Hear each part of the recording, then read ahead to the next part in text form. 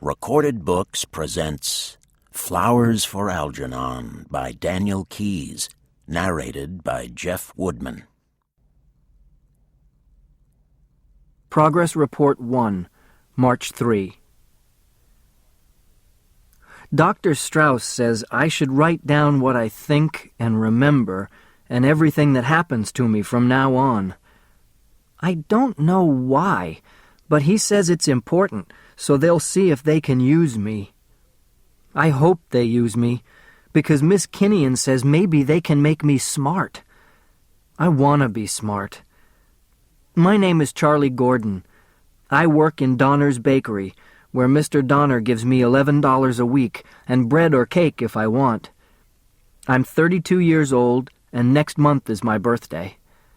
I told Dr. Strauss and Professor Niemer I can't write good, but he says it don't matter.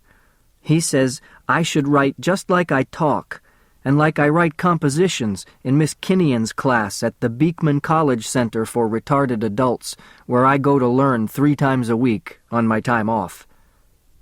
Dr. Strauss says to write a lot, everything I think and everything that happens to me, but I can't think anymore because I have nothing to write, so I will close for today. Yours truly, Charlie Gordon. Progress Report 2, March 4. I had a test today. I think I failed it, and I think maybe now they won't use me.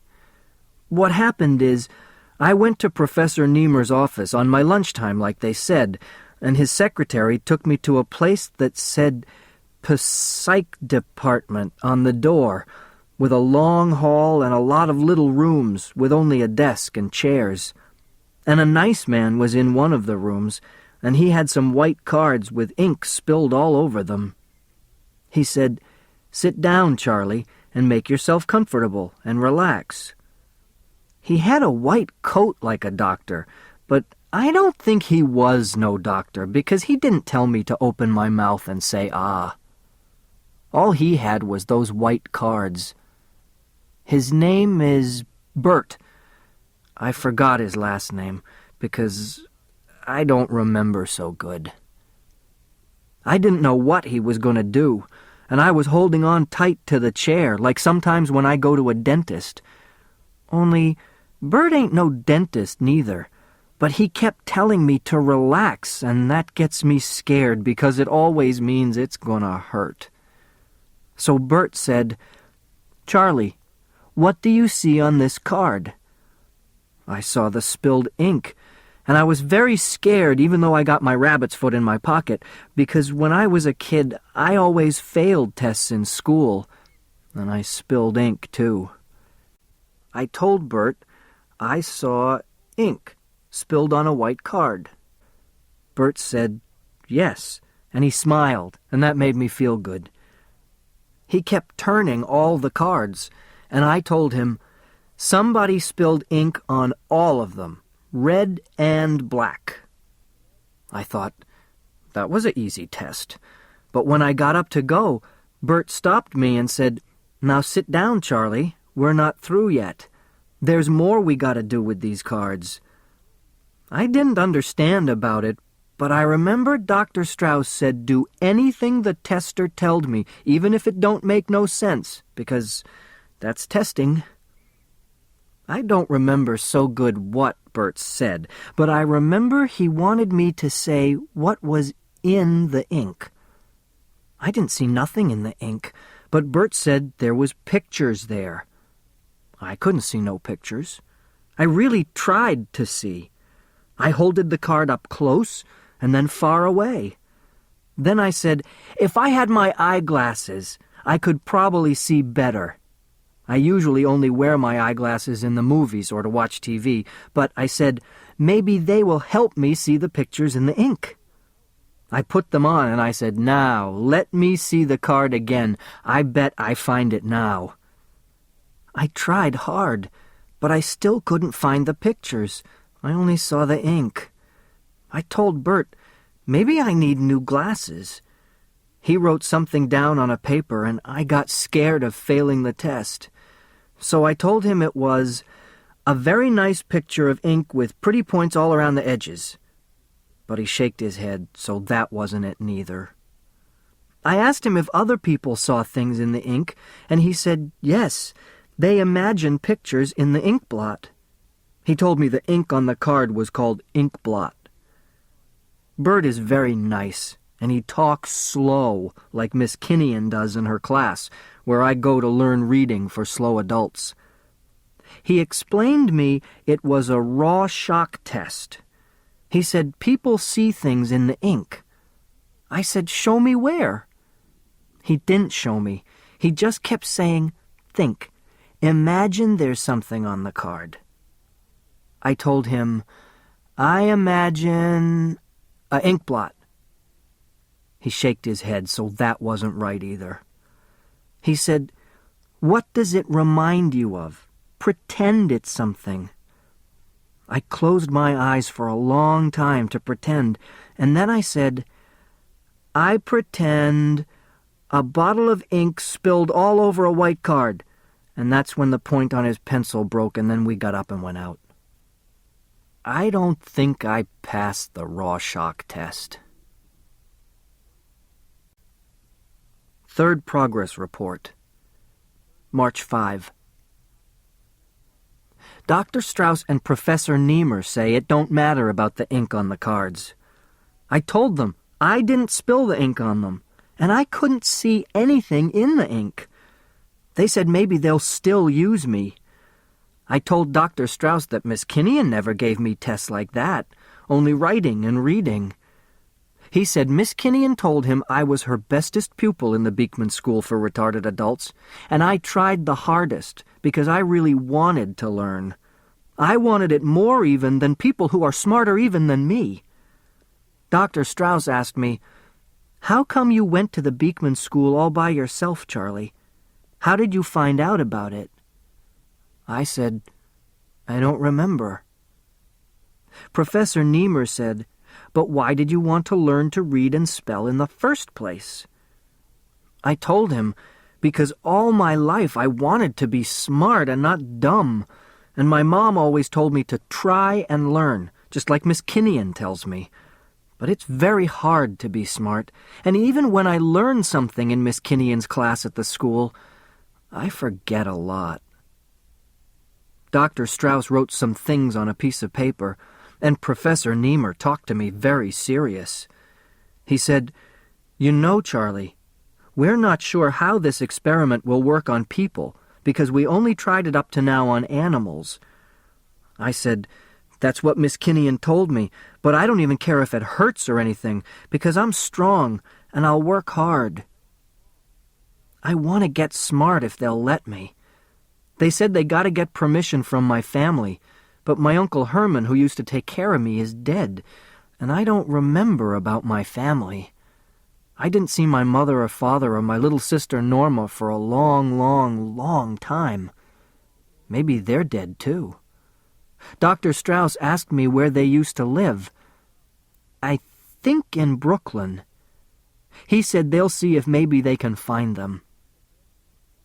I hope I don't have to write too much of these progress reports, because it takes a long time, and I get to sleep very late, and I'm tired at work in the morning. Gimpy hollered at me because I dropped a tray full of rolls I was carrying over to the oven.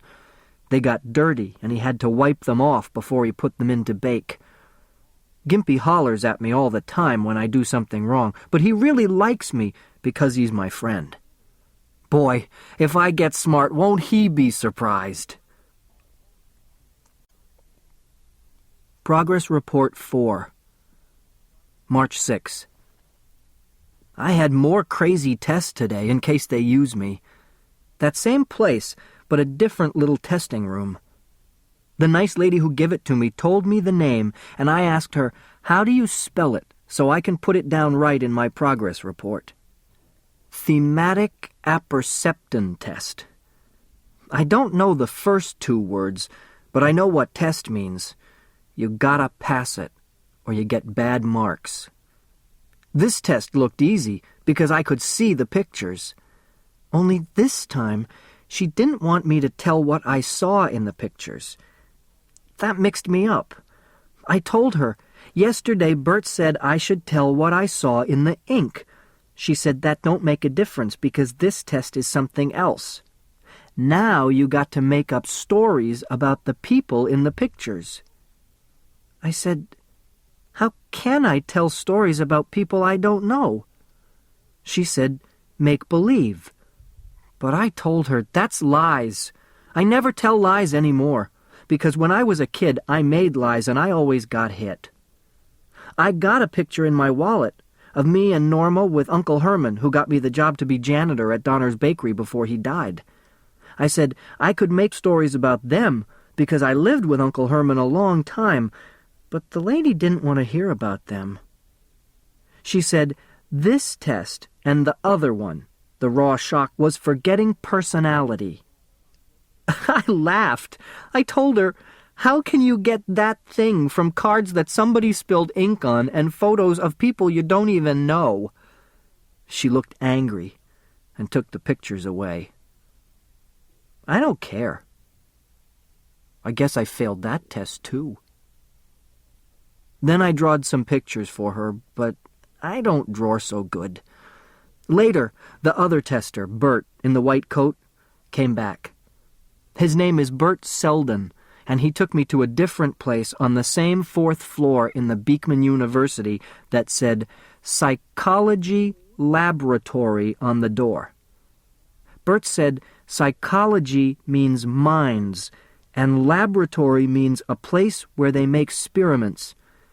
I thought he meant like where they made the chewing gum, but now I think it's puzzles and games because that's what we did.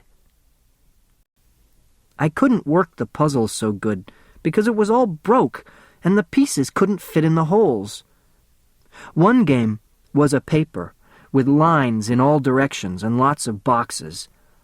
On one side it said start, and on the other end it said finish. He told me that game was amazed, and I should take the pencil and go from where it said start to where it said finish without crossing over any of the lines. I didn't understand the amazed, and we used up a lot of papers. Then Bert said, "Look, I'll show you something. Let's go to the experimental lab. Maybe you'll get the idea." We went up to the 5th floor, to another room with lots of cages and animals. They had monkeys and some mouses. It had a funny smell like old garbage.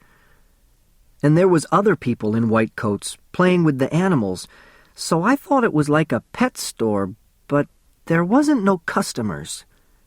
Bert took a white mouse out of the cage and showed him to me. Bert said, "That's Algernon, and he can do this amazed very good." I told him, "You show me how he does that." Well, do you know, he put Algernon in a box, like a big table, with a lot of twists and turns, like all kinds of walls, and a start and a finish like the paper had. Only there was a screen over the big table. And Bert took out his clock and lifted up a sliding door and said, "Let's go, Algernon." And the mouse sniffed 2 or 3 times and started to run. First, he ran down one long row, and then, when he saw he couldn't go no more, he came back where he started from, and he just stood there a minute, wiggling his whiskers. Then he went off in the other direction and started to run again. It was just like he was doing the same thing Bert wanted me to do with the lines on the paper. I was laughing because I thought it was going to be a hard thing for a mouse to do. But then Algernon kept going all the way through that thing, all the right ways, till he came out where it said finish, and he made a squeak. Bert says that means he was happy because he did the thing right.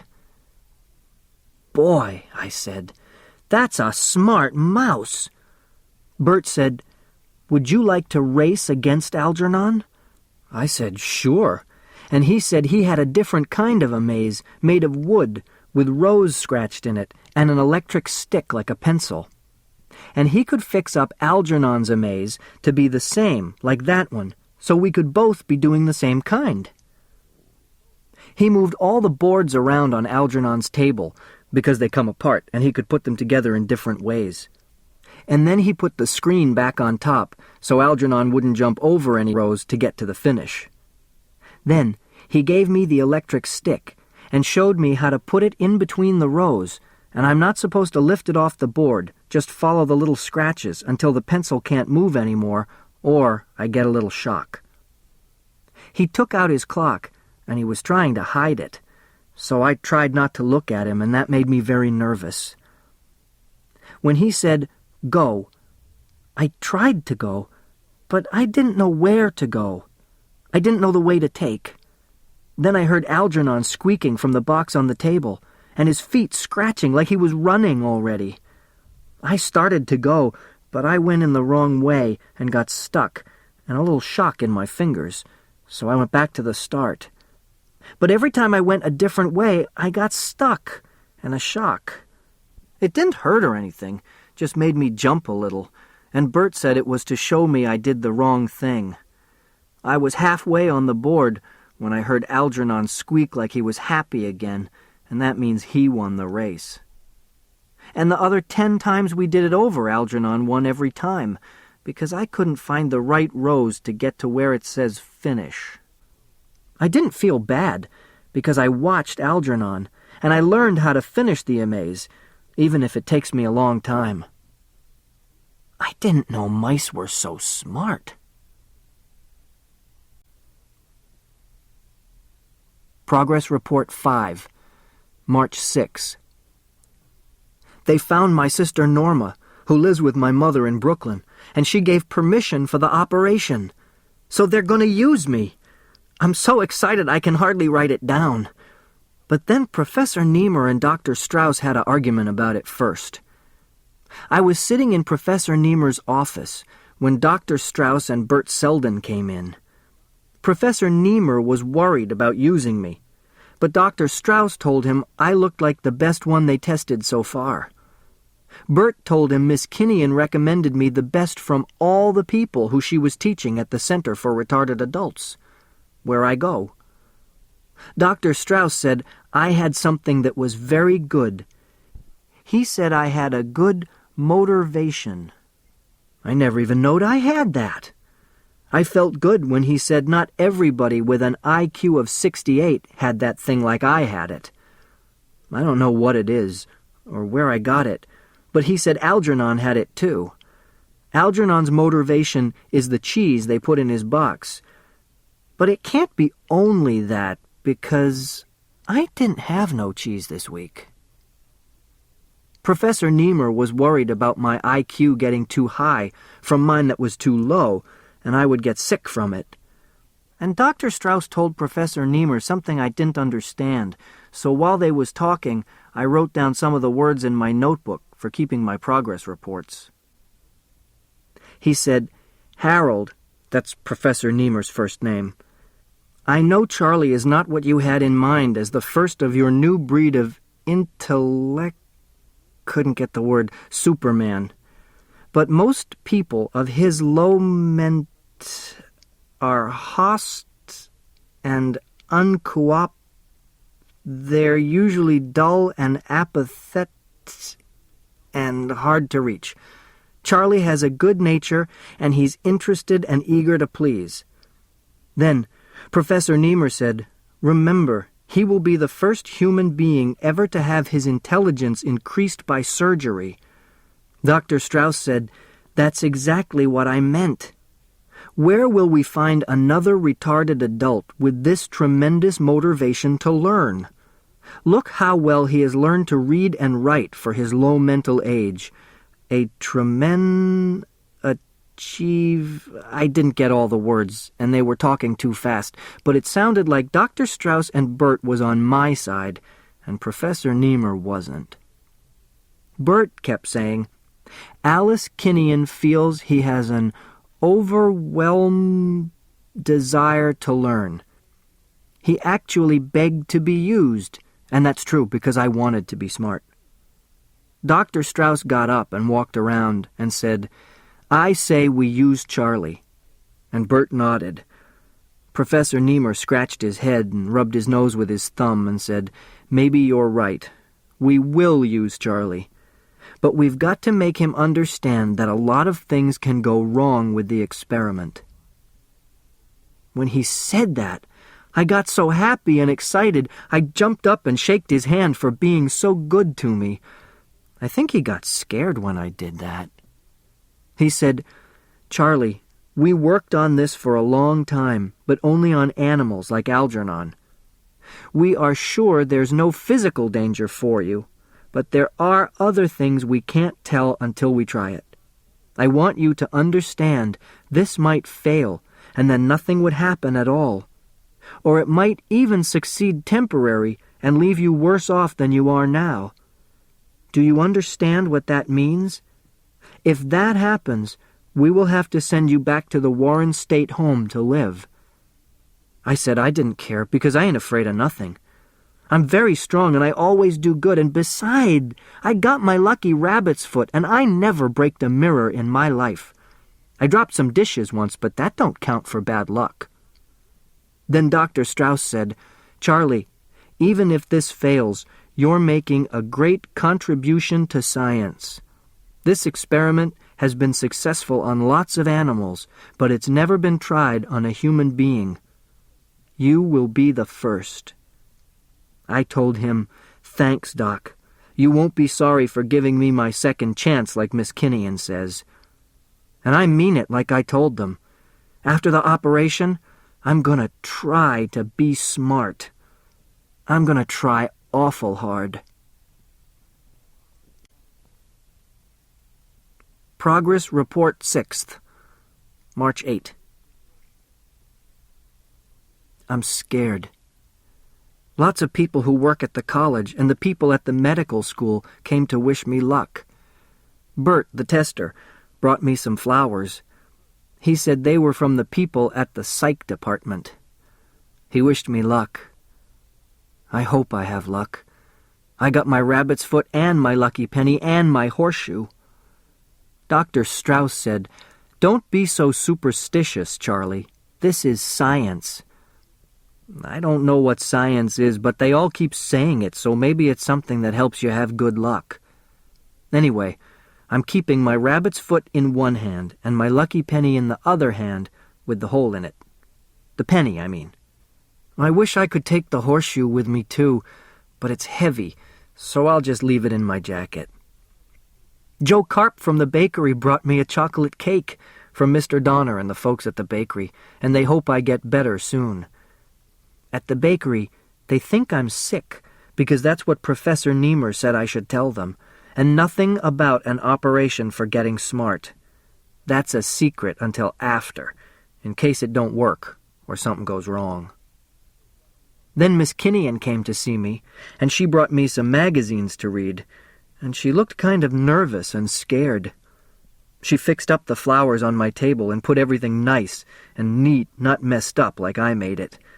And she fixed the pillow under my head. She likes me a lot, because I try very hard to learn everything, not like some of the people at the adult center who don't really care.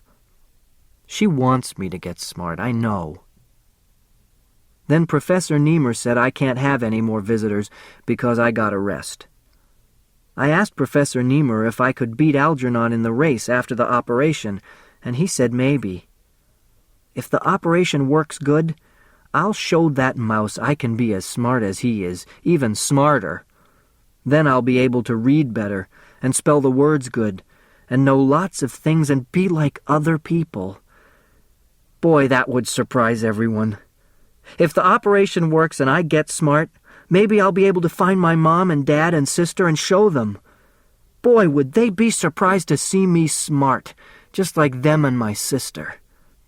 Professor Niemer says if it works good and it's permanent, they will make other people like me smart also. Maybe people all over the world. And, he said, that means I'm doing something great for science, and I'll be famous, and my name will go down in the books. I don't care so much about being famous. I just want to be smart like other people, so I can have lots of friends who like me. They didn't give me anything to eat today. I don't know what eating got to do with getting smart, and I'm hungry. Professor Niemer took away my chocolate cake. That Professor Niemer is a grouch. Dr. Strauss says I can have it back after the operation. You can't eat before an operation. Not even cheese. Progress Report 7, March 11. The operation didn't hurt. Dr. Strauss did it while I was sleeping. I don't know how, because I didn't see, but there was bandages on my eyes and my head for 3 days, so I couldn't make no progress report till today. The skinny nurse who watched me writing says I spelled progress wrong, and she told me how to spell it, and report too, and march. I gotta remember that. I have a very bad memory for spelling. Anyway, they took off the bandages from my eyes today, so I can make a progress report now. But there is still some bandages on my head. I was scared when they came in and told me it was time to go for the operation. They made me get out of the bed and on another bed that has wheels on it, and they rolled me out of the room and down the hall to the door that says surgery. Boy, was I surprised that it was a big room with green walls and lots of doctors sitting around up high, all around the room, watching the operation. I didn't know it was going to be like a show. A man came up to the table all in white and with a white cloth on his face, like in TV shows, and rubber gloves, and he said, "Relax, Charlie. It's me, Dr. Strauss." I said, "Hi, Doc. I'm scared." He said, "There's nothing to be scared about, Charlie," he said. "You'll just go to sleep." I said, "That's what I'm scared about." He patted my head, and then 2 other men wearing white masks too came and strapped my arms and legs down so I couldn't move them. And that made me very scared, and my stomach feel tight, like I was going to make all over, but I didn't, only wet a little. And I was going to cry, but they put a rubber thing on my face for me to breathe in, and it smelled funny. All the time I heard Dr. Strauss talking out loud about the operation, telling everybody what he was going to do. But I didn't understand anything about it, and I was thinking, maybe after the operation I'll be smart and I'll understand all the things he's talking about. So I breathed deep, and then I guess I was very tired, because I went to sleep. When I waked up, I was back in my bed, and it was very dark. I couldn't see nothing, but I heard some talking. It was the nurse and Bert, and I said, "What's the matter? Why don't you put on the lights, and when are they going to operate?" And they laughed, and Bert said, "Charlie, it's all over, and it's dark because you got bandages over your eyes." It's a funny thing. They did it while I was sleeping. Bert comes in to see me every day to write down all the things, like my temperature and my blood pressure and the other things about me. He says it's on account of the scientific method. They got to keep records about what happens so they can do it again when they want to. Not to me, but to the other people like me who ain't smart. That's why I got to do these progress reports. Bert says it's part of the experiment, and they will make photostats of the reports to study them, so they'll know what is going on in my mind. I don't see how they will know what is going on in my mind by looking at these reports. I read them over and over a lot of times to see what I wrote, and I don't know what's going on in my mind, so how are they going to? But anyway, that's science, and I gotta try to be smart like other people. Then, when I am smart, they'll talk to me, and I can sit with them and listen, like Joe Carp and Frank and Gimpy do when they talk and have a discussion about important things.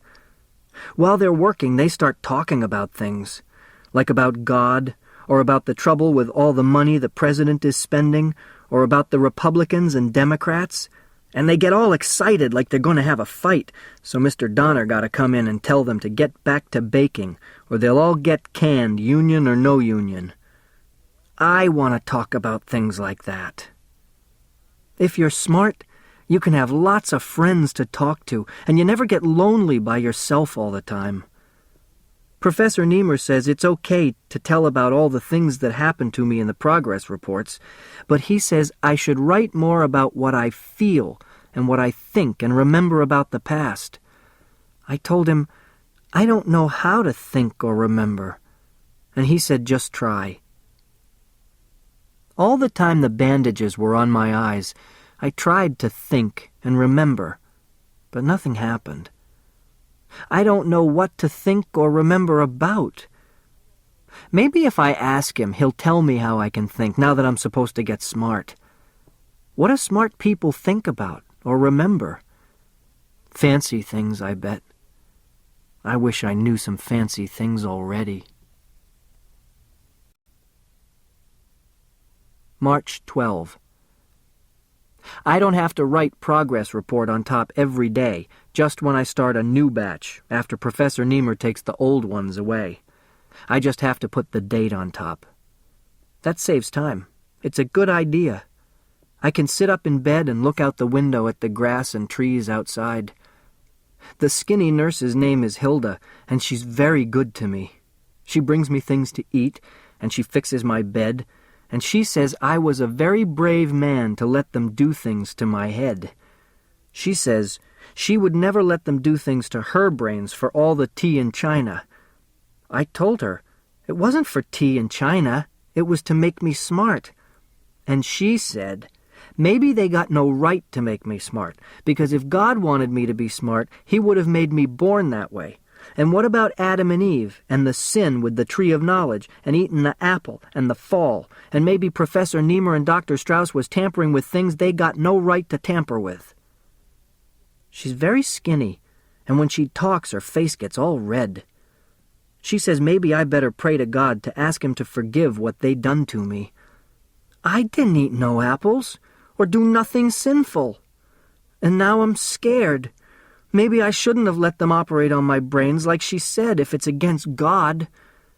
I don't want to make God angry. March 13. They changed my nurse today. This one is pretty. Her name is Lucille.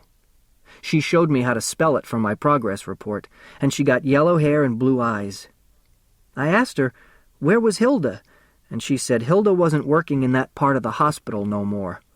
Only in the maternity ward by the babies, where it don't matter if she talks too much. When I asked her about what was maternity, she said it's about having babies. But when I asked her how they have them, she got red in the face, just the same like Hilda, and she said she got to take somebody's temperature. Nobody ever tells me about the babies. Maybe if this thing works and I get smart, I'll find out. Miss Kinnian came to see me today, and she said, Charlie, you look wonderful. I told her, I feel fine, but I don't feel smart yet.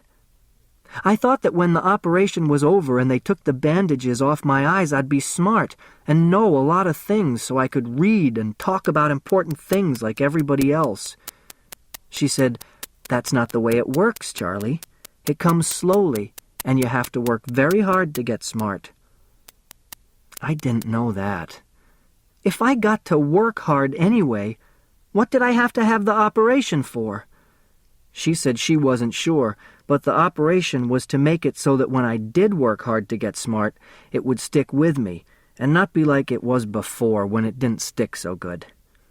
Well, I told her that made me kind of feel bad, because I thought I was going to be smart right away, and I could go back to show the guys at the bakery how smart I am, and talk with them about things, and maybe even get to be an assistant baker.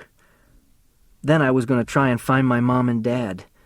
They'd be surprised to see how smart I got, because my mom always wanted me to be smart too. Maybe they wouldn't send me away no more if they see how smart I am. I told Miss Kinnian I would try hard to be smart, as hard as I can. She patted my hand and said, I know you will. I have faith in you, Charlie. Progress Report 8. March 15. I'm out of the hospital, but not back at work yet. Nothing is happening. I had lots of tests and different kinds of races with Algernon. I hate that mouse. He always beats me. Professor Niemer says I gotta play those games and I gotta take those tests over and over again. Those amazes are stupid, and those pictures are stupid too. I like to draw the pictures of a man and woman, but I won't make up lies about people. And I can't do the puzzles good. I get headaches from trying to think and remember so much. Dr. Strauss promised he was going to help me, but he don't. He don't tell me what to think or when I'll get smart. He just makes me lay down on a couch and talk. Miss Kinnian comes to see me at the college, too. I told her nothing was happening. When am I going to get smart? She said, "You gotta be patient, Charlie. These things take time. It will happen so slowly you won't know it's happening." She said Bert told her I was coming along fine. I still think those races and those tests are stupid, and I think writing these progress reports are stupid, too. March 16. I ate lunch with Bert at the college restaurant. They get all kinds of good food, and I don't have to pay for it neither. I like to sit and watch the college boys and girls. They fool around sometimes, but mostly they talk about all kinds of things, just like the bakers do at Donner's Bakery. Bert says it's about art and politics and religion. I don't know what those things are about, but I know religion is God. Mom used to tell me all about him and the things he'd done to make the world. She said I should always love God and pray to him. I don't remember how to pray to him, but I think Mom used to make me pray to him a lot when I was a kid, that he should make me get better and not be sick. I don't remember how I was sick. I think it was about me not being smart. Anyway, Bert says if the experiment works, I'll be able to understand all those things the students are talking about. And I said, "Do you think I'll be smart like them?" And he laughed and said, "Those kids aren't so smart. You'll pass them as if they're standing still." He introduced me to a lot of the students, and some of them look at me funny, like I don't belong in a college. I almost forgot and started to tell them I was going to be very smart soon, like them, but Bert interrupted, and he told them I was cleaning the psych department lab. Later, he explained to me there mustn't be any publicity. That means it's a secret. I don't really understand why I gotta keep it a secret. Bert says it's in case there's a failure. Professor Niemer don't want everybody to laugh, especially the people from the Welberg Foundation, who gave him the money for the project. I said, I don't care if people laugh at me. Lots of people laugh at me, and they're my friends, and we have fun. Bert put his arm on my shoulder and said, "It's not you Niemer's worried about. He don't want people to laugh at him." I didn't think people would laugh at Professor Niemer, because he's a scientist in a college, but Bert said, "No scientist is a great man to his colleagues and his graduate students." Bert is a graduate student, and he is a major in psychology, like the name on the door to the lab. I didn't know they had majors in college. I thought it was only in the Army. Anyway, I hope I get smart soon, because I want to learn everything there is in the world, like the college boys know, all about art and politics and God. March 17. When I waked up this morning, right away, I thought I was going to be smart. But I'm not. Every morning I think I'm going to be smart, but nothing happens. Maybe the experiment didn't work. Maybe I won't get smart, and I'll have to go live at the Warren home. I hate the tests, and I hate the amazeds, and I hate Algernon. I never knew before that I was dumber than a mouse. I don't feel like writing any more progress reports. I forget things, and even when I write them in my notebook, sometimes I can't read my own writing, and it's very hard. Miss Kinnian says, have patience, but I feel sick and tired. And I get headaches all the time. I want to go back to work in the bakery and not write progress reports anymore. March 20. I'm going back to work at the bakery. Dr. Strauss told Professor Niemer it was better I should go back to work, but I still can't tell anyone what the operation was for, and I have to come to the lab for 2 hours every night after work for my tests and keep writing these dumb reports. They're going to pay me every week, like for a part-time job, because that was part of the arrangement when they got the money from the Wellberg Foundation.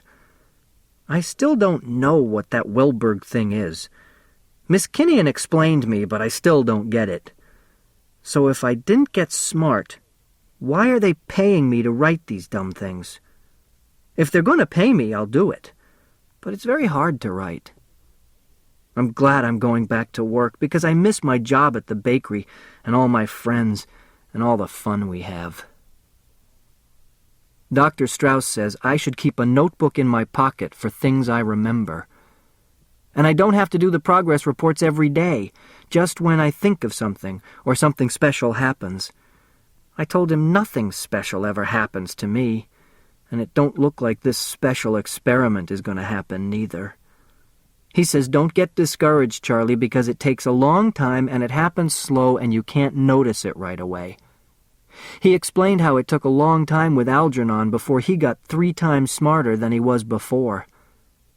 That's why Algernon beats me all the time in that amaze race, because he had that operation too. He's a special mouse, the first animal to stay smart so long after the operation. I didn't know he was a special mouse. That makes it different. I could probably do that amazed faster than a regular mouse. Maybe someday I'll beat Algernon. Boy, would that be something.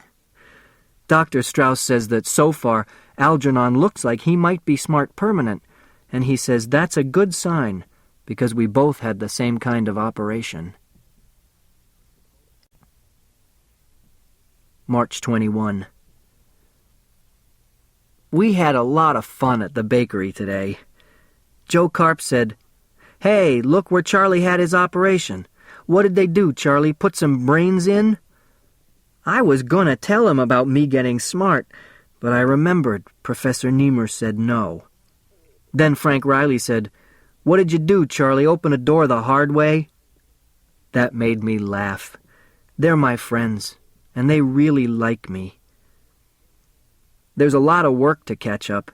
They didn't have anyone to clean out the place because that was my job, but they got a new boy, Ernie, to do the deliveries that I always done. Mr. Donner said he decided not to fire him for a while to give me a chance to rest up and not work so hard. I told him I was all right, and I can make my deliveries and clean up like I always done, but Mr. Donner says we will keep the boy. I said, "So what am I going to do?" And Mr. Donner patted me on the shoulder and says, "Charlie, how old are you?" I told him, 32 years, going on 33 my next birthday. "And how long you been here?" he said. I told him I didn't know. He said, "You came here 17 years ago. Your Uncle Herman, God rest his soul, was my best friend. He brought you in here, and he asked me to let you work here and look after you as best I could.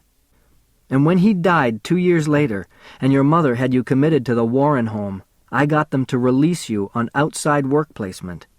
17 years it's been, Charlie, and I want you to know that the bakery business is not so good, but like I always said, you got a job here for the rest of your life. So don't worry about me bringing in somebody to take your place. You'll never have to go back to that Warren home." I ain't worried. Only what does he need Ernie for to deliver and work around here, when I was always delivering the packages good? He says, "The boy needs the money, Charlie, so I'm going to keep him on as an apprentice to learn him to be a baker. You can be his assistant and help him out on deliveries when he needs it." I never was a assistant before. Ernie is very smart, but the other people in the bakery don't like him so much. They're all my good friends, and we have lots of jokes and laughs here. Sometimes somebody will say, "Hey, look at Frank," or Joe, or even Gimpy. "He really pulled a Charlie Gordon that time." I don't know why they say it, but they always laugh, and I laugh too. This morning, Gimpy, he's the head baker and he has a bad foot and he limps. He used my name when he shouted at Ernie because Ernie lost a birthday cake. He said, "Ernie, for God's sake, you trying to be a Charlie Gordon?" I don't know why he said that. I never lost any packages. I asked Mr. Donner if I could learn to be an apprentice baker like Ernie. I told him I could learn it if he gave me a chance. Mr. Donner looked at me for a long time funny, because I guess I don't talk so much most of the time. And Frank heard me, and he laughed and laughed until Mr. Donner told him to shut up and go tend to his oven. Then Mr. Donner said to me, "There's lots of time for that, Charlie. A baker's work is very important and very complicated, and you shouldn't worry about things like that." I wish I could tell him and all the other people about my real operation. I wish it would really work already, so I could get smart like everybody else. March 24. Professor Niemer and Dr. Strauss came to my room tonight to see why I don't come into the lab like I'm supposed to. I told them I don't want to race with Algernon no more. Professor Niemer said I don't have to for a while, but I should come in anyway. He brought me a present, only it wasn't a present, but just for lend. He said it's a teaching machine that works like TV. It talks and makes pictures, and I gotta turn it on just before I go to sleep. I said, "You're kidding. Why should I turn on a TV before I go to sleep?"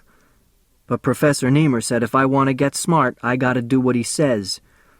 So I told him I didn't think I was going to get smart anyway. Then Dr. Strauss came over and put his hand on my shoulder and said, "Charlie, you don't know it yet, but you're getting smarter all the time. You won't notice it for a while, like you don't notice how the hour hand on a clock moves. That's the way it is with the changes in you. They're happening so slow you can't tell. But we can follow it from the tests and the way you act and talk and your progress reports." He said, "Charlie, you've got to have faith in us and in yourself. We can't be sure it will be permanent, but we are confident that soon you're going to be a very intelligent young man." I said, "Okay," and Professor Niemer showed me how to work the TV that really wasn't a TV. I asked him what did it do. First he looked sore again, because I asked him to explain me, and he said I should just do what he told me, but Dr. Strauss said he should explain it to me because I was beginning to question authority. I don't know what that means, but Professor Niemer looked like he was going to bite his lip off. Then he explained me very slow that the machine did lots of things to my mind. Some things it did just before I fall asleep, like teach me things when I'm very sleepy. And a little while after I start to fall asleep, I still hear the talk, even if I don't see the pictures anymore. Other things is, at night, it's supposed to make me have dreams and remember things that happened a long time ago, when I was a very little kid. It's scary. Oh, yes, I forgot. I asked Professor Niemer when I can go back to Miss Kinnian's class at the Adult Center, and he said soon Miss Kinnian will come to the college testing center to teach me special. I'm glad about that. I didn't see her so much since the operation, but she's nice. March 25. That crazy TV kept me up all night. How can I sleep with something yelling crazy things all night in my ears? And the nutty pictures. Wow. I don't know what it says when I'm up, so how am I going to know what it says when I'm sleeping? I asked Bert about it, and he says it's okay. He says my brains are learning just before I got to sleep, and that will help me when Miss Kinnian starts my lessons at the testing center. The testing center isn't a hospital for animals like I thought before. It's a laboratory for science. I don't know what science is, except I'm helping it with this experiment. Anyway, I don't know about that TV. I think it's crazy. If you can get smart when you're going to sleep, why do people go to school? I don't think that thing will work. I used to watch The Late Show and The Late Late Show on TV all the time before I went to sleep, and it never made me smart. Maybe only certain movies make you smart. Maybe like quiz shows. March 26th. How am I going to work in the daytime if that thing keeps waking me up at night? In the middle of the night I woke up, and I couldn't go back to sleep because it kept saying, "Remember, remember, remember." So I think I remembered something. I don't remember exactly, but it was about Miss Kinnian and the school where I learned about reading, and how I went there. A long time ago, once I asked Joe Carp how he learned to read, and if I could learn to read too. He laughed like he always done when I say something funny, and he says to me, "Charlie, why waste your time? They can't put any brains in where there ain't none." But Fanny Burden heard me, and she asked her cousin, who is a college student at Beekman, and she told me about the Adult Center for Retarded People at the Beekman College. She wrote the name down on a paper, and Frank laughed and said, "Don't go getting so educated that you won't talk to your old friends." I said, "Don't worry. I'll always keep my old friends, even if I can read and write." He was laughing, and Joe Carp was laughing, but Gimpy came in and told them to get back to making rolls. They're all good friends to me. After work, I walked over 6 blocks to the school, and I was scared. I was so happy I was going to learn to read that I bought a newspaper to take home with me and read after I learned. When I got there, it was a big, long hall with lots of people. I got scared of saying something wrong to somebody, so I started to go home. But I don't know why I turned around and went inside again. I waited until most everybody went away, except some people going over by a big time clock, like the one we have at the bakery. And I asked the lady if I could learn to read and write, because I wanted to read all the things in the newspaper, and I showed it to her. She was Miss Kinnian, but I didn't know it then. She said, "If you come back tomorrow and register, I'll start to teach you how to read. But you gotta understand, it will take a long time, maybe years, to learn to read." I told her I didn't know it took so long, but I wanted to learn anyway, because I made believe a lot of times. I mean, I pretend to people I know how to read, but it ain't true, and I wanted to learn. She shook my hand and said, "Glad to meet you, Mr. Gordon. I will be your teacher. My name is Miss Kinnian." So that's where I went to learn, and that's how I met Miss Kinnian. Thinking and remembering is hard, and now I don't sleep so good anymore. That TV is too loud. March 27.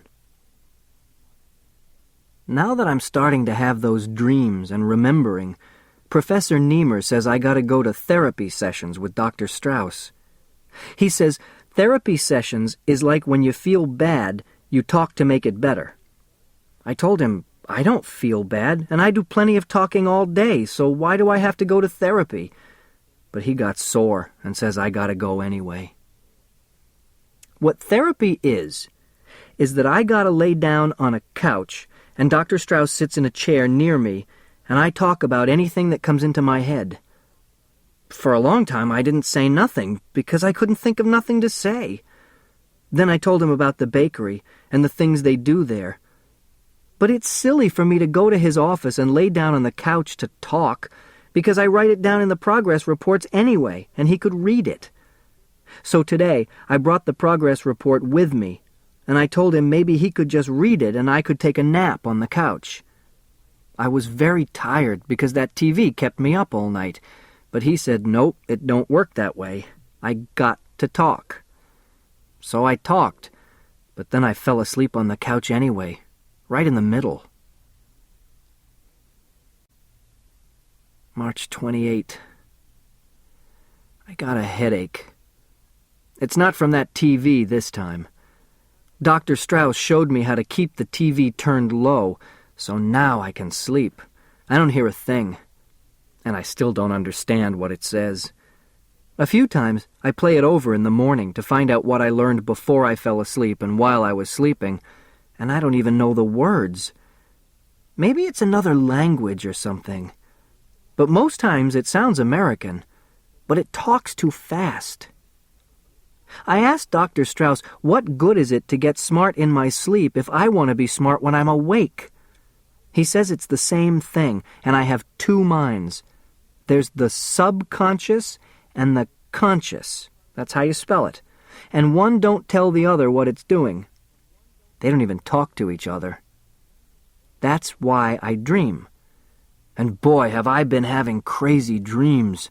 Wow! Ever since that night TV. The late movie show. I forgot to ask Dr. Strauss if it was only me or if everybody has two minds like that.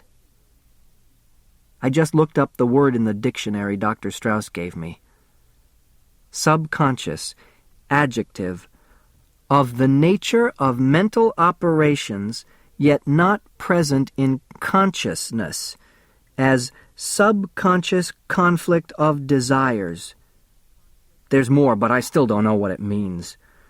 This isn't a very good dictionary for dumb people like me. Anyway, the headache is from the party. Joe Carp and Frank Riley invited me to go with them after work to Halloran's bar for some drinks. I don't like to drink whiskey, but they said we'll have lots of fun. I had a good time. We played games, with me doing a dance on the top of the bar with a lampshade on my head and everyone laughing. Then Joe Carp said I should show the girls how I mop out the toilet in the bakery, and he got me a mop. I showed them, and everyone laughed when I told them that Mr. Donner said I was the best janitor and errand boy he ever had, because I like my job and do it good, and never come late or miss a day, except for my operation. I said, Miss Kinnian always told me, Charlie, be proud of the work you do because you do your job good. Everybody laughed, and Frank said, that Miss Kinnian must be some cracked-up piece if she goes for Charlie. And Joe said, hey, Charlie, are you making out with her? I said I didn't know what that means. They gave me lots of drinks, and Joe said, Charlie is a card when he's potted. I think that means they like me. We have some good times, but I can't wait to be smart like my best friends, Joe Carp and Frank Riley. I don't remember how the party was over, but they asked me to go around the corner to see if it was raining, and when I came back, there was no one there. Maybe they went to find me. I looked for them all over till it was late, but I got lost, and I felt bad at myself for getting lost, because I bet Algernon could go up and down those streets 100 times and not get lost like I did. Then, I don't remember so good, but Mrs. Flynn says a nice policeman brought me back home. That same night, I dreamed about my mother and father, only I couldn't see her face. It was all white, and she was blurry. I was crying, because we were in a big department store, and I was lost and I couldn't find them, and I ran up and down the rows, around all the big counters in the store. Then a man came and took me in a big room with benches and gave me a lollipop, and told me a big boy like me shouldn't cry because my mother and father would come to find me. Anyway, that's the dream, and I got a headache and a big lump on my head and black and blue marks all over. Joe Carp says maybe I got rolled, or the cop let me have it. I don't think policemen do things like that. But anyway, I don't think I'll drink whiskey anymore. March 29. I beat Algernon.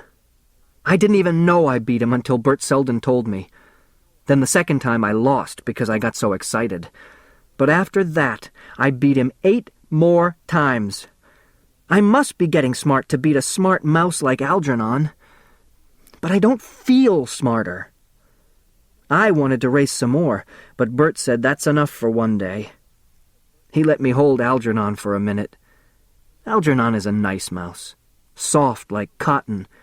He blinks, and when he opens his eyes, they're black and pink on the edges. I asked, "Can I feed him?" because I felt bad to beat him, and I wanted to be nice and make friends. Bert said, "No, Algernon is a very special mouse with an operation like mine. He was the first of all the animals to stay smart so long, and he said that Algernon is so smart he has to solve a problem with a lock that changes every time he goes in to eat, so he has to learn something new to get his food."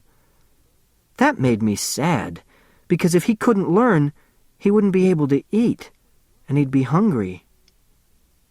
I don't think it's right to make you pass a test to eat. How would Bert like to have to pass a test every time he wants to eat? I think I'll be friends with Algernon. That reminds me. Dr. Strauss says I should write down all my dreams and the things I think, so when I come to his office I can tell them. I told him I don't know how to think yet, but he says he means more things like what I wrote about my mom and dad, and about when I started school at Miss Kinnian's, or anything that happened before the operation is thinking, and I wrote them in my progress report. I didn't know I was thinking and remembering. Maybe that means something is happening to me. I don't feel different, but I'm so excited I can't sleep. Dr. Strauss gave me some pink pills to make me sleep good. He says I gotta get lots of sleep, because that's when most of the changes happen in my brain. It must be true, because Uncle Herman used to sleep in our house all the time when he was out of work on the old sofa in the parlor. He was fat, and it was hard for him to get a job, because he used to paint people's houses, and he got very slow going up and down the ladder. When I once told my mom I wanted to be a painter like Uncle Herman, my sister Norma said, "Yeah, Charlie's going to be the artist of the family." And Dad slapped her face and told her not to be so goddamn nasty to her brother. I don't know what an artist is, but if Norma got slapped for saying it, I guess it's not a nice thing.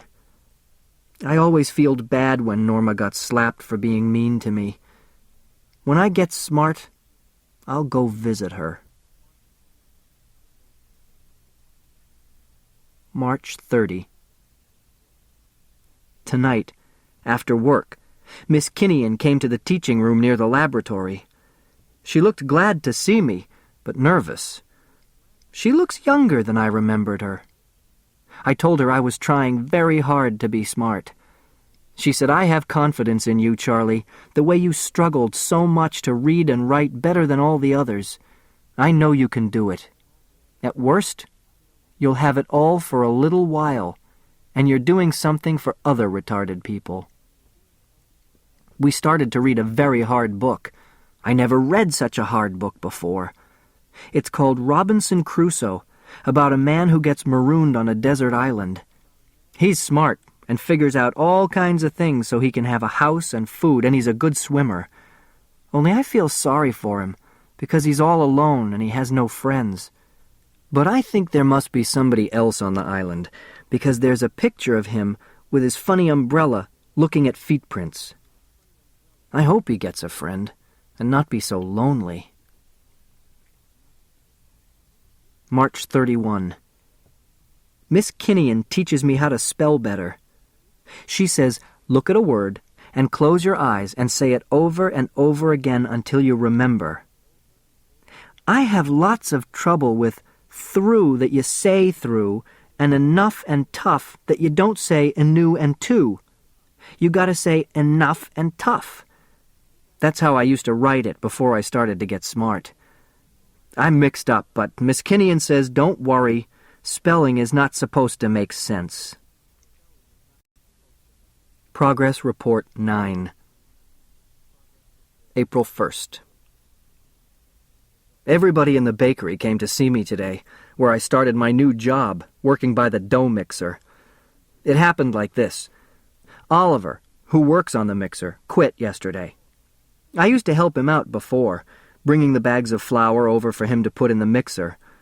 Anyway, I didn't know that I knew how to work the mixer. It's very hard, and Oliver went to baker's school for 1 year before he could learn how to be an assistant baker. But Joe Carp, he's my friend, he said, "Charlie, why don't you take over Oliver's job?" Everybody on the floor came around and they were laughing, and Frank Riley said, "Yes, Charlie, you've been here long enough. Go ahead, Gimpy ain't around and he won't know you tried it." I was scared because Gimpy is the head baker, and he told me never to go near the mixer because I would get hurt. Everyone said, "Do it," except Fanny Burden, who said, "Stop it, why don't you leave the poor man alone?"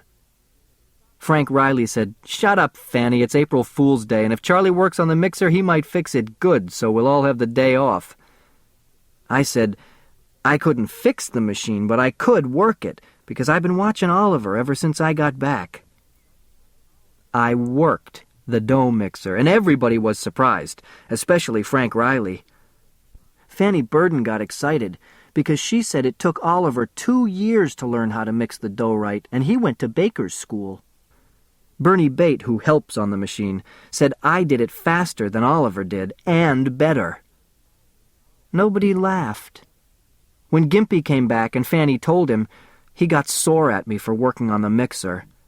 But she said, "Watch him and see how he does it." They were playing him for an April Fool joke, and he fooled them instead. Gimpy watched, and I knew he was sore at me, because he don't like when people don't do what he tells them, just like Professor Niemer. But he saw how I worked the mixer, and he scratched his head and said, "I see it, but I don't believe it." Then he called Mr. Donner and told me to work it again so Mr. Donner could see it. I was scared he was going to be angry and holler at me, so after I was finished, I said, "Can I go back to my own job now? I got to sweep out the front of the bakery behind the counter." Mr. Donner looked at me funny for a long time. Then he said, "This must be some kind of April Fool's joke you guys are playing on me. What's the catch?" Gimpy said, "That's what I thought. It was some kind of a gag." He limped all around the machine, and he said to Mr. Donner, "I don't understand it either, but Charlie knows how to handle it. And I gotta admit it, he does a better job than Oliver." Everybody was crowded around and talking about it, and I got scared, because they all looked at me funny and they were excited. Frank said, "I told you there's something peculiar lately about Charlie." And Joe Carp says, "Yeah, I know what you mean." Mr. Donner sent everybody back to work, and he took me out to the front of the store with him. He said, "Charlie, I don't know how you done it, but it looks like you finally learned something. I want you to be careful and do the best you can. You got yourself a new job with a $5 raise." I said, "I don't want a new job, because I like to clean up and sweep and deliver and do things for my friends." But Mr. Donner said, "Never mind your friends. I need you for this job. I don't think much of a man who don't want to advance." I said, "What's advance mean?" He scratched his head and looked at me over his glasses. "Never mind that, Charlie. From now on, you work the mixer. That's advance." So now, instead of delivering packages and washing out the toilets and dumping the garbage, I'm the new mixer. That's advance. Tomorrow I'll tell Miss Kinnian. I think she'll be happy, but I don't know why Frank and Joe are mad at me. I asked Fanny, and she said, "Never mind those fools. This is April Fool's Day, and the joke backfired and made them the fools instead of you." I asked Joe to tell me what was the joke that backfired, and he said, "Go jump in the lake." I guess they're mad at me because I worked the machine, but they didn't get the day off like they thought. Does that mean I'm getting smarter? This ends Disc 1. Flowers for Algernon, Disc 2. April 3rd. Finished Robinson Crusoe. I want to find out more about what happens to him, but Miss Kinnian says that's all there is. Why? April 4th. Miss Kinnian says I'm learning fast. She read some of my progress reports, and she looked at me kind of funny. She says I'm a fine person, and I'll show them all. I asked her why. She said, "Never mind, but I shouldn't feel bad if I find out that everybody isn't nice like I think." She said for a person who God gave so little to, you did more than a lot of people with brains they never even used. I said that all my friends are smart people, and they're good. They like me, and they never did anything that wasn't nice. Then she got something in her eye, and she had to run out to the ladies' room. While I was sitting in the teaching room waiting for her, I was wondering about how Miss Kinnian was a nice lady, like my mother used to be. I think I remember my mother told me to be good and always be friendly to people. She said, but always be careful because some people don't understand, and they might think you're trying to make trouble. That makes me remember when Mom had to go away, and they put me to stay in Mrs. Leroy's house, who lived next door. Mom went to the hospital. Dad said she wasn't sick or nothing, but she went to the hospital to bring me back a baby sister or a brother. I still don't know how they do that. I told them I want a baby brother to play with, and I don't know why they got me a sister instead, but she was nice, like a doll, only she cried all the time. I never hurt her or nothing. They put her in a crib in their room, and once I heard Dad say, "Don't worry, Charlie wouldn't harm her." She was like a bundle, all pink and screaming sometimes that I couldn't sleep. And when I went to sleep, she woke me up in the nighttime. One time, when they were in the kitchen and I was in my bed, she was crying. I got up to pick her up and hold her to get quiet the way Mom does. But then Mom came in yelling and took her away, and she slapped me so hard I fell on the bed. Then she started screaming, "Don't you ever touch her again! You'll hurt her! She's a baby! You got no business touching her!" I didn't know it then, but I guess I know it now, that she thought I was going to hurt the baby because I was too dumb to know what I was doing. Now that makes me feel bad, because I would never have hurt the baby. When I go to Dr. Strauss's office, I gotta tell him about that. April 6th. Today, I learned the comma. This is a comma, a period with a tail. Miss Kinnian says it's important because it makes writing better. She said somebody could lose a lot of money if a comma isn't in the right place. I got some money that I saved from my job and what the foundation pays me, but not much, and I don't see how a comma keeps you from losing it. But she says everybody uses commas, so I'll use them too. April 7th. I used the comma wrong. It's punctuation. Miss Kinnian told me to look up long words in the dictionary to learn to spell them. I said, "What's the difference if you can read it anyway?" She said, "It's part of your education." So from now on, I'll look up all the words I'm not sure how to spell. It takes a long time to write that way, but I think I'm remembering more and more.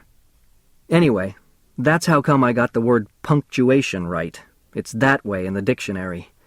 Miss Kinnian says a period is punctuation too, and there are lots of other marks to learn. I told her I thought she meant all the periods had to have tails and be called commas, but she said no. She said, "You gotta mix them up." She showed me how to mix them up, and now I can mix up all kinds of punctuation in my writing.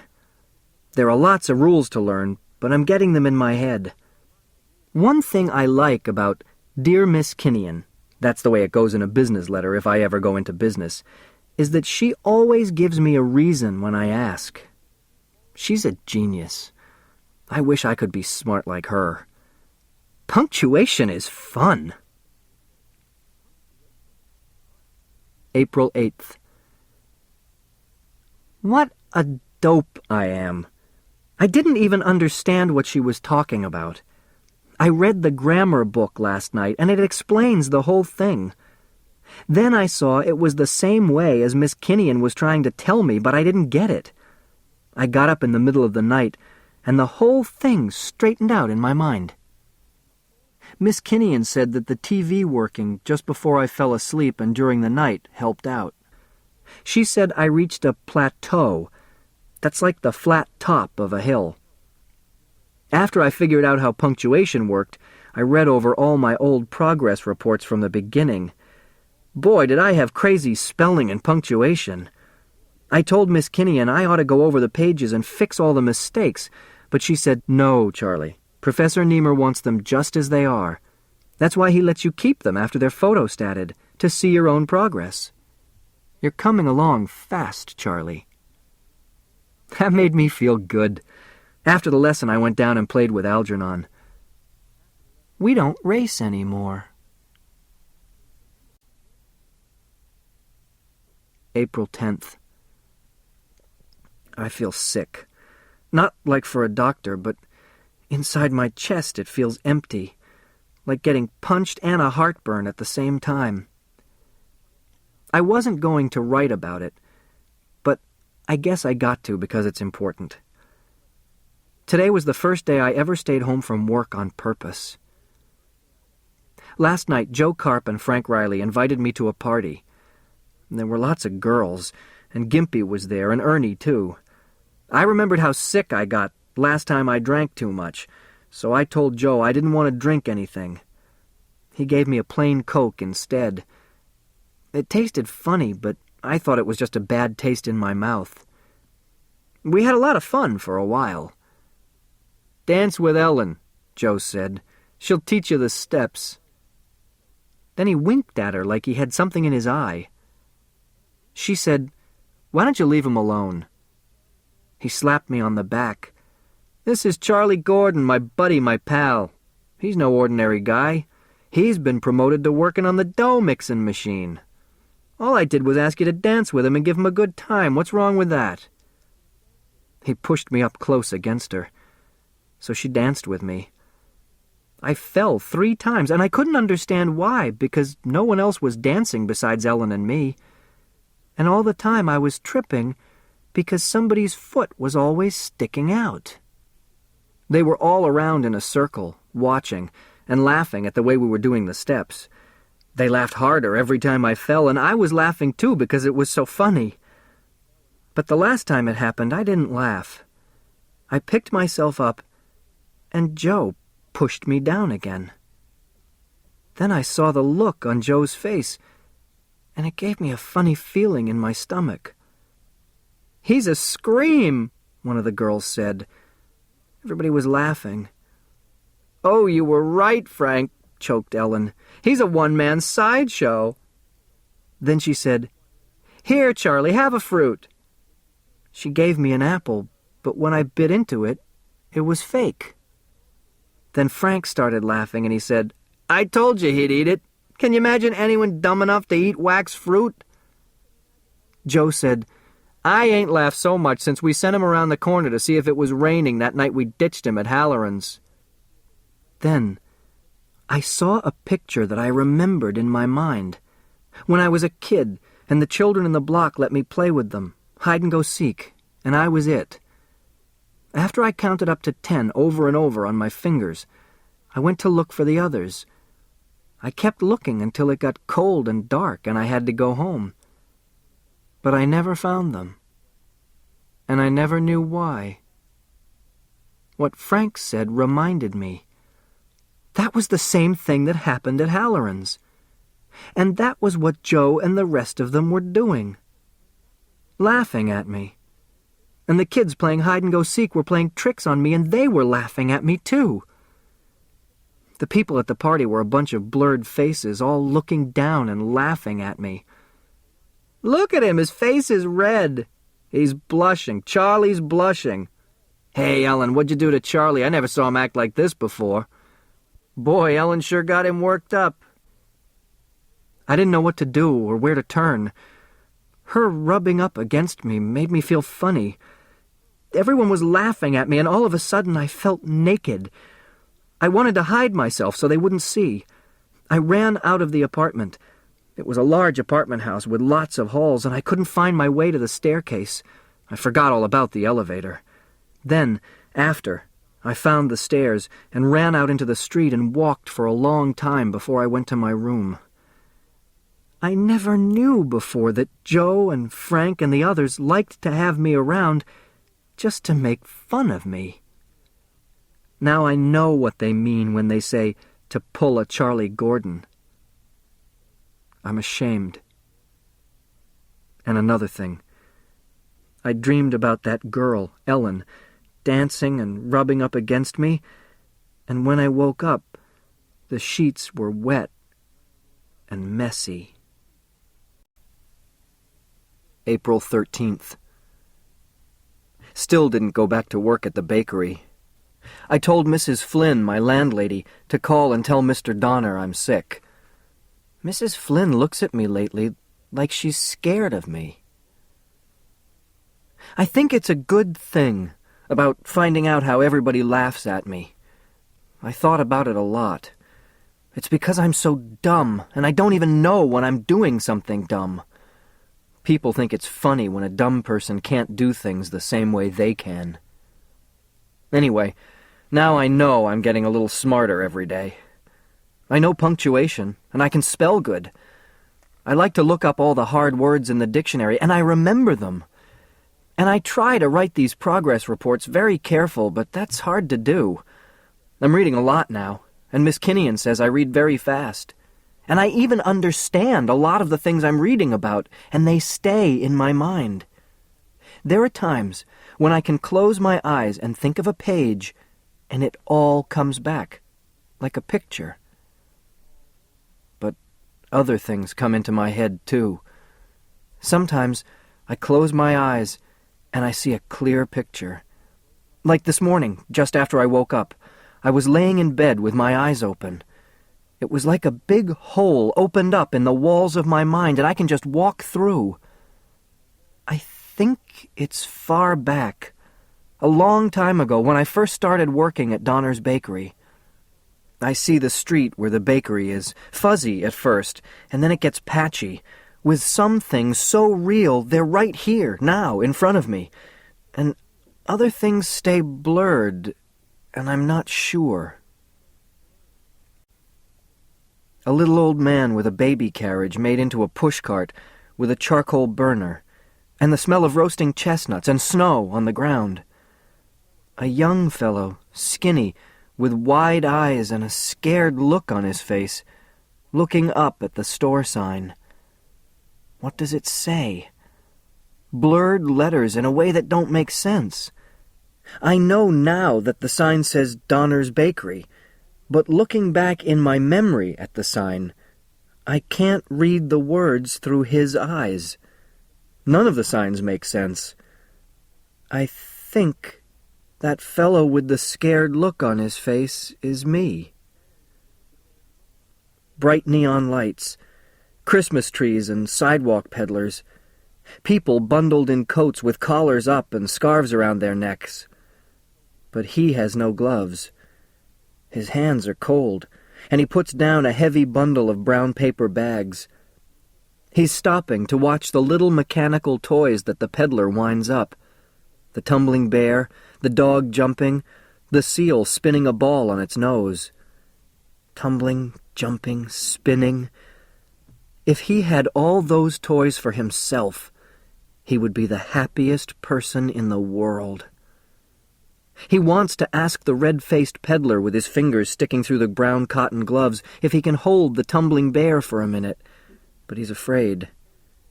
He picks up the bundle of paper bags and puts it on his shoulder. He's skinny, but he's strong from many years of hard work. "Charlie, Charlie, fathead barley!" Children circle around him, laughing and teasing him like little dogs snapping at his feet. Charlie smiles at them.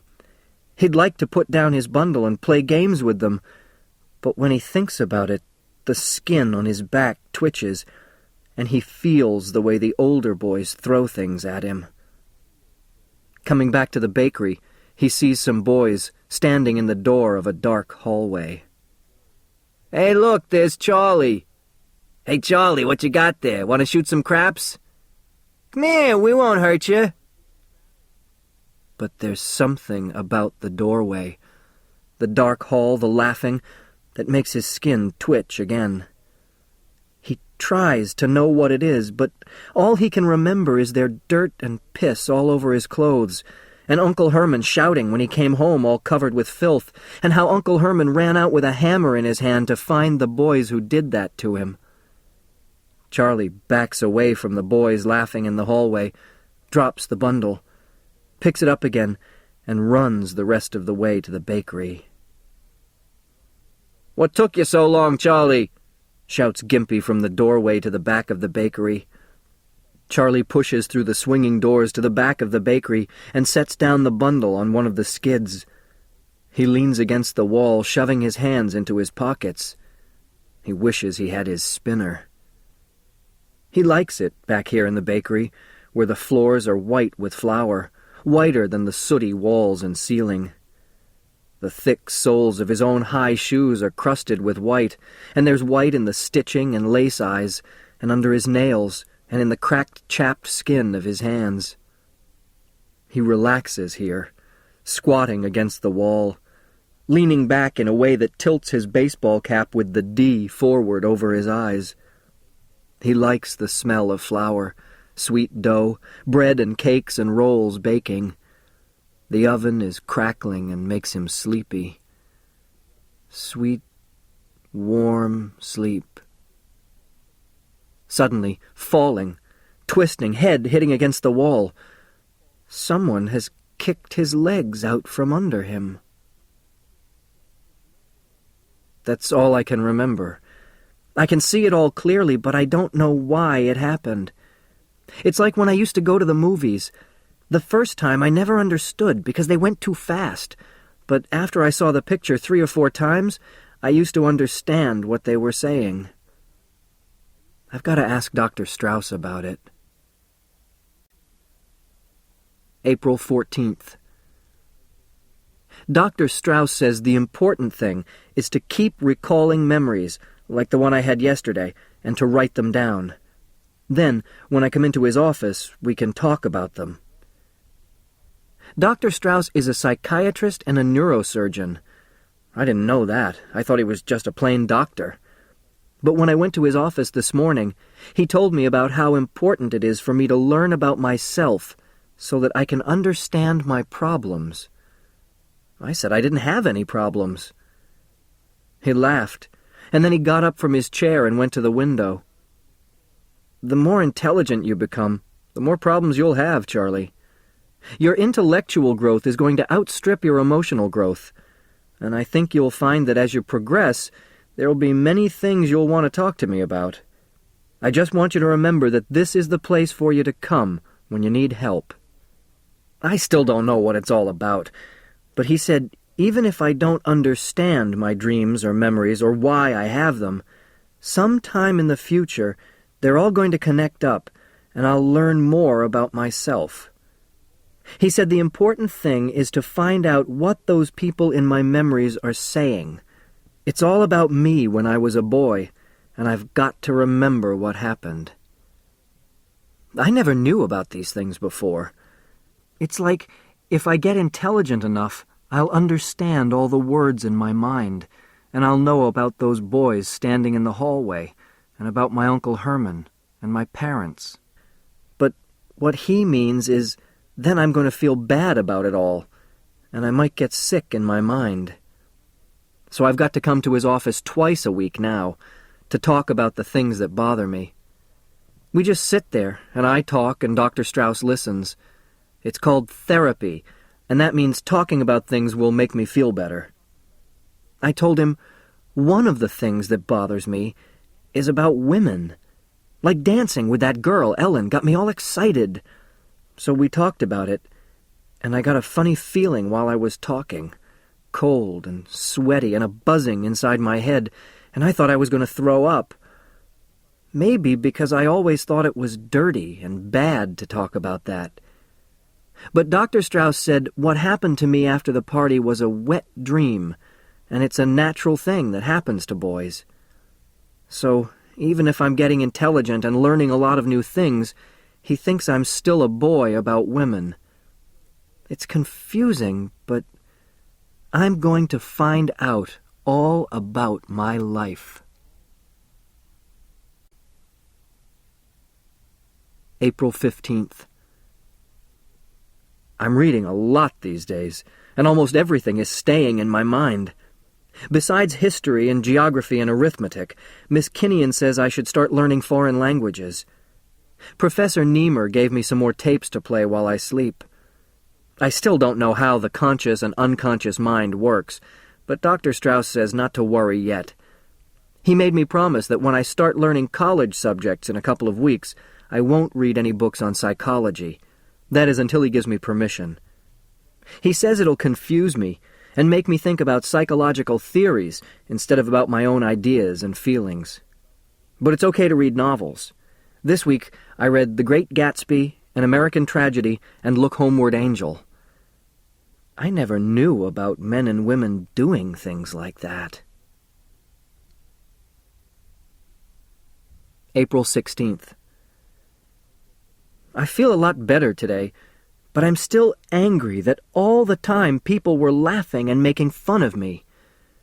When I become intelligent, the way Professor Niemer says, with much more than twice my IQ of 70, then maybe people will like me and be my friends. I'm not sure what IQ is, anyway. Professor Niemer said it was something that measured how intelligent you were, like a scale in the drugstore weighs pounds. But Dr. Strauss had a big argument with him and said an IQ didn't weigh intelligence at all. He said an IQ showed how much intelligence you could get, like the numbers on the outside of a measuring cup. You still had to fill the cup up with stuff. When I asked Bert Selden, who gives me my intelligence tests and works with Algernon, he said that some people would say both of them were wrong, and according to the things he's been reading up on, the IQ measures a lot of different things, including some of the things you learned already, and it really isn't a good measure of intelligence at all. So I still don't know what IQ is, and everybody says it's something different. Mine is about 100 now, and it's going to be over 150 soon, but they still have to fill me up with the stuff. I didn't want to say anything, but I don't see how, if they don't know what it is or where it is, how they know how much of it you've got. Professor Niemer says I have to take a Rorschach test the day after tomorrow. I wonder what that is. April 17th. I had a nightmare last night, and this morning, after I woke up, I free associated, the way Dr. Strauss told me to do when I remember my dreams. Think about the dream, and just let my mind wander until other thoughts come up in my mind. I keep on doing that until my mind goes blank. Dr. Strauss says that it means I've reached a point where my subconscious is trying to block my conscious from remembering. It's a wall between the present and the past. Sometimes the wall stays up, and sometimes it breaks down, and I can remember what's behind it. Like this morning. The dream was about Miss Kinnian reading my progress reports. In the dream, I sit down to write, but I can't write or read anymore. It's all gone. I get frightened, so I ask Gimpy at the bakery to write for me. But when Miss Kinnian reads the report, she gets angry and tears the pages up, because they've got dirty words in them. When I get home, Professor Niemer and Dr. Strauss are waiting for me, and they give me a beating for writing dirty things in the progress report. When they leave me, I pick up the torn pages, but they turn into lace valentines, with blood all over them. It was a horrible dream, but I got out of bed and wrote it all down, and then I started to free associate. Bakery, baking, the urn, someone kicking me, fall down, bloody all over, writing, big pencil on a red valentine, a little gold heart, a locket, a chain, all covered with blood, and He's laughing at me. The chain is from a locket, spinning around, flashing the sunlight into my eyes. And I like to watch it spin, watch the chain, all bunched up and twisting and spinning. And a little girl is watching me. Her name is Harriet. Harriet, we all love Harriet. And then there's nothing. It's blank again. Miss Kinnian reading my progress reports over my shoulder. Then we're at the adult center for the retarded, and she's reading over my shoulder as I write my compositions. School changes into PS-13, and I'm 11 years old, and Miss Kinnian is 11 years old too. But now she's not Miss Kinnian. She's a little girl with dimples and long curls, and her name is Harriet. We all love Harriet. It's Valentine's Day. I remember what happened at PS-13, and why they had to change my school and send me to PS-222. It was because of Harriet. I see Charlie, 11 years old. He has a little gold-color locket he once found in the street. There's no chain, but he has it on a string, and he likes to twirl the locket so that it bunches up the string and then watch it unwind, spinning around with the sun flicking into his eyes. Sometimes, when the kids play catch, they let him play in the middle, and he tries to get the ball before one of them catches it. He likes to be in the middle, even if he never catches the ball. And once, when Jaime Roth dropped the ball by mistake and he picked it up, they wouldn't let him throw it, but he had to go in the middle again. When Harriet passes by, the boys stop playing and look at her. All the boys love Harriet. When she shakes her head, her curls bounce up and down, and she has dimples. Charlie doesn't know why they make such a fuss about a girl, and why they always want to talk to her. He'd rather play ball or kick the can or Ringolevio than talk to a girl. But all the boys are in love with Harriet, so he's in love with her too.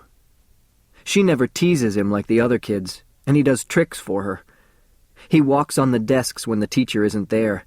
He throws erasers out the window, scribbles all over the blackboard and walls, and Harriet always screeches and giggles. "Oh, look at Charlie, ain't he funny? Oh, ain't he silly?" It's Valentine's Day, and the boys are talking about Valentines they're going to give Harriet. So Charlie says, "I'm going to give Harriet a Valentine too." They laugh, and Barry says, "Where are you going to get a Valentine?" "I'm going to get her a pretty one. You'll see."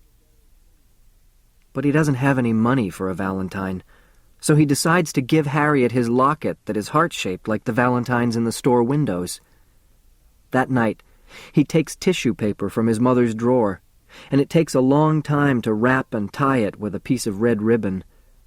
Then he takes it to Jaime Roth the next day during lunch period in school and asks Jaime to write on the paper for him. He tells Jaime to write, "Dear Harriet, I think you are the most prettiest girl in the whole world. I like you very much and I love you. I want you to be my Valentine. Your friend, Charlie Gordon."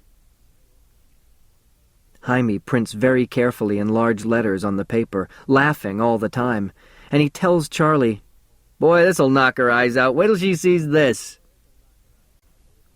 Charlie is scared, but he wants to give Harriet that locket, so he follows her home from school and waits until she goes into her house. Then he sneaks into the hall and hangs the package on the inside of the doorknob.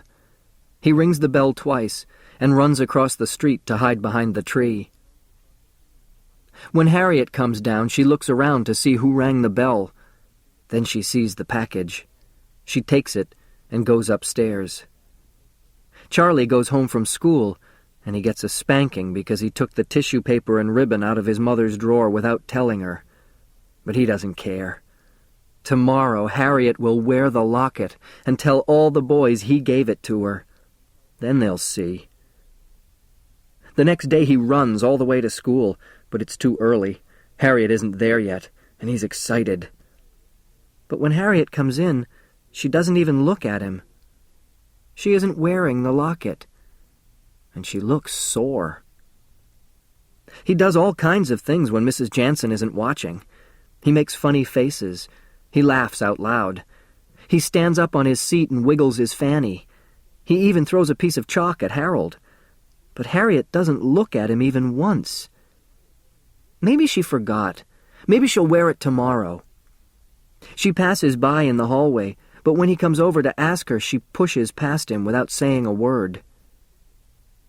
Down in the schoolyard, her two big brothers are waiting for him. Gus pushes him. "You little bastard. Did you write this dirty note to my sister?" Charlie says he didn't write any dirty notes. "I just gave her a valentine." Oscar, who was on the football team before he graduated from high school, grabs Charlie's shirt and tears off 2 buttons. "You keep away from my kid's sister, you degenerate. You don't belong in this school anyway." He pushes Charlie over to Gus, who catches him by the throat. Charlie is scared and starts to cry. Then they start to hurt him. Oscar punches him in the nose, and Gus knocks him on the ground and kicks him in the side, and then both of them kick him, one and then the other, and some of the other kids in the yard, Charlie's friends, come running, screaming and clapping hands. "Fight! Fight! They're beating up Charlie!" His clothes are torn, and his nose is bleeding, and one of his teeth is broken, and after Gus and Oscar go away, he sits on the sidewalk and cries. The blood tastes sour. The other kids just laugh and shout, "Charlie got a licking! Charlie got a licking!" And then Mr. Wagner, one of the caretakers from the school, comes and chases them away. He takes Charlie into the boys' room and tells him to wash off the blood and dirt from his face and hands before he goes back home. I guess I was pretty dumb, because I believed what people told me. I shouldn't have trusted Jaime. Or anyone. I never remembered any of this before today, but it came back to me after I thought about the dream. It has something to do with the feeling about Miss Kinney and reading my progress reports. Anyway, I'm glad now I don't have to ask anyone to write things for me. Now I can do it for myself. But I just realized something. Harriet never gave me back my locket.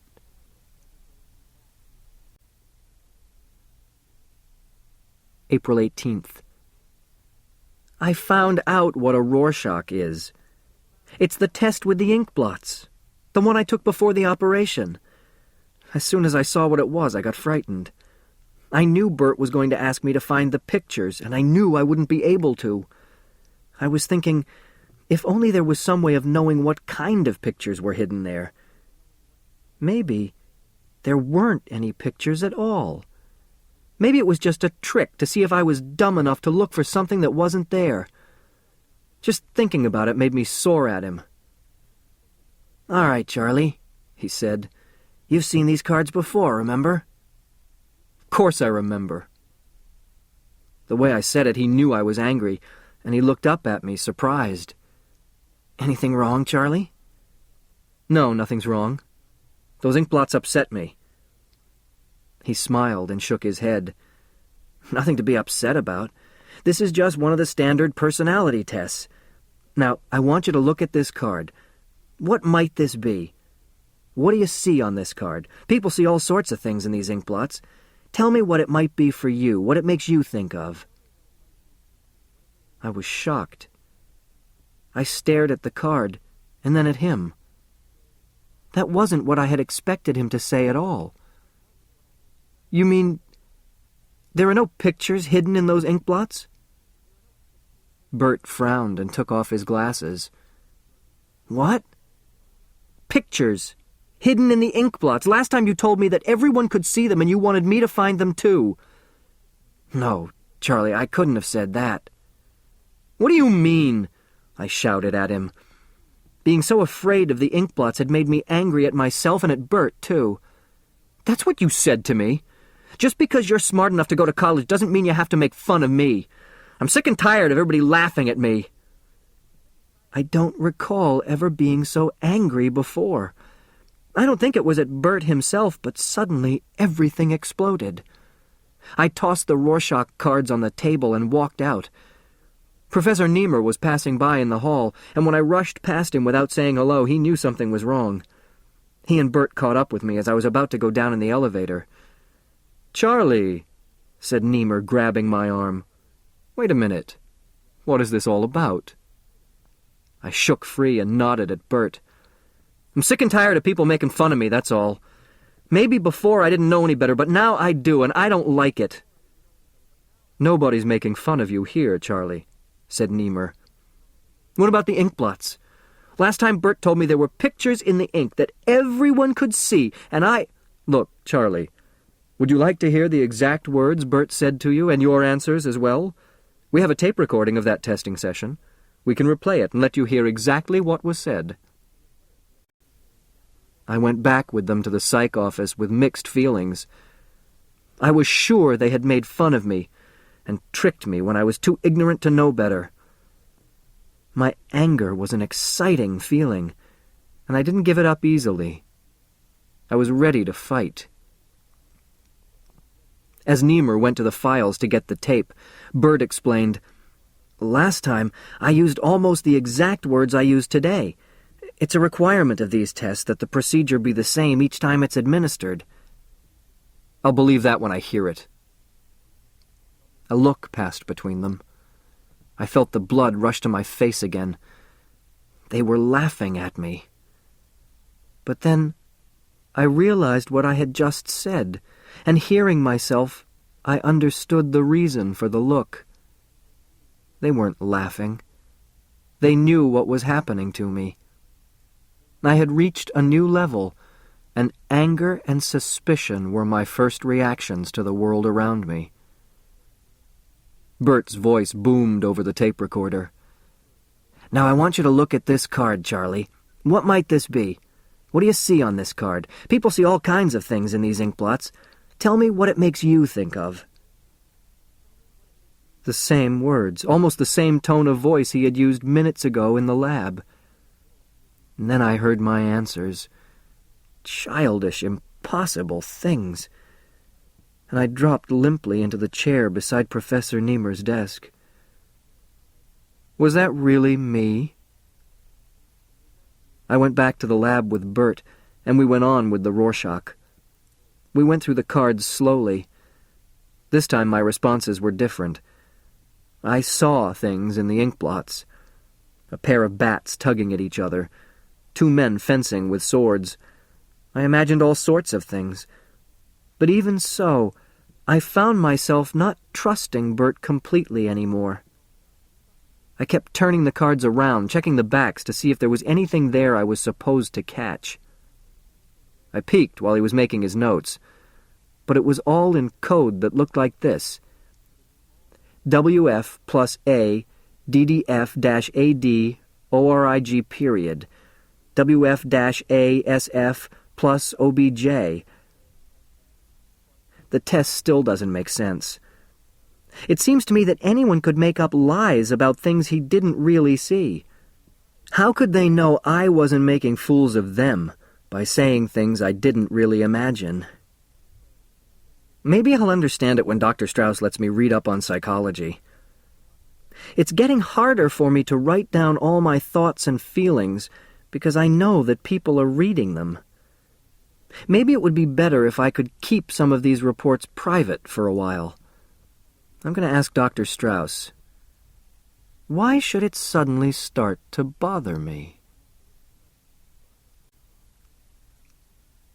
Progress Report 10. April 21st. I figured out a new way to set up the mixing machines in the bakery to speed up production. Mr. Donner says he will save labor costs and increase profits. He gave me a $50 bonus and a $10 a week raise. I wanted to take Joe Karp and Frank Riley out to lunch to celebrate, but Joe had to buy some things for his wife, and Frank was meeting his cousin for lunch. I guess it'll take time for them to get used to the changes in me. Everyone seems frightened of me. When I went over to Gimpy and tapped him on the shoulder to ask him something, he jumped up and dropped his cup of coffee all over himself. He stares at me when he thinks I'm not looking. Nobody at the place talks to me anymore, or kids around the way they used to. It makes the job kind of lonely. Thinking about it makes me remember the time I fell asleep standing up, and Frank kicked my legs out from under me. The warm, sweet smell, the white walls, the roar of the oven when Frank opens the door to shift the loaves. Suddenly falling, twisting, everything out from under me and my head cracking against the wall. It's me, and yet it's like someone else lying there, another Charlie. He's confused, rubbing his head, staring up at Frank, tall and thin, and then at Gimpy nearby, massive, hairy, gray-faced Gimpy with bushy eyebrows that almost hide his blue eyes. "Leave the kid alone," says Gimp. "Jesus, Frank, why do you always gotta pick on him?" "It don't mean nothing," laughs Frank. "It don't hurt him. He don't know any better. Do you, Charlie?" Charlie rubs his head and cringes. He doesn't know what he's done to deserve this punishment, but there's always the chance that there will be more. "But you know better," says Gimpy, clumping over on his orthopedic boot. "So what the hell you always picking on him for?" The two men sit down at the long table, the tall Frank and the heavy Gimp shaping the dough for the rolls that have to be baked for the evening orders. They work in silence for a while, and then Frank stops and tips his white cap back. "Hey, Gimp, think Charlie could learn to bake rolls?" Gimp leans an elbow on the work table. "Why don't we just leave him alone?" "No, I mean it, Gimp, seriously. I bet he could learn something simple like making rolls." The idea seems to appeal to Gimpy, who turns to stare at Charlie. "Maybe you got something there. Hey, Charlie, come here a minute." As he usually does when people are talking about him, Charlie has been keeping his head down, staring at his shoelaces. He knows how to lace and tie them. He could make rolls. He could learn to pound, roll, twist, and shape the dough into the small round forms. Frank looks at him uncertainly. "Maybe we shouldn't, Gimp. Maybe it's wrong. If a moron can't learn, maybe we shouldn't start anything with him." "You leave this to me," says Gimpy, who has now taken over Frank's idea. "I think maybe he can learn. Now listen, Charlie, you want to learn something? You want me to teach you how to make rolls like me and Frank are doing?" Charlie stares at him, the smile melting from his face. He understands what Gimpy wants, and he feels cornered. He wants to please Gimpy, but there is something about the words learn and teach, something to remember about being punished severely, but he doesn't recall what it is. Only a thin white hand upraised, hitting him to make him learn something he couldn't understand. Charlie backs away, but Gimpy grabs his arm. "Hey, kid, take it easy. We ain't gonna hurt you. Look at him shaking like he's gonna fall apart. Look, Charlie, I got a nice new shiny good luck piece for you to play with." He holds out his hand and reveals a brass chain with a shiny brass disc that says, "Stay Bright Metal Polish." He holds the chain by one end, and the gleaming gold disc rotates slowly, catching the light of the fluorescent bulbs. The pendant is a brightness that Charlie remembers, but he doesn't know why or what. He doesn't reach for it. He knows you get punished if you reach out for other people's things. If someone puts it into your hand, that's all right, but otherwise it's wrong. When he sees that Gimpy is offering it to him, he nods and smiles again. "That he knows," laughs Frank. "Give him something bright and shiny." Frank, who has let Gimpy take over the experiment, leans forward excitedly. "Maybe, if he wants that piece of junk bad enough, and you tell him he'll get it if he learns to shape the dough into rolls, maybe it'll work." As the bakers set to the task of teaching Charlie, others from the shop gather around. Frank clears an area between them on the table, and Gimpy pulls off a medium-sized piece of dough for Charlie to work with. There is talk of betting on whether or not Charlie can learn to make rolls. "Watch us carefully," says Gimpy, putting the pendant beside him on the table where Charlie can see it. "Watch and do everything we do. If you learn how to make rolls, you get this shiny good luck piece." Charlie hunches over on his stool, intently watching Gimpy pick up the knife and cut off a slab of dough. He studies each movement as Gimpy rolls out the dough into a long roll, breaks it off, and twists it into a circle, pausing now and then to sprinkle it with flour. "Now watch me," says Frank, and he repeats Gimpy's performance. Charlie is confused. There are differences. Gimpy holds his elbows out as he rolls the dough, like a bird's wings, but Frank keeps his arms close to his sides. Gimpy keeps his thumbs together with the rest of his fingers as he kneads the dough, but Frank works with the flat of his palms, keeping thumbs apart from his other fingers and up in the air. Worrying about these things makes it impossible for Charlie to move when Gimpy says, "Go ahead, try it." Charlie shakes his head. "Look, Charlie, I'm going to do it again slow. Now you watch everything I do and do each part along with me, okay? But try to remember everything so then you'll be able to do the whole thing alone. Now come on, like this." Charlie frowns as he watches Gimpy pull off a section of dough and roll it into a ball. He hesitates, but then he picks up the knife and slices off a piece of dough and sets it down in the center of the table. Slowly, keeping his elbows out exactly as Gimpy does, he rolls it into a ball. He looks from his own hands to Gimpy's, and he's careful to keep his fingers exactly the same way, thumbs together with the rest of his fingers, slightly cupped. He has to do it right, the way Gimpy wants him to do it. There are echoes inside him that say, "Do it right, and they will like you." And he wants Gimpy and Frank to like him. When Gimpy has finished working his dough into a ball, he stands back, and so does Charlie. "Hey, that's great. Look, Frank, he made it into a ball." Frank nods and smiles. Charlie sighs, and his whole frame trembles as the tension builds. He is unaccustomed to this rare moment of success. "All right now," says Gimpy. "Now we make a roll." Awkwardly but carefully, Charlie follows Gimpy's every move. Occasionally, a twitch of his hand or arm mars what he's doing, but in a little while, he's able to twist off a section of the dough and fashion it into a roll. Working beside Gimpy, he makes 6 rolls, and sprinkling them with flour, he sets them carefully alongside Gimpy's in the large flour-covered tray. "All right, Charlie."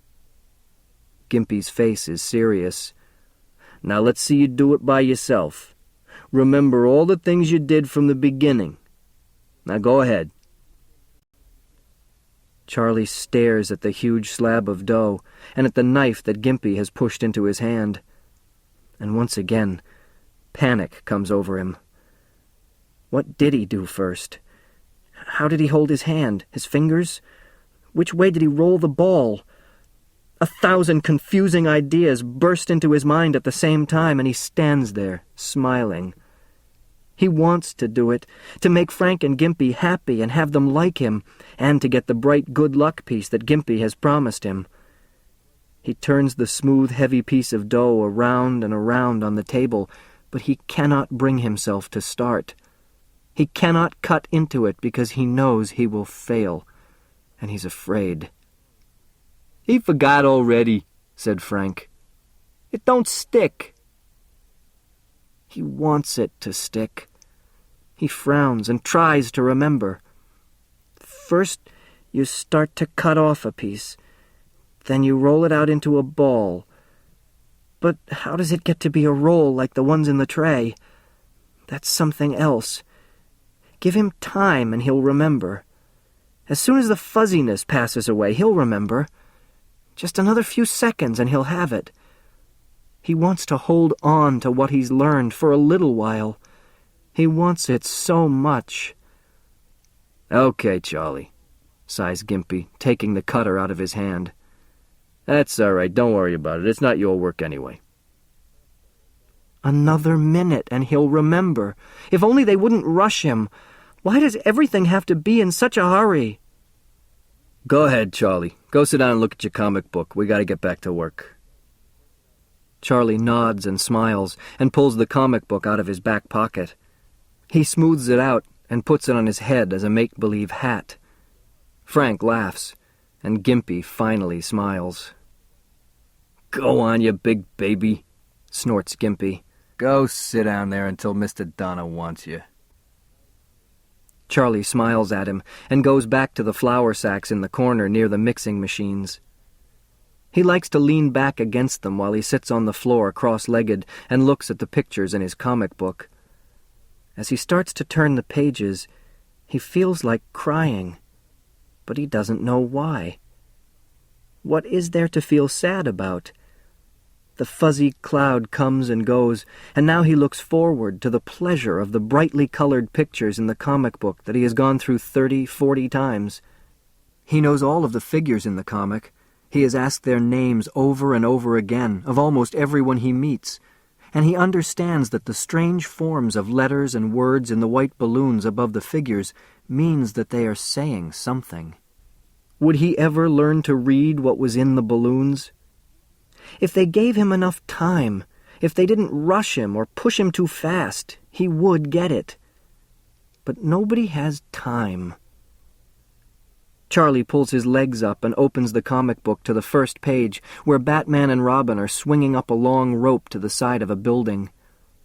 Someday, he decides, he is going to read. And then he will be able to read the story. He feels a hand on his shoulder, and he looks up. It's Gimpy, holding out the brass disc and chain, letting it swing and twirl around so that it catches the light. Here, he says gruffly, tossing it into Charlie's lap, and then he limps away. I never thought about it before, but that was a nice thing for him to do. Why did he? Anyway, that's my memory of the time, clearer and more complete than anything I have ever experienced before, like looking out of the kitchen window early when the morning light is still gray. I've come a long way since then, and I owe it all to Dr. Strauss and Professor Niemer and the other people here at Beekman. But what must Frank and Gimpy think and feel now, seeing how I've changed? April 22nd. People at the bakery are changing. Not only ignoring me, I can feel the hostility. Donner is arranging for me to join the bakers' union, and I've gotten another raise. The rotten thing is that all of the pleasure is gone because the others resent me. In a way, I can't blame them. They don't understand what has happened to me, and I can't tell them. People aren't proud of me the way I expected. Not at all. Still, I've got to have someone to talk to. I'm going to ask Miss Kinnian to go to a movie tomorrow night to celebrate my raise. If I can get up the nerve. April 24th. Professor Niemer finally agreed with Dr. Strauss and me that it will be impossible for me to write down everything if I know it's immediately read by people at the lab. I've tried to be completely honest about everything, no matter who I was talking about, but there are things I can't put down unless I can keep them private, at least for a while. Now, I'm allowed to keep back some of these more personal reports, but before the final report to the Wellberg Foundation, Professor Niemer will read through everything to decide what part of it should be published. What happened today at the lab was very upsetting. I dropped by the office earlier this evening to ask Dr. Strauss or Professor Niemer if they thought it would be all right for me to ask Alice Kinnian out to a movie, but before I could knock, I heard them arguing with each other. I shouldn't have stayed, but it's hard to break the habit of listening, because people have always spoken and acted as if I weren't there, as if they never cared what I overheard. I heard someone bang on the desk, and then Professor Niemer shouted, I've already informed the convention committee that we will present the paper at Chicago." Then I heard Dr. Strauss's voice. "But you're wrong, Harold. 6 weeks from now is still too soon. He's still changing." And then Niemer. "We've predicted the pattern correctly so far. We're justified in making an interim report. I tell you, Jay, there's nothing to be afraid of. We've succeeded. It's all positive. Nothing can go wrong now." Strauss. "This is too important to all of us to bring it out into the open prematurely. You're taking the authority on yourself." Niemer. "You forget that I'm the senior member of this project." Strauss. "And you forget that you're not the only one with a reputation to consider. If we claim too much now, our whole hypothesis will come under fire." Niemer. "I'm not afraid of regression anymore. I've checked and rechecked everything. An interim report will do no harm. I feel sure nothing can go wrong now." The argument went on that way, with Strauss saying that Niemer had his eye on the chair of psychology at Halston, and Niemer saying that Strauss was riding on the coattails of his psychological research. Then Strauss said that the project had as much to do with his techniques in psychosurgery and enzyme injection patterns as with Niemer's theories, and that someday thousands of neurosurgeons all over the world would be using his methods. But at this point, Niemer reminded him that those new techniques would never have come about if not for his original theory. They called each other names: opportunist, cynic, pessimist, and I found myself frightened. Suddenly, I realized I no longer had the right to stand there outside the office and listen to them without their knowing it. They might not have cared when I was too feeble-minded to know what was going on, but now that I could understand, they wouldn't want me to hear it. I left without waiting for the outcome. It was dark, and I walked for a long time, trying to figure out why I was so frightened. I was seeing them clearly for the first time. Not gods or even heroes, but just two men worried about getting something out of their work. Yet, if Niemer is right, and the experiment is a success, what does it matter? There's so much to do, so many plans to make. I'll wait until tomorrow to ask them about taking Miss Kinnian to a movie to celebrate my raise. April 26th. I know I shouldn't hang around the college when I'm through at the lab, but seeing the young men and women going back and forth, carrying books, and hearing them talk about all the things they're learning in their classes excites me.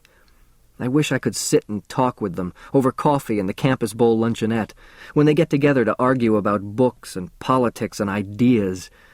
It's exciting to hear them talking about poetry and science and philosophy, about Shakespeare and Milton, Newton and Einstein and Freud, about Plato and Hegel and Kant and all the other names that echo like great church bells in my mind. Sometimes I listen in on the conversations at the tables around me and pretend I'm a college student, even though I'm a lot older than they are. I carry books around, and I've started to smoke a pipe.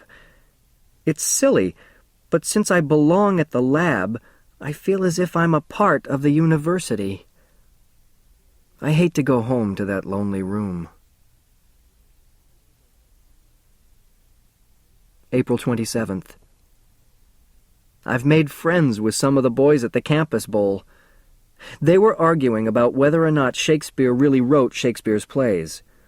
One of the boys, the fat one with the sweaty face, said that Marlowe wrote all of Shakespeare's plays.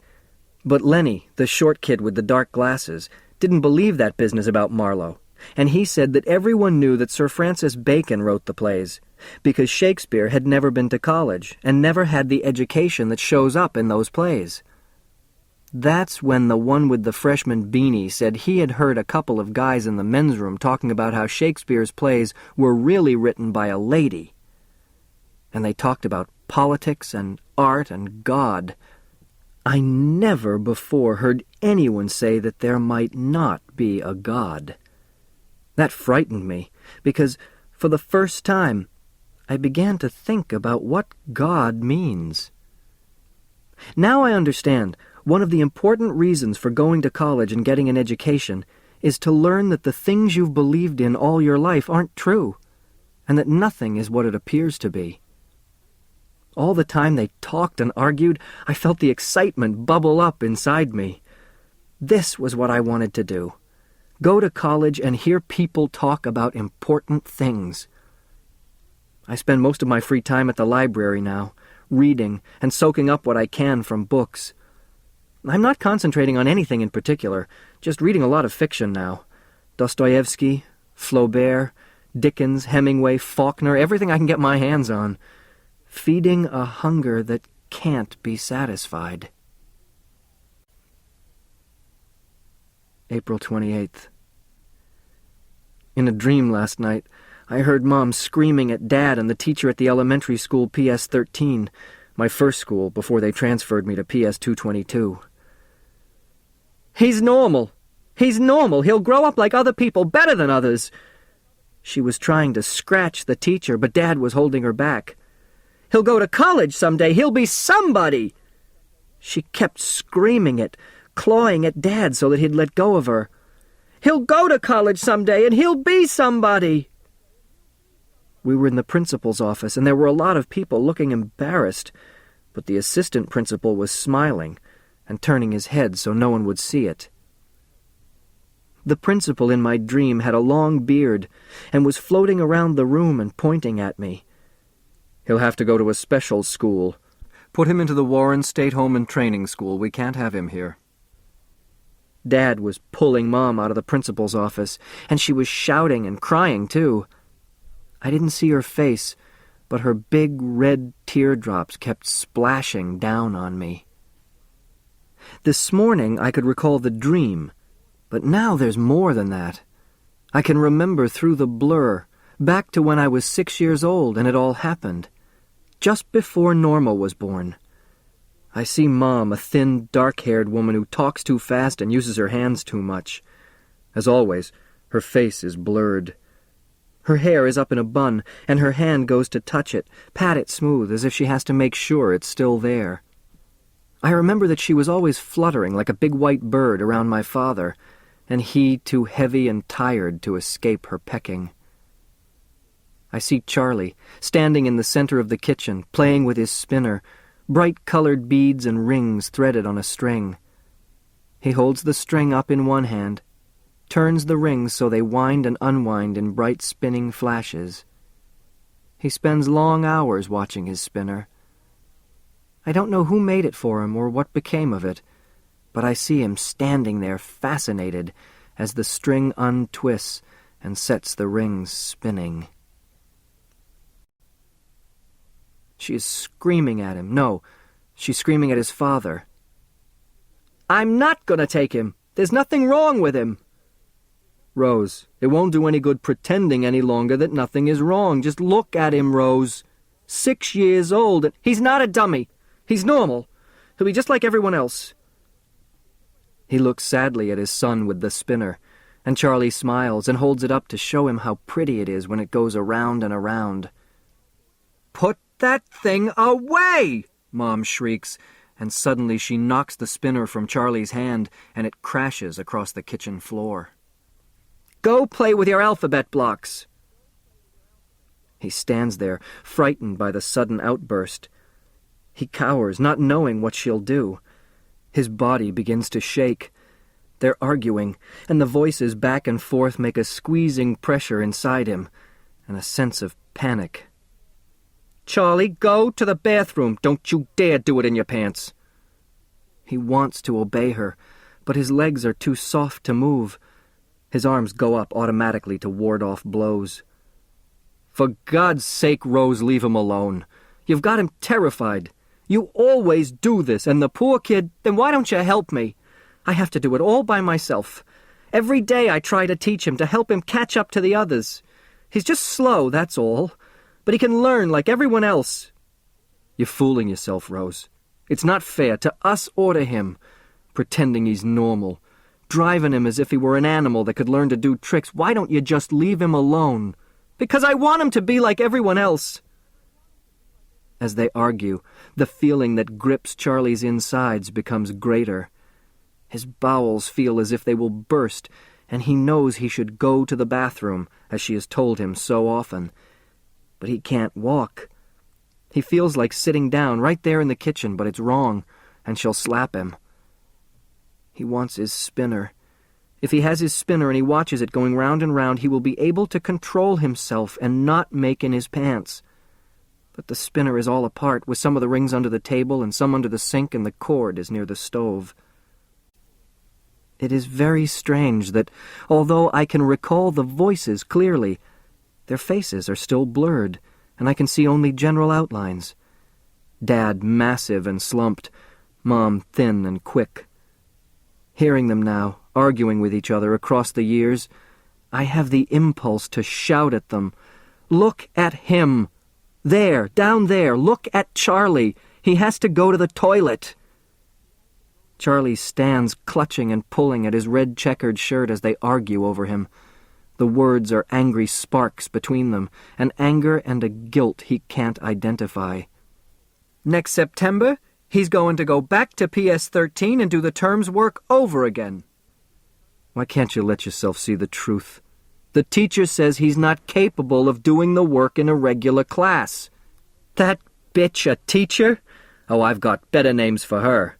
Let her start with me again, and I'll do more than just write to the Board of Education. I'll scratch that dirty slut's eyes out. Charlie, why are you twisting like that? Go to the bathroom. Go by yourself. You know how to go. Can't you see he wants you to take him? He's frightened. Keep out of this. He's perfectly capable of going to the bathroom himself. The book says it gives him confidence and a feeling of achievement. The terror that waits in that cold tile room overwhelms him. He's afraid to go there alone. He reaches up for her hand and sobs out, "Toy, toy," and she slaps his hand away. "No more," she says sternly. "You're a big boy now. You can go by yourself. Now march right into that bathroom and pull your pants down the way I taught you. I warn you, if you make in your pants, you'll get spanked." I can almost feel it now, the stretching and knotting in his intestines, as the two of them stand over him, waiting to see what he will do.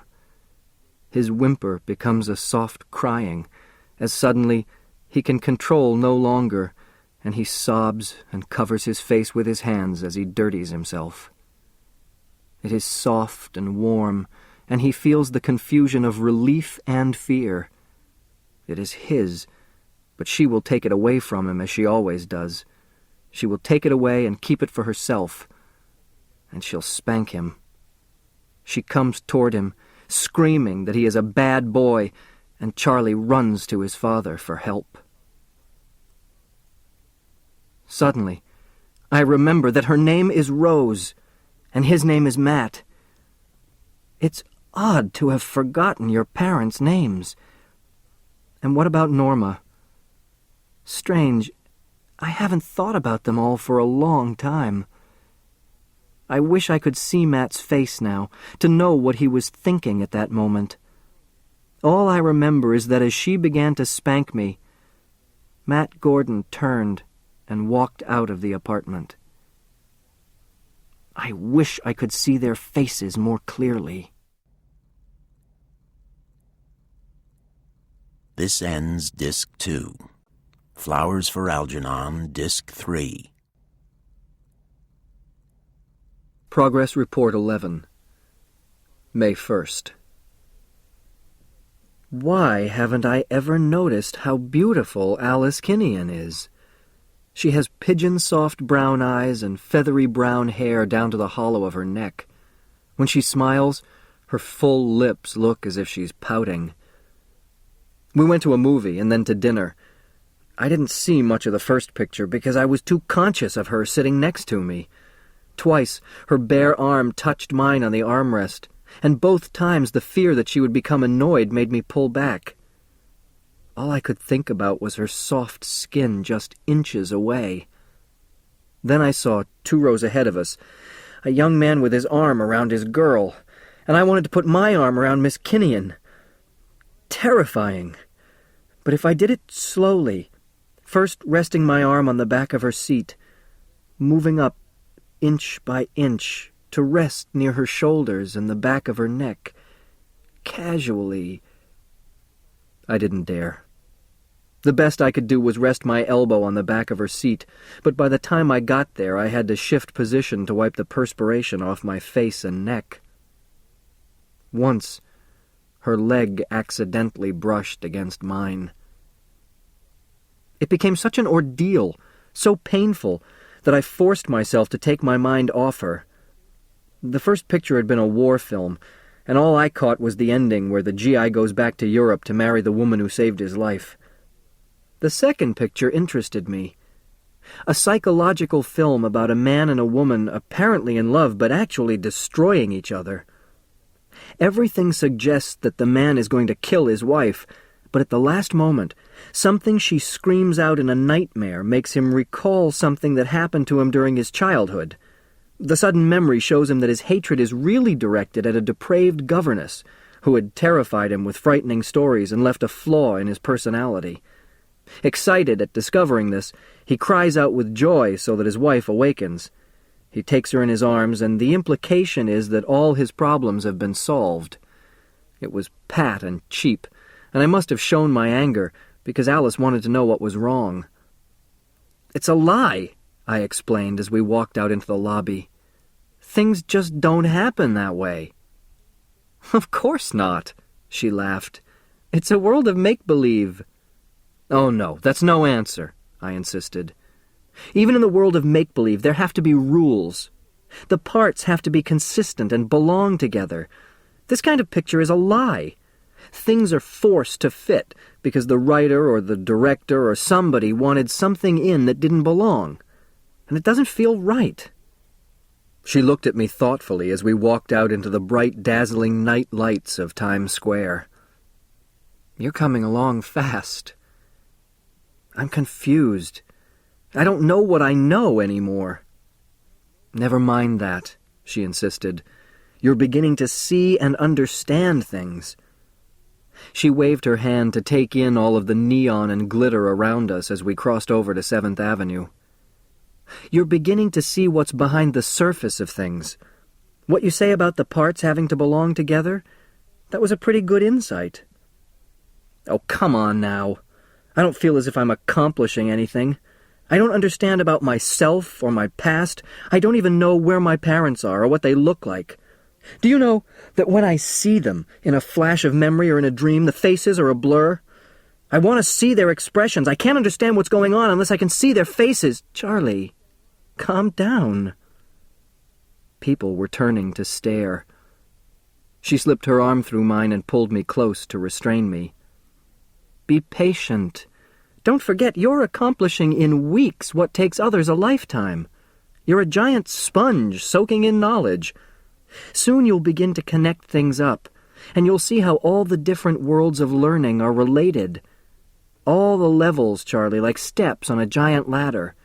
And you'll climb higher and higher to see more and more of the world around you." As we entered the cafeteria on 45th Street and picked up our trays, she spoke animatedly. "Ordinary people," she said, "can see only a little bit. They can't change much or go any higher than they are. But you're a genius. You'll keep going up and see more and more. And each step will reveal worlds you never even knew existed."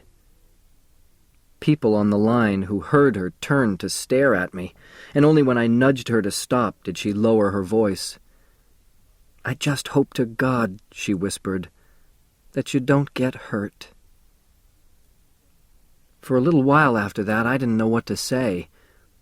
We ordered our food at the counter and carried it to our table and ate without talking.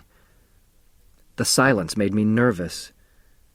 I knew what she meant about her fear, so I joked about it. "Why should I get hurt? I couldn't be any worse off than I was before.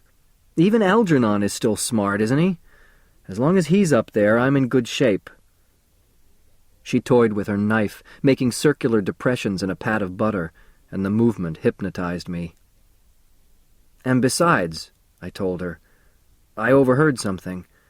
Professor Niemer and Dr. Strauss were arguing, and Niemer said he's positive that nothing can go wrong." "I hope so," she said. You have no idea how afraid I've been that something might go wrong. I feel partly responsible." She saw me staring at the knife, and she put it down carefully beside her plate. "I never would have done it but for you," I said. She laughed, and it made me tremble. That's when I saw that her eyes were soft brown. She looked down at the tablecloth quickly and blushed. "Thank you, Charlie," she said, and took my hand. It was the first time anyone had ever done that, and it made me bolder. I leaned forward, holding onto her hand, and the words came out. "I like you very much."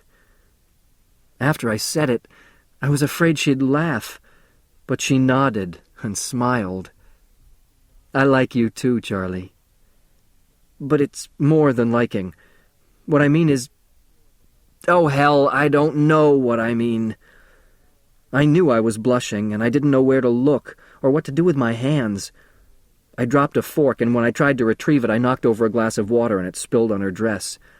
Suddenly, I had become clumsy and awkward again, and when I tried to apologize, I found my tongue had become too large for my mouth. "That's all right, Charlie," she tried to reassure me. "It's only water. Don't let it upset you this way."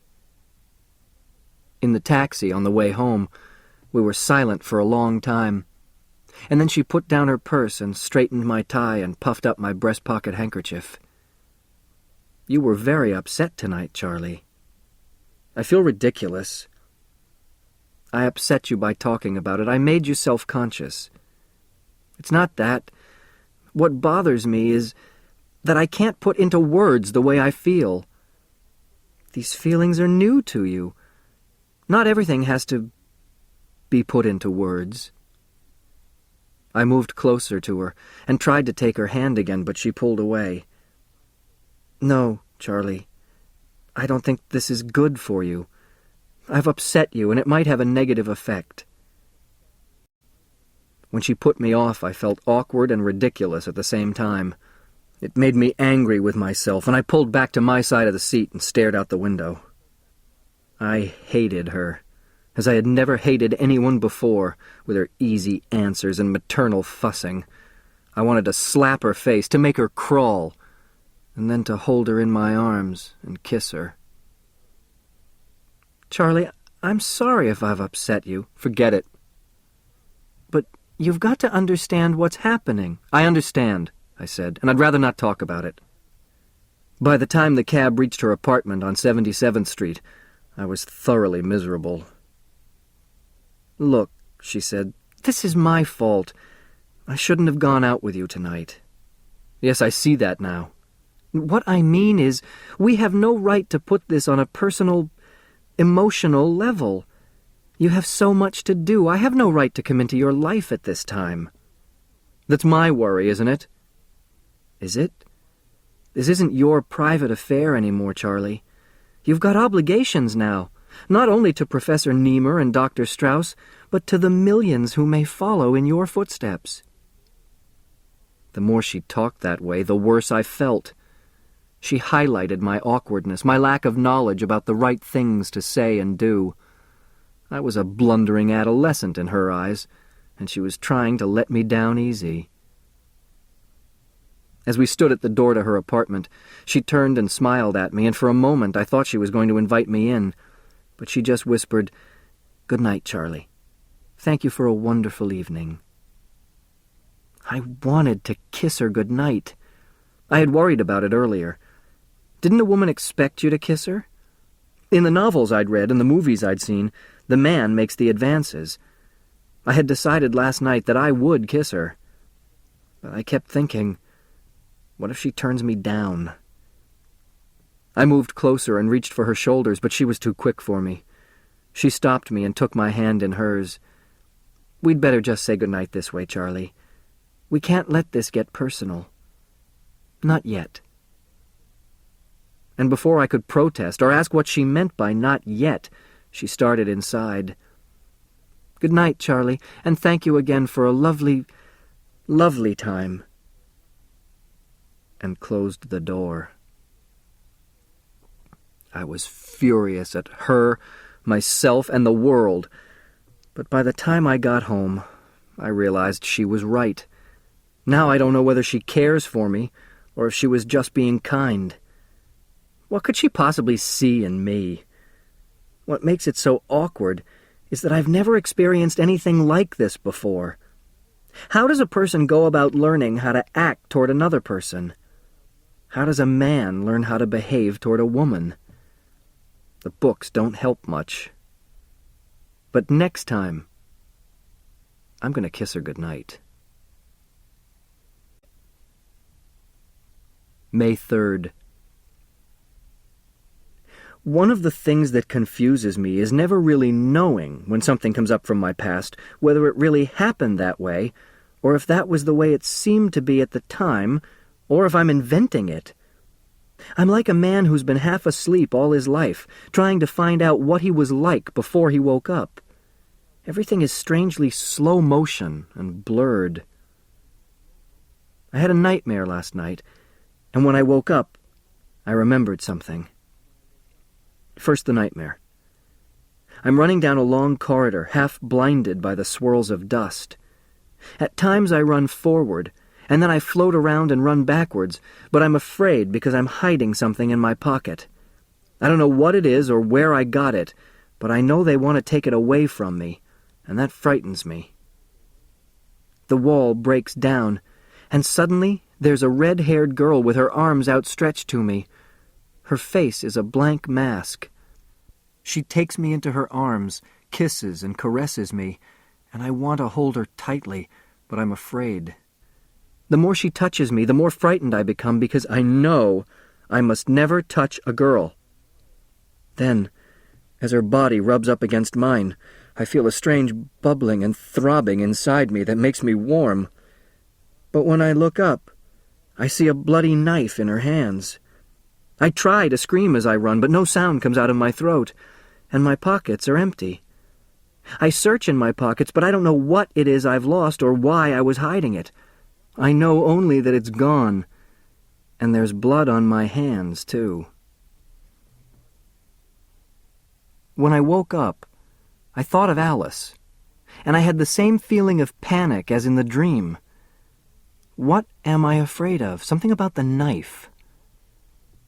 I made myself a cup of coffee and smoked a cigarette.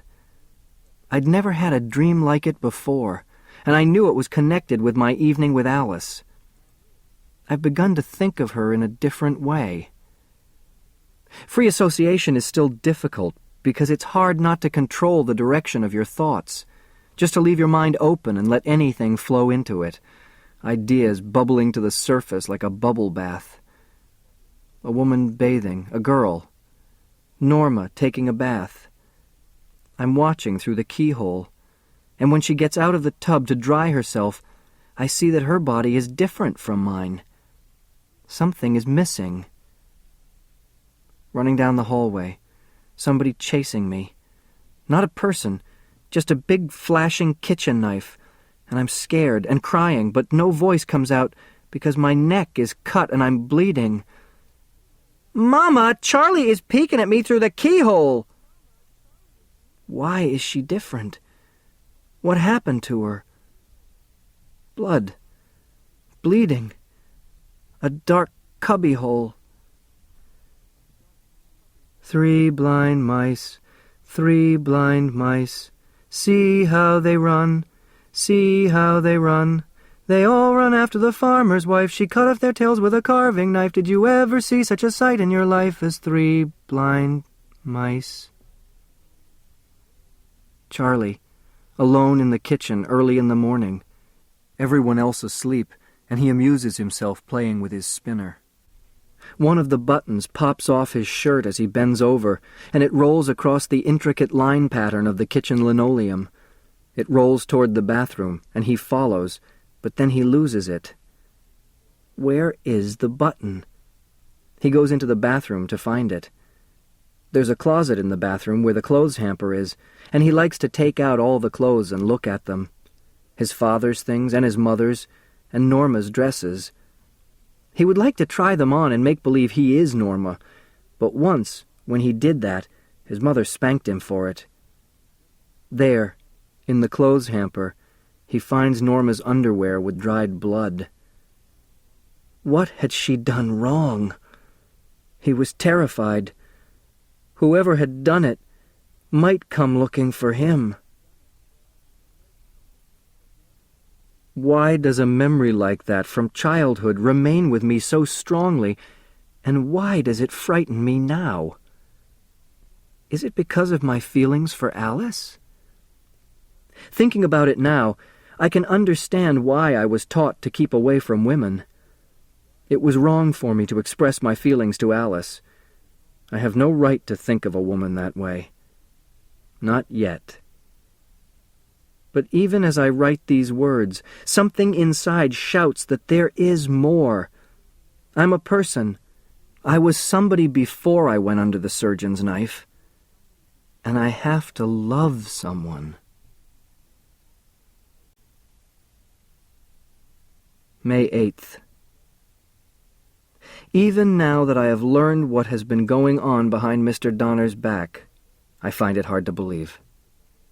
I first noticed something was wrong during the rush hour 2 days ago. Gimpy was behind the counter wrapping a birthday cake for one of our regular customers, a cake that sells for $3.95.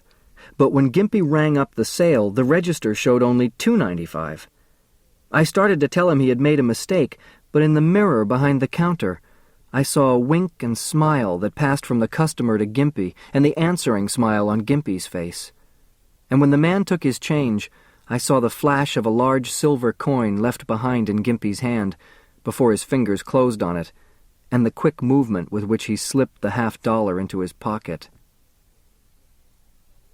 "Charlie," said a woman behind me, "are there any more of those cream-filled eclairs?" "I'll go back and find out." I was glad of the interruption, because it gave me time to think about what I had seen. Certainly Gimpy had not made a mistake. He had deliberately undercharged the customer, and there had been an understanding between them. I leaned limply against the wall, not knowing what to do. Gimpy had worked for Mr. Donner for over 15 years.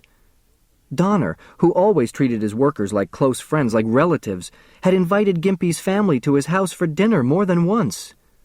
He often put Gimpy in charge of the shop when he had to go out, and I had heard stories of the times Donner gave Gimpy money to pay his wife's hospital bills. It was incredible that anyone would steal from such a man. There had to be some other explanation. Gimpy had really made a mistake in ringing up the sale, and the $50 was a tip. Or perhaps Mr. Donner had made some special arrangement for this one customer who regularly bought cream cakes. Anything, rather than believe that Gimpy was stealing. Gimpy had always been so nice to me. I no longer wanted to know. I kept my eyes averted from the register as I brought out the tray of eclairs and sorted out the cookies, buns, and cakes. But when the little red-haired woman came in, the one who always pinched my cheek and joked about finding a girlfriend for me, I recalled that she came in most often when Donner was out to lunch and Gimpy was behind the counter. Gimpy had often sent me out to deliver orders to her house. Involuntarily, my mind totaled her purchases to $4.53. But I turned away so that I would not see what Gimpy rang up on the cash register. I wanted to know the truth, and yet I was afraid of what I might learn. "$2.45, Mrs. Wheeler," he said. The ring of the sale, the counting of change, the slam of the drawer. "Thank you, Mrs. Wheeler." I turned just in time to see him putting his hand into his pocket, and I heard the faint clink of coins. How many times had he used me as a go-between to deliver packages to her, undercharging her so that later they could split the difference? Had he used me all these years to help him steal? I couldn't take my eyes off Gimpy as he clomped around behind the counter, perspiration streaming down from under his paper cap. He seemed animated and good-natured, but looking up, he caught my eye, frowned, and turned away. I wanted to hit him. I wanted to go behind the counter and smash his face in. I don't remember ever hating anyone before, but this morning I hated Gimpy with all my heart.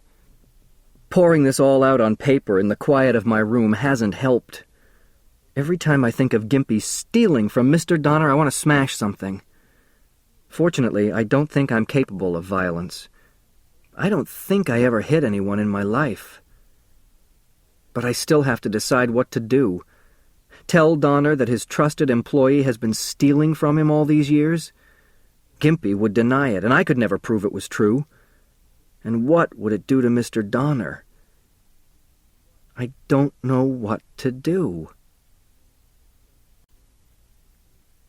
May 9th. I can't sleep. This has gotten to me.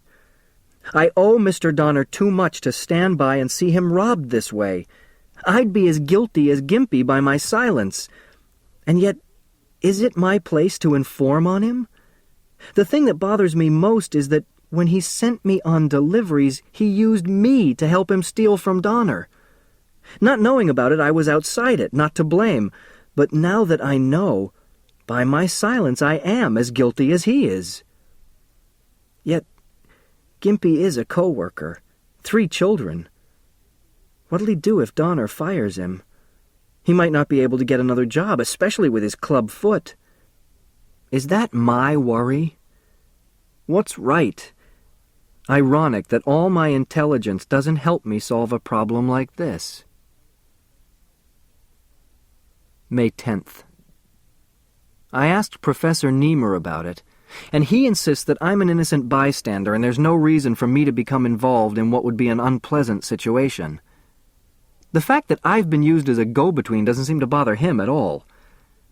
If I didn't understand what was happening at the time, he says, then it doesn't matter.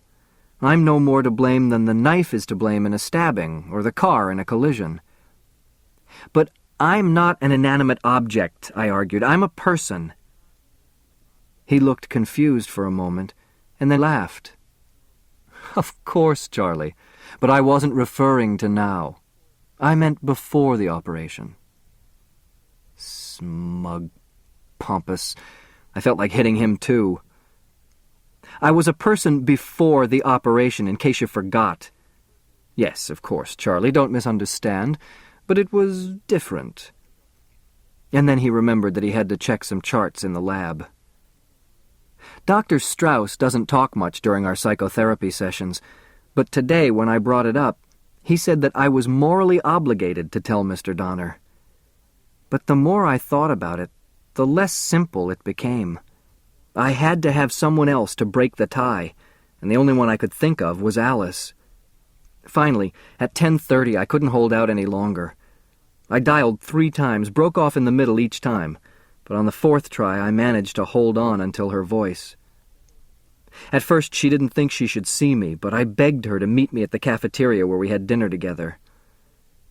I respect you. You've always given me good advice. And when she still wavered, I insisted. You have to help me. You're partly responsible. You said so yourself. If not for you, I would never have gone into this in the first place. You can't just shrug me off now. She must have sensed the urgency because she agreed to meet me. I hung up and stared at the phone. Why was it so important for me to know what she thought, how she felt? For more than a year at the adult center, the only thing that mattered was pleasing her. Was that why I had agreed to the operation in the first place? I paced up and back in front of the cafeteria until the policeman began to eye me suspiciously. Then I went in and bought coffee. Fortunately, the table we had used last time was empty. She would think of looking for me back there. She saw me and waved to me, but stopped at the counter for coffee before she came over to the table. She smiled, and I knew it was because I had chosen the same table. A foolish, romantic gesture. I know it's late, I apologized, but I swear I was going out of my mind. I had to talk to you. She sipped her coffee and listened quietly as I explained how I had found out about Gimpy's cheating, my own reaction, and the conflicting advice I'd gotten at the lab. When I finished, she sat back and shook her head. Charlie, you amaze me. In some ways, you're so advanced, and yet, when it comes to making a decision, you're still a child. I can't decide for you, Charlie. The answer can't be found in books, or be solved by bringing it to other people. Not unless you want to remain a child all your life. You've got to find the answer inside you, feel the right thing to do. Charlie, you've got to learn to trust yourself. At first I was annoyed at her lecture, but then suddenly it began to make sense. You mean I've got to decide? She nodded. In fact, I said, now that I think of it, I believe I've already decided some of it. I think Niemer and Strauss are both wrong. She was watching me closely, excitedly. Something is happening to you, Charlie, if you could only see your face. You're damned right something's happening. A cloud of smoke was hanging in front of my eyes, and with one breath you blew it away. A simple idea. Trust myself. And it never occurred to me before. Charlie, you're wonderful. I caught her hand and held it. No, it's you. You touch my eyes and make me see.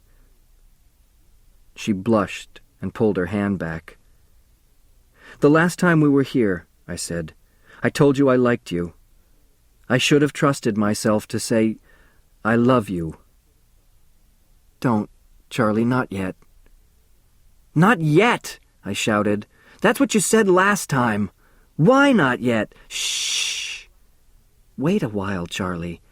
Finish your studies. See where they lead you. You're changing too fast. What does that have to do with it? My feeling for you won't change because I'm becoming intelligent. I'll only love you more. But you're changing emotionally, too. In a peculiar sense, I'm the first woman you've ever been really aware of in this way. Up to now, I've been your teacher, someone you turn to for help and advice. You're bound to think you're in love with me. See other women. Give yourself more time. What you're saying is that young boys are always falling in love with their teachers, and that emotionally I'm still just a boy. You're twisting my words around. No, I don't think of you as a boy. Emotionally retarded, then. No. Then why? Charlie, don't push me. I don't know. Already you've gone beyond my intellectual reach. In a few months or even weeks, you'll be a different person. When you mature intellectually, we may not be able to communicate. When you mature emotionally, you may not even want me. I've got to think of myself, too, Charlie. Let's wait and see. Be patient. She was making sense, but I wasn't letting myself listen. The other night, I choked out. You don't know how much I looked forward to that date. I was out of my mind, wondering how to behave, what to say, wanting to make the best impression, and terrified I might say something to make you angry. You didn't make me angry. I was flattered. Then when can I see you again? I have no right to let you get involved. But I am involved, I shouted, and then, seeing people turn to look, I lowered my voice until it trembled with anger. I'm a person, a man, and I can't live with just books and tapes and electronic mazes. You say, see other women. How can I when I don't know any other women? Something inside is burning me up, and all I know is it makes me think of you. I'm in the middle of a page, and I see your face on it, not blurred like those in my past, but clear and alive. I touch the page, and your face is gone, and I want to tear the book apart and throw it away. Please, Charlie, let me see you again. Tomorrow, at the lab. You know that's not what I mean. Away from the lab, away from the university, alone. I could tell she wanted to say yes. She was surprised by my insistence. I was surprised at myself. I only knew that I couldn't stop pressing her. And yet there was a terror in my throat as I begged her. My palms were damp. Was I afraid she'd say no, or afraid she'd say yes? If she hadn't broken the tension by answering me, I think I would have fainted. All right, Charlie. Away from the lab and the university, but not alone. I don't think we should be alone together. Anywhere you say, I gasped, just so I can be with you and not think of tests, statistics, questions, answers. She frowned for a moment. "All right. They have free spring concerts in Central Park. Next week you can take me to one of the concerts." When we got to her doorway, she turned quickly and kissed my cheek. "Good night, Charlie. I'm glad you called me. I'll see you at the lab." She closed the door, and I stood outside the building and looked at the light in her apartment window until it went out. There is no question about it now. I'm in love. May 11th. After all this thinking and worrying, I realized Alice was right. I had to trust my intuition. At the bakery, I watched Gimpy more closely. 3 times today I saw him undercharging customers and pocketing his portion of the difference as the customers passed money back to him. It was only with certain regular customers that he did it, and it occurred to me that these people were as guilty as he. Without their agreement, this could never take place. Why should Gimpy be the scapegoat? That's when I decided on the compromise. It might not be the perfect decision, but it was my decision, and it seemed to be the best answer under the circumstances. I would tell Gimpy what I knew and warn him to stop. I got him alone back by the washroom, and when I came up to him, he started away. "I've got something important to talk to you about," I said. "I want your advice for a friend who has a problem. He's discovered that one of his fellow employees is cheating his boss, and he doesn't know what to do about it. He doesn't like the idea of informing and getting the guy into trouble, but he won't stand by and let his boss, who has been good to both of them, be cheated." Gimpy looked at me hard. "What does this friend of yours plan to do about it?" "That's the trouble. He doesn't want to do anything. He feels if the stealing stops, there would be nothing gained by doing anything at all. He would forget about it." "Your friend ought to keep his nose in his own business," said Gimpy, shifting off his club foot. "He ought to keep his eyes closed to things like that, and know who his friends are. A boss is a boss, and working people gotta stick together." "My friend doesn't feel that way." "It's none of his business." "He feels that if he knows about it, he's partly responsible. So he's decided that if the thing stops, he's got nothing more to say. Otherwise, he'll tell the whole story. I wanted to ask your opinion. Do you think that under the circumstances, the stealing will stop?" It was a strain for him to conceal his anger. I could see that he wanted to hit me, but he just kept squeezing his fist. "Tell your friend the guy doesn't seem to have any choice." "That's fine," I said. "That'll make my friend very happy." Gimpy started away, and then he paused and looked back. "Your friend. Could it be maybe he's interested in a cut? Is that his reason?" "No. He just wants the whole thing to stop." He glared at me. "I can tell you. You'll be sorry you stuck your nose in. I always stood up for you. I should have had my head examined." And then he limped off. Perhaps I ought to have told Donner the whole story and had Gimpy fired. I don't know. Doing it this way has something to be said for it. It's over and done with. But how many people are there like Gimpy who use other people that way? May 15th. My studies are going well. The university library is my second home now. They've had to get me a private room because it takes me only a second to absorb the printed page, and curious students invariably gather around me as I flip through my books. My most absorbing interests at the present time are etymologies of ancient languages, the newer works on the calculus of variations, and Hindu history. It's amazing the way things apparently disconnected hang together. I've moved up to another plateau, and now the streams of the various disciplines seem to be closer to each other, as if they flow from a single source. Strange how when I'm in the college cafeteria and hear the students arguing about history or politics or religion, it all seems so childish. I find no pleasure in discussing ideas anymore on such an elementary level. People resent being shown that they don't approach the complexities of the problem. They don't know what exists beyond the surface ripples. It's just as bad on a higher level, and I've given up any attempt to discuss these things with the professors at Beekman. Bert introduced me to an economics professor at the faculty cafeteria, one well known for his work on the economic factors affecting interest rates. I had long wanted to talk to an economist about some of the ideas I had come across in my reading. The moral aspects of the military blockade as a weapon in times of peace had been bothering me. I asked him what he thought of the suggestion by some senators that we begin using such tactics as blacklisting and reinforcement of the Navicert controls that had been used in World Wars I and II against some of the smaller nations which now oppose us. He listened quietly, staring off into space, and I assumed he was collecting his thoughts for an answer. But a few minutes later he cleared his throat and shook his head.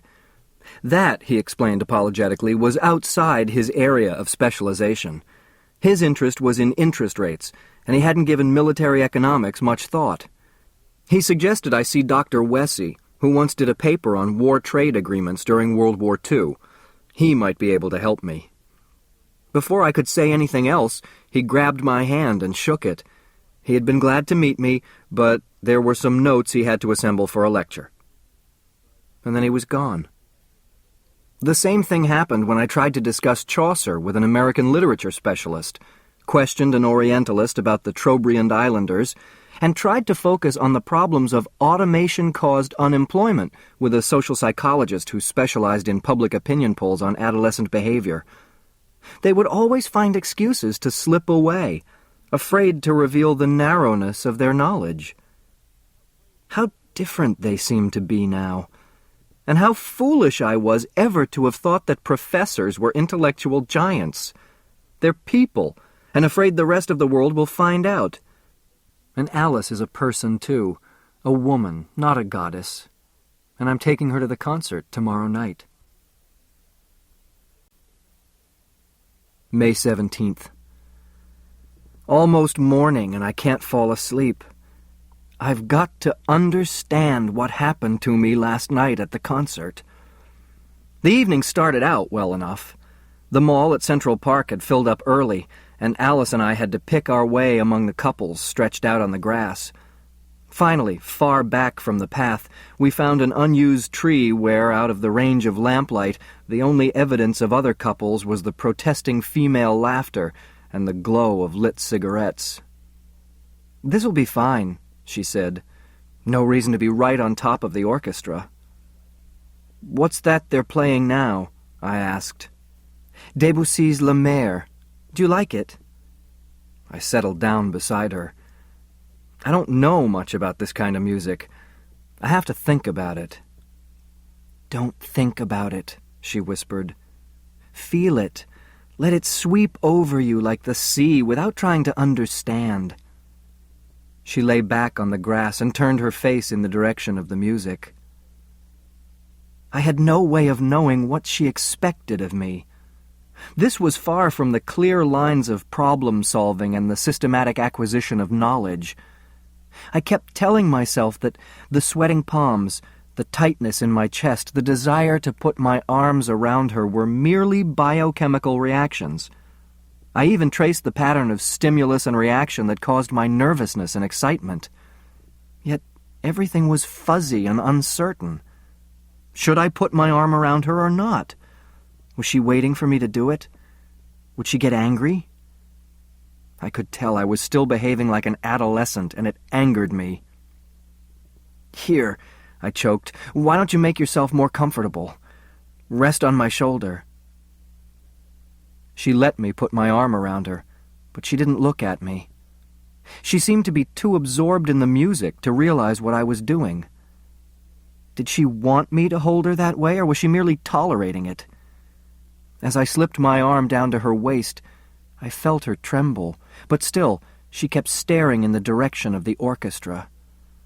She was pretending to be concentrating on the music so that she wouldn't have to respond to me. She didn't want to know what was happening. As long as she looked away and listened, She could pretend that my closeness, my arms around her, were without her knowledge or consent. She wanted me to make love to her body while she kept her mind on higher things. I reached over roughly and turned her chin. "Why don't you look at me? Are you pretending I don't exist?" "No, Charlie," she whispered. "I'm pretending I don't exist." When I touched her shoulder, she stiffened and trembled, but I pulled her toward me. Then it happened. It started as a hollow buzzing in my ears, an electric saw far away. Then the cold, arms and legs prickly, and finger-numbing. Suddenly, I had the feeling I was being watched. A sharp switch in perception. I saw, from some point in the darkness behind a tree, the two of us lying in each other's arms. I looked up to see a boy of 15 or 16 crouching nearby. "Hey!" I shouted. As he stood up, I saw his trousers were open and he was exposed. "What's the matter?" she gasped. I jumped up, and he vanished into the darkness. "Did you see him?" "No," she said, smoothing her skirt nervously. "I didn't see anyone." "Standing right here, watching us, close enough to touch you." "Charlie, where are you going?" He couldn't have gotten very far. "Leave him alone, Charlie, it doesn't matter." But it mattered to me. I ran into the darkness, stumbling over startled couples, but there was no way to tell where he had gone. The more I thought about him, the worse became the queasy feeling that comes before fainting. Lost and alone in a great wilderness. And then I caught hold of myself and found my way back to where Alice was sitting. "Did you find him?" "No, but he was there. I saw him." She looked at me strangely. "Are you all right?" "I will be, in a minute. Just that damned buzzing in my ears." "Maybe we'd better go." All the way back to her apartment, it was on my mind that the boy had been crouching there in the darkness, and for 1 second I had caught a glimpse of what he was seeing, the two of us lying in each other's arms. "Would you like to come in? I could make some coffee." I wanted to, but something warned me against it. "Better not. I've got a lot of work to do tonight." "Charlie, is it anything I said or did?" "Of course not. Just that kid watching us upset me." She was standing close to me, waiting for me to kiss her. I put my arm around her, but it happened again. If I didn't get away quickly, I would pass out. "Charlie, you look sick." "Did you see him, Alice? The truth?" She shook her head. "No. It was too dark, but I'm sure—" "I've got to go. I'll call you." And before she could stop me, I pulled away. I had to get out of that building before everything caved in. Thinking about it now, I'm certain it was a hallucination. Dr. Strauss feels that emotionally, I'm still in that adolescent state where being close to a woman or thinking of sex sets off anxiety, panic, even hallucinations. He feels that my rapid intellectual development has deceived me into thinking I could live a normal emotional life. But I've got to accept the fact that the fears and blocks triggered in these sexual situations reveal that emotionally, I'm still an adolescent, sexually retarded. I guess he means I'm not ready for a relationship with a woman like Alice Kinnian. Not yet. May 20th. I've been fired from my job at the bakery. I know it was foolish of me to hang on to the past, but there was something about the place, with its white brick walls browned by oven heat. It was home to me. What did I do to make them hate me so? I can't blame Donner. He's got to think of his business and the other employees. And yet, he's been closer to me than a father. He called me into his office, cleared the statements and bills off the solitary chair beside his roll-top desk, and without looking up at me, he said, "I've been meaning to talk to you. Now is as good a time as any." It seems foolish now, but as I sat there staring at him, short, chubby, with the ragged light brown mustache comically drooping over his upper lip, it was as if both of me, the old Charlie and the new, were sitting on that chair, frightened at what old Mr. Donner was going to say. "Charlie, your Uncle Herman was a good friend of mine. I kept my promise to him to keep you on the job, good times and bad, so that you didn't ever want for $1 in your pocket and a place to lay your head without being put away in that home. The bakery is my home, and I treated you like my own son, who gave up his life for his country. And when Herman died, how old were you, 17? More like a 6-year-old boy. I swore to myself. I said, 'Arthur Donner, as long as you got a bakery and a business over your head, you're going to look after Charlie. He's going to have a place to work, a bed to sleep in, and bread in his mouth.' When they committed you to that Warren place, I told them how you'd work for me and I'd take care of you. You didn't spend even one night in that place. I got you a room and I looked after you. Now, have I kept that solemn promise?" I nodded, but I could see by the way he was folding and unfolding his bills that he was having trouble. And as much as I didn't want to know, I knew. "I've tried my best to do a good job. I've worked hard." "I know, Charlie. Nothing's wrong with your work. But something happened to you, and I don't understand what it means. Not only me. Everyone has been talking about it. I've had them in here 12 times in the last few weeks. They're all upset. Charlie, I gotta let you go." I tried to stop him, but he shook his head. "There was a delegation in to see me last night. Charlie, I got my business to hold together." He was staring at his hands, turning the paper over and over as if he hoped to find something on it that wasn't there before. "I'm sorry, Charlie. But where will I go?" He peered up at me for the first time since we'd walked into his cubbyhole office. "You know as well as I do that you don't need to work here anymore." "Mr. Donner, I've never worked anywhere else. Let's face it, you're not the Charlie who came in here 17 years ago. Not even the same Charlie of 4 months ago. You haven't talked about it. It's your own affair, maybe a miracle of some kind, who knows? But you've changed into a very smart young man. And operating the dough mixer and delivering packages is no work for a smart young man." He was right, of course, but something inside me wanted to make him change his mind. "You've got to let me stay, Mr. Donner. Give me another chance. You said yourself that you promised Uncle Herman I would have a job here for as long as I needed it. Well, I still need it, Mr. Donner." "You don't, Charlie. If you did, then I'd tell them I don't care about their delegations and their petitions, and I'd stick up for you against all of them. But as it is now, they're all scared to death of you. I gotta think of my own family, too. What if they change their minds? Let me try to convince them." I was making it harder for him than he expected. I knew I should stop, but I couldn't control myself. "I'll make them understand," I pleaded. "All right," he sighed finally. "Go ahead, try. But you're only going to hurt yourself." As I came out of his office, Frank Riley and Joe Karp walked by me, and I knew what he had said was true. Having me around to look at was too much for them. I made them all uncomfortable. Frank had just picked up a tray of rolls, and both he and Joe turned when I called.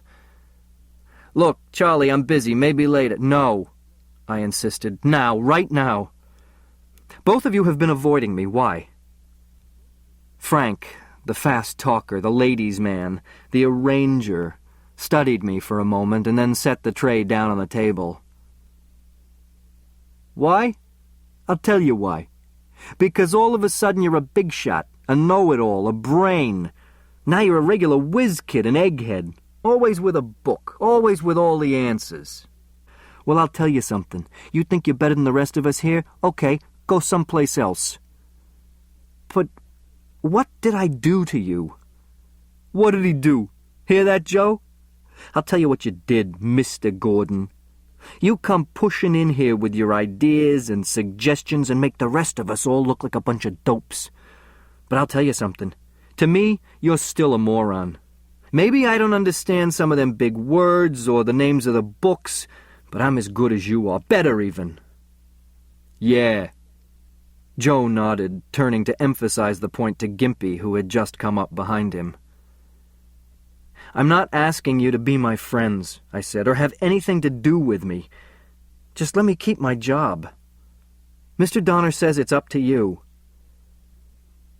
Gimpy glared at me, and then shook his head in disgust. You got a nerve, he shouted. You can go to hell. Then he turned and limped off heavily. And so it went. Most of them felt the way Joe and Frank and Gimpy did. It had been all right as long as they could laugh at me and appear clever at my expense, but now they were feeling inferior to the moron. I began to see that by my astonishing growth, I had made them shrink and emphasize their inadequacies. I had betrayed them, and they hated me for it. Fanny Burden was the only one who didn't think I should be forced to leave, and despite their pressure and threats, she had been the only one not to sign the petition. "Which don't mean to say," she remarked, "that I don't think there's something mighty strange about you, Charlie. The way you've changed, I don't know. You used to be a good, dependable man, ordinary, not too bright maybe, but honest. And who knows what you've done to yourself to get so smart all of a sudden? Like everybody's been saying, it ain't right.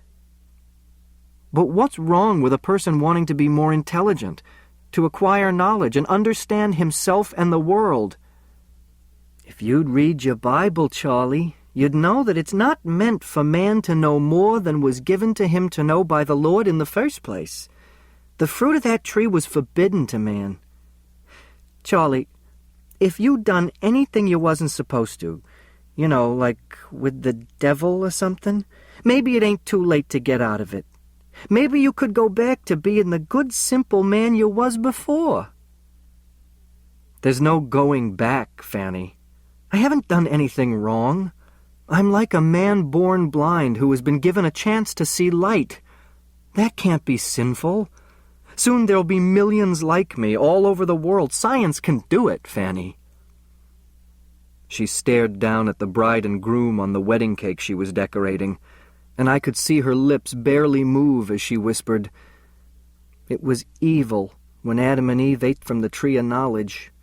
It was evil when they saw they was naked and learned about lust and shame. And they was driven out of paradise, and the gates was closed to them. If not for that, none of us would have to grow old and be sick and die." There was nothing more to say, to her or to the rest of them. None of them would look into my eyes. I can still feel the hostility. Before, they had laughed at me, despising me for my ignorance and dullness. Now they hated me for my knowledge and understanding. Why? What in God's name did they want of me? This intelligence has driven a wedge between me and all the people I knew and loved, driven me out of the bakery. Now I'm more alone than ever before. I wonder what would happen if they put Algernon back in the big cage with some of the other mice. Would they turn against him?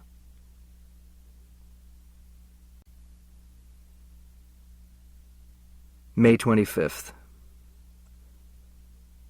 So this is how a person can come to despise himself, knowing he's doing the wrong thing and not being able to stop. Against my will, I found myself drawn to Alice's apartment. She was surprised, but she let me in. "You're soaked. The water is streaming down your face." "It's raining. Good for the flowers." "Come on in. Let me get you a towel. You'll catch pneumonia." "You're the only one I can talk to," I said. "Let me stay." "I've got a pot of fresh coffee on the stove. Go ahead and dry yourself, and then we can talk." I looked around while she went to get the coffee. It was the first time I had ever been inside her apartment. I felt a sense of pleasure, but there was something disturbing about the room. Everything was neat. The porcelain figurines were in a straight line on the window ledge, all facing the same way. And the throw pillows on the sofa hadn't been thrown at all, but were regularly spaced on the clear plastic covers that protected the upholstery. 2 of the end tables had magazines, neatly stacked so that the titles were clearly visible. On one table, The Reporter, The Saturday Review, The New Yorker. On the other, Mademoiselle, House Beautiful, and Reader's Digest. On the far wall, across from the sofa, hung an ornately framed reproduction of Picasso's Mother and Child, and directly opposite, above the sofa, was a painting of a dashing Renaissance courtier, masked, sword in hand, protecting a frightened, pink-cheeked maiden. Taken all together, it was wrong, as if Alice couldn't make up her mind who she was and which world she wanted to live in.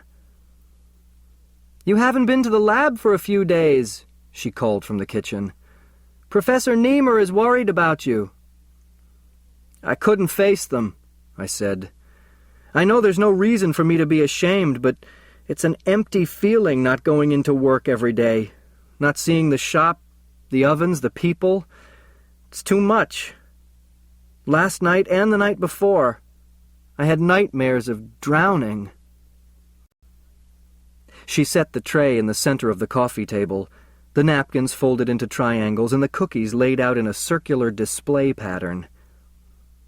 "You mustn't take it so hard, Charlie. It has nothing to do with you." It doesn't help to tell myself that. Those people, for all these years, were my family. It was like being thrown out of my own home. "That's just it," she said. "This has become a symbolic repetition of experiences you had as a child. Being rejected by your parents, being sent away. Oh, Christ, never mind giving it a nice, neat label. What matters is that before I got involved in this experiment, I had friends, people who cared for me. Now, I'm afraid you've still got friends. It's not the same. Fear is a normal reaction. It's more than that. I've been afraid before. Afraid of being strapped for not giving in to Norma. Afraid of passing Howells Street, where the gang used to tease me and push me around. And I was afraid of the schoolteacher, Mrs. Libby, who tied my hands so I wouldn't fidget with things on my desk. But those things were real, something I was justified in being afraid of. This terror at being kicked out of the bakery is vague, a fear I don't understand. Get hold of yourself. You don't feel the panic. But, Charlie, it's to be expected. You're a new swimmer, forced off a diving raft and terrified of losing the solid wood under your feet. Mr. Donner was good to you, and you were sheltered all these years. Being driven out of the bakery this way is an even greater shock than you expected. Knowing it intellectually doesn't help. I can't sit alone in my room anymore. I wander into the streets at all hours of the day or night, not knowing what I'm looking for, walking until I'm lost, finding myself outside the bakery. Last night, I walked all the way from Washington Square to Central Park, and I slept in the park. What the hell am I searching for? The more I talked, the more upset she became. What can I do to help you, Charlie? I don't know. I'm like an animal who's been locked out of his nice, safe cage. She sat beside me on the couch. They're pushing you too fast. You're confused. You want to be an adult, but there's still a little boy inside you. Alone and frightened. She put my head on her shoulder, trying to comfort me, and as she stroked my hair, I knew that she needed me the way I needed her. "Charlie," she whispered after a while, "whatever you want, don't be afraid of me." I wanted to tell her I was waiting for the panic. Once, during a bakery delivery, Charlie had nearly fainted when a middle-aged woman just out of the bath amused herself by opening her bathrobe and exposing herself. Had he ever seen a woman without clothes on? Did he know how to make love? His terror, his whining must have frightened her, because she clutched her robe together and gave him a quarter to forget what had happened. She was only testing him, she warned, to see if he was a good boy. He tried to be good, he told her, and not look at women, because his mother used to beat him whenever that happened in his pants. Now, he had the clear picture of Charlie's mother, screaming at him, holding a leather belt in her hand, and his father trying to hold her back. "Enough, Rose, you'll kill him, leave him alone." His mother straining forward to lash at him, just out of reach now, so that the belt swishes past his shoulder as he writhes and twists away from it on the floor. "Look at him!" Rose screams. "He can't learn to read and write, but he knows enough to look at a girl that way. I'll beat that filth out of his mind." "He can't help it if he gets an erection. It's normal. He didn't do anything. He's got no business to think that way about girls. A friend of his sister's comes to the house and he starts thinking like that. I'll teach him so he never forgets. Do you hear? If you ever touch a girl, I'll put you away in a cage, like an animal, for the rest of your life. Do you hear me?" I still hear her. But perhaps I had been released. Maybe the fear and nausea was no longer a sea to drown in, but only a pool of water reflecting the past alongside the now. Was I free? If I could reach Alice in time, without thinking about it, before it overwhelmed me, maybe the panic wouldn't happen. If only I could make my mind a blank. I managed to choke out, You do it. Hold me." And before I knew what she was doing, she was kissing me, holding me closer than anyone had ever held me before. But at the moment I should have come closest of all, it started. The buzzing, the chill, and the nausea.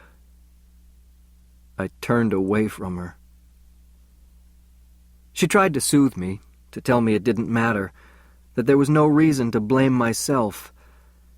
But ashamed and no longer able to control my anguish, I began to sob. There, in her arms, I cried myself to sleep, and I dreamed of the courtier and the pink-cheeked maiden. But in my dream, it was the maiden who held the sword. This ends Disc 3. Flowers for Algernon, Disc 4. Progress Report 12. June 5th.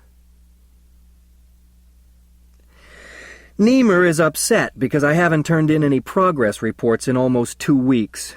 And he's justified because the Wellberg Foundation has begun paying me a salary out of the grant so that I won't have to look for a job. The International Psychological Convention at Chicago is only a week away. He wants his preliminary report to be as full as possible, since Algernon and I are the prime exhibits for his presentation. Our relationship is becoming increasingly strained. I resent Niemer's constant references to me as a laboratory specimen. He makes me feel that before the experiment, I wasn't really a human being. I told Strauss that I was too involved in thinking, reading, and digging into myself, trying to understand who and what I am, and that writing was such a slow process it made me impatient to get my ideas down. I followed his suggestion that I learn to type, and now that I can type nearly 75 words a minute, it's easier to get it all down on paper. Strauss again brought up my need to speak and write simply and directly so that people will understand me. He reminds me that language is sometimes a barrier instead of a pathway. Ironic to find myself on the other side of the intellectual fence. I see Alice occasionally, but we don't discuss what happened. Our relationship remains platonic. But for 3 nights after I left the bakery, there were the nightmares.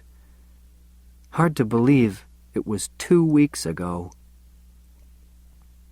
I'm pursued down the empty streets at night by ghostly figures. Though I always run to the bakery, the door is locked, and the people inside never turn to look at me.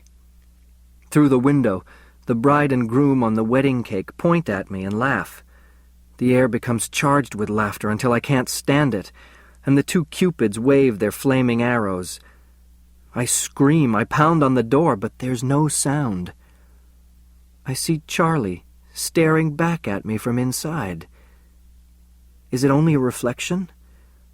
Things clutch at my legs and drag me away from the bakery, down into the shadows of the alleyway, and just as they begin to ooze all over me, I wake up. Other times the window of the bakery opens into the past, and looking through it I see other things and other people. It's astonishing how my power of recall is developing. I cannot control it completely yet, but sometimes when I'm busy reading or working on a problem, I get a feeling of intense clarity. I know it's some kind of subconscious warning signal, and now, instead of waiting for the memory to come to me, I close my eyes and reach out for it. Eventually, I'll be able to bring this recall completely under control, to explore not only the sum of my past experiences, but also all of the untapped faculties of the mind. Even now, as I think about it, I feel the sharp stillness. I see the bakery window, reach out and touch it, cold and vibrating, and then the glass becomes warm, hotter, fingers burning. The window reflecting my image becomes bright, and as the glass turns into a mirror, I see little Charlie Gordon, 14 or 15, looking out at me through the window of his house. And it's doubly strange to realize how different he was. He has been waiting for his sister to come from school, and when he sees her turn the corner onto Marks Street, he waves and calls her name, and runs out onto the porch to meet her. Norma waves a paper. "I got an A in my history test. I knew all the answers. Mrs. Baffin said it was the best paper in the whole class." She's a pretty girl, with light brown hair carefully braided and coiled about her head in a crown, and as she looks up at her big brother, the smile turns to a frown, and she skips away, leaving him behind as she darts up the steps into the house. Smiling, he follows her. His mother and father are in the kitchen, and Charlie, bursting with the excitement of Norma's good news, blurts it out before she has a chance. "She got an A! She got an A!" "No!" shrieks Norma. "Not you! You don't tell! It's my mark, and I'm gonna tell!" "Now wait a minute, young lady." Matt puts his newspaper down and addresses her sternly. "That's no way to talk to your brother." "He had no right to tell." "Never mind." Matt glares at her over his warning finger. "He meant no harm by it, and you mustn't shout at him that way." She turns to her mother for support. "I got an A, the best mark in class. Now I can have a dog? You promised. You said if I got a good mark in my test, and I got an A. A brown dog with white spots, and I'm going to call him Napoleon because that was the question I answered best on the test. Napoleon lost the Battle of Waterloo." Rose nods. "Go out on the porch and play with Charlie. He's been waiting over an hour for you to come home from school." "I don't want to play with him."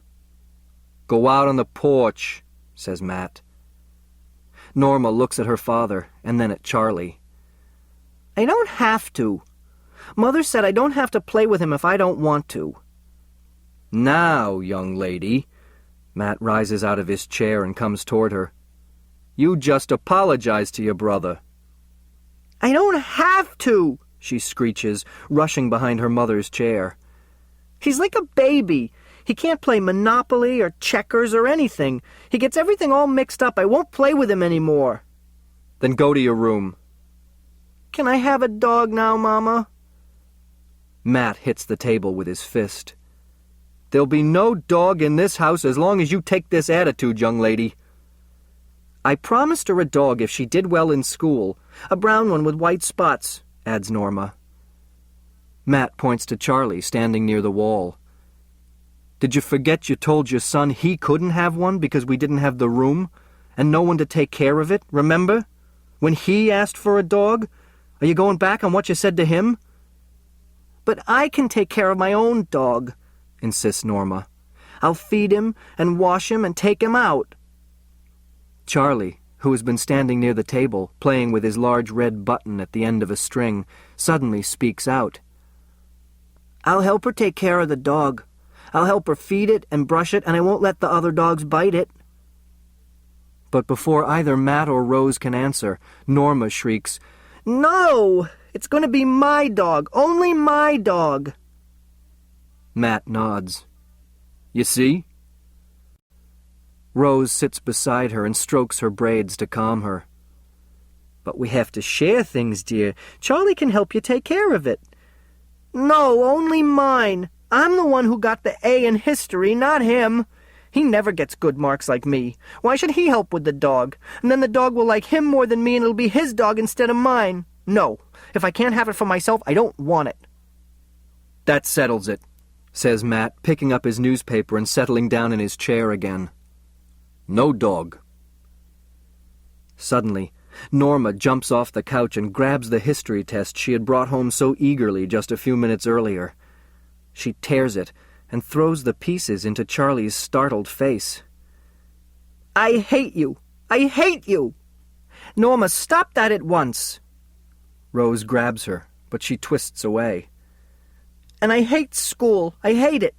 I'll stop studying, and I'll be a dummy like him. I'll forget everything I learned, and then I'll be just like him. She runs out of the room, shrieking, It's happening to me already. I'm forgetting everything. I'm forgetting. I don't remember anything I learned anymore. Rose, terrified, runs after her. Matt sits there, staring at the newspaper in his lap. Charlie, frightened by the hysteria and the screaming, shrinks into a chair, whimpering softly. What has he done wrong? And feeling the wetness in his trousers and the trickling down his leg, he sits there, waiting for the slap he knows will come when his mother returns. The scene fades, but from that time, Norma spent all her free moments with her friends, or playing alone in her room. She kept the door to her room closed, and I was forbidden to enter without her permission. I recall once overhearing Norma and one of her girlfriends playing in her room, and Norma shouting, He's not my real brother.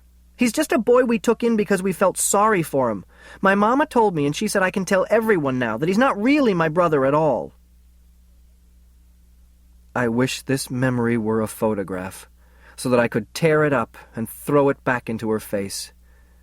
I want to call back across the years and tell her I never meant to stop her from getting her dog. She could have had it all to herself, and I wouldn't have fed it or brushed it or played with it, and I would never have made it like me more than it liked her. I only wanted her to play games with me the way we used to. I never meant to do anything that would hurt her at all.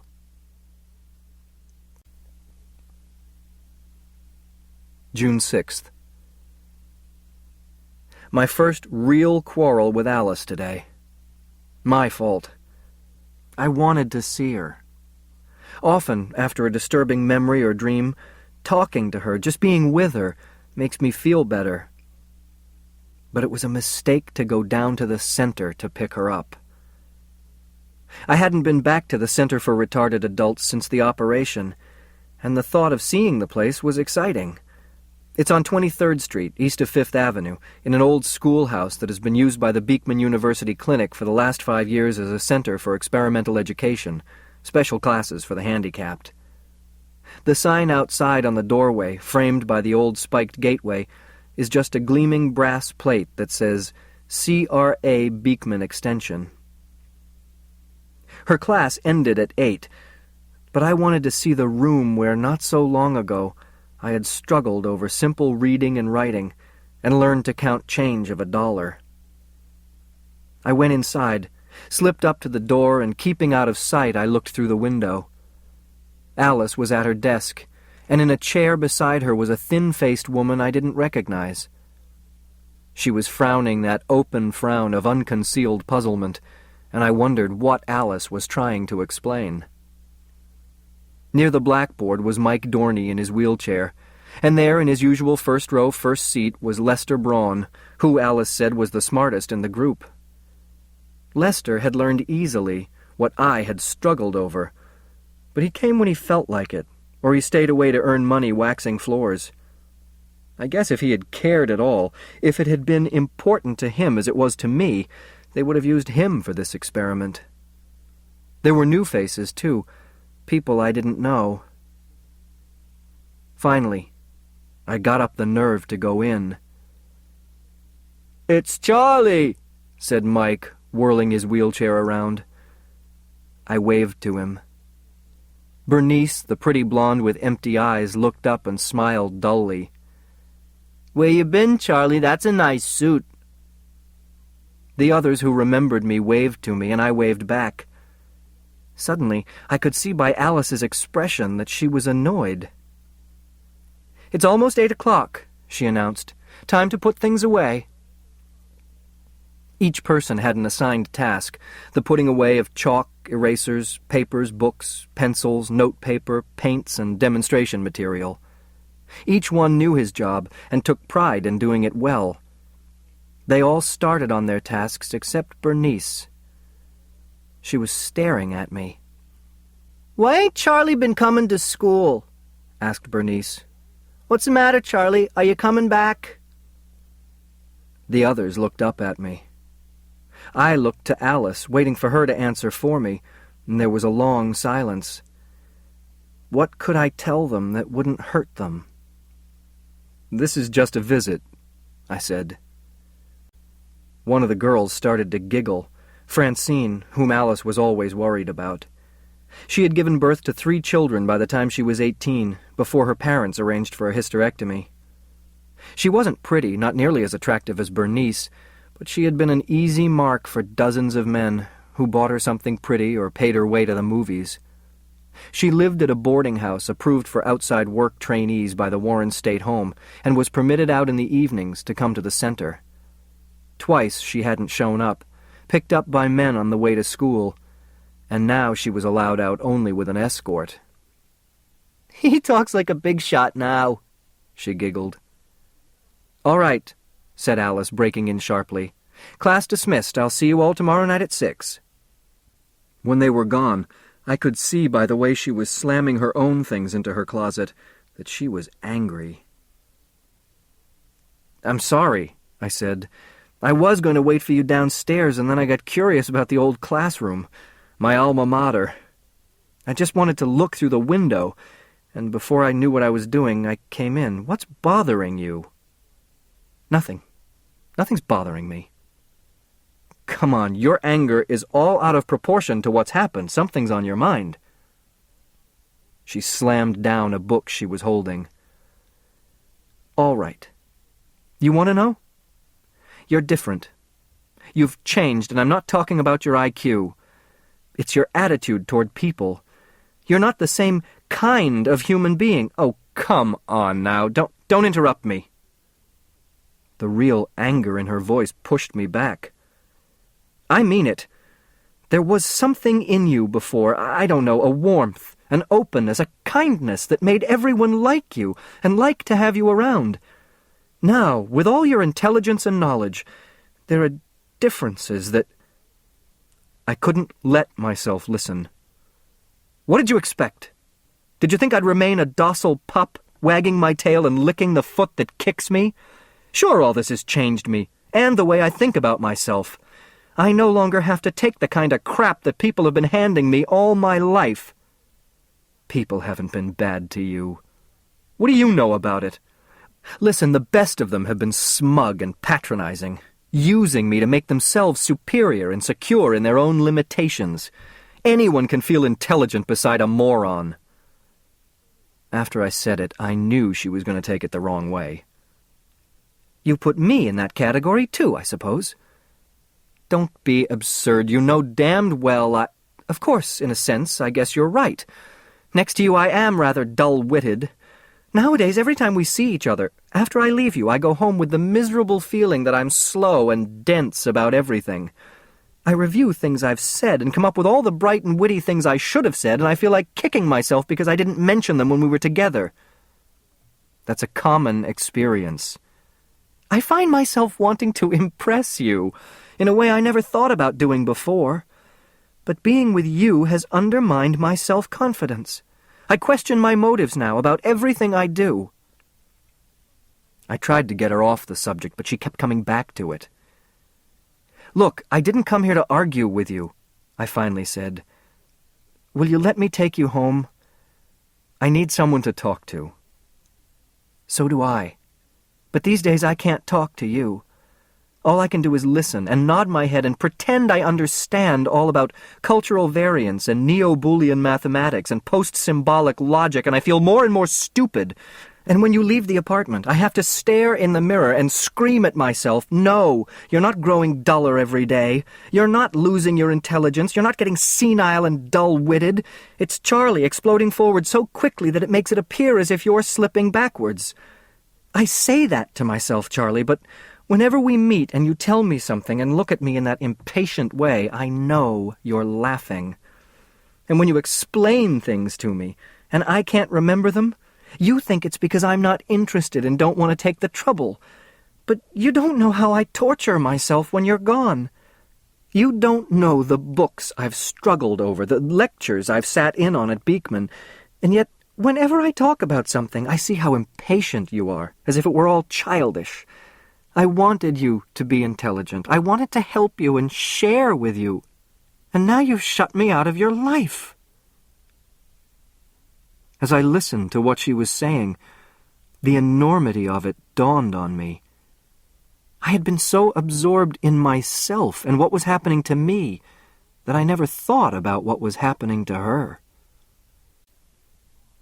She was crying silently as we left the school, and I found myself without words. All during the ride on the bus, I thought to myself how upside down the situation had become. She was terrified of me. The ice had broken between us, and the gap was widening as the current of my mind carried me swiftly into the open sea. She was right in refusing to torture herself by being with me. We no longer had anything in common. Simple conversation had become strained, and all there was between us now was the embarrassed silence and unsatisfied longing in a darkened room.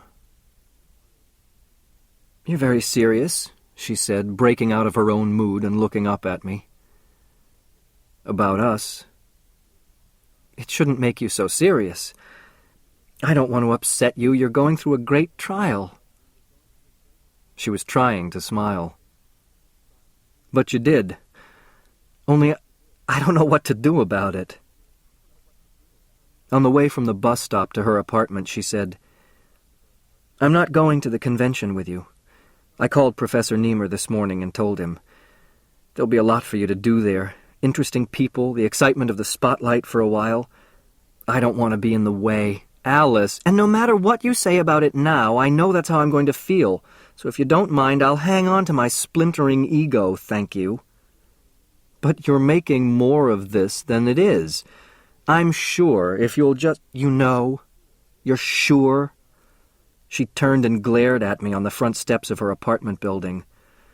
"Oh, how insufferable you've become. How do you know what I feel? You take liberties with other people's minds. You can't tell how I feel, or what I feel, or why I feel." She started inside, and then she looked back at me, her voice shaky. "I'll be here when you get back. I'm just upset, that's all. And I want both of us to have a chance to think this out while we're a good distance apart." For the first time in many weeks, she didn't ask me inside. I stared at the closed door with the anger mounting inside me. I wanted to create a scene, to bang on the door, to break it down. I wanted my anger to consume the building. But as I walked away, I felt a kind of simmering, then cooling, and finally, a relief. I walked so fast I was drifting along the streets, and the feeling that hit my cheek was a cool breeze out of the summer night. Suddenly free. I realize now that my feeling for Alice had been moving backward against the current of my learning, from worship to love to fondness to a feeling of gratitude and responsibility. My confused feeling for her had been holding me back, and I had clung to her out of my fear of being forced out on my own and cut adrift. But with the freedom came a sadness. I wanted to be in love with her. I wanted to overcome my emotional and sexual fears, to marry, have children, settle down. Now it's impossible. I'm just as far away from Alice with an IQ of 185 as I was when I had an IQ of 70. And this time, we both know it. June 8th. What drives me out of the apartment to prowl through the city? I wander through the streets alone, not the relaxing stroll of a summer night, but the tense hurry to get... Where? Down alleyways, looking into doorways, peering into half-shuttered windows, wanting someone to talk to and yet afraid to meet anyone. Up one street and down another, through the endless labyrinth, hurling myself against the neon cage of the city. Searching... for what? I met a woman in Central Park. She was sitting on a bench near the lake with a coat clutched around her despite the heat. She smiled and motioned for me to sit beside her. We looked at the bright skyline on Central Park South, the honeycomb of lighted cells against the blackness, and I wished I could absorb them all. Yes, I told her, I was from New York. No, I had never been to Newport News, Virginia. That's where she was from, and where she had married this sailor who was at sea now, and she hadn't seen him in 2.5 years. She twisted and knotted a handkerchief, using it from time to time to wipe the beaded sweat from her forehead. Even in the dim light reflected from the lake, I could see that she wore a great deal of makeup. But she looked attractive, with her straight dark hair loose to her shoulders, except that her face was puffy and swollen as if she had just gotten up from sleep. She wanted to talk about herself, and I wanted to listen. Her father had given her a good home, an education, everything a wealthy shipbuilder could give his only daughter, but not forgiveness. He would never forgive her elopement with the sailor. She took my hand as she spoke and rested her head on my shoulder. "The night Gary and I were married," she whispered, "I was a terrified virgin. And he just went crazy. First he had to slap me and beat me, and then he took me with no love-making. That was the last time we were ever together. I never let him touch me again." She could probably tell by the trembling of my hand that I was startled. It was too violent and intimate for me. Feeling my hand stir, she gripped it tighter, as if she had to finish her story before she could let me go. It was important to her, and I sat quietly, as one sits before a bird that feeds from your palm. "Not that I don't like men," she assured me with wide-eyed openness. "I've been with other men. Not him, but lots of others. Most men are gentle and tender with a woman. They make love slowly, with caresses and kisses first." She looked at me meaningfully and let her open palm brush back and forth against mine. It was what I had heard about, read about, dreamed about. I didn't know her name and she didn't ask mine. She just wanted me to take her someplace where we could be alone. I wondered what Alice would think. I caressed her awkwardly and kissed her still more hesitantly so that she looked up at me. "What's the matter?" she whispered. "What are you thinking?" About you. Do you have a place we can go? Each step forward was caution. At what point would the ground give way and plunge me into anxiety? Something kept me moving ahead to test my footing. If you don't have a place, the Mansion Hotel on 53rd doesn't cost too much, and they don't bother you about luggage if you pay in advance. I have a room. She looked at me with new respect. Well, that's fine. Still nothing. And that in itself was curious. How far could I go without being overwhelmed by symptoms of panic? When we were alone in the room? When she undressed, when I saw her body? When we were lying together? Suddenly, it was important to know if I could be like other men, if I could ever ask a woman to share a life with me. Having intelligence and knowledge wasn't enough. I wanted this, too. The sense of release and looseness was strong now, with the feeling that it was possible. The excitement that came over me when I kissed her again communicated itself, and I was sure I could be normal with her. She was different from Alice. She was the kind of woman who had been around. Then her voice changed, uncertain. Before we go, just one thing. She stood up and took a step toward me in the spray of lamplight, opening her coat, and I could see the shape of her body as I had not imagined it all the time we were sitting next to each other in the shadows. Only the 5th month, she said. It doesn't make any difference. You don't mind, do you? Standing there with her coat open, she was superimposed as a double exposure on the picture of the middle-aged woman just out of the bathtub holding open her bathrobe for Charlie to see. And I waited, as a blasphemer waits for lightning. I looked away.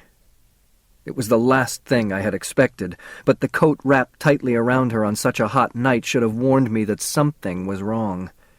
"It's not my husband's," she assured me. "I wasn't lying to you about what I said before. I haven't seen him for years. It was a salesman I met about 8 months ago. I was living with him. I'm not going to see him anymore, but I'm going to keep the baby. We've just got to be careful, not rough or anything like that. But otherwise, you don't have to worry." Her voice ran down when she saw my anger. "That's filthy," I shouted. "You ought to be ashamed of yourself." She drew away, wrapping her coat quickly around her to protect what lay within. As she made that protective gesture, I saw the second double image. My mother, heavy with my sister, in the days when she was holding me less, warming me less with her voice and touch, protecting me less against anyone who dared to say I was subnormal. I think I grabbed her shoulder, I'm not sure, but then she was screaming, and I was sharply back to reality with the sense of danger. I wanted to tell her I had meant no harm, I would never hurt her or anyone. "Please, don't scream." But she was screaming, and I heard the running footsteps on the darkened path. This was something no one would understand. I ran into the darkness to find an exit from the park, zigzagging across one path and down another. I didn't know the park, and suddenly I crashed into something that threw me backwards. A wire mesh fence, a dead end. Then I saw the swings and slides and realized it was a children's playground locked up for the night. I followed the fence and kept going, half running, stumbling over twisted roots. At the lake that curved around near the playground, I doubled back, found another path, went over the small footbridge, and then around and under it. No exit. "What is it? What happened, lady?" "A maniac?" "You all right?" "Which way did he go?" I had circled back to where I had started from. I slipped behind the huge outcropping of a rock and a screen of bramble and dropped flat on my stomach. "Get a cop. There's never a cop when you need one." "What happened?" "A degenerate tried to rape her." "Hey, some guy down there is chasing him. There he goes." "Come on, get the bastard before he gets out of the park." "Careful, he's got a knife and a gun." It was obvious that the shouting had flushed out the night crawlers, because the cry of "There he goes" was echoed from behind me, and looking out from behind the rock, I could see a lone runner being chased down the lamp-lit path into the darkness. Seconds later, another one passed in front of the rock and disappeared into the shadows. I pictured myself being caught by this eager mob and beaten and torn by them. I deserved it. I almost wanted it. I stood up, brushed the leaves and dirt from my clothing, and walked slowly down the path in the direction from which I had come. I expected every second to be grabbed from behind and pulled down into the dirt and darkness, but soon I saw the bright lights of 59th Street and 5th Avenue, and I came out of the park. Thinking about it now, in the security of my room, I'm shaken with the rawness that touched me. Remembering how my mother looked before she gave birth to my sister is frightening. But even more frightening is the feeling that I wanted them to catch me and beat me. Why did I want to be punished? Shadows out of the past clutch at my legs and drag me down. I open my mouth to scream, but I'm voiceless. My hands are trembling. I feel cold, and there's a distant humming in my ears.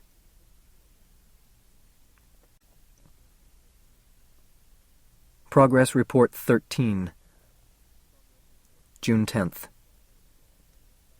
We're on a Stratojet, about to take off for Chicago. I owe this progress report to Bert, who had the bright idea that I could dictate this on a transistor tape recorder and have a public stenographer in Chicago type it up. Niemer likes the idea. In fact, he wants me to use the recorder up to the last minute. He feels it will add to the report if they play the most recent tape at the end of the session. So, here I am, sitting off by myself in our private section of a jet on the way to Chicago, trying to get used to thinking aloud and to the sound of my own voice. I suppose the typist can get rid of all the ums, ers, and ahs and make it all seem natural on paper. I can't help the paralysis that comes over me when I think hundreds of people are going to listen to the words I'm saying now. My mind is a blank. At this point, my feelings are more important than anything else. The idea of going up in the air terrifies me. As far as I can tell, in the days before the operation, I never really understood what planes were. I never connected the movies and TV close-ups of planes with the things that I saw zooming overhead. Now that we're about to take off, I can think only of what might happen if we crash. A cold feeling, and the thought that I don't want to die. Brings to mind those discussions about God. I've thought about death often in recent weeks, but not really about God. My mother took me to church occasionally, but I don't recall ever connecting that up with the thought of God. She mentioned him quite often, and I had to pray to him at night, but I never thought much about it.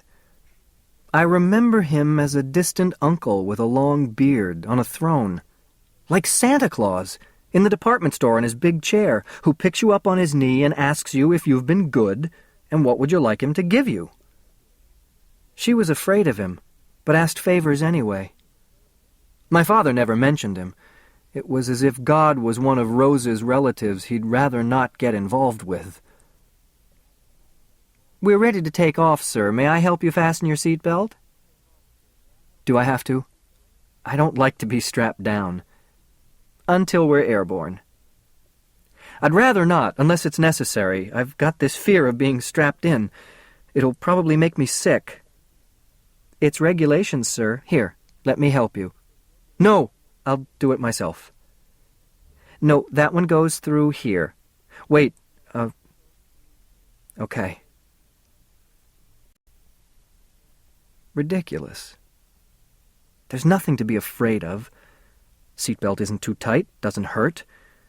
Why should putting on the damned seatbelt be so terrifying? That and the vibrations of the plane taking off. Anxiety all out of proportion to the situation, so it must be something... What?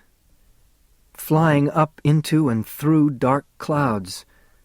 Fasten your seatbelts. Strapped down, straining forward, odor of sweaty leather, vibrations and a roaring sound in my ears. Through the window, in the clouds, I see Charlie. Age is difficult to tell, about 5 years old, before Norma. Are you two ready yet? His father comes to the doorway, heavy, especially in the sagging fleshiness of his face and neck. He has a tired look. I said, are you ready? Just a minute, answers Rose. I'm getting my hat on. See if his shirt is buttoned and tie his shoelaces. Come on, let's get this thing over with. Where? Asks Charlie. Where'd Charlie go? His father looks at him and frowns. Matt Gordon never knows how to react to his son's questions. Rose appears in the doorway of her bedroom, adjusting the half-veil of her hat. She's a bird-like woman, and her arms, up to her head, elbows out, look like wings. We're going to the doctor, who's going to help you get smart. The veil makes it look as if she were peering down at him through a wire screen. He's always frightened when they dress up to go out this way, because he knows he will have to meet other people, and his mother will become upset and angry. He wants to run, but there's no place for him to go. Why do you have to tell him that?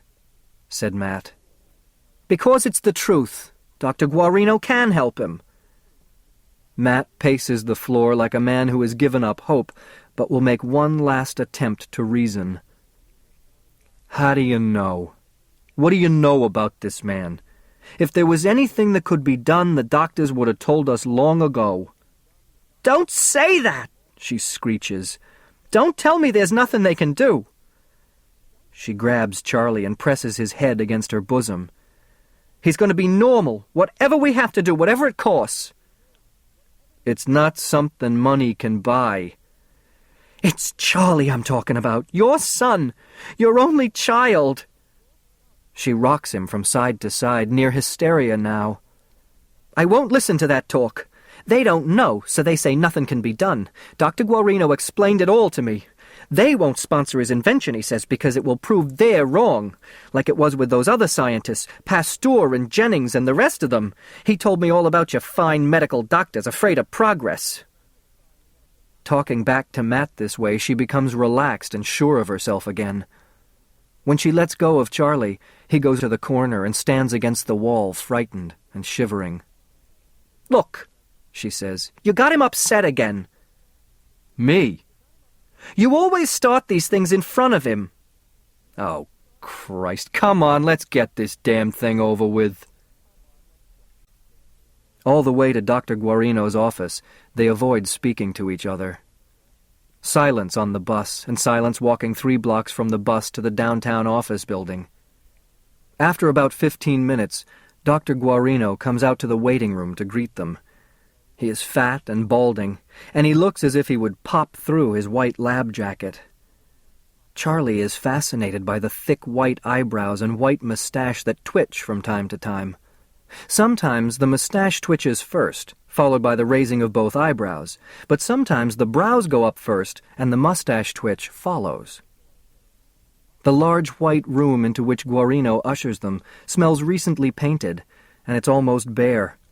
2 desks on one side of the room, and on the other, a huge machine with rows of dials and 4 long arms like dentist drills. Nearby is a black leather examination table with thick, webbed restraining straps. Well, well, well, says Guarino, raising his eyebrows. So this is Charlie. He grips the boy's shoulders firmly. We're going to be friends.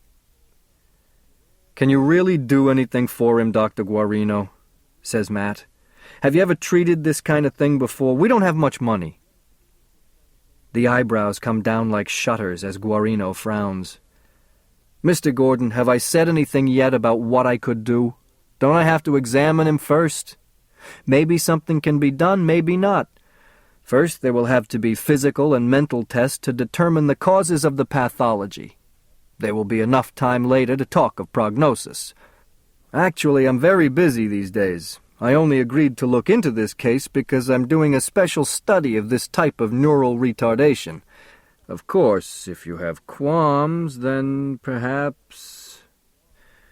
His voice trails off sadly, and he turns away, but Rose Gordon jabs at Matt with her elbow. "My husband doesn't mean that at all, Dr. Guarino. He talks too much." She glares at Matt again to warn him to apologize. Matt sighs. "If there's any way you can help Charlie, we'll do anything you ask. Things are slow these days. I sell barbershop supplies, but whatever I have, I'll be glad to—" "Just one thing I must insist on," says Guarino, pursing his lips as if making a decision. "Once we start, the treatment must continue all the way. In cases of this type, the results often come suddenly after long months without any sign of improvement. Not that I'm promising you success, mind you. Nothing is guaranteed. But you must give the treatment a chance, otherwise you're better off not starting at all." He frowns at them to let his warning sink in, and his brows are white shades from under which his bright blue eyes stare. "Now, if you'll just step outside and let me examine the boy."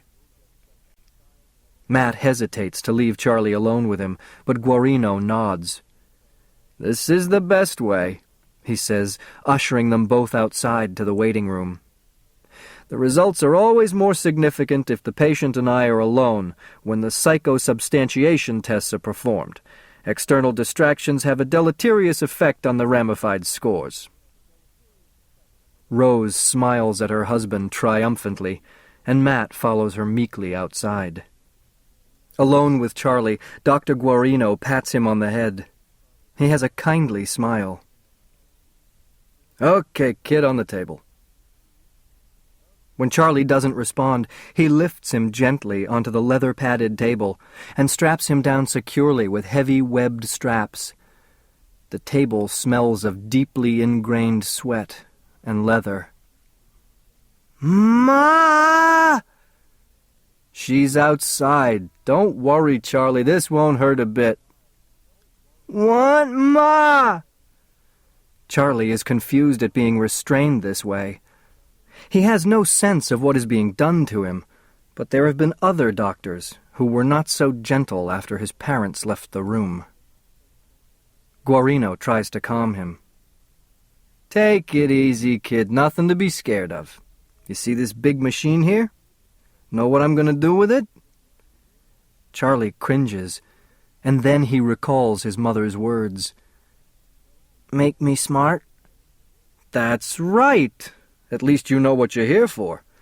Now just close your eyes and relax while I turn on these switches. It'll make a loud noise like an airplane, but it won't hurt you.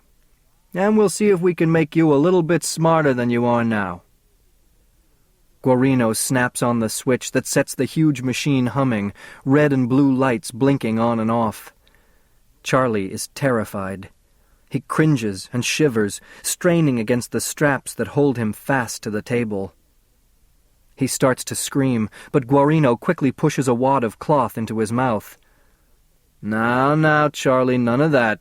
You be a good little boy. I told you it won't hurt." He tries to scream again, but all that comes out is a muffled choking that makes him want to throw up.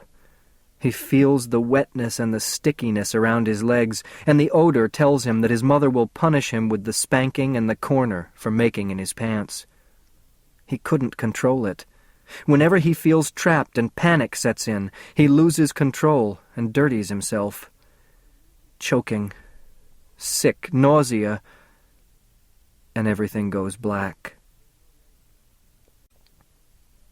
There's no way of knowing how much time passes, but when Charlie opens his eyes, the cloth is out of his mouth and the straps have been removed. Dr. Guarino pretends he doesn't smell the odor. "Nah, that didn't hurt you a bit, did it?" "No." "Well then, what are you trembling like that for?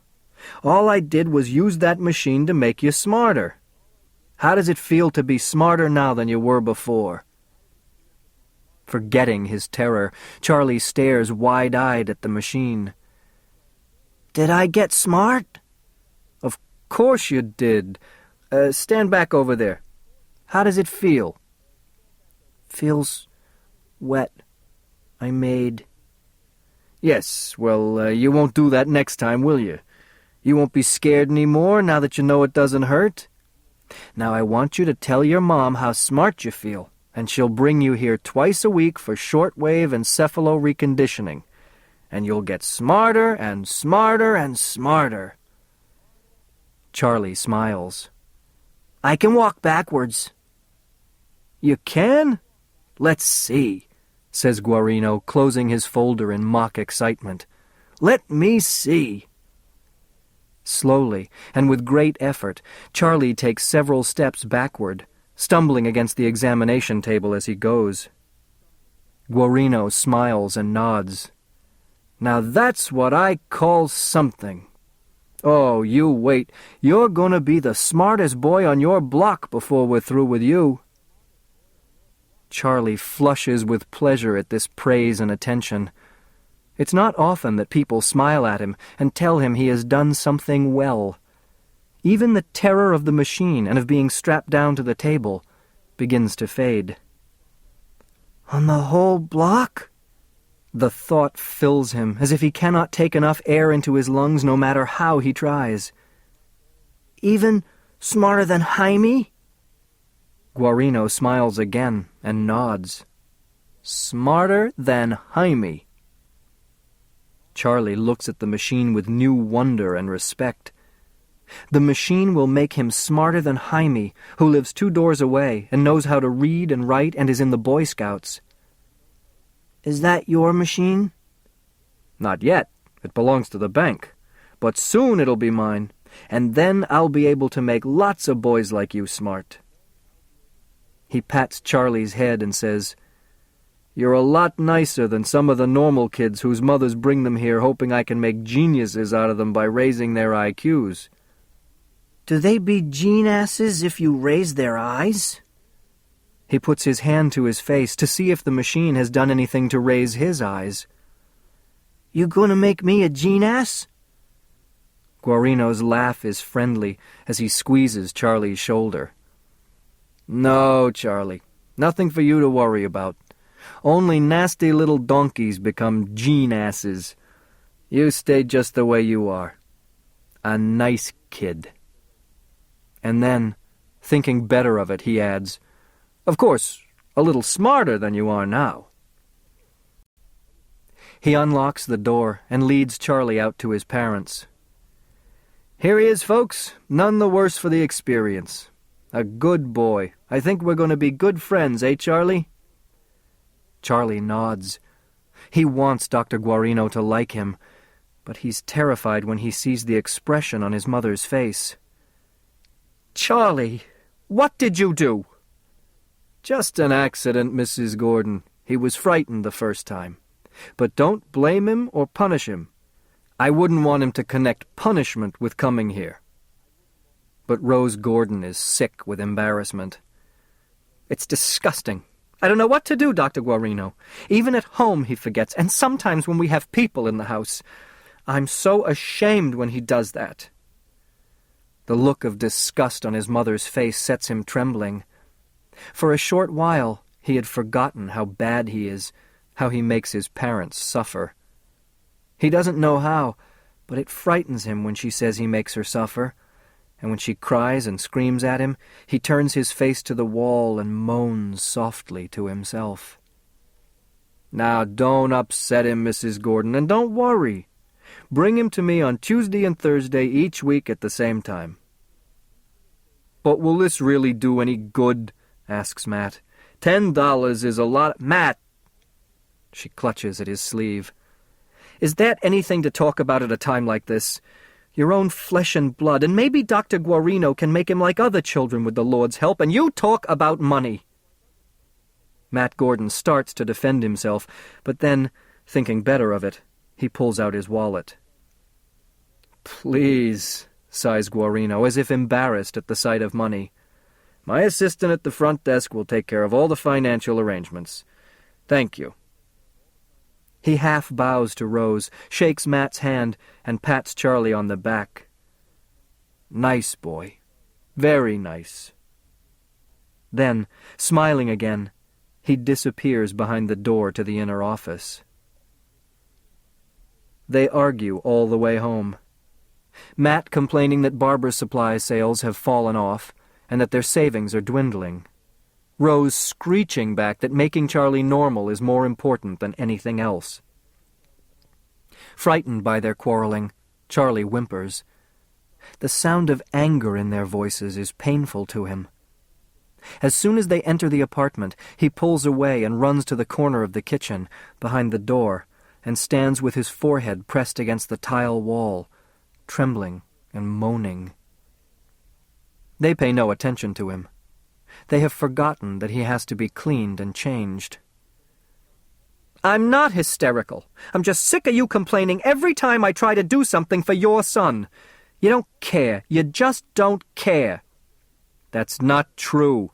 But I realize there's nothing we can do. When you've got a child like him, it's a cross, and you bear it and love it. Well, I can bear him, but I can't stand your foolish ways. You've spent almost all our savings on quacks and phonies, money I could have used to set me up in a nice business of my own. Yes, don't look at me that way. For all the money you've thrown down the sewer to do something that can't be done, I could have had a barber shop of my own, instead of eating my heart out selling for 10 hours a day. My own place with people working for me. Stop shouting. Look at him. He's frightened. The hell with you. Now I know who's the dope around here. Me. For putting up with you."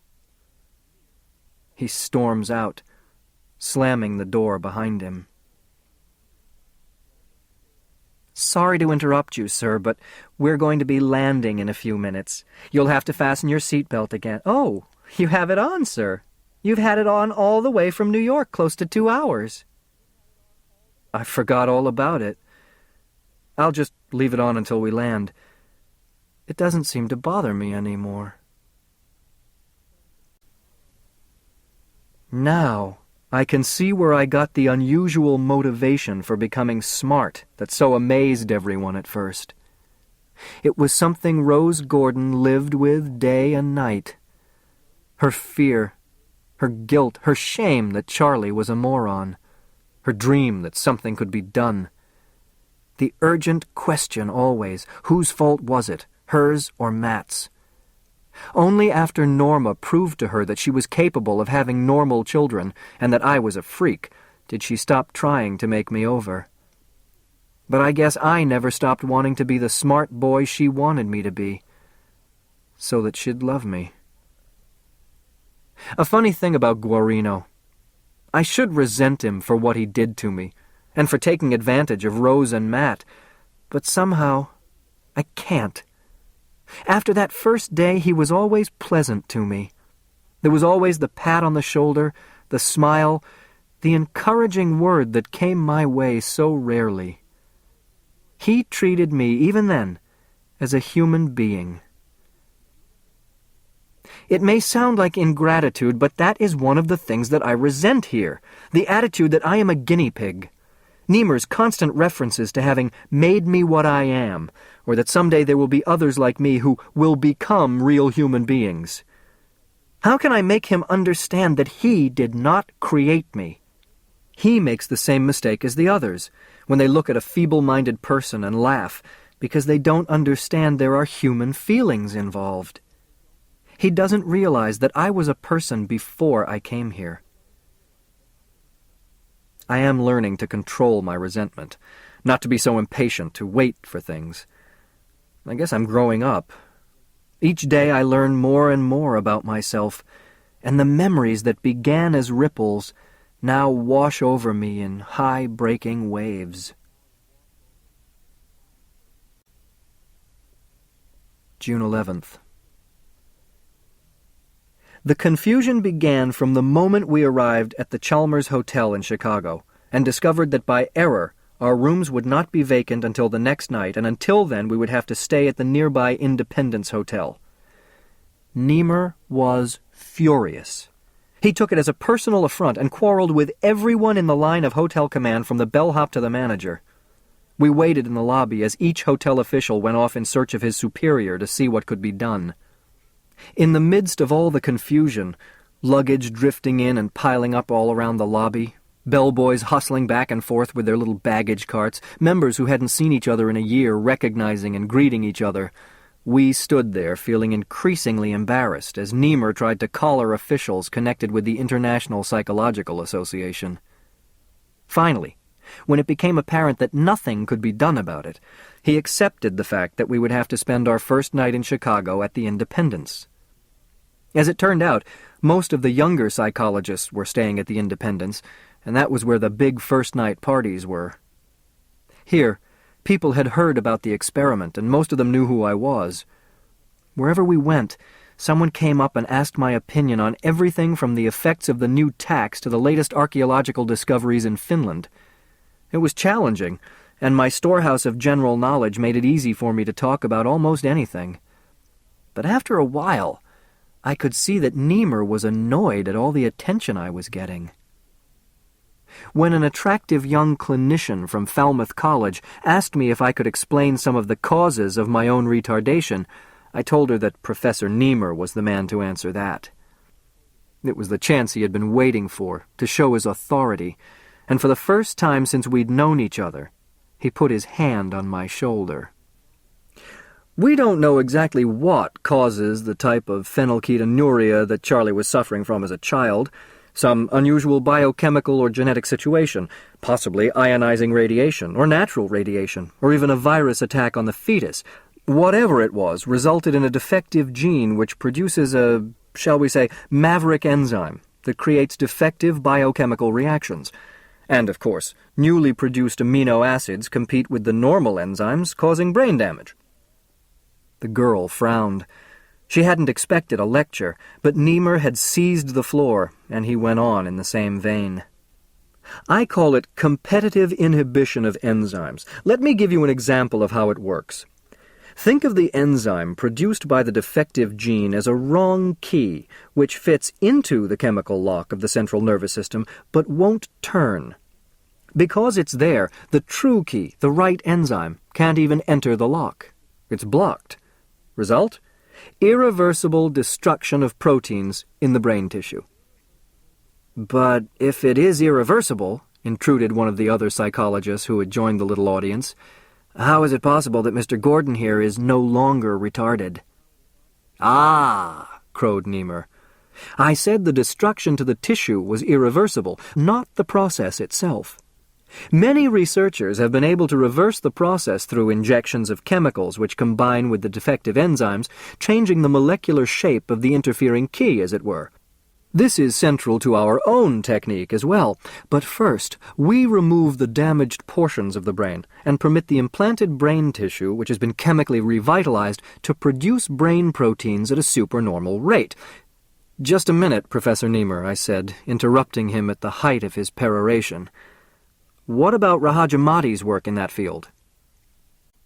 He looked at me blankly. Who? Rahajamati. His article attacks Taneda's theory of enzyme fusion, the concept of changing the chemical structure of the enzyme blocking the step in the metabolic pathway. He frowned. Where was that article translated? It hasn't been translated yet. I read it in the Hindu Journal of Psychopathology just a few days ago. He looked at his audience and tried to shrug it off. Well, I don't think we have anything to worry about. Our results speak for themselves. But Taneda himself first propounded the theory of blocking the maverick enzyme through combination, and now he points out that, oh, come now, Charlie. Just because a man is the first to come forth with a theory doesn't make him the final word on its experimental development. I think everyone here will agree that the research done in the United States and Britain far outshines the work done in India and Japan. We still have the best laboratories and the best equipment in the world.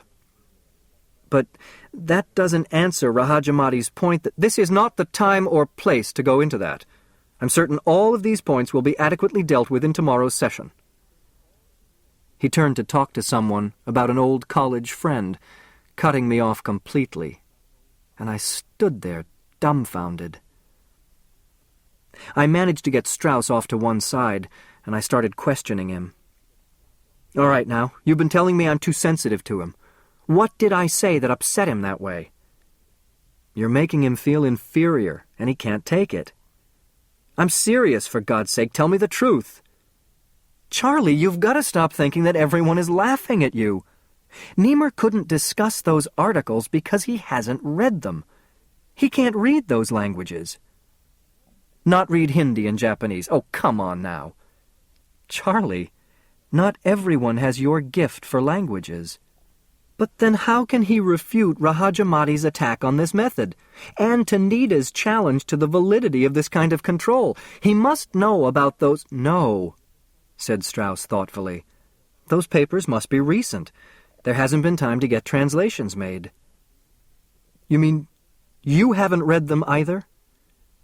He shrugged. "I'm an even worse linguist than he is. But I'm certain before the final reports are turned in, all the journals will be combed for additional data." I didn't know what to say. To hear him admit that both of them were ignorant of whole areas in their own fields was terrifying. "What languages do you know?" I asked him. "French, German, Spanish, Italian, and enough Swedish to get along." "No Russian, Chinese, Portuguese?" He reminded me that as a practicing psychiatrist and neurosurgeon, he had very little time for languages, and the only ancient languages that he could read were Latin and Greek, nothing of the ancient Oriental tongues. I could see he wanted to end the discussion at that point, but somehow I couldn't let go. I had to find out just how much he knew. I found out. Physics, nothing beyond the quantum theory of fields. Geology, nothing about geomorphology or stratigraphy or even petrology. Nothing about the micro or macroeconomic theory. Little in mathematics beyond the elementary level of calculus of variations, and nothing at all about Banach algebra or Riemannian manifolds. It was the first inkling of the revelations that were in store for me this weekend. I couldn't stay at the party. I slipped away to walk and think this out. Frauds, both of them. They had pretended to be geniuses, but they were just ordinary men working blindly, pretending to be able to bring light into the darkness. Why is it that everyone lies? No one I know is what he appears to be. As I turned the corner, I caught a glimpse of Bert coming after me. "What's the matter?" I said as he caught up to me. "Are you following me?" He shrugged and laughed uncomfortably. "Exhibit A, star of the show. Can't have you run down by one of these motorized Chicago cowboys or mugged and rolled on State Street." "I don't like being kept in custody." He avoided my gaze as he walked beside me, his hands deep in his pockets. "Take it easy, Charlie. The old man is on edge. This convention means a lot to him. His reputation is at stake." "I didn't know you were so close to him," I taunted, recalling all the times Bert had complained about the professor's narrowness and pushing. "I'm not close to him." He looked at me defiantly. "But he's put his whole life into this. He's no Freud or Jung or Pavlov or Watson, but he's doing something important, and I respect his dedication. Maybe even more because he's just an ordinary man trying to do a great man's work, while the great men are all busy making bombs."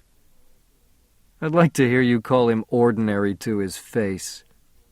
"It doesn't matter what he thinks of himself. Sure, he's egotistic, so what? It takes that kind of ego to make a man attempt a thing like this. I've seen enough of men like him to know that mixed in with that pompousness and self-assertion is a goddamn good measure of uncertainty and fear." "And phoniness and shallowness," I added. "I see them now as they really are. Phonies. I suspected it of Niemer.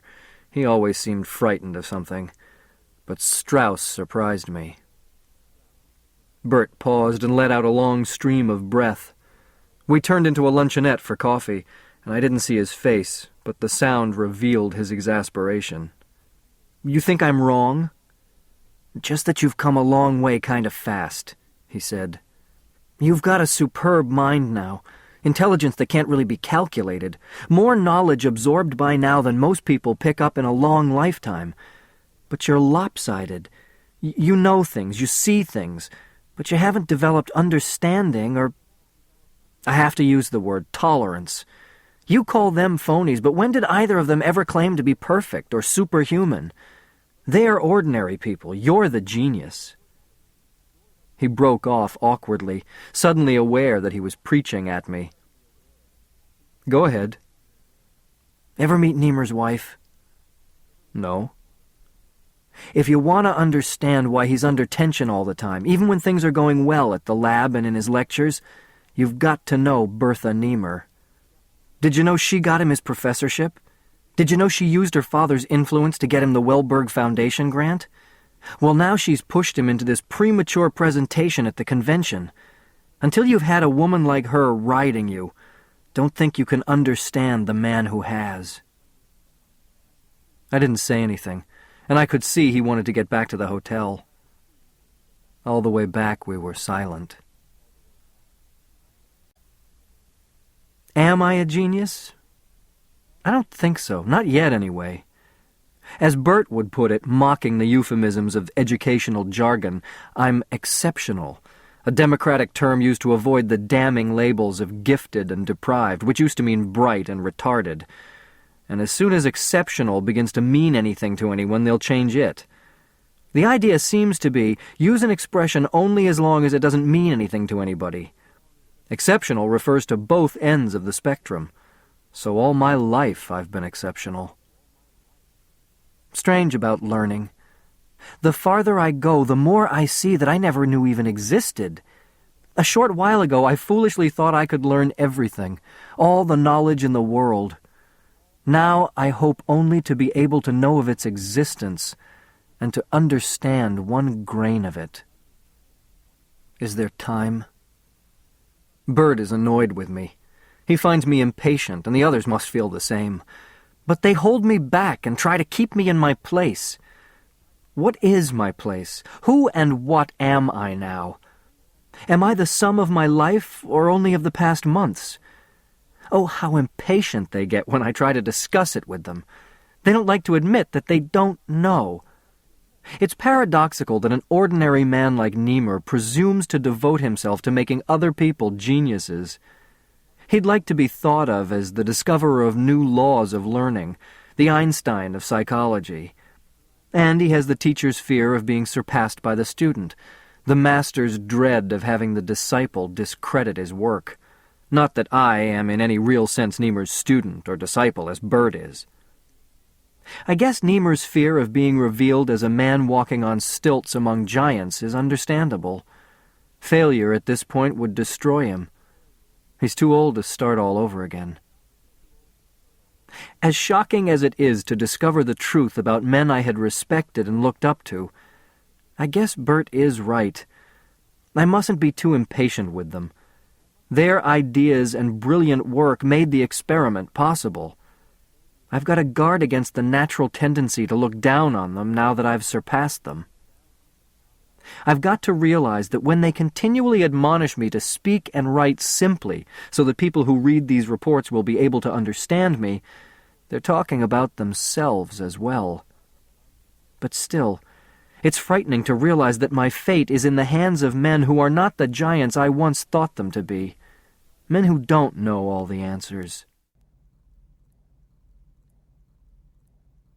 This ends Disc 4. Flowers for Algernon, Disc 5. June 13. I'm dictating this under great emotional strain. I've walked out on the whole thing. I'm on a plane headed back to New York alone, and I have no idea what I'm going to do when I get there. At first, I admit I was in awe at the picture of an international convention of scientists and scholars gathered for an exchange of ideas.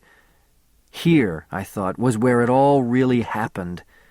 Here it would be different from the sterile college discussions, because these were the men on the highest levels of psychological research and education, the scientists who wrote the books and delivered the lectures, the authorities people quoted.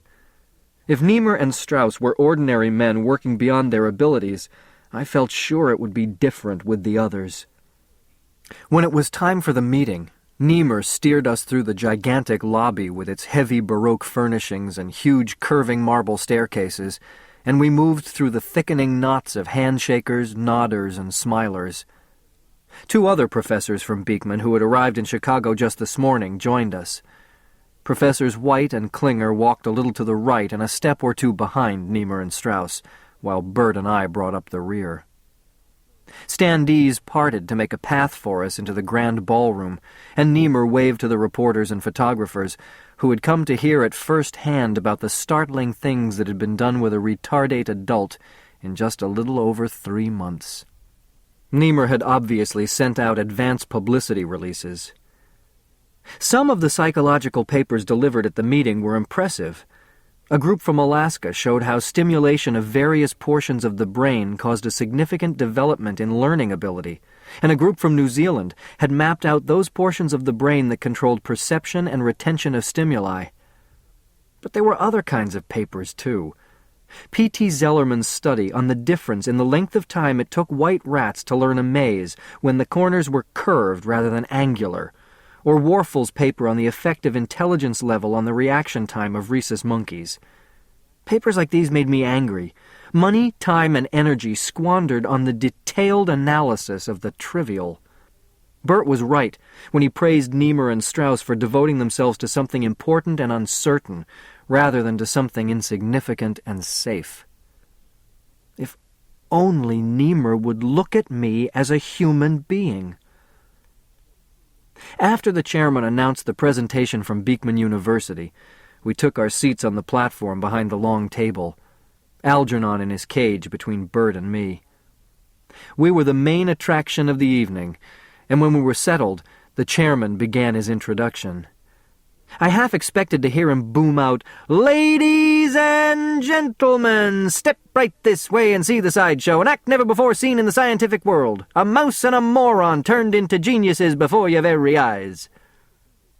I admit I had come here with a chip on my shoulder. All he said was, "The next presentation really needs no introduction. We've all heard about the startling work being done at Beekman University, sponsored by the Wellberg Foundation grants, under the direction of the chairman of the psychology department, Professor Niemer, in cooperation with Dr. Strauss of the Beekman Neuropsychiatric Center. Needless to say, this is a report we've all been looking forward to with great interest. I turn the meeting over to Professor Niemer and Dr. Strauss." Niemer nodded graciously at the chairman's introductory praise and winked at Strauss in the triumph of the moment. The first speaker from Beekman was Professor Klinger. I was becoming irritated, and I could see that Algernon, upset by the smoke, the buzzing, the unaccustomed surroundings, was moving around in his cage nervously. I had the strangest compulsion to open his cage and let him out. It was an absurd thought, more of an itch than a thought, and I tried to ignore it. But as I listened to Professor Klinger's stereotyped paper on the effects of left-handed goal boxes in a T-maze versus right-handed goal boxes in a T-maze, I found myself toying with the release lock mechanism of Algernon's cage. In a short while, before Strauss and Niemer would unveil their crowning achievement, Bert would read a paper describing the procedures and results of administering intelligence and learning tests he had devised for Algernon. This would be followed by a demonstration, as Algernon was put through his paces of solving a problem in order to get his meal, something I have never stopped resenting. Not that I had anything against Bert. He had always been straightforward with me, more so than most of the others. But when he described the white mouse who had been given intelligence, he was as pompous and artificial as the others, as if he were trying on the mantle of his teachers. I restrained myself at that point more out of friendship for Bert than anything else. Letting Algernon out of his cage would throw the meeting into chaos, and after all, this was Bert's debut into the rat race of academic preferment. I had my finger on the cage door release, and as Algernon watched the movement of my hand with his pink candy eyes, I'm certain he knew what I had in mind. At that moment, Bert took the cage for his demonstration. He explained the complexity of the shifting lock and the problem-solving required each time the lock was to be opened. Thin plastic bolts fell into place in varying patterns and had to be controlled by the mouse, who depressed a series of levers in the same order. As Algernon's intelligence increased, his problem-solving speed increased. That much was obvious. But then Bert revealed one thing I had not known. At the peak of his intelligence, Algernon's performance had become variable. There were times, according to Bert's report, when Algernon refused to work at all, even when apparently hungry, and other times when he would solve the problem, but instead of taking his food reward, would hurl himself against the walls of his cage. When someone from the audience asked Bert if he was suggesting that this erratic behavior was directly caused by increased intelligence, Bert ducked the question. "As far as I'm concerned," he said, "there's not enough evidence to warrant that conclusion. There are other possibilities. It is possible that both the increased intelligence and the erratic behavior at this level were created by the original surgery, instead of one being a function of the other. It's also possible that this erratic behavior is unique to Algernon. We didn't find it in any of the other mice, but then none of the others achieved as high a level of intelligence nor maintained it for as long as Algernon has." I realized immediately that this information had been withheld from me. I suspected the reason, and I was annoyed, but that was nothing to the anger I felt when they brought out the films. I had never known that my early performances and tests in the laboratory were filmed. There I was, at the table beside Bert, confused and open-mouthed as I tried to run the maze with the electric stylus. Each time I received a shock, my expression changed to an absurd, wide-eyed stare, and then that foolish smile again. Each time it happened, the audience roared. Race after race it was repeated, and each time they found it funnier than before. I told myself they were not gawking curiosity seekers, but scientists here in search of knowledge. They couldn't help finding these pictures funny, but still, as Bert caught the spirit and made amusing comments on the films, I was overcome with a sense of mischief. It would be even funnier to see Algernon escape from his cage, and to see all these people scattering and crawling around on their hands and knees, trying to retrieve a small, white, scurrying genius. But I controlled myself, and by the time Strauss took the podium, the impulse had passed. Strauss dealt largely with the theory and techniques of neurosurgery, describing in detail how pioneer studies on the mapping of hormone control centers enabled him to isolate and stimulate these centers, while at the same time removing the hormone inhibitor-producing portion of the cortex. He explained the enzyme block theory and went on to describe my physical condition before and after surgery. Photographs, I didn't know they had been taken, were passed around and commented on, and I could see by the nods and smiles that most people there agreed with him that the dull, vacuous facial expression had been transformed into an alert, intelligent appearance. He also discussed in detail the pertinent aspects of our therapy sessions, especially my changing attitudes toward free association on the couch. I had come there as part of a scientific presentation, and I had expected to be put on exhibition. But everyone kept talking about me as if I were some kind of newly created thing they were presenting to the scientific world. No one in this room considered me an individual, a human being. The constant juxtaposition of Algernon and Charlie and Algernon made it clear that they thought of both of us as a couple of experimental animals who had no existence outside the laboratory. But aside from my anger, I couldn't get it out of my mind that something was wrong. Finally, it was Niemer's turn to speak, to sum it all up as the head of the project, to take the spotlight as the author of a brilliant experiment. This was the day he had been waiting for.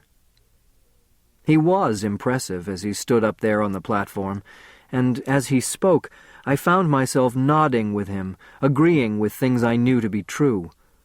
The testing, the experiment, the surgery, and my subsequent mental development were described at length, and his talk was enlivened by quotations from my progress reports.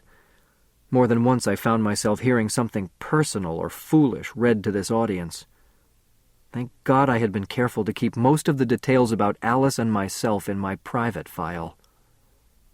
Then, at one point in his summary, he said it. We who have worked on this project at Beekman University have the satisfaction of knowing we have taken one of nature's mistakes and by our new techniques created a superior human being.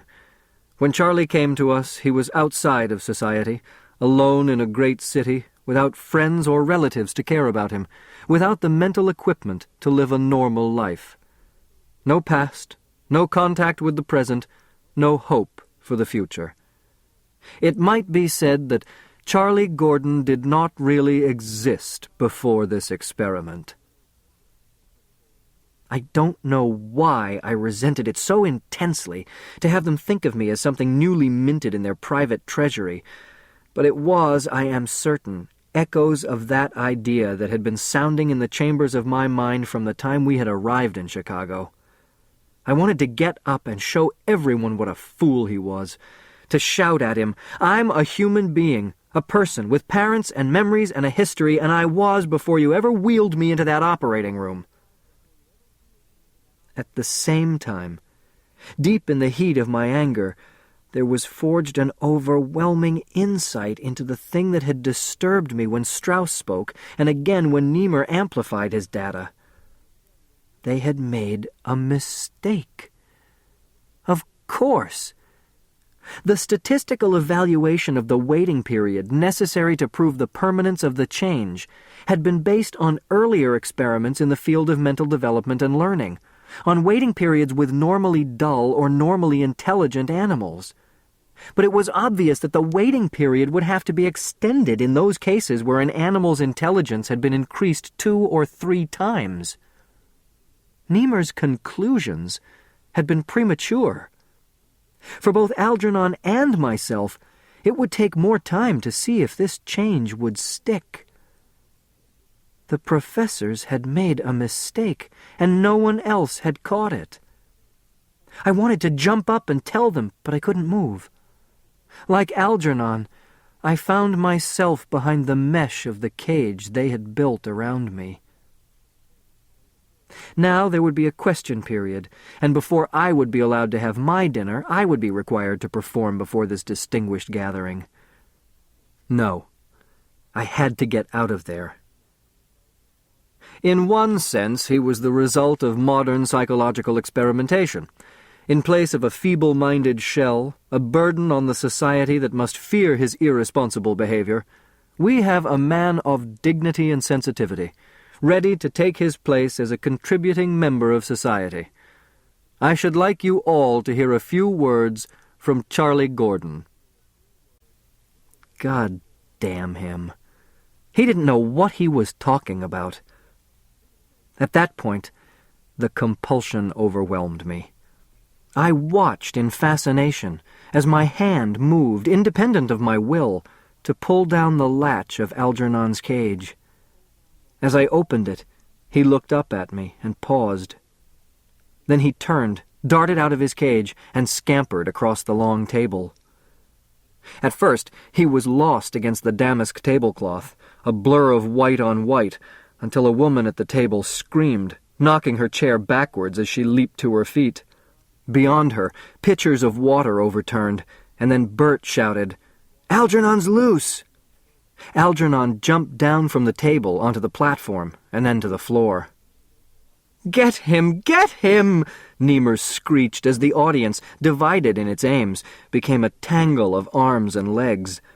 Some of the women, non-experimentalists, tried to stand on the unstable folding chairs while others, trying to help corner Algernon, knocked them over. "Close those back doors!" shouted Bert, who realized Algernon was smart enough to head in that direction. "Run!" I heard myself shout. "The side door!" "He's gone out the side door!" someone echoed. "Get him! Get him!" begged Niemer. The crowd surged out of the grand ballroom into the corridor, as Algernon, scampering along the maroon-carpeted hallway, led them a merry chase. Under Louis XIV's tables, around potted palms, up stairways, around corners, down stairways, into the main lobby, picking up other people as we went. Seeing them all running back and forth in the lobby, chasing a white mouse smarter than many of them, was the funniest thing that had happened in a long time. "Go ahead, laugh," snorted Niemer, who nearly bumped into me. "But if we don't find him, the whole experiment is in danger." I pretended to be looking for Algernon under a wastebasket. "Do you know something?" I said. "You've made a mistake.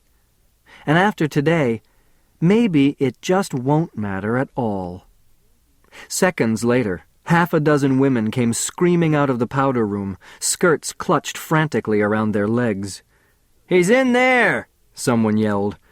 But for a moment, the searching crowd was stayed by the handwriting on the wall. Ladies. I was the first to cross the invisible barrier and enter the sacred gates. Algernon was perched on top of one of the wash basins, glaring at his reflection in the mirror. "Come on," I said. "We'll get out of here together." He let me pick him up and put him into my jacket pocket. "Stay in there quietly until I tell you." The others came bursting through the swinging doors, looking guiltily as if they expected to see screaming nude females. I walked out as they searched the washroom, and I heard Bert's voice. "There's a hole in that ventilator. Maybe he went up there." "Find out where it leads to," said Strauss. "You go up to the second floor," said Niemer, waving to Strauss. "I'll go down to the basement." At this point, they burst out of the ladies' room, and the forces split. I followed behind the Strauss contingent up to the second floor as they tried to discover where the ventilator led to. When Strauss and White and their half-dozen followers turned right down Corridor B, I turned left up Corridor C and took the elevator to my room. I closed the door behind me and patted my pocket. A pink snout and white fuzz poked out and looked around. "I'll just get my things packed," I said, "and we'll take off. Just you and me. A couple of man-made geniuses on the run." I had the bellhop put the bags and the tape recorder into a waiting taxi, paid my hotel bill, and walked out the revolving door with the object of the search nestling in my jacket pocket. I used my return flight ticket to New York. Instead of going back to my place, I plan to stay at a hotel here in the city for 1 or 2 nights. We'll use that as a base of operations while I look for a furnished apartment somewhere midtown. I want to be near Times Square. Talking all this out makes me feel a lot better, even a little silly. I don't really know why I got so upset or what I'm doing on a jet heading back to New York with Algernon in a shoebox under the seat. I mustn't panic. The mistake doesn't necessarily mean anything serious. It's just that things are not as definite as Niemer believed. But where do I go from here? First, I've got to see my parents as soon as I can. I may not have all the time I thought I had. Progress Report 14, June 15th. Our escape hit the papers yesterday, and the tabloids had a field day. On the second page of the Daily Press there was an old picture of me and a sketch of a white mouse. The headline read, "Moron Genius and Mouse Go Berserk."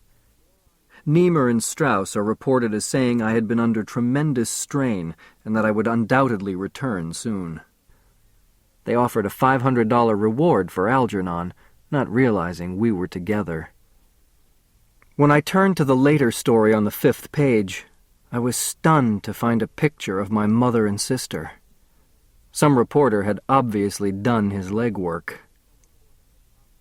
Sister unaware of moron genius's whereabouts. Special to the Daily Press. Brooklyn, New York, June 14th.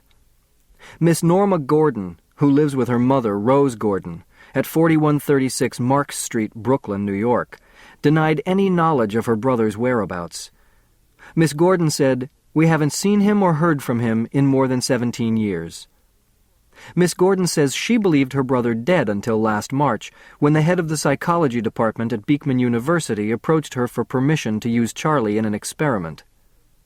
My mother told me he had been sent to the Warren place, Warren State Home and Training School in Warren, Long Island," said Miss Gordon, "and that he died there a few years later. I had no idea that he was still alive." Miss Gordon requests that anyone who has any news about her brother's whereabouts communicate with the family at their home address. The father, Matthew Gordon, who is not living with his wife and daughter, now operates a barber shop in the Bronx. I stared at the news story for a while, and then I turned back and looked at the picture again. How can I describe them? I can't say I remember Rose's face. Although the recent photograph is a clear one, I still see it through the gauze of childhood. I knew her, and I didn't know her. Had we passed on the street, I would not have recognized her, but now, knowing she is my mother, I can make out the faint details, yes. Thin, drawn into exaggerated lines. Sharp nose and chin. I can almost hear her chatter and bird screech. Hair done up in a bun, severely, piercing me with her dark eyes. I want her to take me into her arms and tell me I am a good boy, and at the same time, I want to turn away to avoid a slap. Her picture makes me tremble. And Norma, thin-faced too. Features not so sharp, pretty, but very much like my mother. Her hair, worn down to her shoulders, softens her. The two of them are sitting on the living room couch. It was Rose's face that brought back the frightening memories. She was two people to me, and I never had any way of knowing which she would be. Perhaps she would reveal it to others by a gesture of hand, a raised eyebrow, a frown. My sister knew the storm warnings, and she would always be out of range whenever my mother's temper flared, but it always caught me unawares. I would come to her for comforting, and her anger would break over me. And other times there would be tenderness and holding close like a warm bath, and hands stroking my hair and brow, and the words carved above the cathedral of my childhood. He's like all the other children. He's a good boy. I see back through the dissolving photograph myself and father leaning over a bassinet.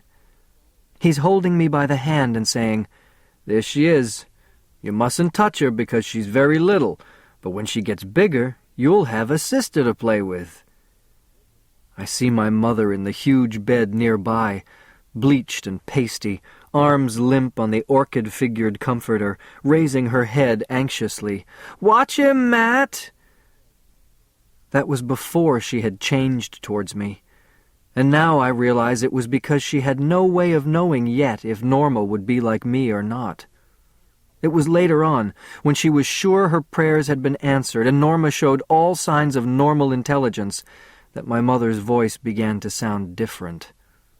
Not only her voice, but her touch, her look, her very presence, all changed. It was as if her magnetic poles had reversed, and where they had once attracted, now repelled. I see now that when Norma flowered in our garden, I became a weed, allowed to exist only where I would not be seen, in corners and dark places. Seeing her face in the newspaper, I suddenly hated her. It would have been better if she had ignored the doctors and teachers and others who were so in a hurry to convince her that I was a moron, turning her away from me so that she gave me less love when I needed more. What good would it do to see her now? What could she tell me about myself? And yet I'm curious. How would she react? To see her and trace back to learn what I was, or to forget her? Is the past worth knowing? Why is it so important for me to say to her, "Mom, look at me. I'm not retarded anymore. I'm normal, better than normal. I'm a genius"? Even as I try to get her out of my mind, The memories seep back from the past to contaminate the here and now. Another memory when I was much older. A quarrel. Charlie lying in bed with the covers pulled up around him. The room dark except for the thin line of yellow light from the door ajar that penetrates the darkness to join both worlds. And he hears things, not understanding, but feeling, because the rasp of their voices is linked to their talk of him. More and more, each day, he comes to associate that tone with a frown when they speak of him.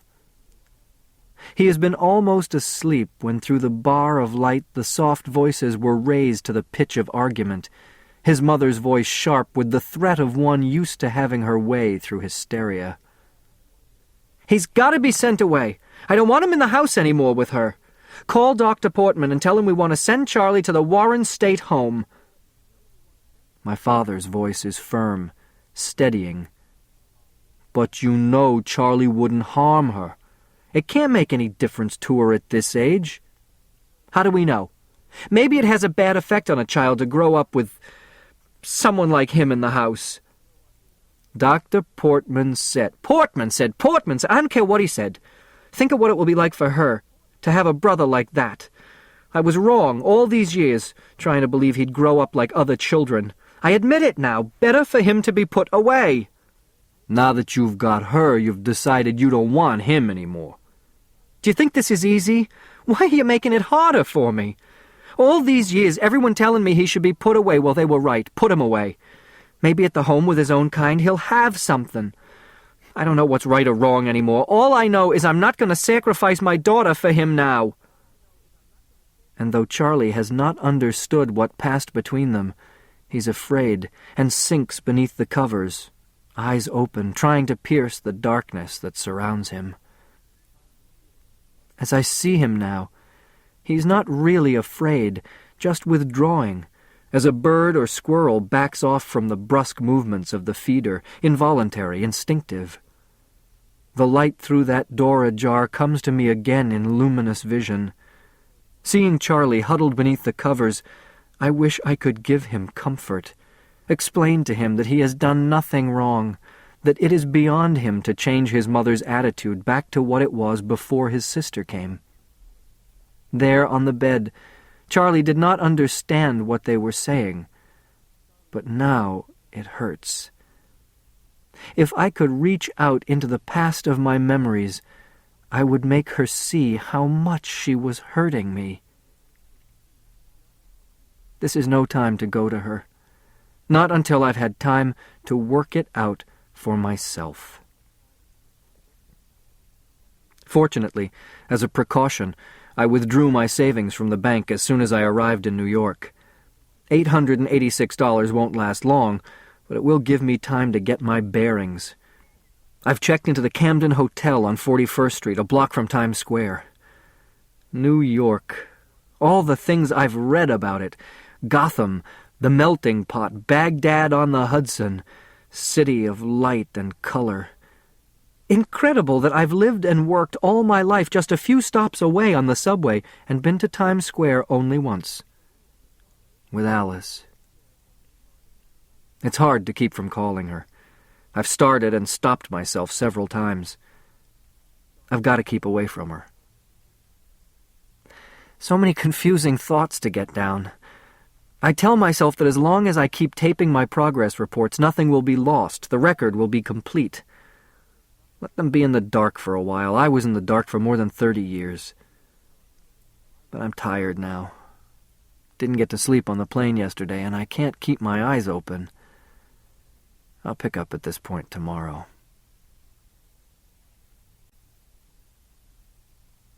June 16th.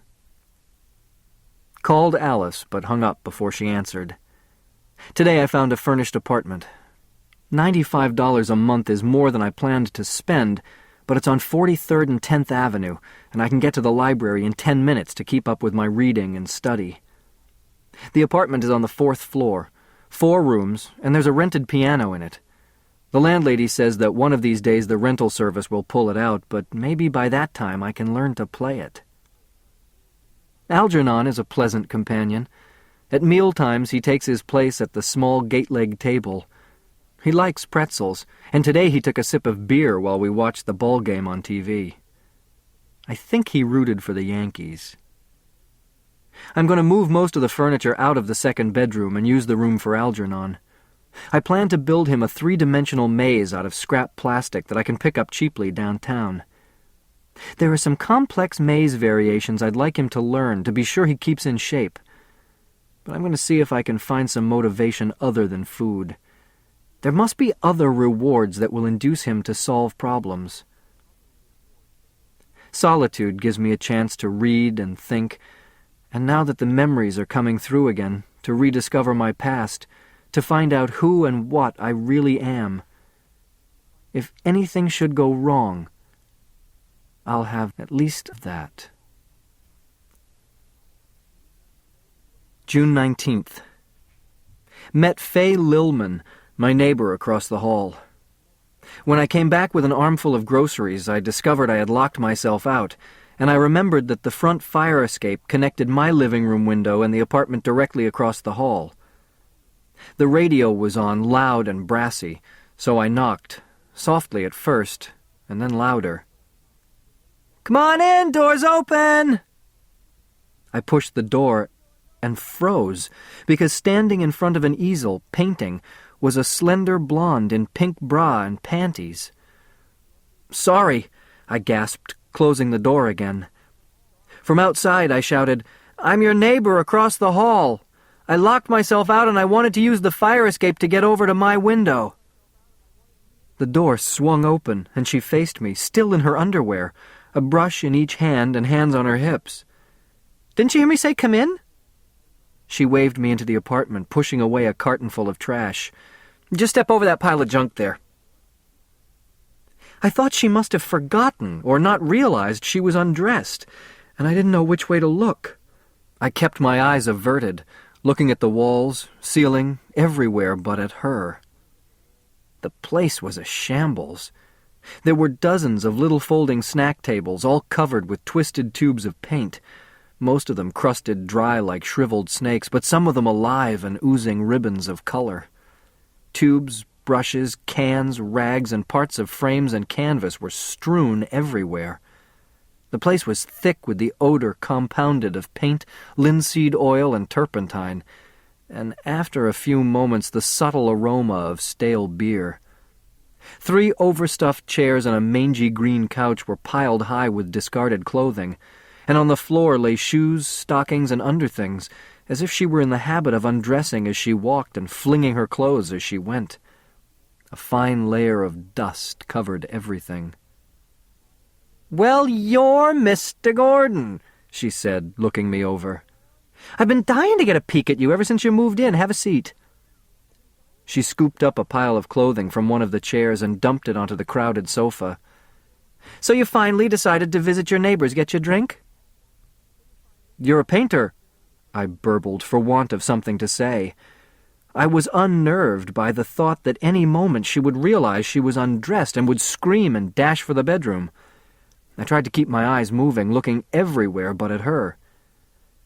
"Beer or ale? Nothing else in the place right now except cooking sherry. You don't want cooking sherry, do you?"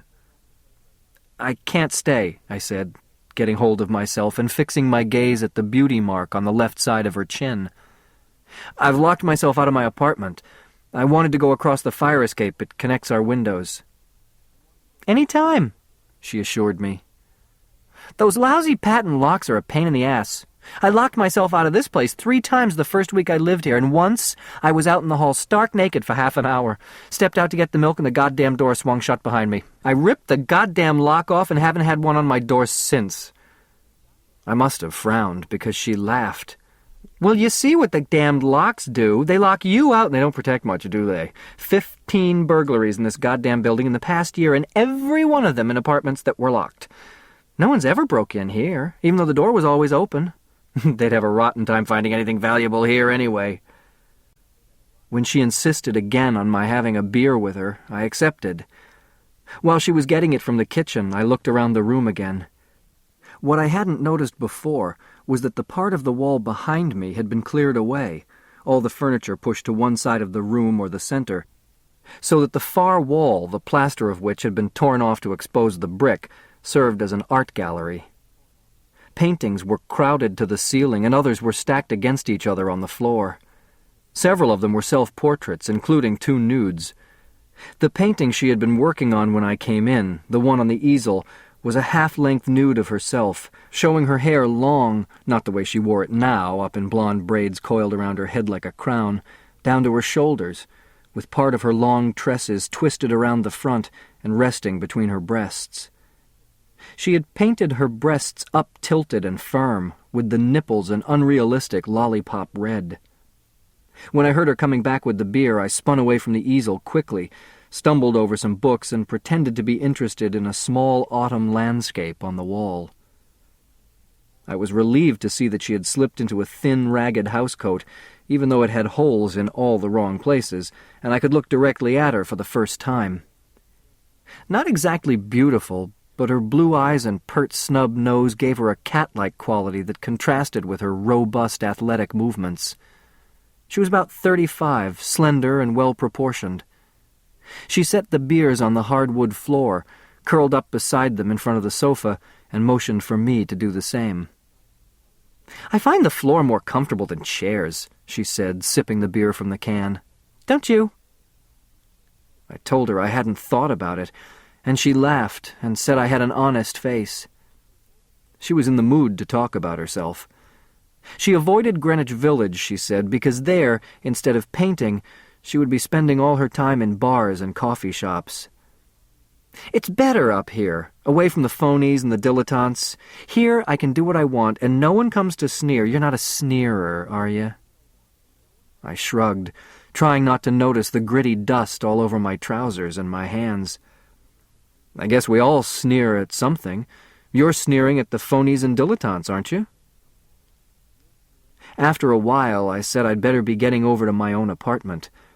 She pushed a pile of books away from the window, and I climbed over newspapers and paper bags filled with empty quart beer bottles. "One of these days," she sighed, "I've got to cash them in." I climbed onto the windowsill and out to the fire escape. When I got my window open, I came back for my groceries, but before I could say thanks and goodbye, she started out onto the fire escape after me. "Let's see your place. I've never been there. Before you moved in, the 2 little old Wagner sisters wouldn't even say good morning to me." She crawled through my window behind me and sat on the ledge. "Come on in," I said, putting the groceries on the table. "I don't have any beer, but I can make you a cup of coffee." But she was looking past me, her eyes wide in disbelief.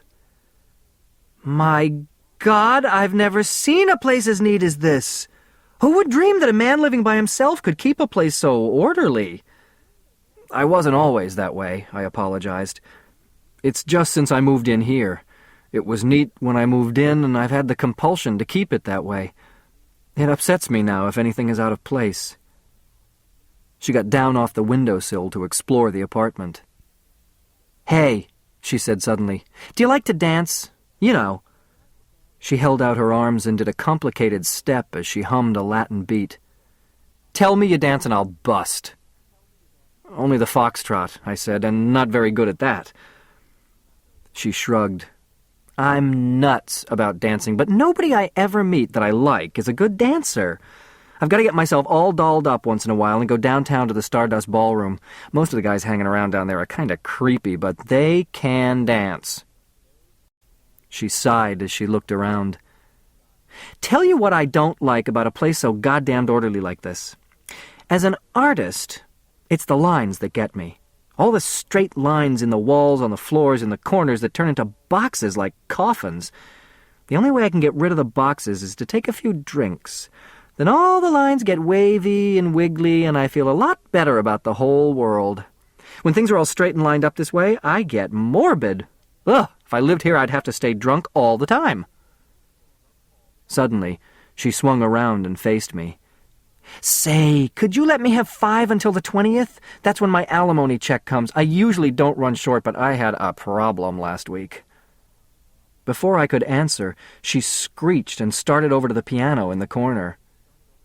I used to play the piano. I heard you fooling around with it a few times, and I said to myself, that guy's goddamned good. That's how I know I wanted to meet you, even before I saw you. I haven't played in such a goddamn long time. She was picking away at the piano as I went into the kitchen to make coffee. You're welcome to practice on it any time, I said. I don't know why I suddenly became so free with my place, but there was something about her that demanded complete unselfishness. I don't leave the front door open yet, but the window isn't locked, and if I'm not here, all you've got to do is climb in through the fire escape. Cream and sugar in your coffee? When she didn't answer, I looked back into the living room. She wasn't there, and as I started toward the window, I heard her voice from Algernon's room. Hey, what's this? She was examining the 3-dimensional plastic maze I had built. She studied it, and then let out another squeal. Modern sculpture, all boxes and straight lines! It's a special maze, I explained, a complex learning device for Algernon. But she was circling around it, excited. They'll go mad for it at the Museum of Modern Art. It's not sculpture, I insisted. I opened the door to Algernon's living cage, attached to the maze, and led him into the maze opening. My God, she whispered. Sculpture with a living element. Charlie, it's the greatest thing since junkmobiles and tin cania. I tried to explain, but she insisted that the living element would make sculpture history. Only when I saw the laughter in her wild eyes did I realize she was teasing me. It could be self-perpetuating art, she went on, a creative experience for the art lover. You get another mouse, and when they have babies, you always keep one to reproduce the living element.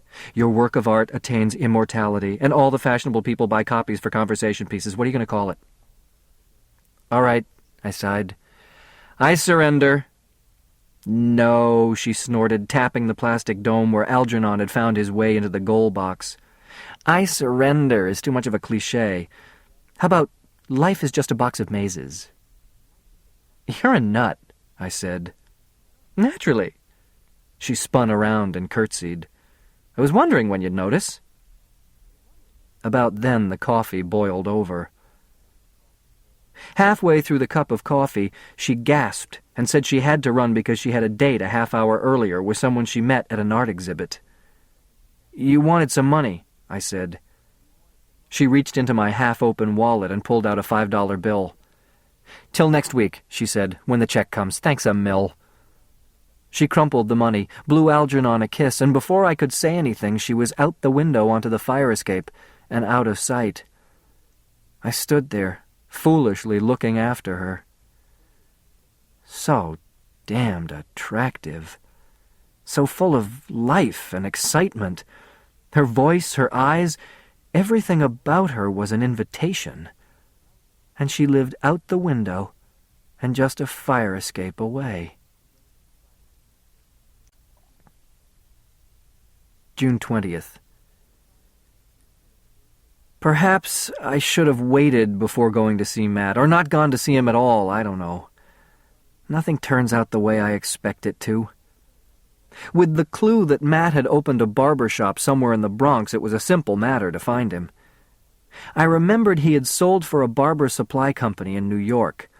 That led me to Metro Barbershop Supplies, who had a barbershop account under the name of Gordon's Barbershop on Wentworth Street in the Bronx. Matt had often talked about a barbershop of his own. How he hated selling. What battles they had about it. Rose screaming that a salesman was at least a dignified occupation, but she would never have a barber for a husband. And oh, wouldn't Margaret Finney snicker at the barber's wife? And what about Lois Minor, whose husband was a claims examiner for the Alarm Casualty Company? Wouldn't she stick her nose up in the air? During the years he worked as a salesman, hating every day of it, especially after he saw the movie version of Death of a Salesman, Matt dreamed that he would someday become his own boss. That must have been in his mind in those days when he talked about saving money and gave me my haircuts down in the basement. They were good haircuts, too, he boasted. A lot better than I'd get in that cheap barber shop on Scales Avenue. When he walked out on Rose, he walked out on selling, too, and I admired him for that. I was excited at the thought of seeing him. Memories were warm ones. Matt had been willing to take me as I was. Before Norma, the arguments that weren't about money or impressing the neighbors were about me, that I should be let alone instead of being pushed to do what other kids did. And after Norma, that I had a right to a life of my own even though I wasn't like other children. Always defending me. I couldn't wait to see the expression on his face. He was someone I'd be able to share this with. Wentworth Street was a run-down section of the Bronx. Most of the stores on the street had "For Rent" signs in the windows, and others were closed for the day. But halfway down the block from the bus stop, there was a barber pole reflecting a candy cane of light from the window. The shop was empty except for the barber reading a magazine in the chair nearest the window. When he looked up at me, I recognized Matt. Stocky, red-cheeked, a lot older, and nearly bald with a fringe of gray hair bordering the sides of his head, but still Matt. Seeing me at the door, he tossed the magazine aside. "No waitin', you're next." I hesitated, and he misunderstood. "Usually not open at this hour, mister. Had an appointment with one of my regulars, but he didn't show. Just about to close. Lucky for you, I sat down to rest my feet. Best haircut and shave in the Bronx." As I let myself be drawn into the shop, he bustled around, pulling out scissors and combs and a fresh neckcloth. "Everything's sanitary, as you can see, which is more than I can say for most barber shops in this neighborhood. Haircut and a shave?" I eased myself into the chair. Incredible that he didn't recognize me when I knew him so plainly. I had to remind myself that he hadn't seen me in more than 15 years, and that my appearance had changed even more in the past months. He studied me in the mirror, now that he had me covered with the striped neckcloth, and I saw a frown of faint recognition. "The works," I said, nodding at the Union Shop price list. "Haircut, shave, shampoo, suntan." His eyebrows went up. "I've got to meet someone I haven't seen in a long time," I assured him, "and I want to look my best." It was a frightening sensation, having him cut my hair again. Later, as he stropped the razor against leather, the harsh whisper made me cringe. I bent my head under the gentle press of his hand and felt the blade scrape carefully across my neck. I closed my eyes and waited. It was as if I were on the operating table again. My neck muscle knotted, and without warning, it twitched. The blade nicked me just above the Adam's apple. "Hey!" he shouted. "Jesus, take it easy. You moved. Hey, I'm awful sorry." He dashed to wet a towel at the sink. In the mirror, I watched the bright red bubble and the thin line dripping down my throat.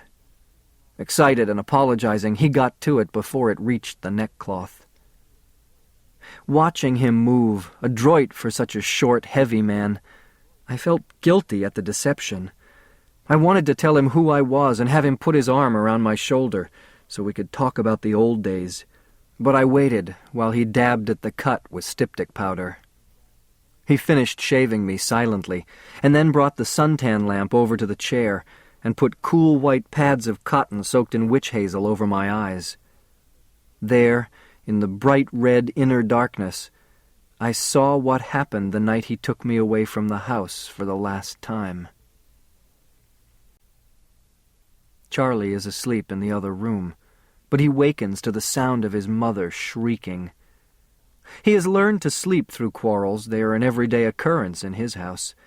But tonight, there is something terribly wrong in that hysteria. He shrinks back into the pillow and listens. "I can't help it. He's got to go.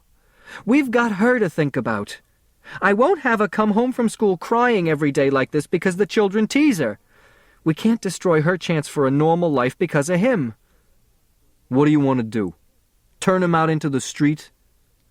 Put him away. Send him to the Warren State Home. Let's talk it over in the morning. No.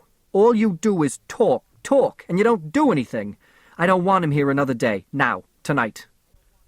Don't be foolish, Rose. It's too late to do anything tonight. You're shouting so loud everyone will hear you. I don't care.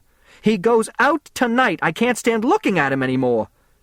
You're being impossible, Rose. What are you doing? I warn you. Get him out of here. Put that knife down. I'm not going to have her life destroyed.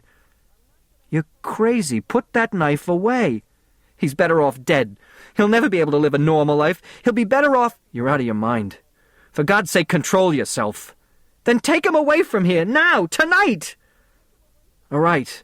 I'll take him over to Herman tonight, and maybe tomorrow we'll find out about getting him into the Warren State Home. There is silence. From the darkness, I feel the shudder pass over the house, and then Matt's voice, less panicky than hers. I know what you've gone through with him, and I can't blame you for being afraid, but you've got to control yourself. I'll take him over to Herman. Will that satisfy you? That's all I ask. Your daughter is entitled to a life, too. Matt comes into Charlie's room and dresses his son, and though the boy doesn't understand what is happening, he's afraid. As they go out the door, she looks away. Perhaps she's trying to convince herself that he's already gone out of her life, that he no longer exists. On the way out, Charlie sees on the kitchen table the long carving knife she cuts roasts with, and he senses vaguely that she wanted to hurt him. She wanted to take something away from him and give it to Norma. When he looks back at her, she has picked up a rag to wash the kitchen sink. When the haircut, shave, sun treatment, and the rest were over, I sat in the chair limply, feeling light and slick and clean, and Matt whisked the neckcloth off and offered me a second mirror to see the reflection of the back of my head. Seeing myself in the front mirror looking into the back mirror as he held it for me, it tilted for an instant into the one angle that produced the illusion of depth. Endless corridors of myself, looking at myself, looking at myself, looking at myself, looking... Which one? Who was I? I thought of not telling him. What good was it for him to know? Just go away and not reveal who I was. Then I remembered that I wanted him to know. He had to admit that I was alive, that I was someone. I wanted him to boast about me to the customers tomorrow as he gave haircuts and shaves. That would make it all real. If he knew I was his son, then I would be a person. Now that you've got the hair off my face, maybe you'll know me, I said as I stood up, waiting for a sign of recognition. He frowned. What is this, a gag? I assured him it was not a gag, and if he looked and thought hard enough, he'd know me. He shrugged and turned to put his combs and scissors away. I got no time for guessing games. Gotta close up. That'll be $3.50. What if he didn't remember me? What if this was only an absurd fantasy? His hand was out for the money, but I made no move toward my wallet. He had to remember me. He had to know me. But no, of course not. And as I felt the sour taste in my mouth and the sweat in my palms, I knew that in a minute I would be sick. But I didn't want that in front of him. Hey, you all right? Yes, just... Wait. I stumbled into one of the chrome chairs and bent forward, gasping for breath, waiting for the blood to come back to my head. My stomach was churning. Oh, God, don't let me faint now. Don't let me look ridiculous in front of him. Water. Some water, please. Not so much for the drink as to make him turn away. I didn't want him to see me like this after all these years. By the time he returned with a glass, I felt a little better. "Here, drink this. Rest a minute, you'll be okay." He stared at me as I sipped the cool water, and I could see him struggling with half-forgotten memories. "Do I really know you from somewhere?" "No. I'm okay. I'll leave in a minute." How could I tell him? What was I supposed to say? "Here, look at me. I'm Charlie, the son you wrote off the books. Not that I blame you for it, but here I am, all fixed up better than ever. Test me. Ask me questions. I speak 20 languages, living and dead. I'm a mathematical whiz, and I'm writing a piano concerto that will make them remember me long after I'm gone." How could I tell him? How absurd I was, sitting in his shop, waiting for him to pat me on the head and say, "Good boy." I wanted his approval, the old glow of satisfaction that came to his face when I learned to tie my own shoelaces and button my sweater. I had come here for that look in his face, but I knew I wouldn't get it. "You want me to call a doctor?" I wasn't his son. That was another Charlie. Intelligence and knowledge had changed me, and he would resent me as the others from the bakery resented me, because my growth diminished him. I didn't want that. "I'm okay," I said. "Sorry to be a nuisance." I got up and tested my legs. "Something I ate. I'll let you close up now." As I headed towards the door, his voice called after me sharply. "Hey, wait a minute." His eyes met mine with suspicion. "What are you trying to pull?" "I don't understand." His hand was out, rubbing his thumb and forefinger together. "You owe me $3.50. I apologized as I paid him, but I could see that he didn't believe it.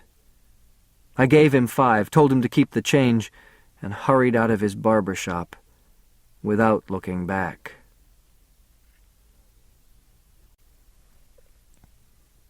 June 21st. I've added time sequences of increasing complexity to the three-dimensional maze, and Algernon learns them easily. There is no need to motivate him with food or water. He appears to learn for the sake of solving the problem. Success appears to be its own reward.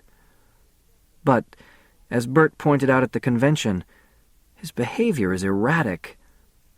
Sometimes after or even during a run, he will rage, throw himself against the walls of the maze, or curl up and refuse to work at all.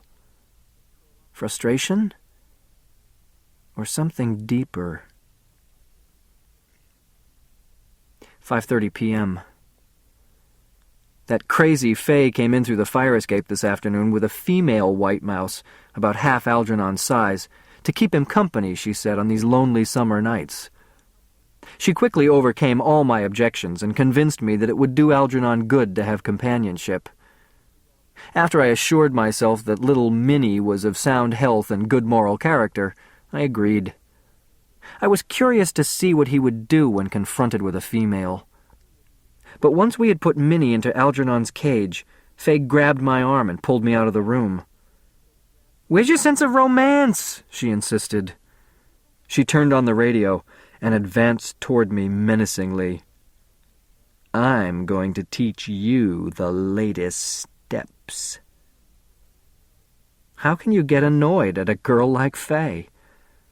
At any rate, I'm glad that Algernon is no longer alone.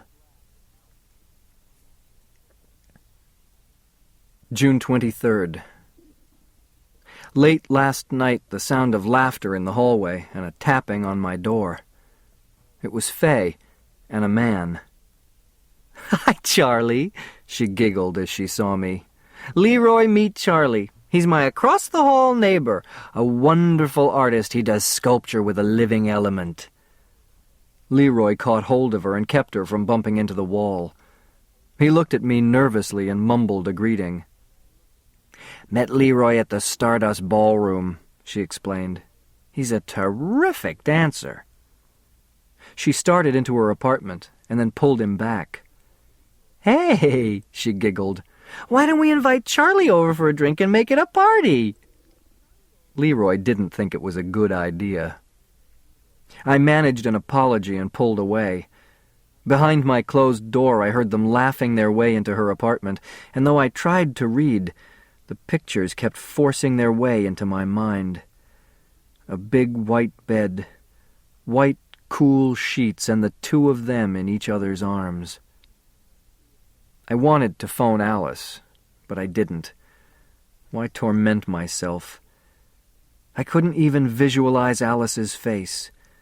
I could picture Faye, dressed or undressed, at will, with her crisp blue eyes and her blonde hair braided and coiled around her head like a crown. Faye was clear, but Alice was wrapped in mist. About an hour later, I heard shouting from Faye's apartment, then her scream and the sound of things being thrown. But as I started out of bed to see if she needed help, I heard the door slam, Leroy cursing as he left. Then, a few minutes afterward, I heard a tapping on my living room window. It was open, and Faye slipped in and sat on the ledge, a black silk kimono revealing lovely legs.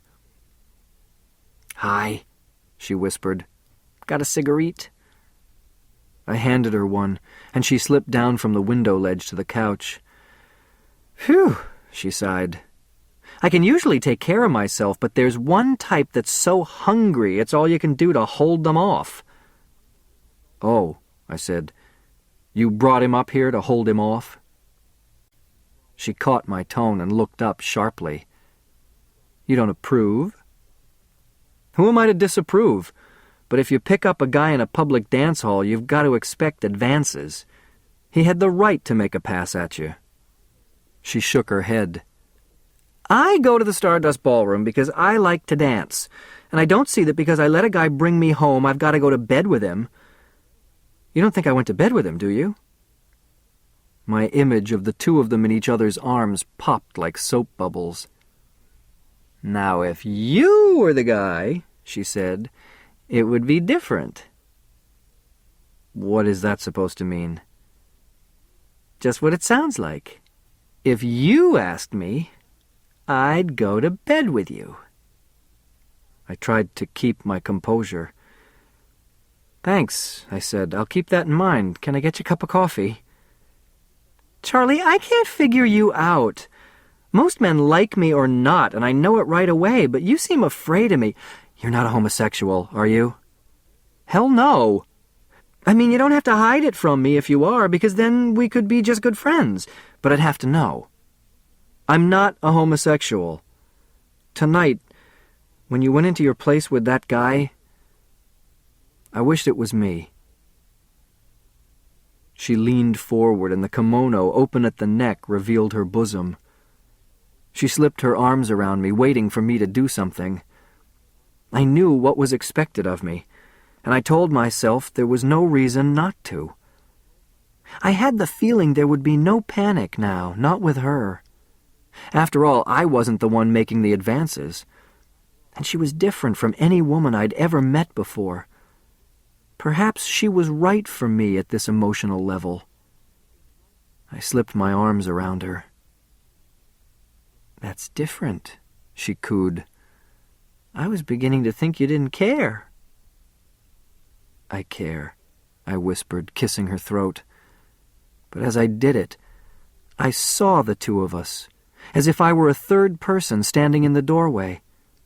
I was watching a man and woman in each other's arms, but seeing myself that way from a distance left me unresponsive. There was no panic, it was true, but there was also no excitement, no desire. "Your place or mine?" she asked. "Wait a minute. What's the matter?" "Maybe we'd better not. I don't feel well this evening." She looked at me wonderingly. "Is there anything else, anything you want me to do? I don't mind." "No, that's not it," I said sharply. "I just don't feel well tonight." I was curious about the ways she had of getting a man excited, but this was no time to start experimenting. The solution to my problem lay elsewhere. I didn't know what else to say to her. I wished she'd go away, but I didn't want to tell her to go. She was studying me, and then finally she said, "Look, do you mind if I spend the night here?" "Why?" She shrugged. "I like you. I don't know. Leroy might come back. Lots of reasons. If you don't want me to." She caught me off guard again. I might have found a dozen excuses to get rid of her, but I gave in. "Got any gin?" she asked. "No, I don't drink much." "I've got some in my place. I'll bring it over." Before I could stop her, she was out the window, and a few minutes later she returned with a bottle about 2/3 full and a lemon. She took 2 glasses from my kitchen and poured some gin into each. "Here," she said. "This'll make you feel better. It'll take the starch out of those straight lines. That's what's bugging you. Everything is too neat and straight, and you're all boxed in like Algernon in his sculpture there." I wasn't going to at first, but I felt so lousy that I figured, why not? It couldn't make things any worse, and it might possibly dull the feeling that I was watching myself through eyes that didn't understand what I was doing. She got me drunk. I remember the first drink, and getting into bed, and her slipping in beside me with the bottle in her hand. And that was all, until this afternoon when I got up with a hangover. She was still asleep, face to the wall, her pillow bunched up under her neck. On the night table, beside the ashtray overflowing with crushed butts, stood the empty bottle. But the last thing I remembered before the curtain came down was watching myself take the second drink. She stretched and rolled toward me, nude. I moved back and fell out of bed. I grabbed a blanket to wrap around myself. "Hi," she yawned. "You know what I want to do one of these days?" "What?" "Paint you in the nude, like Michelangelo's David. You'd be beautiful. You okay?" I nodded, except for a headache. "Did I, drink too much last night?" She laughed and propped herself up on one elbow. "You were loaded! And boy, did you act queer. I don't mean fairyish or anything like that, but strange." "What," I said, struggling to work the blanket around so that I could walk, "is that supposed to mean? What did I do?" "I've seen guys get happy, or sad, or sleepy, or sexy, but I never saw anyone act the way you did. It's a good thing you don't drink often. Oh my God, I only wish I had a camera. What a short subject you'd have made." "Well, for Christ's sake, what'd I do?" "Not what I expected. No sex or anything like that. But you were phenomenal. What an act. The weirdest. You'd be great on the stage. You'd wow them at the Palace. You went all confused and silly. You know, as if a grown man starts acting like a kid, talking about how you wanted to go to school and learn to read and write so you could be smart like everyone else. Crazy stuff like that. You were a different person, like they do with method acting. And you kept saying you couldn't play with me because your mother would take away your peanuts and put you in a cage." "Peanuts?" "Yeah, so help me," she laughed, scratching her head. "And you kept saying I couldn't have your peanuts. The weirdest. But I tell you, the way you talked, like those dimwits on street corners who work themselves up by just looking at a girl. A different guy completely. At first I thought you were just kidding around, but now I think you're compulsive or something. All this neatness and worrying about everything." It didn't upset me, although I would have expected it to. Somehow, getting drunk had momentarily broken down the conscious barriers that kept the old Charlie Gordon hidden deep in my mind. As I suspected all along, he wasn't really gone. Nothing in our minds is ever really gone. The operation had covered him over with a veneer of education and culture, but emotionally, he was there, watching and waiting. What was he waiting for? "You okay now?" I told her I was fine. She grabbed the blanket I was wrapped in and pulled me back into bed. Before I could stop her, she slipped her arms around me and kissed me. I was scared last night, Charlie. I thought you flipped.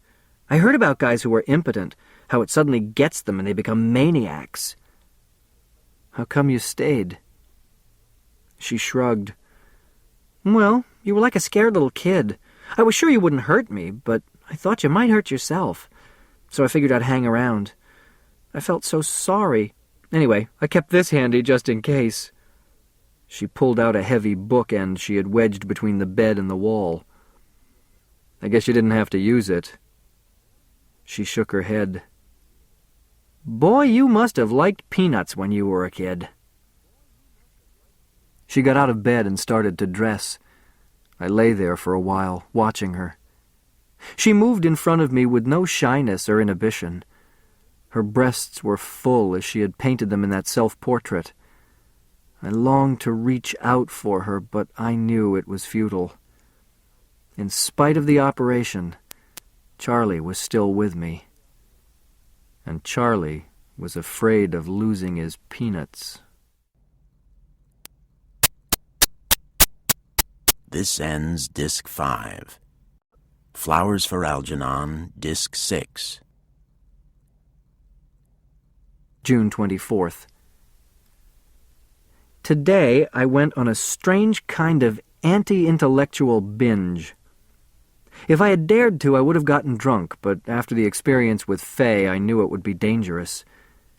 So instead, I went to Times Square, from movie house to movie house, immersing myself in westerns and horror movies, the way I used to. Each time sitting through the picture, I would find myself whipped with guilt. I'd walk out in the middle of the picture and wander into another one. I told myself I was looking for something in the make-believe screen world that was missing from my new life. Then, in a sudden intuition, right outside the Kino Amusement Center, I knew it wasn't the movies I wanted, but the audiences. I wanted to be with the people around me in the darkness. The walls between people are thin here, and if I listen quietly, I hear what's going on. Greenwich Village is like that too. Not just being close because I don't feel it in a crowded elevator or on the subway during the rush, but on a hot night when everyone is out walking or sitting in the theater, there is a rustling, and for a moment I brush against someone and sense the connection between the branch and trunk and the deep root. At such moments my flesh is thin and tight, and the unbearable hunger to be part of it drives me out to search in the dark corners and blind alleys of the night. Usually, when I'm exhausted from walking, I go back to the apartment and drop off into a deep sleep. But tonight, instead of going up to my own place, I went to the diner. There was a new dishwasher, a boy of about 16, and there was something familiar about him, his movements, the look in his eyes. And then, clearing away the table behind me, he dropped some dishes. They crashed to the floor, shattering and sending bits of white china under the tables. He stood there, dazed and frightened, holding the empty tray in his hand. The whistles and catcalls from the customers, cries of, "Hey, there go the profits! Mazel tov!" and, "Well, he didn't work here very long," which invariably seems to follow the breaking of dishware in a public restaurant, confused him. When the owner came to see what the excitement was about, the boy cowered, threw up his arms as if to ward off a blow. All right, you dope," shouted the man. "Don't just stand there. Get the broom and sweep up that mess. A broom! A broom, you idiot! It's in the kitchen. Sweep up all the pieces." When the boy saw that he was not going to be punished, his frightened expression disappeared, and he smiled and hummed as he came back with the broom. A few of the rowdier customers kept up the remarks, amusing themselves at his expense. "Here, Sonny, over here, there's a nice piece behind you." "Come on, do it again." "He's not so dumb, it's easier to break him than to wash him." As the boy's vacant eyes moved across the crowd of amused onlookers, he slowly mirrored their smiles and finally broke into an uncertain grin at the joke which he did not understand. I felt sick inside as I looked at his dull, vacuous smile, the wide, bright eyes of a child, uncertain but eager to please, and I realized what I had recognized in him. They were laughing at him because he was retarded. And at first I had been amused along with the rest. Suddenly I was furious at myself and all those who were smirking at him. I wanted to pick up the dishes and throw them. I wanted to smash their laughing faces. I jumped up and shouted, "Shut up! Leave him alone! He can't understand! He can't help what he is, but for God's sake have some respect! He's a human being!" The restaurant grew silent. I cursed myself for losing control and creating a scene, and I tried not to look at the boy as I paid my check and walked out without touching my food. I felt ashamed for both of us. How strange it is that people of honest feelings and sensibility, who wouldn't take advantage of a man born without arms or legs or eyes, how such people think nothing of abusing a man born with low intelligence. It infuriated me to remember that not too long ago I, like this boy, had foolishly played the clown. And I had almost forgotten. Only a short time ago I learned that people laughed at me. Now I can see that unknowingly I joined them in laughing at myself. That hurts most of all. I've often reread my early progress reports and seen the illiteracy, the childish naivete, the mind of low intelligence peering from a dark room through the keyhole at the dazzling light outside. In my dreams and memories I've seen Charlie smiling happily and uncertainly at what people around him were saying. Even in my dullness I knew I was inferior. Other people had something I lacked, something denied me. In my mental blindness, I had believed it was somehow connected with the ability to read and write, and I was sure that if I could get those skills, I would have intelligence too. Even a feeble-minded man wants to be like other men. A child may not know how to feed itself or what to eat, yet it knows hunger. This day was good for me. I've got to stop this childish worrying about myself, my past, and my future. Let me give something of myself to others. I've got to use my knowledge and skills to work in the field of increasing human intelligence. Who is better equipped? Who else has lived in both worlds? Tomorrow I'm going to get in touch with the board of directors at the Wellberg Foundation and ask for permission to do some independent work on the project. If they'll let me, I may be able to help them. I have some ideas. There is so much that can be done with this technique if it's perfected.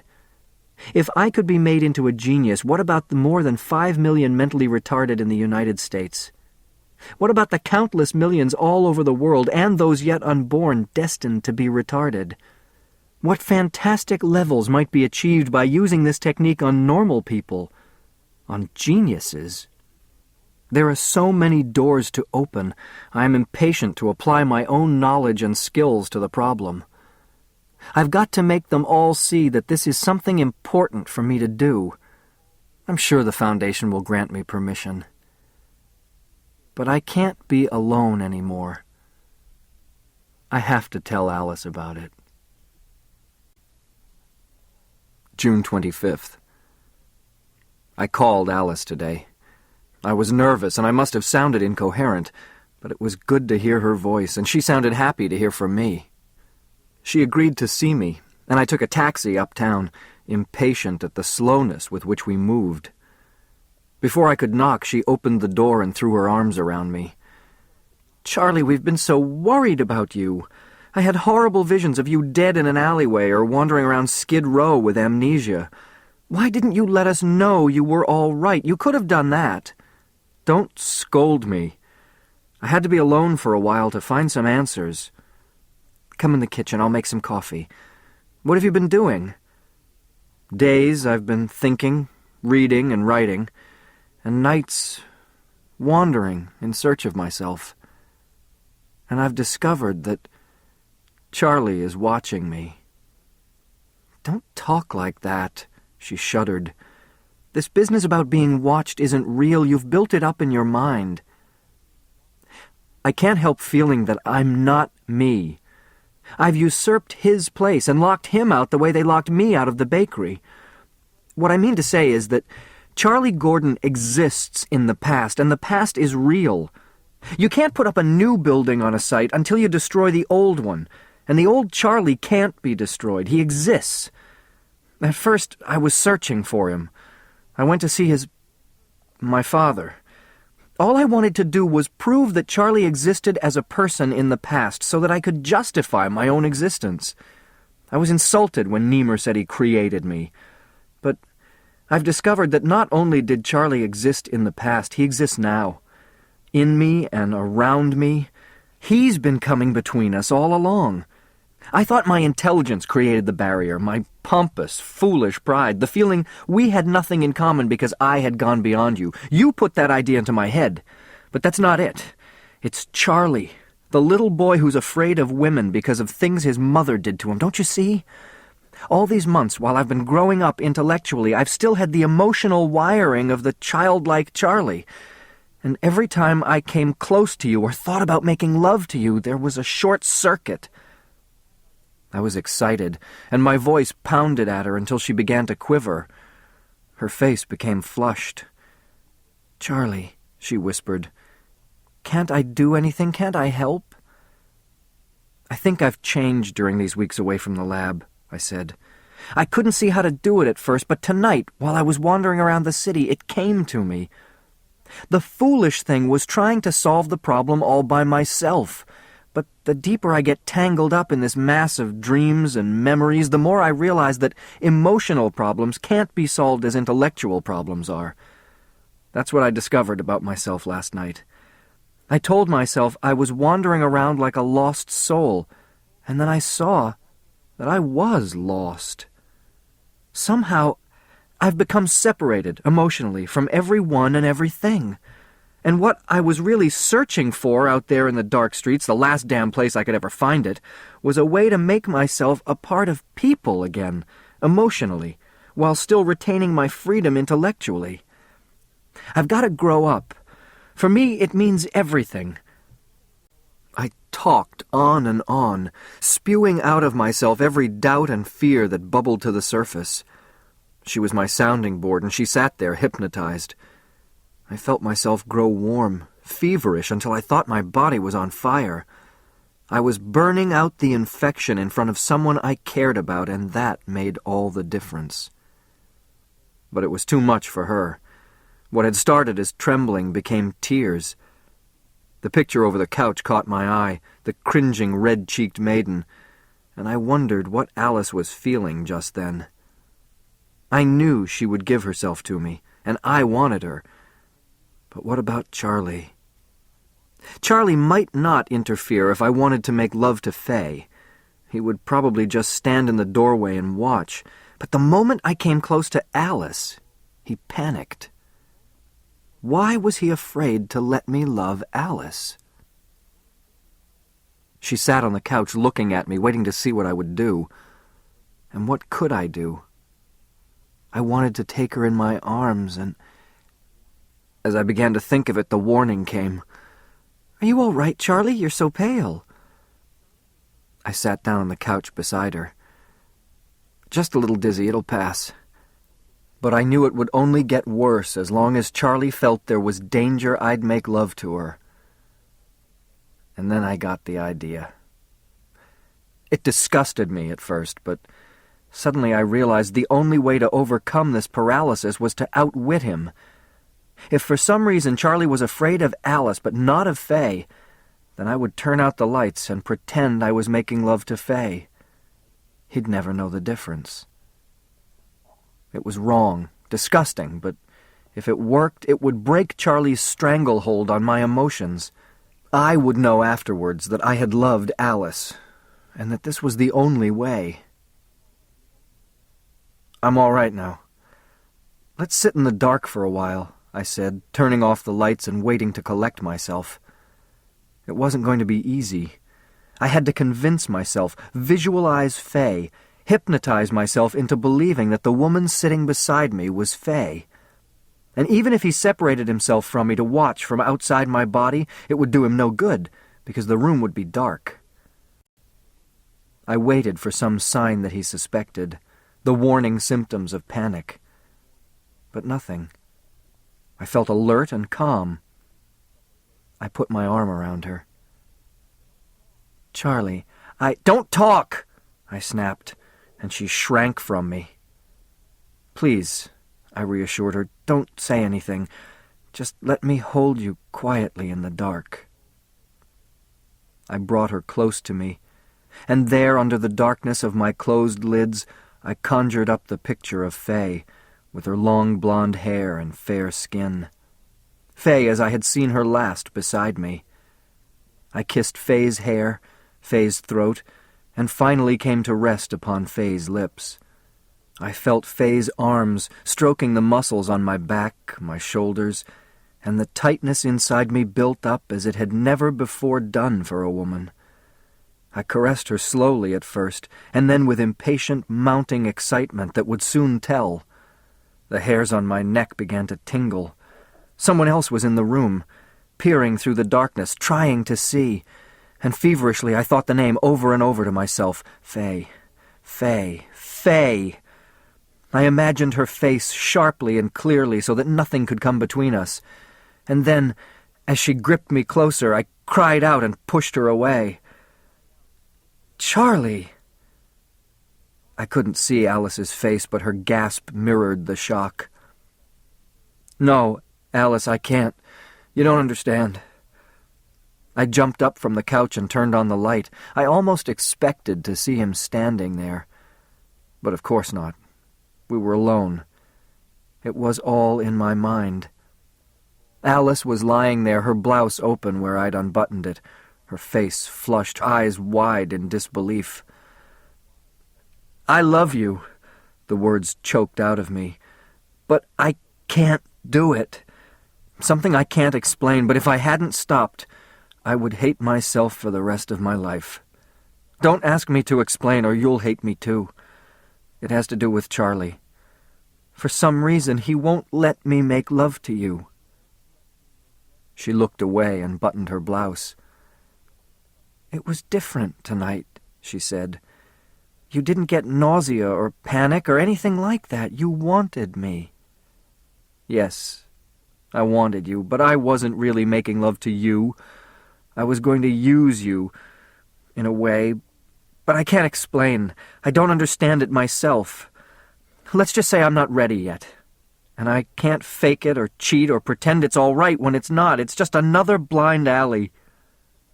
I got up to go. "Charlie, don't run away again." "I'm through running. I've got work to do. Tell them I'll be back to the lab in a few days as soon as I get control of myself." I left the apartment in a frenzy. Downstairs in front of the building I stood, not knowing which way to go. No matter which path I took, I got a shock that meant another mistake. Every path was blocked. But God, everything I did, everywhere I turned, doors were closed to me. There was no place to enter, no street, no room, no woman. Finally, I stumbled down into the subway and took it down to 49th Street. Not many people, but there was a blonde with long hair who reminded me of Fay. Heading toward the crosstown bus, I passed a liquor store, and without thinking about it, I went in and bought a fifth of gin. While I waited for the bus, I opened the bottle in the bag as I had seen bums do, and I took a long, deep drink. It burned all the way down, but it felt good. I took another, just a sip, and by the time the bus came, I was bathed in a powerful, tingling sensation. I didn't take any more. I didn't want to get drunk now. When I got to the apartment, I knocked at Fay's door. There was no answer. I opened the door and looked in. She hadn't come in yet, but all the lights were on in the place. She didn't give a damn about anything. Why couldn't I be that way? I went to my own place to wait. I undressed, took a shower, and put on a robe. I prayed that this wouldn't be one of the nights that someone came home with her. About 2:30 in the morning, I heard her coming up the steps. I took my bottle, climbed out onto the fire escape, and slipped over to her window just as her front door opened. I hadn't intended to crouch there and watch. I was going to tap on the window. But as I raised my hand to make my presence known, I saw her kick her shoes off and twirl around happily. She went to the mirror and slowly, piece by piece, began to pull off her clothes in a private striptease. I took another drink, but I couldn't let her know I had been watching her. I went through my own apartment without turning on the lights. At first, I thought of inviting her over to my place, but everything was too neat and orderly, too many straight lines to erase, and I knew it wouldn't work here. So I went out into the hallway. I knocked at her door, softly at first, and then louder. "Door's open!" she shouted. She was in her underwear, lying on the floor, arms outstretched and legs up against the couch. She tilted her head back and looked at me upside down. "Charlie, darling, why are you standing on your head?" "Never mind," I said, pulling the bottle out of the paper bag. "The lines and boxes are too straight, and I thought you'd join me in erasing some of them." "Best stuff in the world for that," she said. "If you concentrate on the warm spot that starts in the pit of your stomach, all the lines begin to melt." "That's what's happening." "Wonderful!" She jumped to her feet. "Me too. I danced with too many squares tonight. Let's melt them all down." She picked up a glass and I filled it for her. As she drank, I slipped my arm around her and toyed with the skin of her bare back. "Hey there, boy. Whoa. What's up?" "Me? I was waiting for you to come home." She backed away. "Oh, wait a minute, Charlie boy. We've been through all this before. You know it doesn't do any good. I mean, you know I think a lot of you, and I'd drag you into bed in a minute if I thought there was a chance. But I don't want to get all worked up for nothing. It's not fair, Charlie." "It'll be different tonight, I swear it." Before she could protest, I had her in my arms, kissing her, caressing her, overwhelming her with all the built-up excitement that was ready to tear me apart. I tried to unhook her brassiere, but I pulled too hard and the hook tore out. "For God's sake, Charlie, my bra!" "Don't worry about your bra," I choked, helping her to take it off. "I'll buy you a new one. I'm going to make up for the other times. I'm going to make love to you all night long." She pulled away from me. "Charlie, I've never heard you talk like that, and stop looking at me as if you want to swallow me whole." She swept up a blouse from one of the chairs and held it in front of her. "Now you're making me feel undressed." "I want to make love to you. Tonight I can do it. I know it. I feel it. Don't turn me away, Faye." "Here," she whispered. "Have another drink." I took one and poured another for her, and while she drank it I covered her shoulder and neck with kisses. She began to breathe heavily as my excitement communicated itself to her. "God, Charlie, if you get me started and disappoint me again, I don't know what I'll do. I'm human too, you know." I pulled her down beside me on the couch, on top of the pile of her clothing and underthings. "Not here on the couch, Charlie," she said, struggling to her feet. "Let's go to bed." "Here," I insisted, pulling the blouse away from her. She looked down at me, set her glass on the floor, and stepped out of her underwear. She stood there in front of me, nude. "I'll turn out the lights," she whispered. "No," I said, pulling her down onto the couch again. "I want to look at you." She kissed me deeply and held me tightly in her arms. "Just don't disappoint me this time, Charlie. You'd better not." Her body moved slowly, reaching for me, and I knew that this time nothing would interfere. I knew what to do and how to do it. She gasped and sighed and called my name. For one moment, I had the cold feeling he was watching. Over the arm of the couch, I caught a glimpse of his face staring back at me through the dark beyond the window, where just a few minutes earlier I had been crouching. A switch in perception, and I was out on the fire escape again, watching a man and a woman inside, making love on the couch. Then, With a violent effort of the will, I was back on the couch with her, aware of her body and my own urgency and potency, and I saw the face against the window, hungrily watching. And I thought to myself, go ahead, you poor bastard. Watch, I don't give a damn anymore. And his eyes went wide as he watched. June 29th. Before I go back to the lab, I'm going to finish the projects I've started since I left the convention.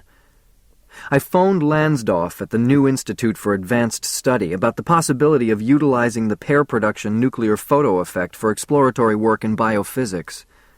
At first he thought I was a crackpot, but after I pointed out the flaws in his article in the New Institute Journal, he kept me on the phone for nearly an hour. He wants me to come to the Institute to discuss my ideas with his group. I might take him up on it after I've finished my work at the lab, if there's time. That's the problem, of course. I don't know how much time I have. A month? A year? The rest of my life? That depends on what I find out about the psychophysical side effects of the experiment. June 30th. I've stopped wandering the streets now that I have Faye. I've given her a key to my place. She kids me about my locking the door, and I kid her about the mess her place is in. She's warned me not to try to change her. Her husband divorced her 5 years ago because she couldn't be bothered about picking things up and taking care of her home. That's the way she is about most things that seem unimportant to her. She just can't or won't bother. The other day, I discovered a stack of parking tickets in a corner behind a chair. There must have been 40 or 50 of them. When she came in with the beer, I asked her why she was collecting them. "Those," she laughed. "As soon as my ex-husband sends me my goddamn check, I've got to pay some of them. You have no idea how bad I feel about those tickets. I keep them behind that chair because otherwise I get an attack of guilt feelings every time I see them. But what is a girl supposed to do? Everywhere I go, they've got signs all over the place. Don't park here, don't park there. I just can't be bothered stopping to read a sign every time I want to get out of the car." So I've promised I won't try to change her. She's exciting to be with, a great sense of humor. But most of all, she's a free and independent spirit. The only thing that may become wearing after a while is her craze for dancing. We've been out every night this week until 2 or 3 in the morning. I don't have that much energy left. It's not love, but she's important to me. I find myself listening for her footsteps down the hallway whenever she's been out. Charlie has stopped watching us. July 5th. I dedicated my first piano concerto to Faye. She was excited by the idea of having something dedicated to her, but I don't think she really liked it. Just goes to show that you can't have everything you want in one woman. One more argument for polygamy. The important thing is that Faye is bright and good-hearted. I learned today why she ran out of money so early this month. The week before she met me, she had befriended a girl she'd met at the Stardust Ballroom. When the girl told Faye she had no family in the city, was broke, and had no place to sleep, Faye invited her to move in. 2 days later, the girl found the $232 that Faye kept in her dresser drawer and disappeared with the money. Faye hadn't reported it to the police, and as it turned out, she didn't even know the girl's last name. What good would it do to notify the police? She wanted to know. I mean, this poor bitch must have needed the money pretty badly to do it. I'm not going to ruin her life over a few $100. I'm not rich or anything, but I'm not going after her skin, if you know what I mean. I knew what she meant. I have never met anyone as open and trusting as Faye is. She's what I need most of all right now. I've been starved for simple human contact.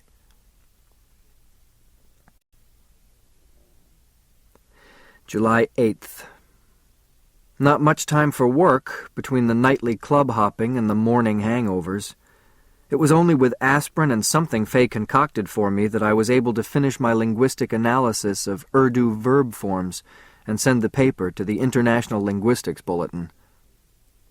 It will send the linguists back to India with their tape recorders. because it undermines the critical superstructure of their methodology.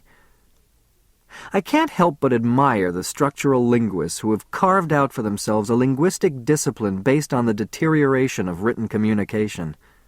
Another case of men devoting their lives to studying more and more about less and less, filling volumes and libraries with the subtle linguistic analysis of the grunt. Nothing wrong with that, but it shouldn't be used as an excuse to destroy the stability of language. Alice called today to find out when I am coming back to work at the lab. I told her I wanted to finish the projects I had started, and that I was hoping to get permission from the Wellberg Foundation for my own special study. She's right, though. I've got to take time into consideration. Faye still wants to go out dancing all the time. Last night started out with us drinking and dancing at the White Horse Club, and from there to Benny's Hideaway, and then on to the Pink Slipper. And after that, I don't remember many of the places, but we danced until I was ready to drop. My tolerance for liquor must have increased because I was pretty far gone before Charlie made his appearance. I can only recall him doing a silly tap dance on the stage of the Alakazam Club. He got a great hand before the manager threw us out, and Faye said everyone thought I was a wonderful comedian and everyone liked my moron act. What the hell happened then? I know I strained my back. I thought it was from all the dancing, but Faye says I fell off the goddamn couch. Algernon's behavior is becoming erratic again. Minnie seems to be afraid of him. July 9th. A terrible thing happened today. Algernon bit Faye. I had warned her against playing with him, but she always liked to feed him.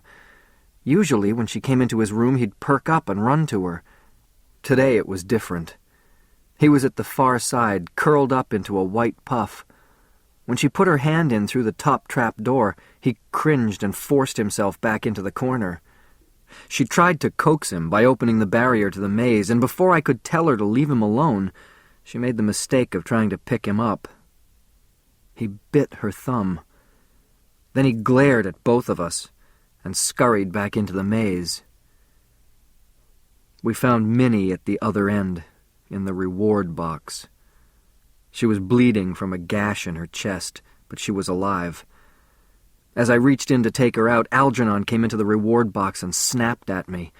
His teeth caught my sleeve, and he hung on until I shook him loose. He calmed down after that. I observed him for more than an hour afterward. He seems listless and confused, and though he still learns new problems without external rewards, his performance is peculiar. Instead of the careful, determined movements down the maze corridors, his actions are rushed and out of control. Time and again he turns into a corner too quickly and crashes into a barrier. There is a strange sense of urgency in his behavior. I hesitate to make a snap judgment. It could be many things, but now I've got to get him back to the lab. Whether or not I hear from the Foundation about my special grant, I'm going to call Niemer in the morning.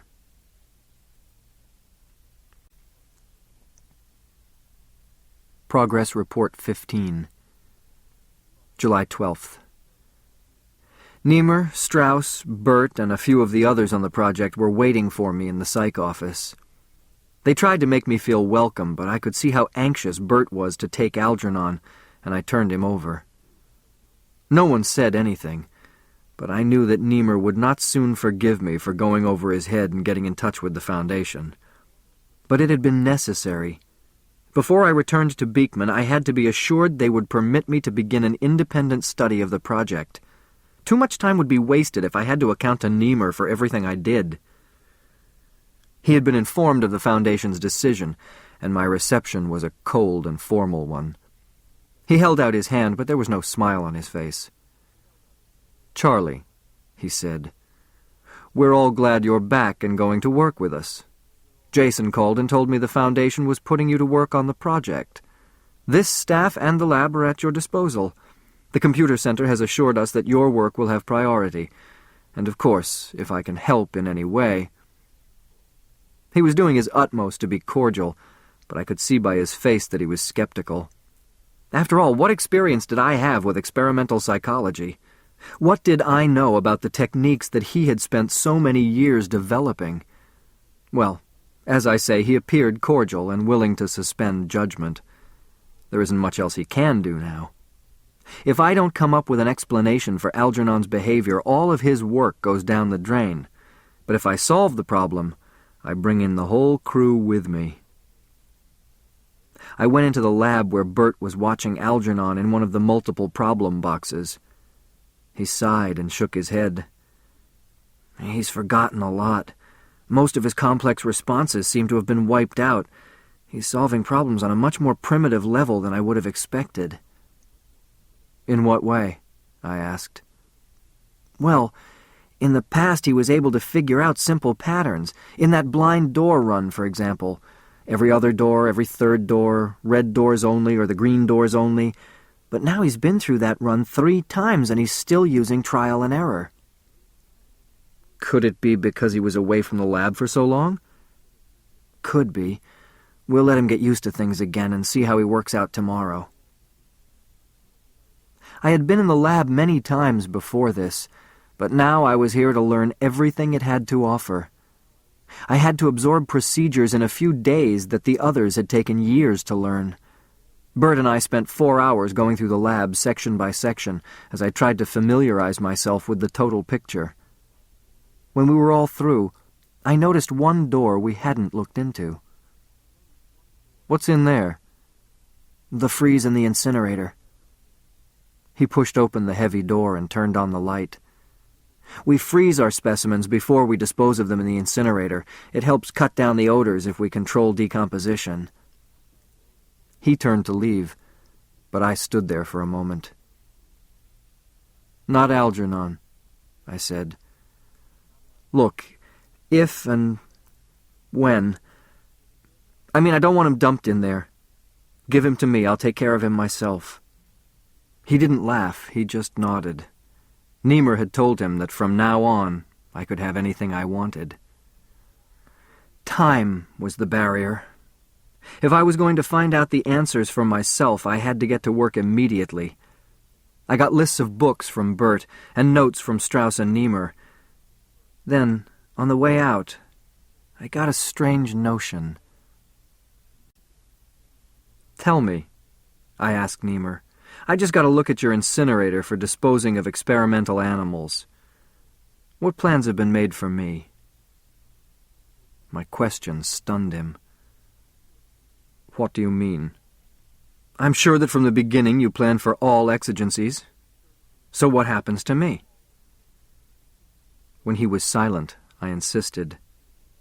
I have a right to know everything that pertains to the experiment, and that includes my future. No reason why you shouldn't know.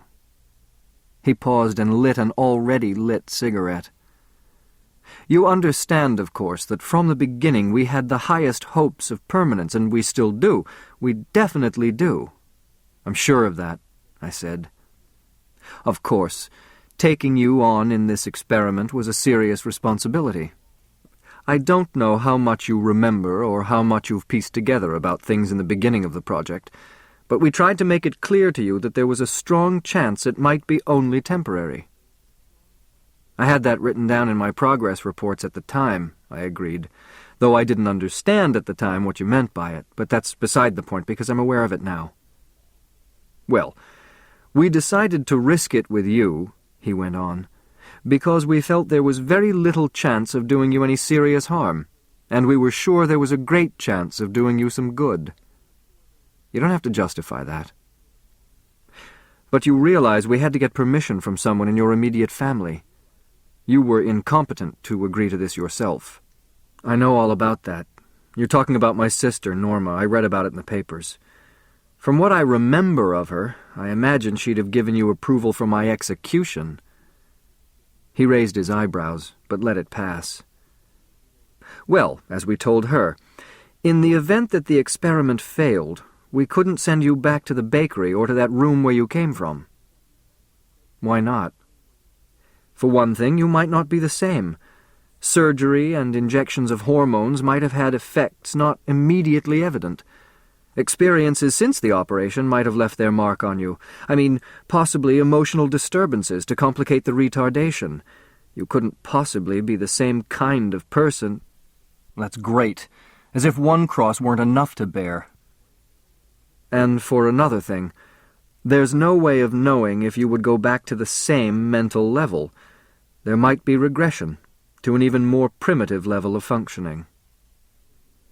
He was letting me have the worst of it, getting the weight off his mind. I might as well know everything, I said, while I'm still in a position to have some say about it. What plans have you made for me? He shrugged. The Foundation has arranged to send you to the Warren State Home and Training School. What the hell? Part of the agreement with your sister was that all the home's fees would be assumed by the Foundation, and you would receive a regular monthly income to be used for your personal needs for the rest of your life. But why there? I was always able to manage on my own on the outside. Even when they committed me there after Uncle Herman died, Donner was able to get me out right away to work and live on the outside. Why do I have to go back? If you can take care of yourself on the outside, you won't have to stay in Warren. The less severe cases are permitted to live off the grounds, but we had to make provision for you, just in case. He was right. There was nothing for me to complain about. They had thought of everything. Warren was the logical place, the deep freeze where I could be put away for the rest of my days. At least it's not the incinerator, I said. What? Never mind, a private joke. Then I thought of something. Tell me, is it possible to visit Warren? I mean, go through the place and look it over as a visitor? Yes, I think they have people coming down all the time, regular tours through the home as a kind of public relations thing, but why? Because I want to see. I've got to know what's going to happen while I'm still enough in control to be able to do something about it. See if you can arrange it as soon as possible. I could see he was upset about the idea of my visiting Warren, as if I were ordering my coffin to sit in before I died. But then, I can't blame him, because he doesn't realize that finding out who I really am, the meaning of my total existence, involves knowing the possibilities of my future as well as my past, where I'm going as well as where I've been. Although we know the end of the maze holds death, and it is something I have not always known, not long ago the adolescent in me thought death could happen only to other people. I see now that the path I choose through that maze makes me what I am. I am not only a thing, but also a way of being, one of many ways, and knowing the paths I have followed and the ones left to take will help me understand what I am becoming. That evening, and for the next few days, I immersed myself in psychology texts, clinical, personality, psychometrics, learning, experimental psychology, animal psychology, physiological psychology, behaviorist, gestalt, analytical, functional, dynamic, organismic, and all the rest of the ancient and modern factions, schools, and systems of thought. The depressing thing is that so many of the ideas on which our psychologists base their beliefs about human intelligence, memory, and learning are all wishful thinking. Faye wants to come down and visit the lab, but I've told her not to. All I need now is for Alice and Faye to run into each other. I have enough to worry about without that. Progress Report 16. July 14th. It was a bad day to go out to Warren, gray and drizzly, and that may account for the depression that grips me when I think about it. Or perhaps I'm kidding myself, and it was the idea of possibly being sent there that bothered me. I borrowed Bert's car. Alice wanted to come along, but I had to see it alone. I didn't tell Faye I was going. It was an hour-and-a-half drive out to the farmland community of Warren, Long Island, and I had no trouble finding the place. A sprawling gray estate revealed to the world only by an entrance of 2 concrete pillars flanking a narrow side road and a well-polished brass plate with the name Warren State Home and Training School. The roadside sign said 15 miles per hour, so I drove slowly past the blocks of buildings looking for the administrative offices. A tractor came across the meadow in my direction, and in addition to the man at the wheel, there were 2 others hanging on the rear. I stuck out my head and called, "Can you tell me where Mr. Winslow's office is?" The driver stopped the tractor and pointed to the left and ahead. "Main hospital, turn left and bear to your right." I couldn't help noticing the staring young man riding at the rear of the tractor, hanging onto a handrail. He was unshaven, and there was the trace of an empty smile. He had on a sailor's hat, with the brim pulled down childishly to shield his eyes, although there was no sun out. I caught his glance for a moment, his eyes wide, inquiring, but I had to look away. When the tractor started forward again, I could see in the rear-view mirror that he was looking after me, curiously. It upset me, because he reminded me of Charlie.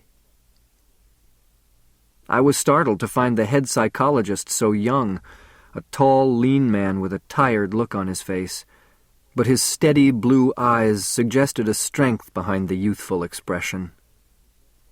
He drove me around the grounds in his own car and pointed out the recreation hall, hospital, school, administrative offices, and the 2-story brick buildings he called cottages where the patients lived.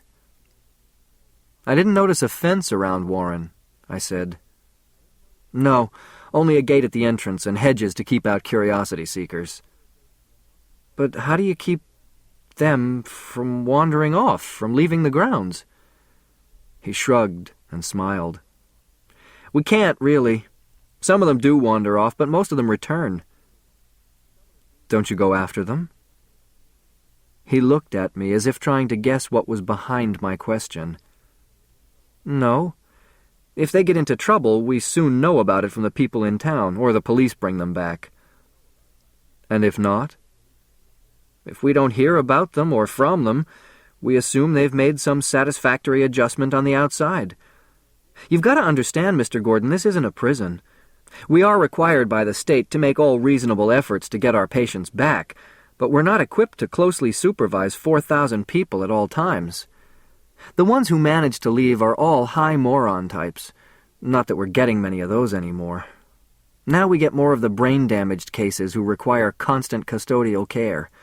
But the high morons can move around more freely, and after a week or so on the outside, most of them come back when they find there's nothing for them out there. The world doesn't want them, and they soon know it." We got out of the car and walked over to one of the cottages. Inside, the walls were white tile, and the building had a disinfectant smell to it. The first-floor lobby opened up to a recreation room filled with some 75 boys sitting around waiting for the lunch bell to be sounded. What caught my eye immediately was one of the bigger boys on a chair in the corner, cradling one of the other boys, 14 or 15 years old, cuddling him in his arms. They all turned to look as we entered, and some of the bolder ones came over and stared at me. "Don't mind them," he said, seeing my expression. "They won't hurt you." The woman in charge of the floor, a large-boned, handsome woman with rolled-up shirt sleeves and a denim apron over her starched white skirt, came up to us. At her belt was a ring of keys that jangled as she moved, and only when she turned did I see that the left side of her face was covered by a large wine-colored birthmark. "Didn't expect any company today, Ray," she said. "You usually bring your visitors on Thursdays." "This is Mr. Gordon, Thelma, from Beekman University. He just wants to look around and get an idea of the work we're doing here." "I knew it wouldn't make any difference with you, Thelma. Any day is all right with you." "Yeah." She laughed strongly. "But Wednesday we turn the mattresses. It smells a lot better here on Thursday." I noticed that she kept to my left so that the blotch on her face was hidden. She took me through the dormitory, the laundry, the supply rooms, and the dining hall, now set and waiting for the food to be delivered from the central commissary. She smiled as she talked, and her expression and the hair piled in a bun high on her head made her look like a Lautrec dancer, but she never looked straight at me. I wondered what it would be like, living here with her to watch over me. "They're pretty good here in this building. she said. "But you know what it is. 300 boys, 75 on a floor, and only 5 of us to look after them. It's not easy to keep them under control, but it's a lot better than the untidy cottages. The staff there doesn't last very long. With babies, you don't mind so much, but when they get to be adults and still can't care for themselves, it can be a nasty mess." "You seem to be a very nice person," I said. "The boys are fortunate to have you as their house supervisor." She laughed heartily, still looking straight ahead, and showed her white teeth. "No better or worse than the rest. I'm very fond of my boys. It's not easy work, but it's rewarding when you think how much they need you." The smile left her for a moment. "Normal kids grow up too soon, stop needing you, go off on their own, forget who loved 'em and took care of 'em. But these children need all you can give, all of their lives." She laughed again, embarrassed at her seriousness. "It's hard work here, but worth it." Back downstairs, where Winslow was waiting for us, the dinner bell sounded, and the boys filed into the dining room. I noticed that the big boy who had held the smaller one in his lap was now leading him to the table by the hand. "Quite a thing," I said, nodding in that direction. Winslow nodded too. "Jerry's the big one, and that's Dusty. We see that sort of thing often here. When there's no one else who has time for them, sometimes they know enough to seek human contact and affection from each other." As we passed one of the other cottages on our way to the school, I heard a shriek, followed by a wailing, picked up and echoed by 2 or 3 other voices. There were bars on the windows. Winslow looked uncomfortable for the first time that morning. "Special security cottage," he explained. "Emotionally disturbed retardates. When there's a chance they'll harm themselves or others, we put them in Cottage K. Locked up at all times." "Emotionally disturbed patients here? Don't they belong in psychiatric hospitals?" "Oh, sure," he said, "but it's a difficult thing to control. Some, the borderline emotionally disturbed, don't break down until after they've been here for a while. Others were committed by the courts, and we had no choice but to admit them even though there's really no room for them. The real problem is that there's no room for anyone anywhere. Do you know how long our own waiting list is? 1,400. And we may have room for 25 or 30 of them by the end of the year." "Where are those 1,400 now?" "Home. On the outside, waiting for an opening here or in some other institution. You see, our space problem is not like the usual hospital overcrowding. Our patients usually come here to stay for the rest of their lives." As we arrived at the new school building, a 1-story glass and concrete structure with large picture windows, I tried to imagine what it would be like walking through these corridors as a patient. I visualized myself in the middle of a line of men and boys waiting to enter a classroom. Perhaps I'd be one of those pushing another boy in a wheelchair, or guiding someone else by the hand, or cuddling a smaller boy in my arms. In one of the woodworking classrooms, where a group of older boys were making benches under a teacher's supervision, they clustered around us, eyeing me curiously. The teacher put down the saw and came towards us. "This is Mr. Gordon from Beekman University," said Winslow. "Wants to look over some of our patients. He's thinking of buying the place." The teacher laughed and waved at his pupils. "Well, if he buys it, he's got to take us with it, and he's got to get us some more wood to work with." As he showed me around the shop, I noticed how strangely quiet the boys were. They went on with their work of sanding or varnishing the newly finished benches, but they didn't talk. "These are my silent boys, you know," he said, as if he sensed my unspoken question. "Deaf mutes." "We have 106 of them here," explained Winslow, "as a special study sponsored by the federal government." What an incredible thing. How much less they had than other human beings. Mentally retarded, deaf, mute, and still eagerly sanding benches. One of the boys, who had been tightening a block of wood in a vise, stopped what he was doing, tapped Winslow on the arm, and pointed to the corner where a number of finished objects were drying on display shelves. The boy pointed to a lamp base on the second shelf, and then to himself. It was a poor job, unsteady, the patches of wood filler showing through, and the varnish heavy and uneven. Winslow and the teacher praised it enthusiastically, and the boy smiled proudly and looked at me, waiting for my praise too. "Yes," I nodded, mouthing the words exaggeratedly. "Very good, very nice." I said it because he needed it, but I felt hollow. The boy smiled at me, and when we turned to leave, he came over and touched my arm as a way of saying goodbye. It choked me up, and I had a great deal of difficulty controlling my emotions until we were out in the corridor again. The principal of the school was a short, plump, motherly lady who sat me down in front of a neatly lettered chart showing the various types of patients, the number of faculty assigned to each category, and the subjects they studied. "Of course," she explained, "we don't get many of the upper IQs anymore. They're taken care of, the 60 and 70 IQs, more and more in the city schools and special classes, or else there are community facilities for caring for them. Most of the ones we get are able to live out in foster homes, boarding houses, and do simple work on the farms or in a menial capacity in factories or laundries or bakeries," I suggested. She frowned. "Yes, I guess they might be able to do that. Now, we also classify our children. I call them all children, no matter what their ages are. They're all children here. We classify them as tidy or untidy. It makes the administration of their cottages a lot easier if they can be kept with their own levels.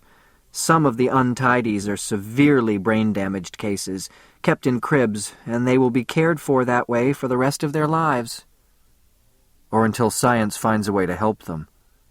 "Oh," she smiled, explaining to me carefully, "I'm afraid these are beyond help." No one is beyond help.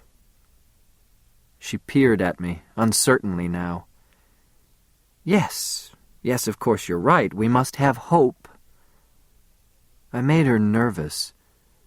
I smiled to myself at the thought of how it would be if they brought me back here as one of her children. Would I be tidy or not? Back at Winslow's office, we had coffee as he talked about his work. "It's a good place," he said. "We have no psychiatrists on our staff, only an outside consulting man who comes in once every 2 weeks. But it's just as well. Everyone on the psych staff is dedicated to his work. I could have hired a psychiatrist, but at the price I'd have to pay, I'm able to hire 2 psychologists, men who aren't afraid to give away a part of themselves to these people." "What do you mean by a part of themselves?" He studied me for a moment, and then through the tiredness flashed an anger. "There are a lot of people who will give money or materials, but very few who will give time and affection. That's what I mean." His voice grew harsh, and he pointed to an empty baby bottle on the bookshelf across the room. "You see that bottle?" I told him I had wondered about it when we came into his office. "Well, how many people do you know who are prepared to take a grown man into his arms and let him nurse with the bottle, and take the chance of having the patient urinate or defecate all over him? You look surprised. You can't understand it, can you?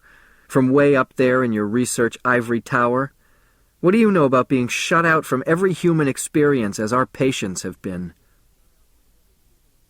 I couldn't restrain a smile, and he apparently misunderstood because he stood up and ended the conversation abruptly. If I come back here to stay and he finds out the whole story, I'm sure he'll understand. He's the kind of man who would. As I drove out of Warren, I didn't know what to think. The feeling of cold grayness was everywhere around me, a sense of resignation. There had been no talk of rehabilitation, of cure, of someday sending these people out into the world again. No one had spoken of hope. The feeling was of living death, or worse, of never having been fully alive and knowing. Souls withered from the beginning and doomed to stare into the time and space of every day. I wondered about the house mother with her red-blotched face, and the stuttering shop teacher, and the motherly principal, and the youthful, tired-looking psychologist, and wished I knew how they had found their way here to work and dedicate themselves to these silent minds. Like the boy who held the younger one in his arms, each had found a fulfillment in giving away a part of himself to those who had less. And what about the things I wasn't shown? I may soon be coming to Warren, to spend the rest of my life with the others, waiting. July 15th. I've been putting off a visit to my mother. I want to see her, and I don't. Not until I'm sure what is going to happen to me. Let's see first how the work goes and what I discover. Algernon refuses to run the maze anymore. General motivation has decreased. I stopped off again today to see him, and this time Strauss was there too. Both he and Niemer looked disturbed as they watched Bert force-feed him. Strange to see the little puff of white clamped down on the work table, and Bert forcing the food down his throat with an eyedropper.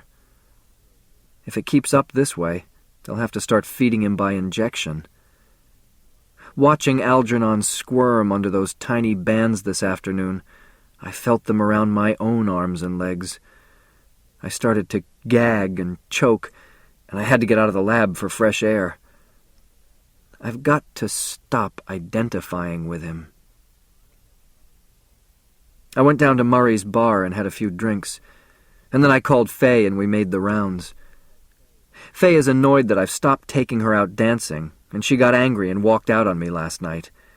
She has no idea of my work and no interest in it, and when I do try to talk to her about it, she makes no attempt to hide her boredom. She just can't be bothered, and I can't blame her.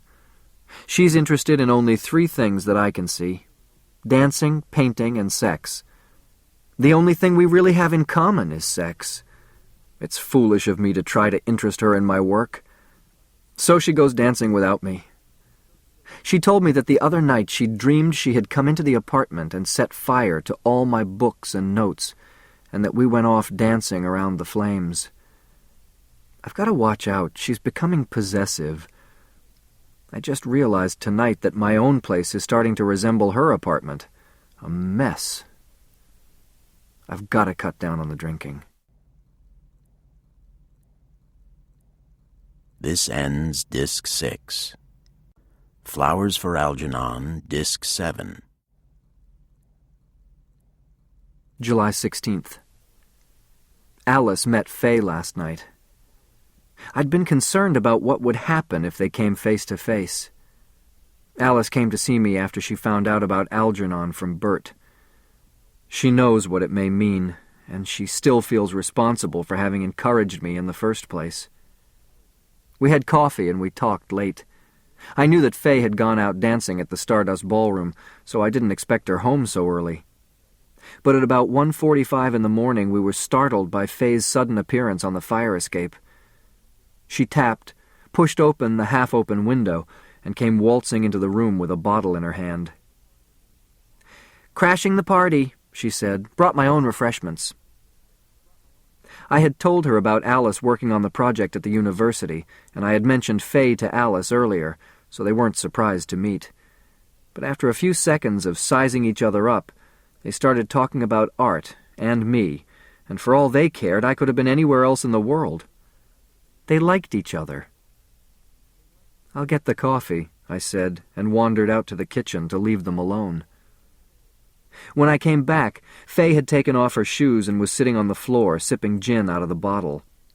She was explaining to Alice that as far as she was concerned, there was nothing more valuable to the human body than sunbathing, and that nudist colonies were the answer to the world's moral problems. Alice was laughing hysterically at Faye's suggestion that we all join a nudist colony, and she leaned over and accepted a drink that Faye poured for her. We sat and talked until dawn, and I insisted on seeing Alice home. When she protested that it wasn't necessary, Faye insisted that she'd be a fool to go out alone in the city at this hour, so I went down and hailed a cab. "There's something about her," said Alice on the way home.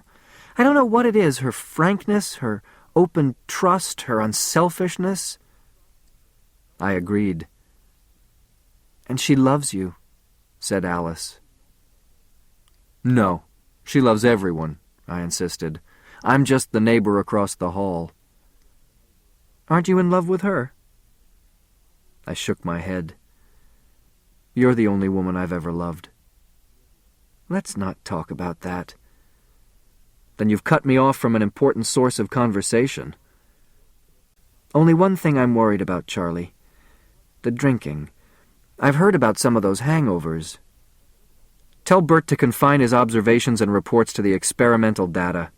I won't have him poisoning you against me. I can handle the drinks." "I've heard that one before." "But never from me." "That's the only thing I have against her," she said. "She's got you drinking, and she's interfering with your work." "I can handle that, too." "This work is important now, Charlie. Not only to the world and millions of unknown people, but to you. Charlie, you've got to solve this thing for yourself as well. Don't let anyone tie your hands." "So now the truth comes out," I teased. "You'd like me to see less of her." "That's not what I said." "It's what you meant. If she's interfering with my work, we both know I've got to cut her out of my life." "No, I don't think you should cut her out of your life. She's good for you. You need a woman who's been around, as she has." "You would be good for me." She turned her face away. "Not in the same way she is." She looked back at me. "I came here tonight prepared to hate her. I wanted to see her as a vile, stupid whore you'd gotten mixed up with, and I had big plans about coming between you and saving you from her in spite of yourself. But now that I've met her, I realize I have no right to judge her behavior. I think she's good for you."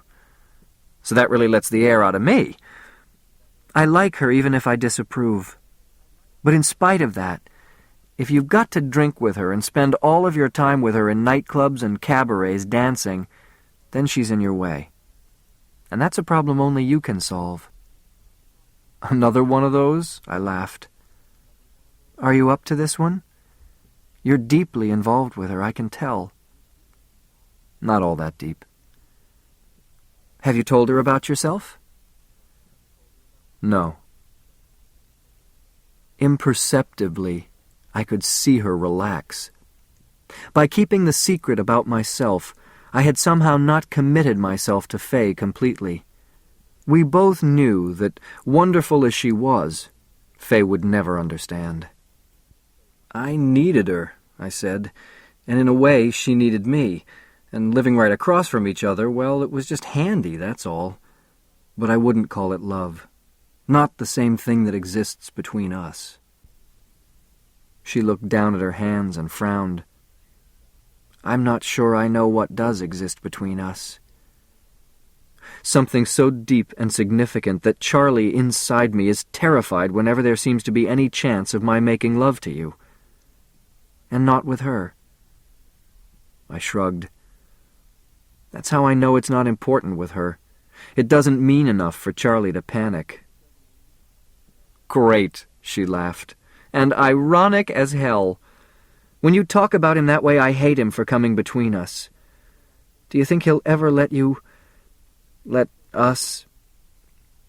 I don't know. I hope so." I left her at the door. We shook hands, and yet, strangely, it was much closer and more intimate than an embrace would have been. I went home and made love to Faye, but kept thinking of Alice. July 27th. Working around the clock. Over Faye's protests, I've had a cot moved into the lab. She's become too possessive and resentful of my work. I think she could tolerate another woman, but not this complete absorption in something she can't follow. I was afraid it would come to this, but I have no patience with her now. I'm jealous of every moment away from the work, impatient with anyone who tries to steal my time. Though most of my writing time is spent on notes, which I keep in a separate folder, from time to time I have to put down my moods and thoughts out of sheer habit. The calculus of intelligence is a fascinating study.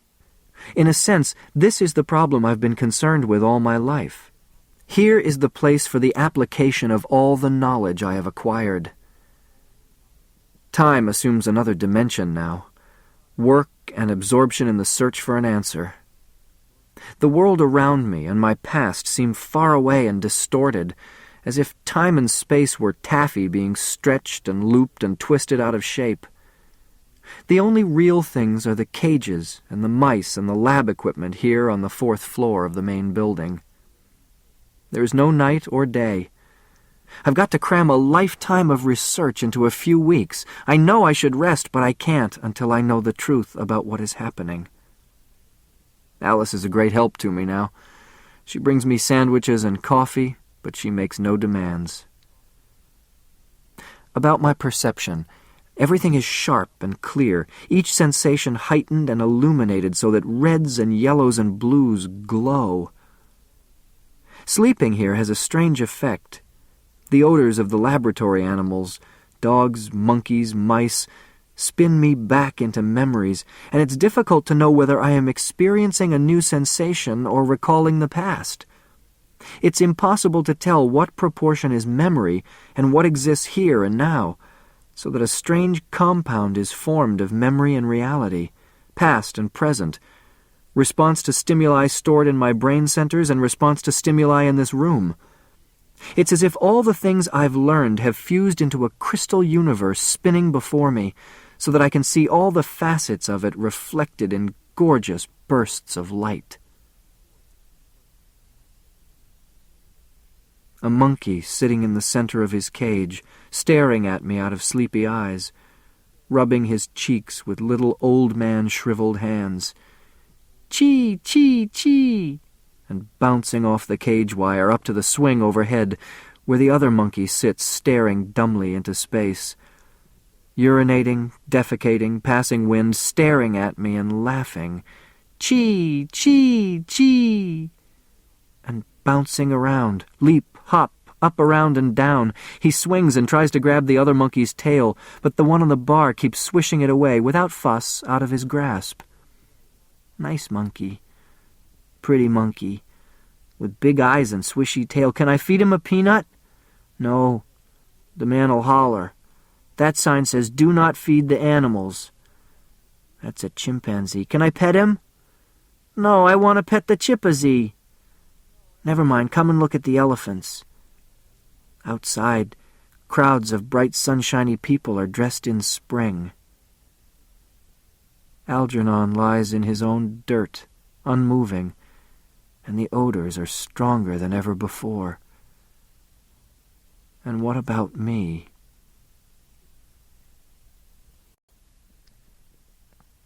July 28th. Faye has a new boyfriend. I went home last night to be with her. I went to my room first to get a bottle and then headed over on the fire escape. But fortunately, I looked before going in. They were together on the couch. Strange, I don't really care. It's almost a relief. I went back to the lab to work with Algernon. He has moments out of his lethargy. Periodically, he will run a shifting maze, but when he fails and finds himself in a dead end, he reacts violently. When I got down to the lab, I looked in. He was alert and came up to me as if he knew me. He was eager to work, and when I set him through the trap door in the wire mesh of the maze, he moved swiftly along the pathways to the reward box. Twice he ran the maze successfully. The third time, he got halfway through, paused at an intersection, and then with a twitching movement took the wrong turn. I could see what was going to happen, and I wanted to reach down and take him out before he ended up in a blind alley. But I restrained myself and watched. When he found himself moving along the unfamiliar path, he slowed down and his actions became erratic. Start, pause, double back, turn around, and then forward again, until finally he was in the cul-de-sac that informed him with a mild shock that he had made a mistake. At this point, instead of turning back to find an alternate route, he began to move in circles, squeaking like a phonograph needle scratched across the grooves. He threw himself against the walls of the maze again and again, leaping up, twisting over backwards and falling and throwing himself again. Twice he caught his claws in the overhead wire mesh, screeching wildly, letting go and trying hopelessly again. Then he stopped and curled himself up into a small, tight ball. When I picked him up, he made no attempt to uncurl, but remained in that state much like a catatonic stupor. When I moved his head or limbs, they stayed like wax. I put him back into his cage and watched him until the stupor wore off and he began to move around normally. What eludes me is the reason for his regression. Is it a special case, an isolated reaction, or is there some general principle of failure basic to the whole procedure? I've got to work out the rule.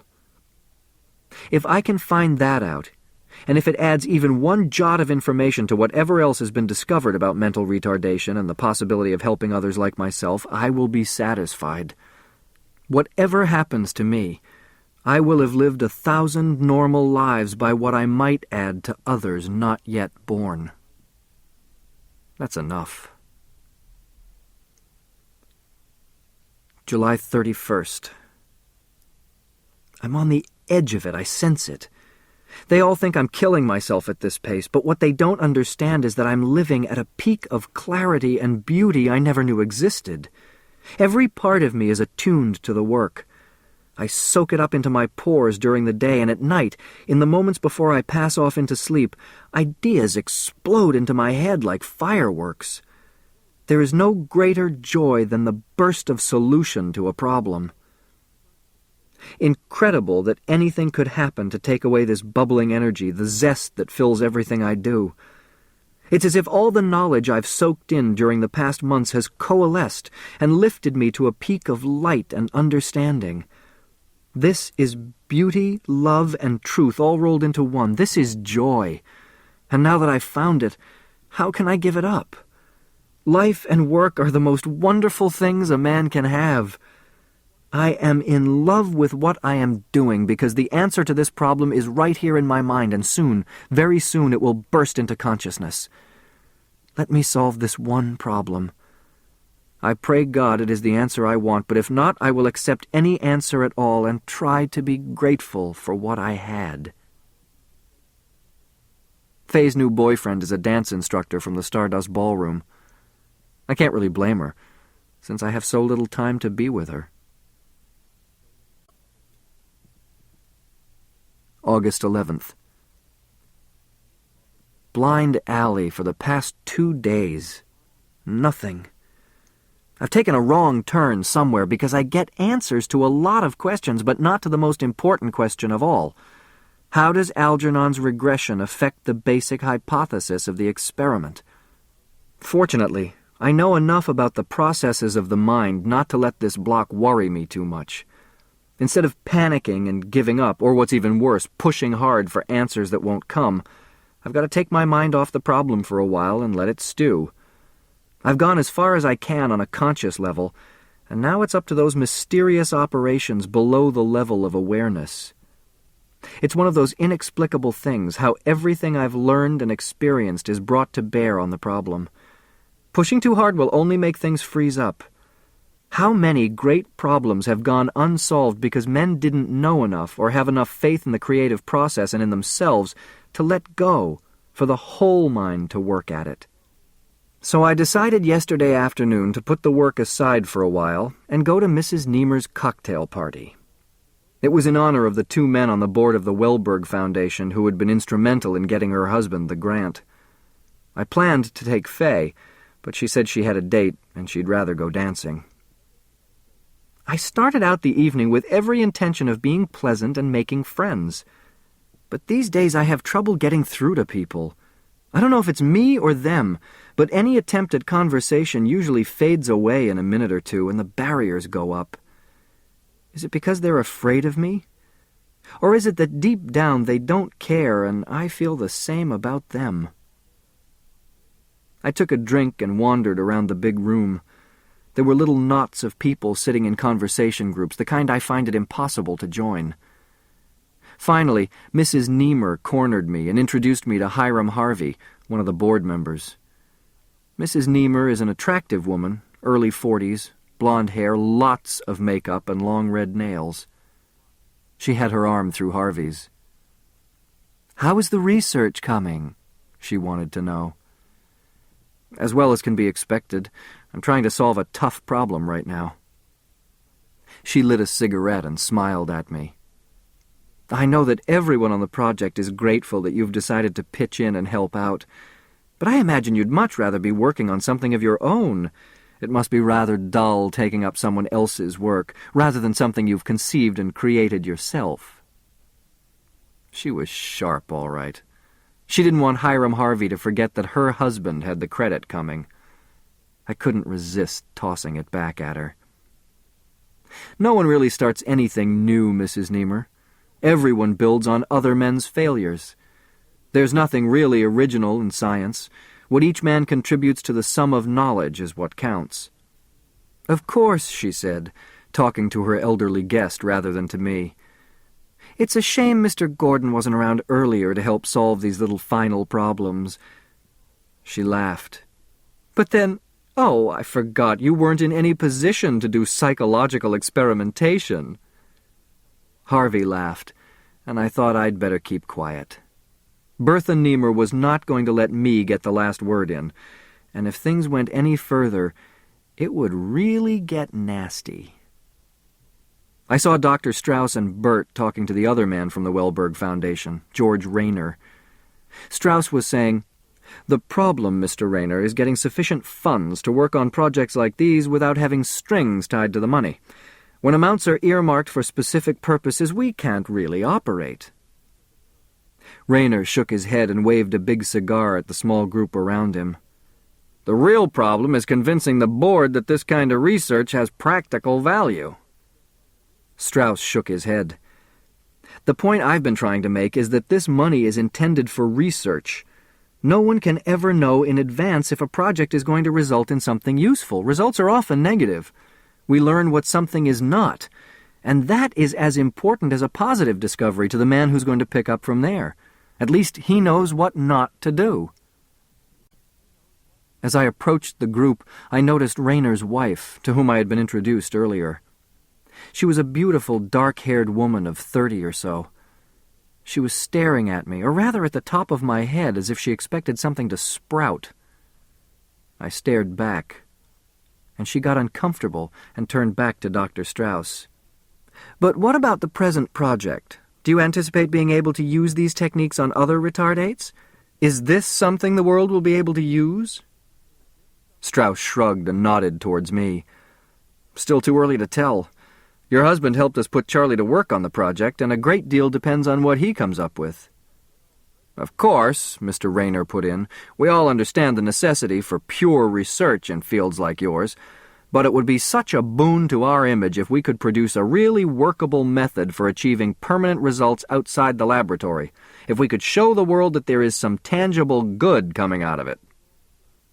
I started to speak, but Strauss, who must have sensed what I was going to say, stood up and put his arm on my shoulder. "All of us at Beekman feel that the work Charlie is doing is of the utmost importance. His job now is to find the truth wherever it leads. We leave it to your foundations to handle the public, to educate society." He smiled at the Rayners and steered me away from them. "That," I said, "is not at all what I was going to say." "I didn't think you were," he whispered, holding onto my elbow. "But I could see by that gleam in your eye you were ready to cut them to pieces, and I couldn't allow that, could I?" "Guess not," I agreed, helping myself to another martini. "Is it wise of you to drink so heavily?" "No, but I'm trying to relax, and I seem to have come to the wrong place." "Well, take it easy," he said, "and keep out of trouble tonight. These people aren't fools.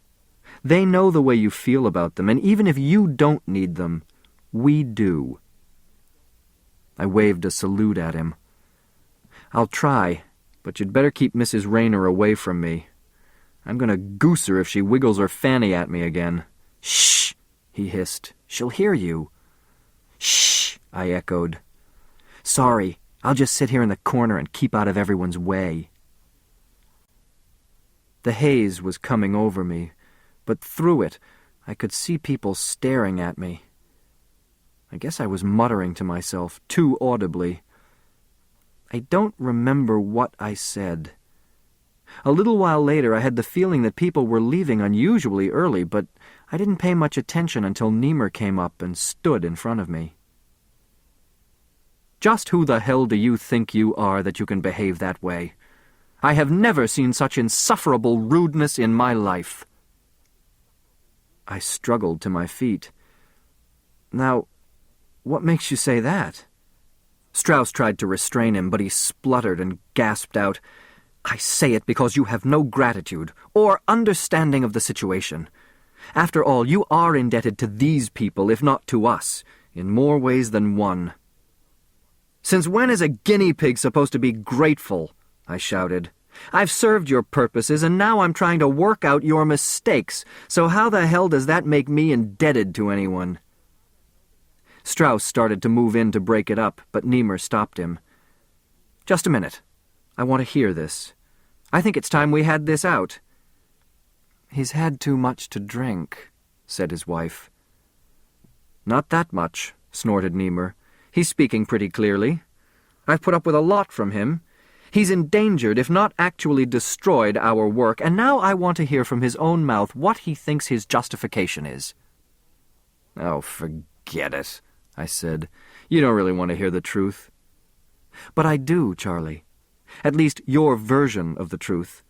I want to know if you feel any gratitude for all the things that have been done for you, the abilities you've developed, the things you've learned, the experiences you've had. Or do you think possibly you were better off before? In some ways, yes. That shocked them. I've learned a lot in the past few months, I said. Not only about Charlie Gordon, but about life and people, and I've discovered that nobody really cares about Charlie Gordon, whether he's a moron or a genius, so what difference does it make? Oh, laughed Niemer, you're feeling sorry for yourself. What did you expect? This experiment was calculated to raise your intelligence, not to make you popular. We had no control over what happened to your personality, and you've developed from a likable, retarded young man into an arrogant, self-centered, antisocial bastard.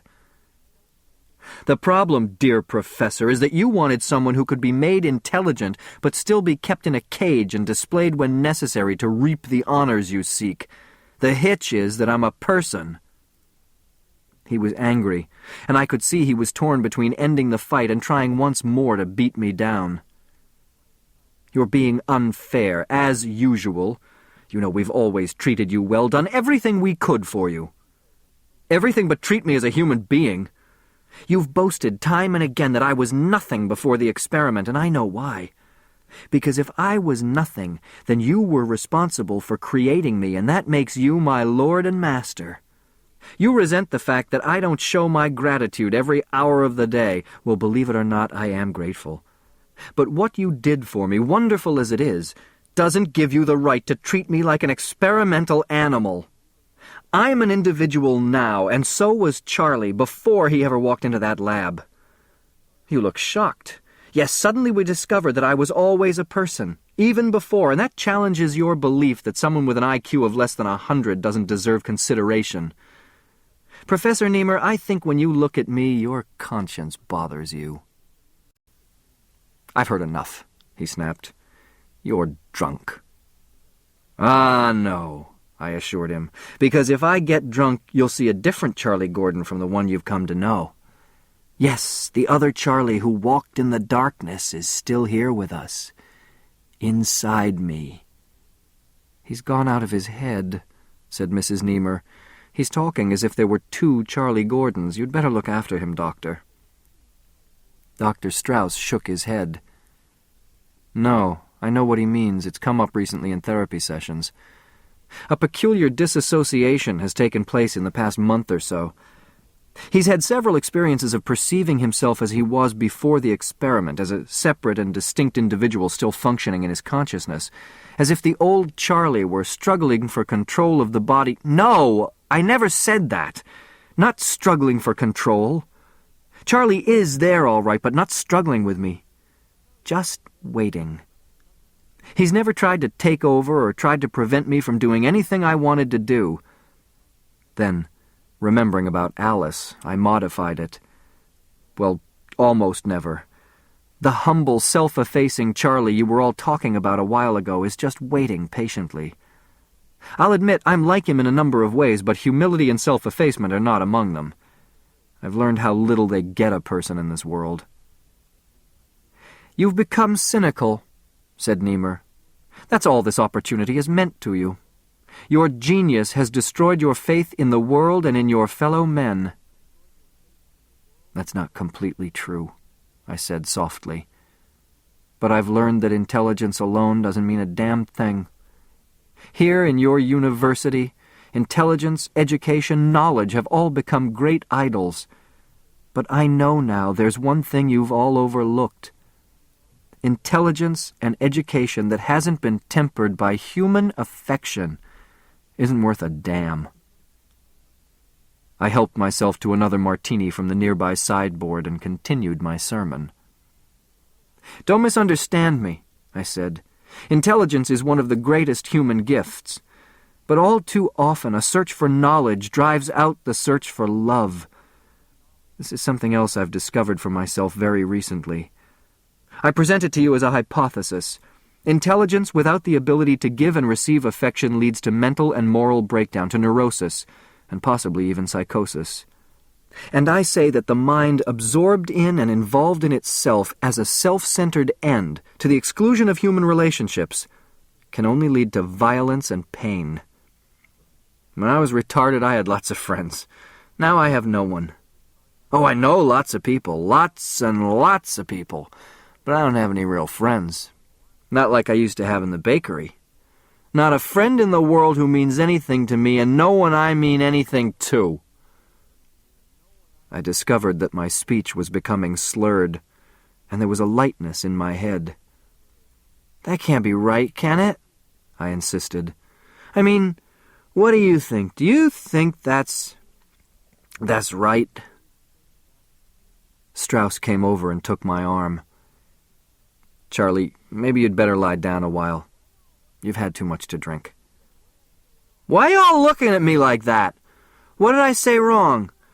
Did I say something wrong? I didn't mean to say anything that wasn't right." I heard the words thick in my mouth, as if my face had been shot full of Novocaine. I was drunk, completely out of control. At that moment, almost with the flick of a switch, I was watching the scene from the dining room doorway, and I could see myself as the other Charlie, there near the sideboard, drink in hand, eyes wide and frightened. "I always try to do the right things. My mother always taught me to be nice to people because she said that way you won't get into trouble and you'll always have lots of friends." I could see by the way he was twitching and writhing that he had to get to the bathroom. "Oh, my God, not there in front of them." "Excuse me, please," he said. "I got to go." Somehow, in that drunken stupor, I managed to turn him away from them and head him toward the bathroom. He made it in time, and after a few seconds, I was again in control. I rested my cheek against the wall, and then washed my face with cool water. Still groggy, but I knew I was going to be all right. That's when I saw Charlie watching me from the mirror behind the wash basin. I don't know how I knew it was Charlie and not me. Something about the dull, questioning look in his face. His eyes wide and frightened, as if at one word from me he would turn and run deep into the dimension of the mirrored world. But he didn't run. He just stared back at me, mouth open, jaw hanging loosely. "Hello," I said. "So you've finally come face to face with me." He frowned, just a bit, as if he didn't understand what I meant, as if he wanted an explanation but didn't know how to ask for it. Then, giving it up, he smiled wryly from the corner of his mouth. "Stay there, right in front of me," I shouted. "I'm sick and tired of your spying on me from doorways and dark places where I can't catch up with you." He stared. "Who are you, Charlie?" Nothing but the smile. I nodded, and he nodded back. "Then what do you want?" I asked. He shrugged. "Oh, come now," I said. "You must want something. You've been following me." He looked down, and I looked at my hands to see what he was looking at. "You want these back, don't you? You want me out of here so you can come back and take over where you left off. I don't blame you. It's your body and your brain, and your life, even though you weren't able to make much use of it. I don't have the right to take it away from you. Nobody does. Who's to say that my light is better than your darkness? Who's to say death is better than your darkness? Who am I to say? But I'll tell you something else, Charlie." I stood up and backed away from the mirror. "I'm not your friend. I'm your enemy. I'm not going to give up my intelligence without a struggle. I can't go back down into that cave. There's no place for me to go now, Charlie, so you've got to stay away. Stay inside my unconscious where you belong, and stop following me around. I'm not going to give up no matter what they all think. No matter how lonely it is. I'm going to keep what they've given me and do great things for the world and for other people like you." As I turned toward the door, I had the impression he was reaching out his hand toward me. But the whole damn thing was foolish. I was just drunk, and that was my own reflection in the mirror. When I came out, Strauss wanted to put me into a taxi, but I insisted I could get home all right. All I needed was a little fresh air, and I didn't want anyone to come with me. I wanted to walk by myself. I was seeing myself as I really had become. Niemer had said it. I was an arrogant, self-centered bastard. Unlike Charlie, I was incapable of making friends or thinking about other people and their problems. I was interested in myself, and myself only. For one long moment in that mirror I had seen myself through Charlie's eyes, looked down at myself and saw what I had really become. And I was ashamed. Hours later, I found myself in front of the apartment house and made my way upstairs and through the dimly lit hallway. Passing Faye's room, I could see there was a light on, and I started toward her door. But just as I was about to knock, I heard her giggling and a man's answering laugh. It was too late for that. I let myself into my apartment quietly and stood there for a while in the dark, not daring to move, not daring to turn on the light. Just stood there and felt the whirlpool in my eyes. What has happened to me? Why am I so alone in the world? 4:30 a.m. The solution came to me just as I was dozing off, illuminated. Everything fits together, and I see what I should have known from the beginning. No more sleep. I've got to get back to the lab and test this against the results from the computer. This, finally, is the flaw in the experiment. I've found it. Now what becomes of me?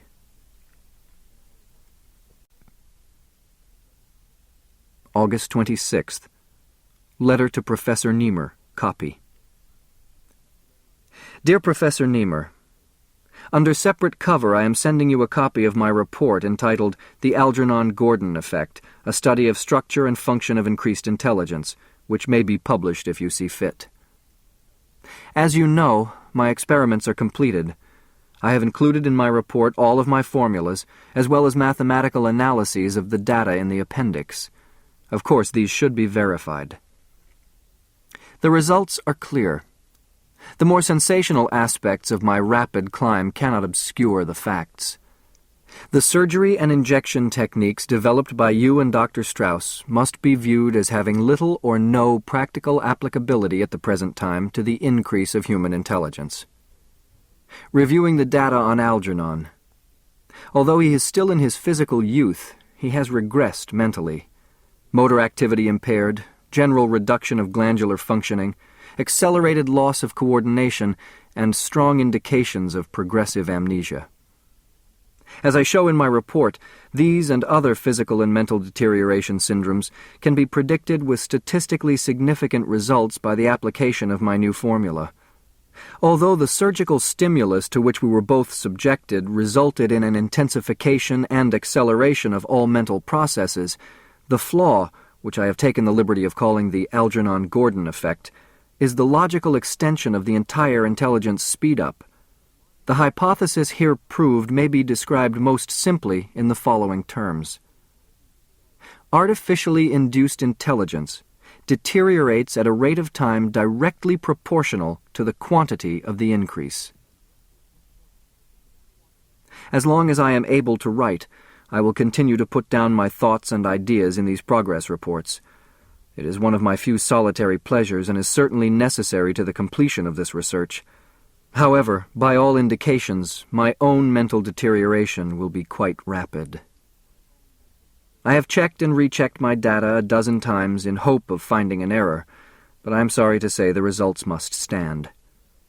Yet I am grateful for the little bit that I here add to the knowledge of the function of the human mind, and of the laws governing the artificial increase of human intelligence. The other night, Dr. Strauss was saying that an experimental failure, the disproving of a theory, was as important to the advancement of learning as a success would be. I know now that this is true. I am sorry, however, that my own contribution to the field must rest upon the ashes of the work of this staff, and especially those who have done so much for me. Yours truly, Charles Gordon. Enclosure, report. Copy, Dr. Strauss, the Wellberg Foundation.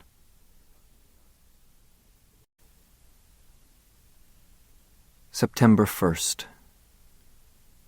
I mustn't panic. Soon there will be signs of emotional instability and forgetfulness, the first symptoms of the burnout. Will I recognize these in myself? All I can do now is keep recording my mental state as objectively as possible, remembering that this psychological journal will be the first of its kind and possibly the last. This morning, Niemer had Bert take my report and the statistical data down to Halston University to have some of the top men in the field verify my results and the application of my formulas. All last week, they had Bert going over my experiments and methodological charts. I shouldn't really be annoyed by their precautions. After all, I'm just a Charlie-come-lately, and it is difficult for Niemer to accept the fact that my work might be beyond him. He had come to believe in the myth of his own authority, and, after all, I am an outsider. I don't really care anymore what he thinks, or what any of them think, for that matter. There isn't time. The work is done, the data is in, and all that remains is to see whether I have accurately projected the curve on the Algernon figures as a prediction of what will happen to me. Alice cried when I told her the news. Then she ran out. I've got to impress on her that there is no reason for her to feel guilty about this. September 2nd. Nothing definite yet. I move in a silence of clear white light. Everything around me is waiting. I dream of being alone on the top of a mountain, surveying the land around me, greens and yellows, and the sun directly above, pressing my shadow into a tight ball around my legs. As the sun drops into the afternoon sky, the shadow undrapes itself and stretches out toward the horizon, long and thin and far behind me. I want to say here, again, what I've said already to Dr. Strauss. No one is in any way to blame for what has happened. This experiment was carefully prepared, extensively tested on animals, and statistically validated. When they decided to use me as the first human test, they were reasonably certain that there was no physical danger involved. There was no way to foresee the psychological pitfalls. I don't want anyone to suffer because of what happens to me. The only question now is, how much can I hang on to? September 15th. Niemer says my results have been confirmed. It means that the flaw is central and brings the entire hypothesis into question. Someday there might be a way to overcome this problem, but that time is not yet. I have recommended that no further tests be made on human beings until these things are clarified by additional research on animals. It is my own feeling that the most successful line of research will be that taken by the men studying enzyme imbalances. As with so many other things, time is the key factor. Speed in discovering the deficiency and speed in administering hormonal substitutes. I'd like to help in that area of research, and in the search for radioisotopes that may be used in local cortical control, but I know now that I won't have the time. September 17th. Becoming absent-minded. Put things away on my desk or in the drawers of the lab tables, and when I can't find them, I lose my temper and flare up at everyone. First signs? Algernon died 2 days ago. I found him at 4:30 in the morning when I came back to the lab after wandering around down at the waterfront, on his side, stretched out in the corner of his cage, as if he were running in his sleep. Dissection shows that my predictions were right. Compared to the normal brain, Algernon's had decreased in weight, and there was a general smoothing out of the cerebral convolutions, as well as a deepening and broadening of brain fissures. It's frightening to think that the same thing might be happening to me right now. Seeing it happen to Algernon makes it real. For the first time, I'm afraid of the future. I put Algernon's body into a small metal container and took him home with me. I wasn't going to let them dump him into the incinerator. It's foolish and sentimental, but late last night I buried him in the backyard. I wept as I put a bunch of wildflowers on the grave.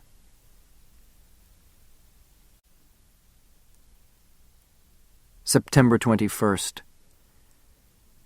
I'm going to Mark Street to visit my mother tomorrow. A dream last night triggered off a sequence of memories, lit up a whole slice of the past, and the important thing is to get it down on paper quickly, before I forget it, because I seem to forget things sooner now. It has to do with my mother, and now, more than ever, I want to understand her, to know what she was like and why she acted the way she did. I mustn't hate her. I've got to come to terms with her before I see her, so that I won't act harshly or foolishly. September 27th. I should have written this down right away, because it's important to make this record complete. I went to see Rose 3 days ago. Finally, I forced myself to borrow Bert's car again. I was afraid, and yet I knew I had to go. At first, when I got to Mark Street, I thought I had made a mistake. It wasn't the way I remembered it at all. It was a filthy street. Vacant lots where many of the houses had been torn down. On the sidewalk, a discarded refrigerator with its face ripped off, and on the curb, an old mattress with wire intestines hanging out of its belly. Some houses had boarded-up windows, and others looked more like patched-up shanties than homes. I parked the car a block away from the house and walked. There were no children playing on Mark Street, not at all like the mental picture I had brought with me, of children everywhere, and Charlie watching them through the front window. Strange that most of my memories of the street are framed by the window, with me always inside watching the children play. Now there were only old people standing in the shade of tired porches. As I approached the house, I had a second shock. My mother was on the front stoop in an old brown sweater, washing the ground floor windows from the outside, even though it was cold and windy. always working to show the neighbors what a good wife and mother she was. The most important thing had always been what other people thought, appearances before herself or her family, and righteous about it. Time and again Matt had insisted that what others thought about you wasn't the only thing in life, but it did no good. Norma had to dress well, the house had to have fine furniture, Charlie had to be kept inside so that other people wouldn't know anything was wrong. At the gate, I paused to watch as she straightened up to catch her breath. Seeing her face made me tremble, but it wasn't the face I had struggled so hard to recall. Her hair had become white and streaked with iron, and the flesh of her thin cheeks was wrinkled. Perspiration made her forehead glisten. She caught sight of me and stared back.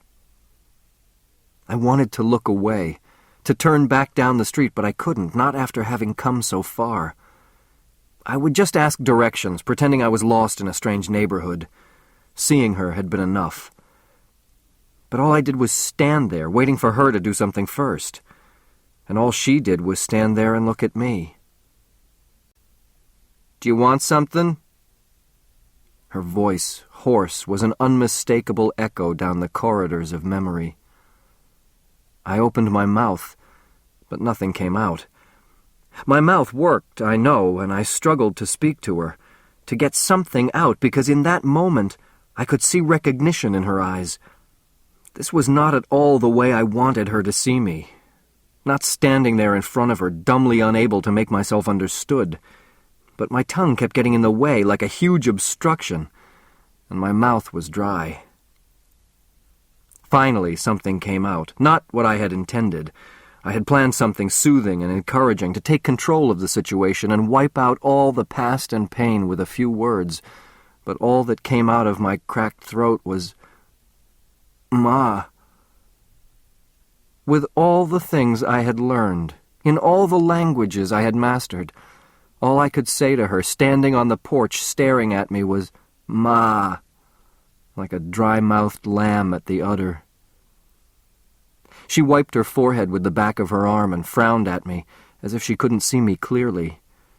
I stepped forward, past the gate to the walk, and then toward the steps. She drew back. At first, I wasn't sure whether or not she really recognized me, but then she gasped. "Charlie." She didn't scream it or whisper it. She just gasped it as one might do coming out of a dream. "Ma," I started up the steps. "It's me." My movement startled her, and she stepped backwards, kicking over the bucket of soapy water, and the dirty suds rushed down the steps. "What are you doing here?" "I just wanted to see you, talk to you." Because my tongue kept getting in my way, my voice came out of my throat differently, with a thick whining tone, as I might have spoken a long time ago. "Don't go away," I begged. "Don't run away from me." But she had gone inside the vestibule and locked the door. A moment later I could see her peering at me from behind the sheer white curtain of the door window, her eyes terrified. Behind the window her lips moved soundlessly. "Go away, leave me alone." Why? Who was she to deny me this way? By what right did she turn away from me? "Let me in, I want to talk to you. Let me in!" I banged on the door against the glass so hard it cracked, and the crack spread a web that caught my skin for a moment and held it fast. She must have thought I was out of my mind and had come to harm her. She let go of the outer door and fled down the hallway that led into the apartment. I pushed again. The hook gave way, and unprepared for the sudden yielding, I fell into the vestibule, off balance. My hand was bleeding from the glass I had broken, and not knowing what else to do, I put my hand into my pocket to prevent the blood from staining her freshly scrubbed linoleum. I started in, past the stairs I had seen so often in my nightmares. I had often been pursued up that long, narrow staircase by demons who grabbed at my legs and pulled me down into the cellar below, while I tried to scream without voice, strangling on my tongue and gagging in silence, like the silent boys at Warren. The people who lived on the second floor, our landlord and landlady, the Myers, had always been kind to me. They gave me sweets and let me come to sit in their kitchen and play with their dog. I wanted to see them, but without being told, I knew they were gone and dead and that strangers lived upstairs. That path was now closed to me forever. At the end of the hallway, the door through which Rose had fled was locked, and for a moment I stood, undecided. "Open the door." The answer was the high-pitched yapping of a small dog. It took me by surprise. "All right," I said. "I don't intend to hurt you or anything, but I've come a long way, and I'm not leaving without talking to you. If you don't open the door, I'm going to break it down."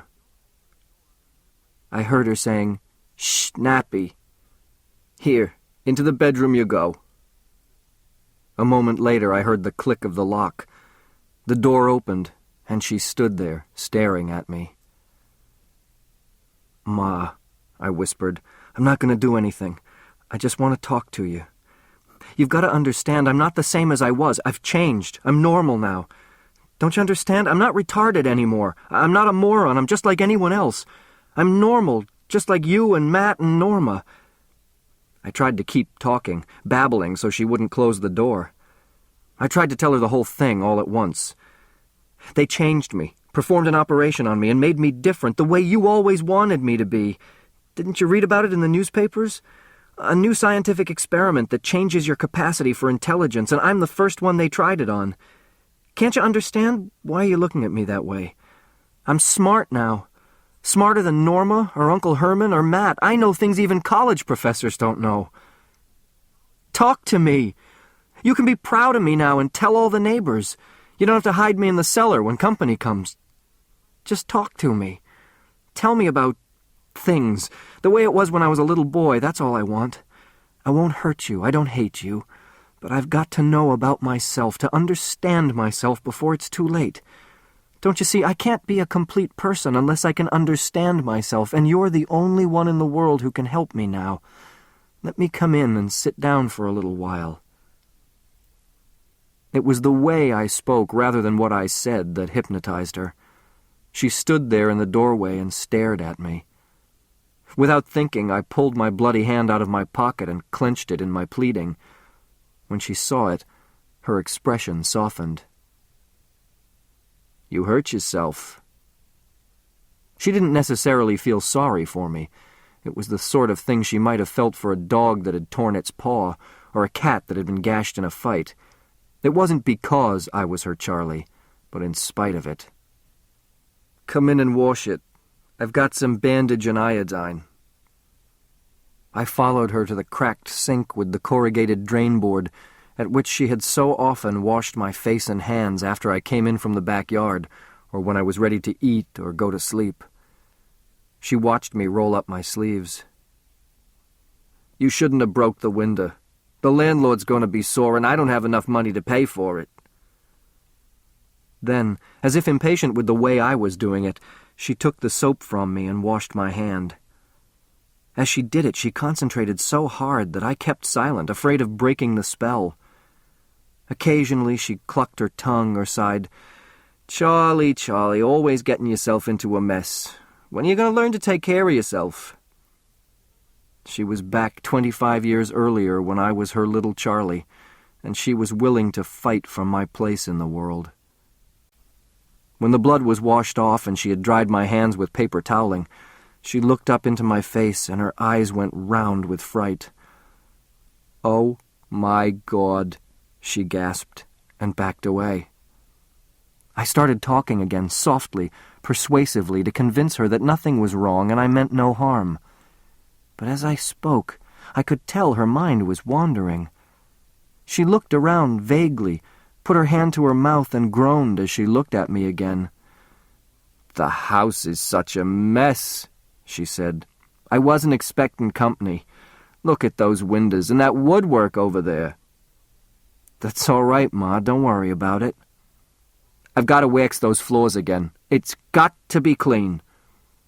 She noticed some finger marks on the door, and taking up her wash rag, she scrubbed them away. When she looked up and saw me watching her, she frowned. "Have you come about the electric bill?" Before I could say no, she wagged her finger, scolding. "I intend to send a check out the 1st of the month, but my husband is out of town on business. I told them all they don't have to worry about the money because my daughter gets paid this week and we'll be able to take care of all our bills, so there's no need bothering me for money." "Is she your only child? Don't you have any other children?" She started, and then her eyes looked far away. "I had a boy. So brilliant that all the other mothers were jealous of him, and they put the evil eye on him. They called it the IQ, but it was the evil IQ. He would have been a great man if not for that. He was really very bright, exceptional, they said. He could have been a genius." She picked up a scrub brush. "Excuse me now, I've got to get things ready. My daughter has a young man coming for dinner, and I've got to get this place clean." She got down on her knees and started to scrub the already shining floor. She didn't look up again. She was muttering to herself now, and I sat down at the kitchen table. I'd wait until she came out of it, until she recognized me and understood who I was. I couldn't leave until she knew that I was her Charlie. Somebody had to understand. She had started humming sadly to herself, but she stopped, her rag poised midway between the bucket and the floor, as if suddenly aware of my presence behind her. She turned, her face tired and her eyes glistening, and cocked her head. "How could it be? I don't understand. They told me you could never be changed."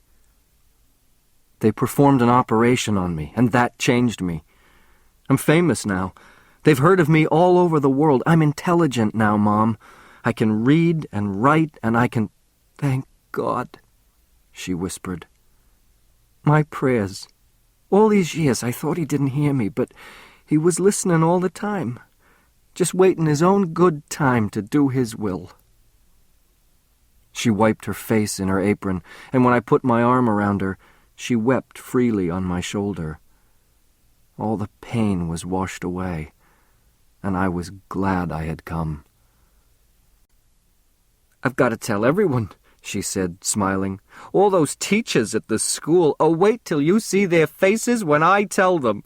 And the neighbors, and Uncle Herman. I've got to tell Uncle Herman. He'll be so pleased. And wait until your father comes home, and your sister. Oh, she'll be so happy to see you have no idea." She hugged me, talking excitedly, making plans for the new life we were going to have together. I hadn't the heart to remind her that most of my childhood teachers were gone from this school, that the neighbors had long moved away, that Uncle Herman had died many years ago, and that my father had left her. The nightmare of all those years had been pain enough. I wanted to see her smiling, and know I had been the one to make her happy. For the first time in my life, I had brought a smile to her lips. Then, after a while, she paused thoughtfully, as if remembering something. I had the feeling her mind was going to wander. "No!" I shouted, startling her back to reality. "Wait, Ma, there's something else. Something I want you to have before I go." "Go? You can't go away now." "I have to go, Ma. I have things to do, but I'll write to you, and I'll send you money." "But when will you come back?" "I don't know yet. But before I go, I want you to have this." "A magazine?" "Not exactly. It's a scientific report I wrote. Very technical. Look, it's called the Algernon-Gordon effect. Something I discovered, and it's named partly after me. I want you to keep a copy of the report so that you can show people that your son turned out to be more than a dummy after all." She took it and looked at it in awe. It's your name." "I knew it would happen. I always said it would happen someday. I tried everything I could. You were too young to remember, but I tried. I told them all that you'd go to college and become a professional man and make your mark in the world. They laughed, but I told them." She smiled at me through tears, And then a moment later, she wasn't looking at me anymore. She picked up her rag and began to wash the woodwork around the kitchen door, humming more happily, I thought, as if in a dream. The dog started barking again. The front door opened and closed, and a voice called, "Okay, Nappy, okay, it's me." The dog was jumping excitedly against the bedroom door. I was furious at being trapped here. I didn't want to see Norma. We had nothing to say to each other, and I didn't want my visit spoiled. There was no back door. The only way would be to climb out the window into the backyard and go over the fence, but someone might mistake me for a burglar.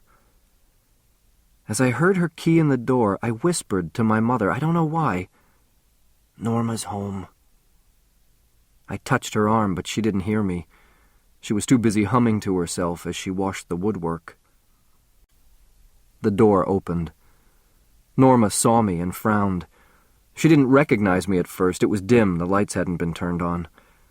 Putting down the shopping bag she was carrying, she switched on the light. "Who are you?" But before I could answer, her hand went over her mouth and she slumped back against the door. "Charlie." She said it the same way my mother had, gasping. And she looked the way my mother used to look. Thin, sharp features, bird-like, pretty. "Charlie. My God, what a shock. You might have gotten in touch and warned me. You should have called. I don't know what to say." She looked at my mother, sitting on the floor near the sink. "Is she all right? You didn't shock her or anything?" She came out of it for a while. We had a little talk. "I'm glad. She doesn't remember much these days. It's old age, senility. Dr. Portman wants me to put her into a nursing home, but I can't do it.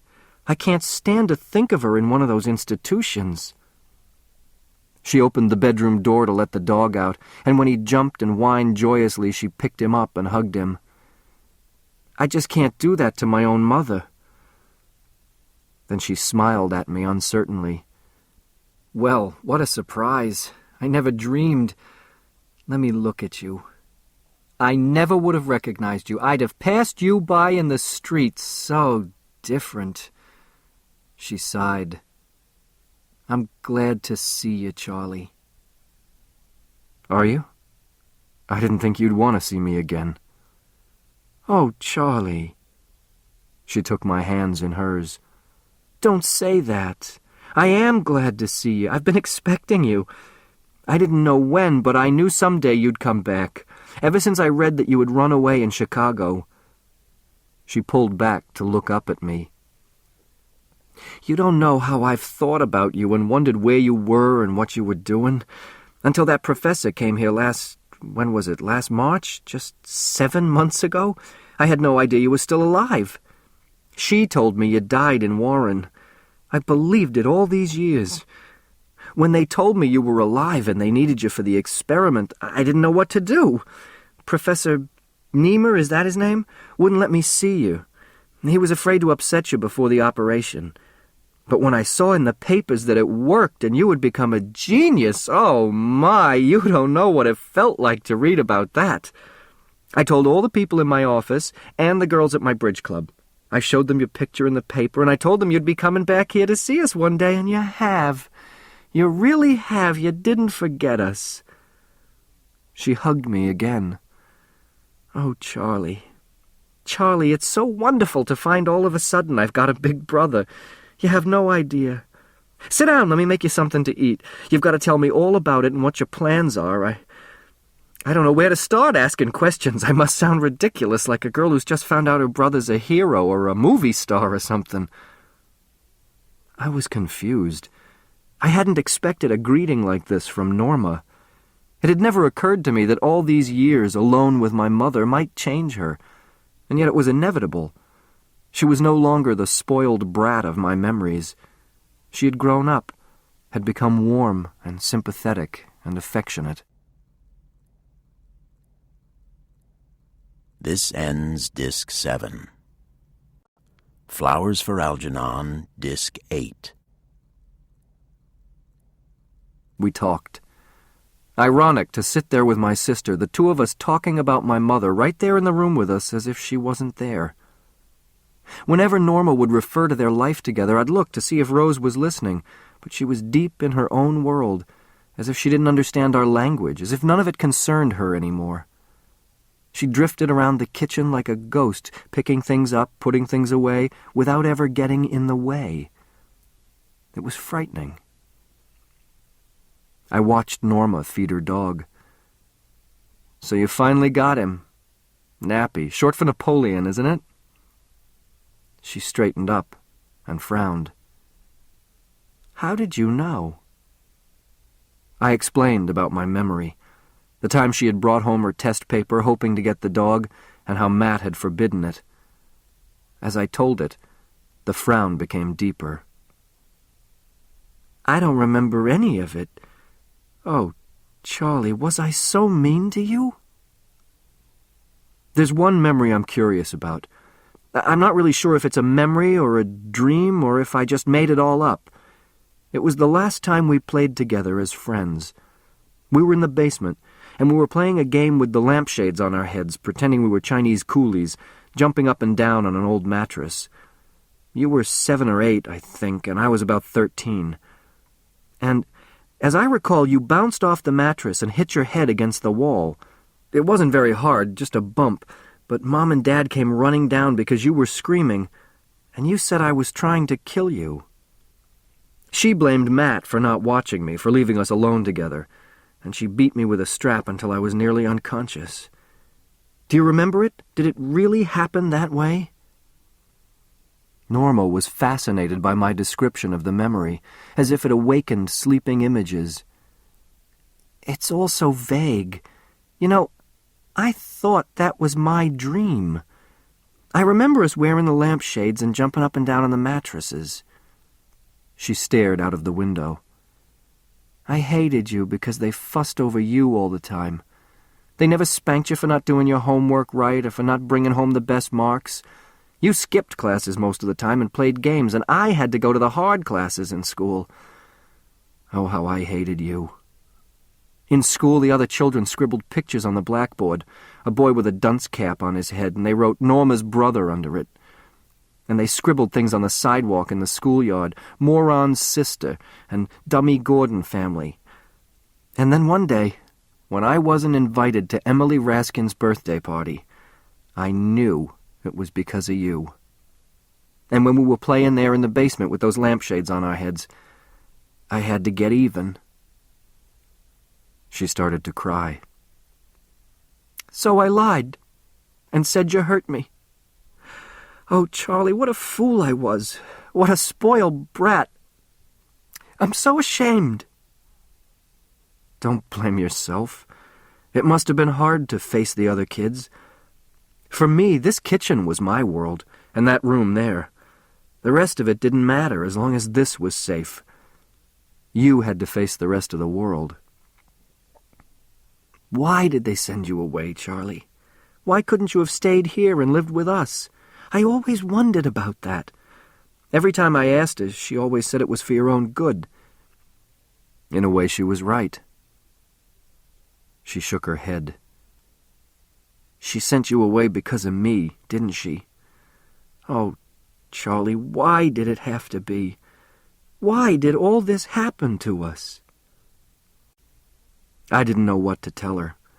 I wished I could say that, like the house of Atreus or Cadmus, we were suffering for the sins of our forefathers, or fulfilling an ancient Greek oracle. But I had no answers for her. Or for myself. "It's past," I said. "I'm glad I met you again. It makes it a little easier." She grabbed my arm suddenly. "Charlie, you don't know what I've been through all these years with her. The apartment, this street, my job, it's all been a nightmare.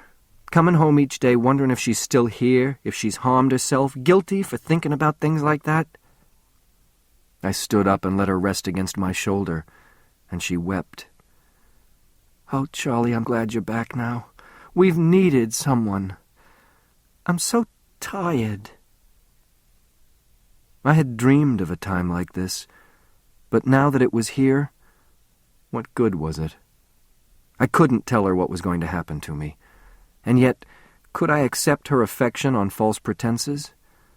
Why kid myself? If I had still been the old, feeble-minded, dependent Charlie, she wouldn't have spoken to me the same way. So what right did I have to it now? My mask would soon be ripped away. Don't cry, Norma. Everything will work out all right. I heard myself speaking in reassuring platitudes.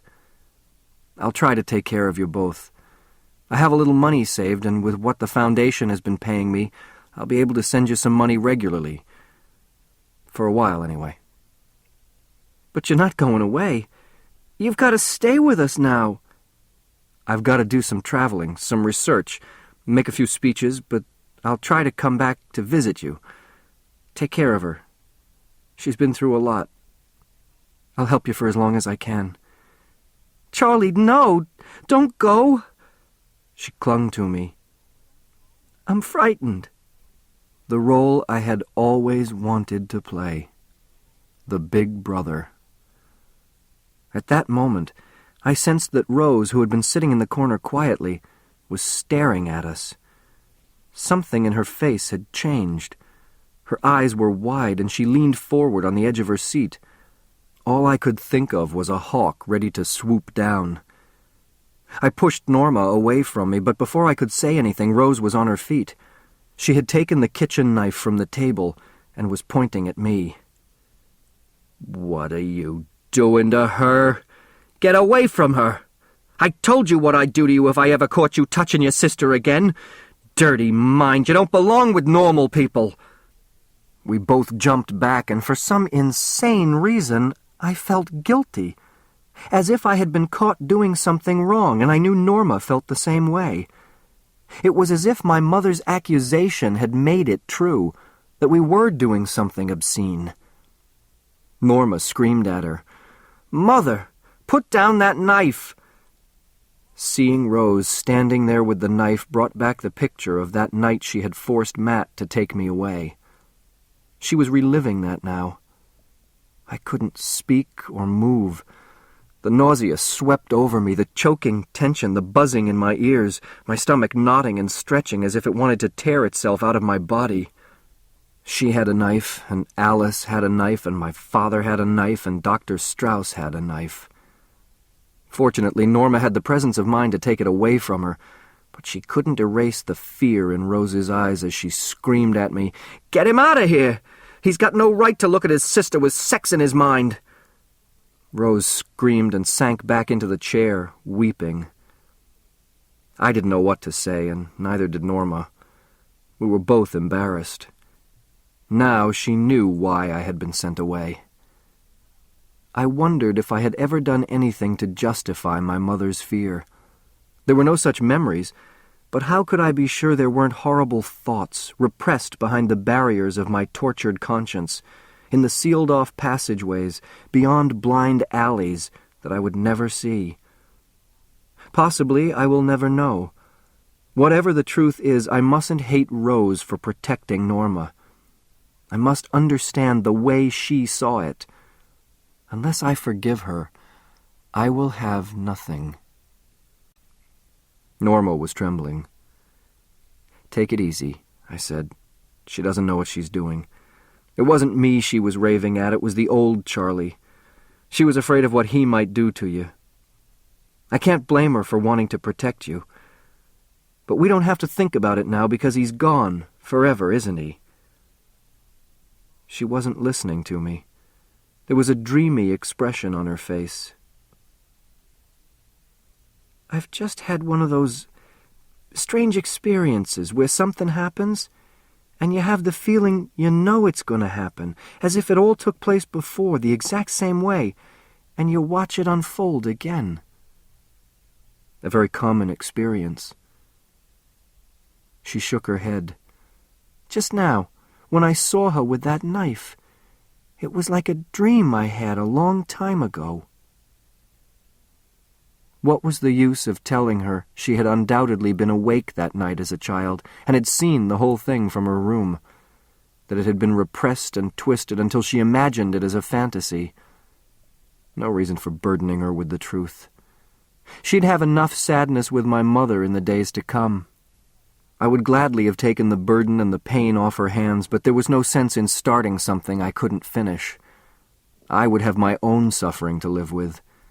There was no way to stop the sands of knowledge from slipping through the hourglass of my mind. "I've got to go now," I said. "Take care of yourself, and of her." I squeezed her hand. As I went out, Napoleon barked at me. I held it in for as long as I could, but when I reached the street it was impossible. It's hard to write it down, but people turned to look at me as I walked back to the car, crying like a child. I couldn't help myself, and I didn't care. As I walked, the ridiculous words drummed themselves into my head over and over again, rising to the rhythm of a buzzing noise. 3 blind mice, 3 blind mice, see how they run, see how they run. They all run after the farmer's wife. She cut off their tails with a carving knife. Did you ever see such a sight in your life as 3 blind mice? I tried to shut it out of my ears, but I couldn't. And once, when I turned to look back at the house and the porch, I saw the face of a boy staring at me, his cheek pressed against the window pane.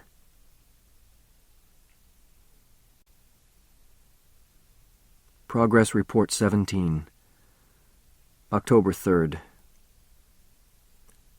Downhill. Thoughts of suicide, to stop it all now while I'm still in control and aware of the world around me. But then, I think of Charlie waiting at the window. His life isn't mine to throw away. I've just borrowed it for a while, and now I'm being asked to return it. I must remember I'm the only person this ever happened to. As long as I can, I've got to keep putting down my thoughts and feelings. These progress reports are Charlie Gordon's contribution to mankind. I've become edgy and irritable, having fights with people in the building about playing the hi-fi set late at night. I've been doing that a lot since I've stopped playing the piano. It isn't right to keep it going all hours, but I do it to keep myself awake. I know I should sleep, but I begrudge every second of waking time. It's not just because of the nightmares. It's because I'm afraid of letting go. I tell myself there'll be time enough to sleep later when it's dark. Mr. Werner in the apartment below never used to complain, but now he's always banging on the pipes or on the ceiling of his apartment so that I hear the pounding beneath my feet. I ignored it at first, but last night he came up in his bathrobe. We quarreled and I slammed the door in his face. An hour later he was back with a policeman who told me I couldn't play records that loudly at 4 a.m. The smile on Werner's face so enraged me that it was all I could do to keep from hitting him. When they left, I smashed all the records and the machine. I've been kidding myself anyway. I don't really like that kind of music anymore. October 4th. Strangest therapy session I ever had. Strauss was upset. It was something he hadn't expected either. What happened, I don't dare call it a memory, was a psychic experience or a hallucination. I won't attempt to explain it or interpret it, but will only record what happened. I was touchy when I came into his office, but he pretended not to notice. I lay down on the couch immediately, and he, as usual, took his seat to one side and a little behind me, just out of sight, and waited for me to begin the ritual of pouring out all the accumulated poisons of the mind. I peered back at him over my head. He looked tired and flabby, and somehow he reminded me of Matt sitting on his barber's chair waiting for customers. I told Strauss of the association, and he nodded and waited. "Are you waiting for customers?" I asked. "You ought to have this couch designed like a barber's chair. Then when you want free association, you could stretch your patient out, the way the barber does, to lather up his customer. And when the 50 minutes are up, you could tilt the chair forward again and hand him a mirror, so he can see what he looks like on the outside after you've shaved his ego." He said nothing, and while I felt ashamed at the way I was abusing him, I couldn't stop. Then your patient could come in at each session and say, "A little off the top of my anxiety, please," or "Don't trim this superego too close if you don't mind." Or he might even come in for an ego shampoo. Aha! Did you notice that slip of the tongue, doctor? Make a note of it. I said I wanted an egg shampoo instead of an ego shampoo. Egg, ego, close, aren't they? Does that mean I want to be washed clean of my sins, reborn? Is it baptism symbolism, or are we shaving too close? Does an idiot have an id? I waited for a reaction, but he just shifted in his chair. "Are you awake?" I asked. "I'm listening, Charlie." "Only listening? Don't you ever get angry?" "Why? Do you want me to be angry with you?" I sighed. Stolid Strauss, unmovable. "I'll tell you something. I'm sick and tired of coming here. What's the sense of therapy anymore? You know as well as I do what's going to happen." "But I think you don't want to stop," he said. "You want to go on with it, don't you?" "It's stupid. A waste of my time and yours."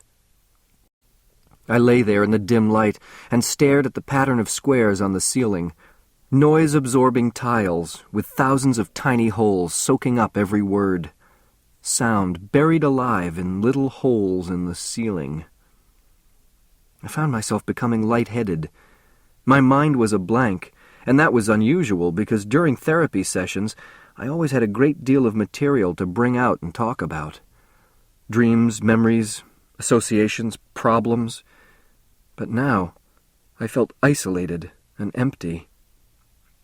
Only stolid Strauss breathing behind me. "I feel strange," I said. "You want to talk about it?" Oh, how brilliant, how subtle he was. What the hell was I doing there anyway, having my associations absorbed by little holes in the ceiling and big holes in my therapist? "I don't know if I want to talk about it," I said. "I feel unusually hostile toward you today."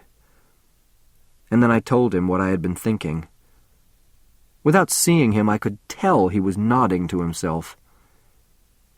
"It's hard to explain," I said.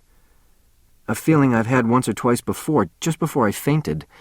A lightheadedness, everything intense, but my body feels cold and numb." "Go on."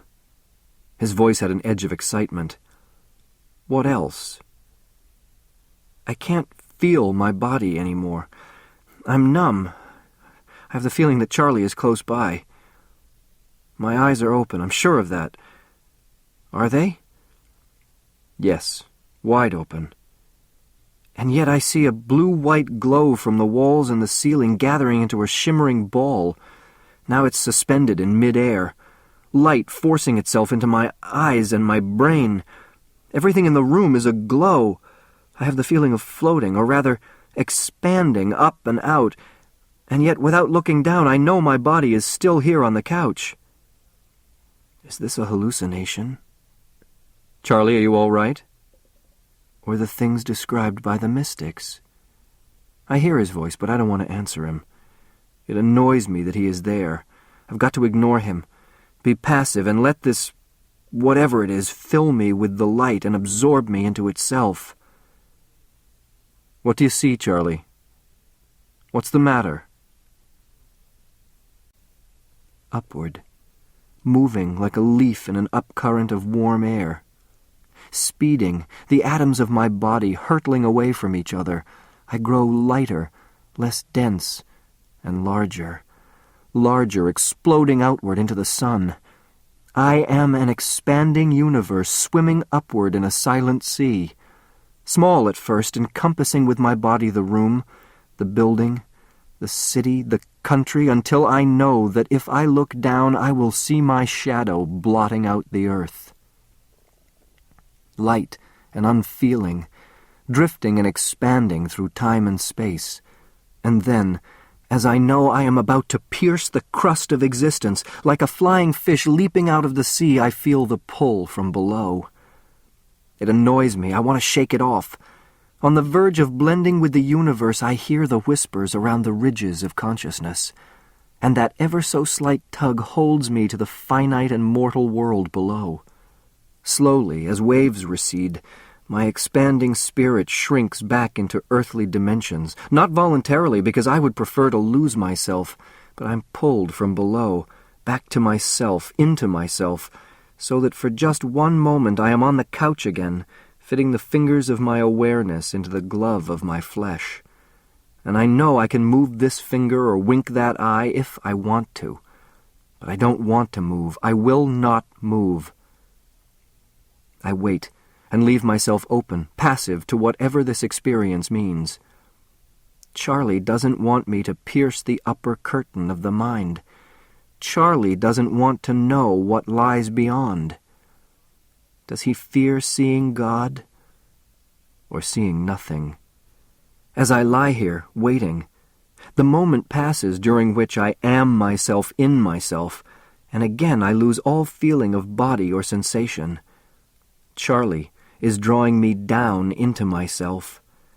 I stare inward in the center of my unseeing eye at the red spot that transforms itself into a multi-petaled flower, the shimmering, swirling, luminescent flower that lies deep in the core of my unconscious.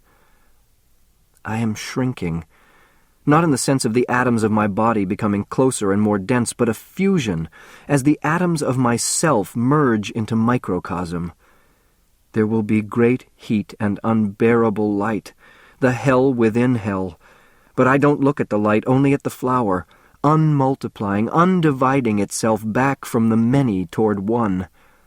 And for an instant, the shimmering flower turns into the golden disk twirling on a string, and then to the bubble of swirling rainbows, and finally I am back in the cave where everything is quiet and dark, and I swim the wet labyrinth searching for one to receive me, embrace me, absorb me into itself, that I may begin.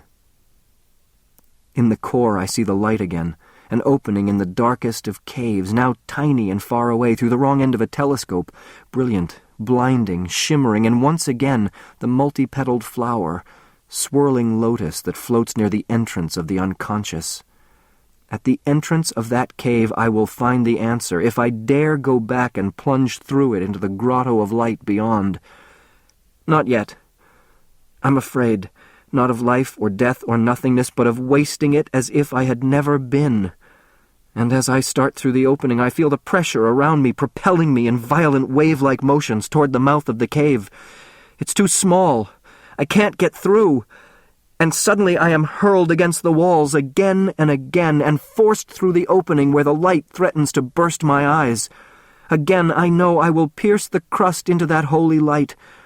More than I can bear, pain as I have never known, and coldness, and nausea, and the great buzzing over my head flapping like 1,000 wings.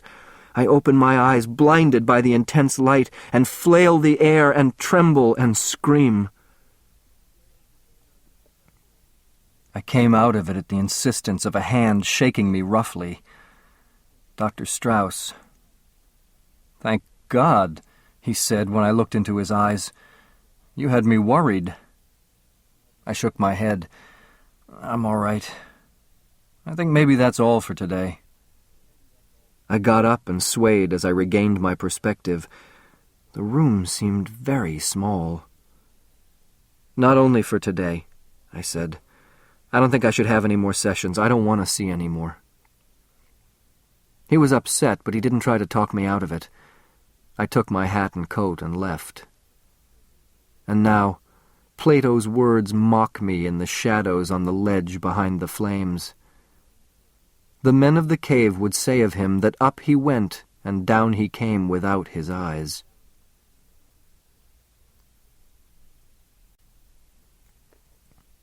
October 5th. Sitting down to type these reports is difficult, and I can't think with the tape recorder going. I keep putting it off for most of the day, but I know how important it is, and I've got to do it. I've told myself I won't have dinner until I sit down and write something, anything.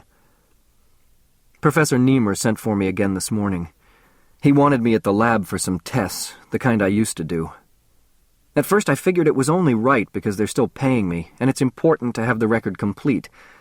But when I got down to Beekman and went through it all with Bert, I knew it'd be too much for me. First, it was the paper and pencil maze. I remembered how it was before when I learned to do it quickly, and when I raced against Algernon. I could tell it was taking me a lot longer to solve the maze now. Bert had his hand out to take the paper, but I tore it up instead and threw the pieces into the wastebasket. No more. I'm through running the maze. I'm in a blind alley now, and that's all there is to it. He was afraid I'd run out, so he calmed me down. That's all right, Charlie. Just take it easy. What do you mean, take it easy? You don't know what it's like. No, but I can imagine. We all feel pretty sick about it. Keep your sympathy, just leave me alone. He was embarrassed, and then I realized it wasn't his fault and I was being lousy toward him. Sorry I blew up, I said. How's everything going? Got your thesis finished yet? He nodded. Having it retyped now. I'll get my PhD in February. Good boy.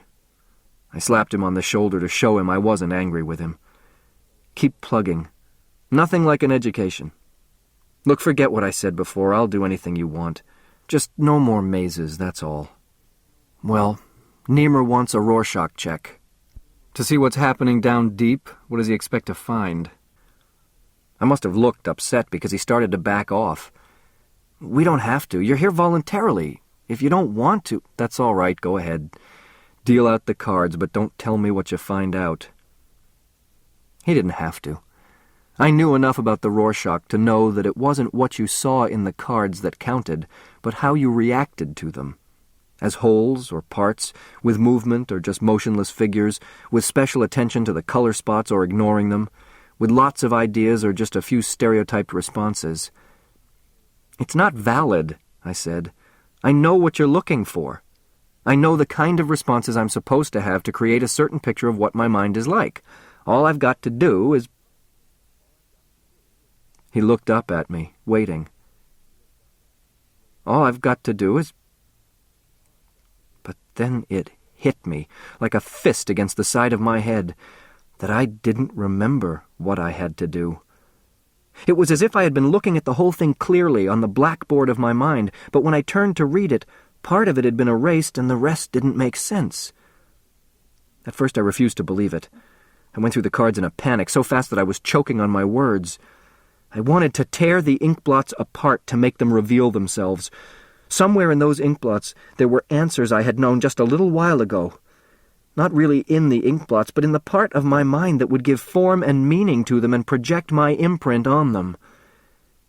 And I couldn't do it. I couldn't remember what I had to say.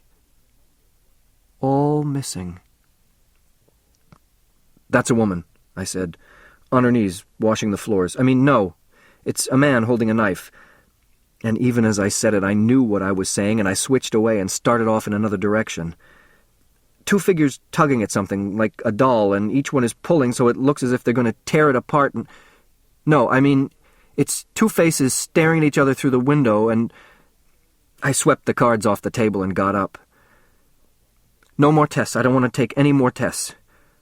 All right, Charlie, we'll stop for today. Not just for today. I'm not coming back here anymore. Whatever there is left in me that you need, you can get from the progress reports. I'm through running the maze. I'm not a guinea pig anymore. I've done enough. I want to be left alone now. All right, Charlie, I understand. No, you don't understand because it isn't happening to you, and no one can understand but me.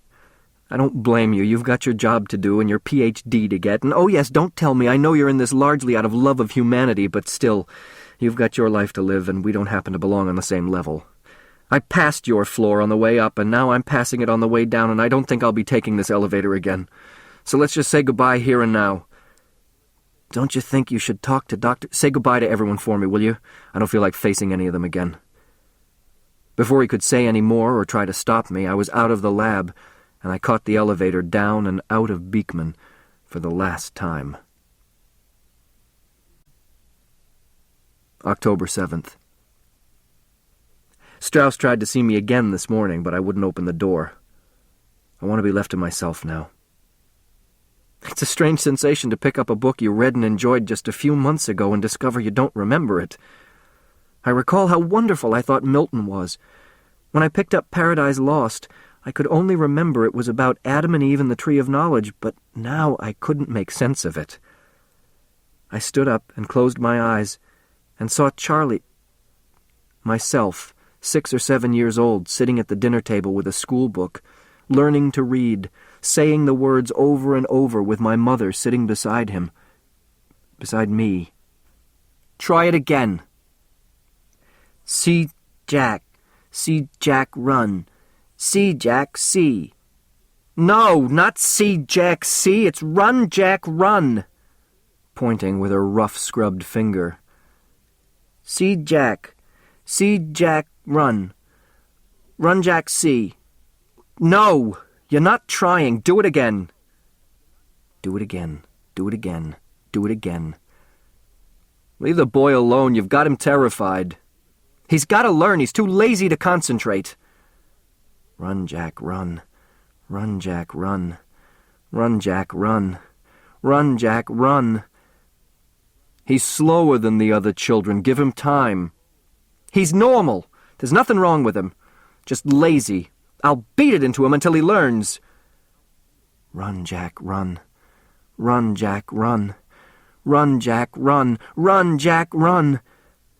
And then looking up from the table, it seems to me I saw myself through Charlie's eyes, holding Paradise Lost, and I realized I was breaking the binding with the pressure of both hands, as if I wanted to tear the book in half. I broke the back of it, ripped out a handful of pages, and flung them and the book across the room to the corner where the broken records were. I let it lay there, and its torn white tongues were laughing because I couldn't understand what they were saying. I've got to try to hold on to some of the things I've learned. Please, God, don't take it all away. October 10th. Usually at night I go out for walks, wander around the city, I don't know why. To see faces, I guess. Last night I couldn't remember where I lived. A policeman took me home. I have the strange feeling that this has all happened to me before a long time ago. I don't want to write it down, but I keep reminding myself that I'm the only one in the world who can describe what happens when it goes this way. Instead of walking, I was floating through space, not clear and sharp, but with a gray film over everything. I know what's happening to me, but there's nothing I can do about it. I walk or just stand on the sidewalk and watch people go by. Some of them look at me and some of them don't, but nobody says anything to me. Except one night a man came up and asked if I wanted a girl. He took me to a place. He wanted $10 first, and I gave it to him, but he never came back. And then I remembered what a fool I was. October 11th. When I came into my apartment this morning, I found Alice there asleep on the couch. Everything was cleaned up, and at first I thought I was in the wrong apartment, but then I saw she hadn't touched the smashed records or the torn books or the sheet music in the corner of the room. The floor creaked, and she woke up and looked at me. "Hi," she laughed. "Some night owl." "Not an owl, more of a dodo. A dumb dodo. How'd you get in here?" "Through the fire escape, Faye's place. I called her to find out about you, and she said she was worried. She says you've been acting strangely, causing disturbances.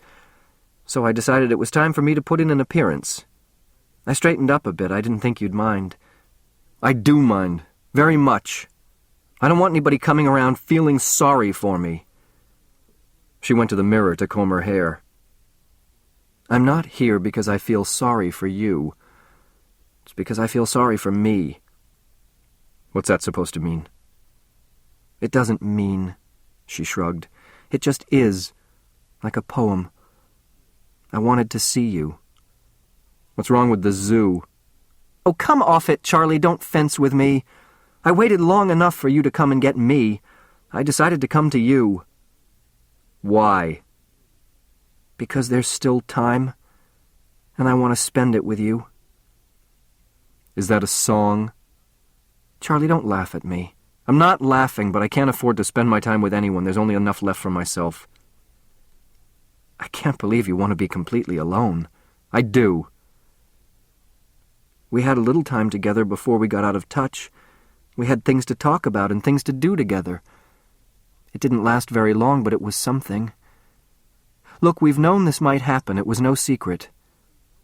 I didn't go away, Charlie. I've just been waiting. You're about at my level again, aren't you?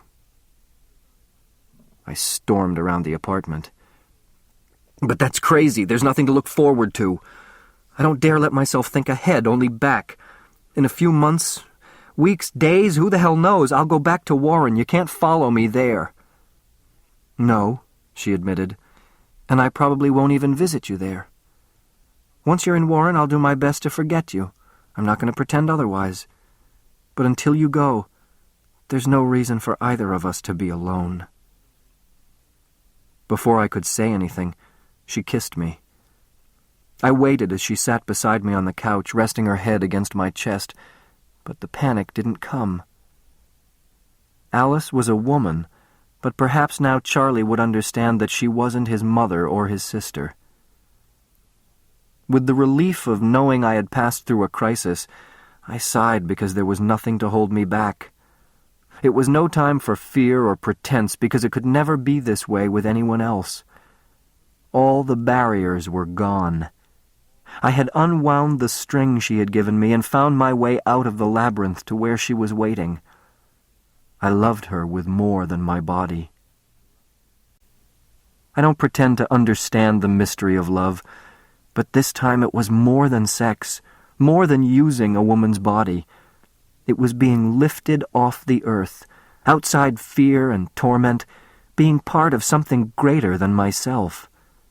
I was lifted out of the dark cell of my own mind to become part of someone else, just as I had experienced it that day on the couch in therapy.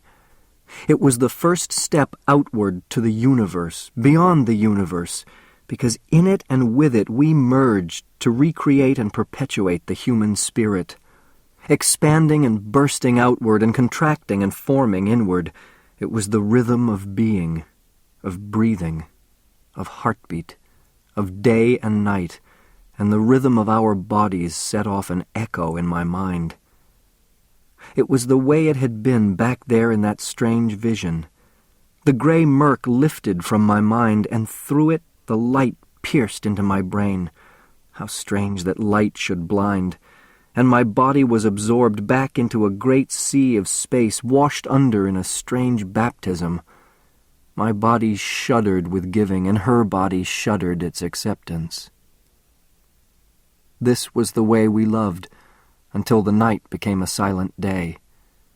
And as I lay there with her, I could see how important physical love was, how necessary it was for us to be in each other's arms, giving and taking. The universe was exploding, each particle away from the next, hurtling us into dark and lonely space, eternally tearing us away from each other, child out of the womb, friend away from friend, moving from each other, each through his own pathway toward the goal box of solitary death. But this was the counterweight, the act of binding and holding. As when men, to keep from being swept overboard in the storm, clutch at each other's hands to resist being torn apart, so our bodies fused a link in the human chain that kept us from being swept into nothing. And in the moment before I fell off into sleep, I remembered the way it had been between Fay and myself, and I smiled. No wonder that had been easy. It had been only physical. This, with Alice, was a mystery. I leaned over and kissed her eyes. Alice knows everything about me now, and accepts the fact that we can be together for only a short while. She has agreed to go away when I tell her to go. It's painful to think about that, but what we have, I suspect, is more than most people find in a lifetime. October 14th. I wake up in the morning and don't know where I am or what I'm doing here, and then I see her beside me and I remember.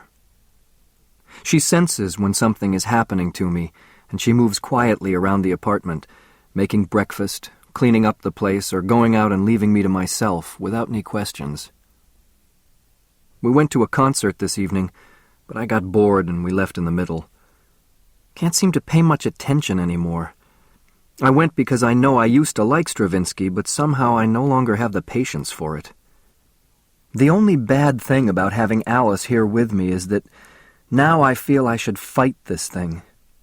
I want to stop time, freeze myself at this level, and never let go of her. October 17th. Why can't I remember? I've got to try to resist this slackness. Alice tells me I lie in bed for days and don't seem to know who or where I am. Then it all comes back, and I recognize her and remember what's happening. Fugues of amnesia, symptoms of second childhood, what do they call it? Senility. I can watch it coming on. Also cruelly logical, the result of speeding up all the processes of the mind. I learned so much so fast, and now my mind is deteriorating rapidly. What if I won't let it happen? What if I fight it? Think of those people at Warren, the empty smiles, the blank expressions, everyone laughing at them. Little Charlie Gordon staring at me through the window, waiting. Please, not that again. October 18th. I'm forgetting things I learned recently. It seems to be following the classic pattern. The last things learned are the first things forgotten. Or is that the pattern? Better look it up again. Reread my paper on the Algernon Gordon effect, and even though I know I wrote it, I keep feeling it was written by someone else. Most of it I don't even understand. But why am I so irritable, especially when Alice is so good to me? She keeps the place neat and clean, always putting my things away and washing dishes and scrubbing floors. I shouldn't have shouted at her the way I did this morning because it made her cry, and I didn't want that to happen. But she shouldn't have picked up the broken records and the music and the books and put them all neatly into a box. That made me furious. I don't want anyone to touch any of those things. I want to see them pile up. I want them to remind me of what I'm leaving behind. I kicked the box and scattered the stuff all over the floor and told her to leave them just where they were. Foolish. No reason for it. I guess I got sore because I knew she thought it was silly to keep those things, and she didn't tell me she thought it was silly. She just pretended it was perfectly normal. She's humoring me. And when I saw that box, I remembered the boy at Warren and the lousy lamp he made and the way we were all humoring him, pretending he had done something wonderful when he hadn't. That was what she was doing to me, and I couldn't stand it. When she went to the bedroom and cried, I felt bad about it. And I told her it was all my fault. I don't deserve someone as good as her. Why can't I control myself just enough to keep on loving her? Just enough. October 19th. Motor activity impaired. I keep tripping and dropping things. At first I didn't think it was me. I thought she was changing things around. The wastebasket was in my way, and so were the chairs, and I thought she had moved them. Now I realize my coordination is bad. I have to move slowly to get things right, and it's increasingly difficult to type. Why do I keep blaming Alice? And why doesn't she argue? That irritates me even more because I see the pity in her face. My only pleasure now is the TV set. I spend most of the day watching the quiz programs, the old movies, the soap operas, and even the kiddie shows and cartoons. And then I can't bring myself to turn it off. Late at night, there are the old movies, the horror pictures, the Late Show and the Late Late Show, and even the little sermon before the channel signs off for the night, and the Star-Spangled Banner with the flag waving in the background, and finally the channel test pattern that stares back at me through the little square window with its unclosing eye. Why am I always looking at life through a window? And after it's all over, I'm sick with myself, because there's so little time left for me to read and write and think, and because I should know better than to drug my mind with this dishonest stuff that's aimed at the child in me. Especially me, because the child in me is reclaiming my mind. I know all this, but when Alice tells me I shouldn't waste my time, I get angry and tell her to leave me alone. I have a feeling I'm watching because it's important for me not to think, not to remember about the bakery and my mother and father and Norma. I don't want to remember any more of the past.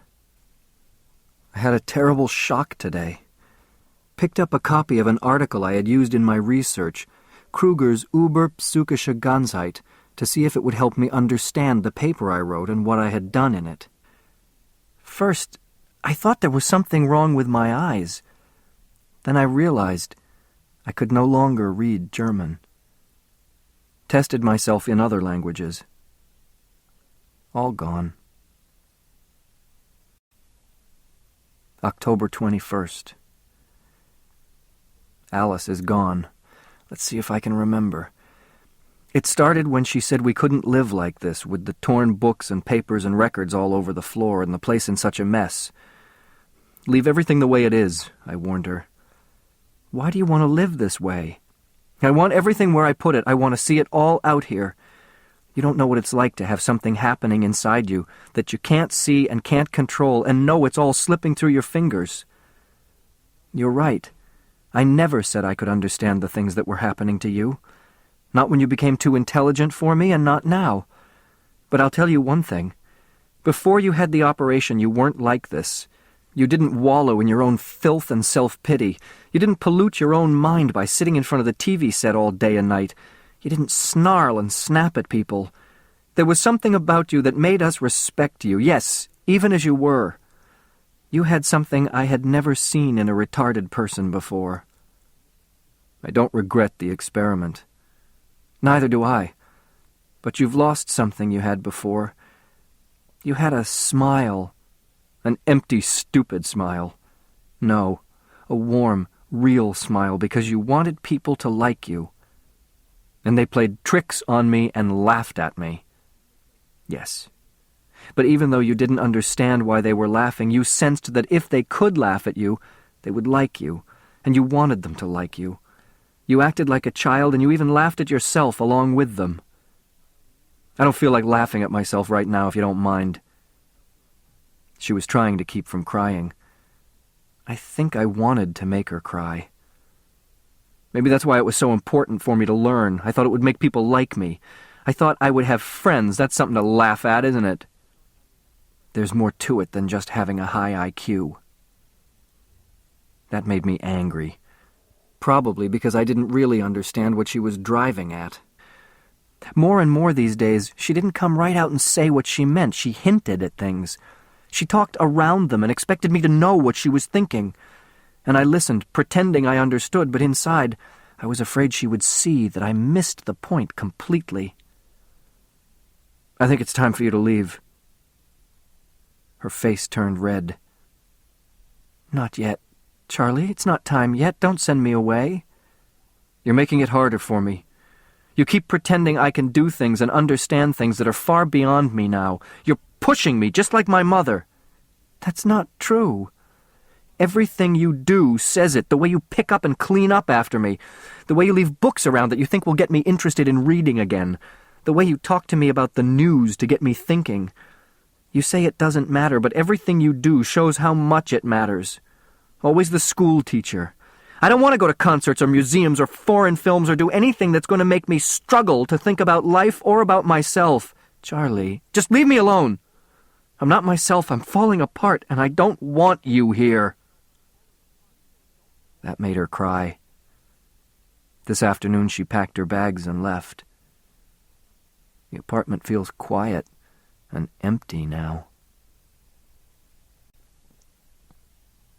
October 25th. Deterioration progressing. I've given up using the typewriter. Coordination is too bad. From now on, I'll have to write out these reports in longhand. I thought a lot about the things Alice said, and then it hit me that if I kept on reading and learning new things, even while I was forgetting the old ones, I would be able to keep some of my intelligence.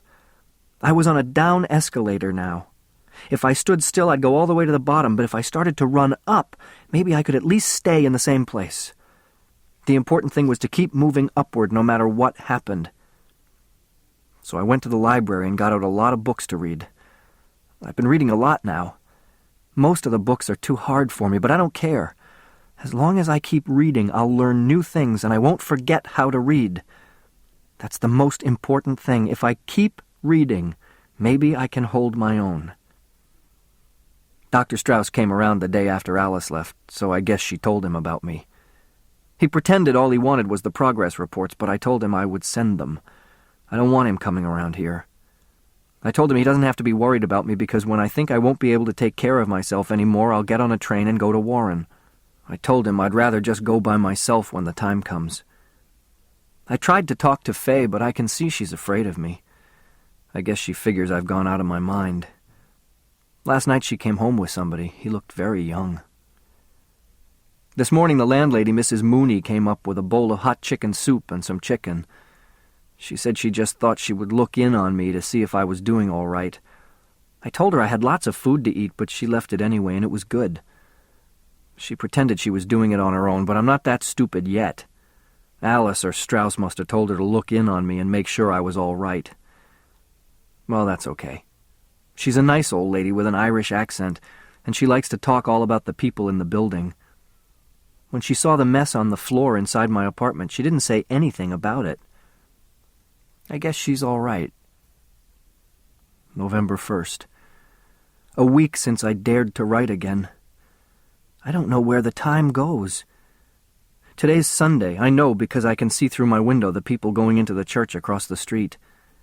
I think I laid in bed all week, but I remember Mrs. Mooney bringing me food a few times and asking if I was sick. What am I going to do with myself? I can't just hang around here all alone and look out the window. I've got to get hold of myself. I keep saying over and over that I've got to do something, but then I forget. Or maybe it's just easier not to do what I say I'm going to do. I still have some books from the library, but a lot of them are too hard for me.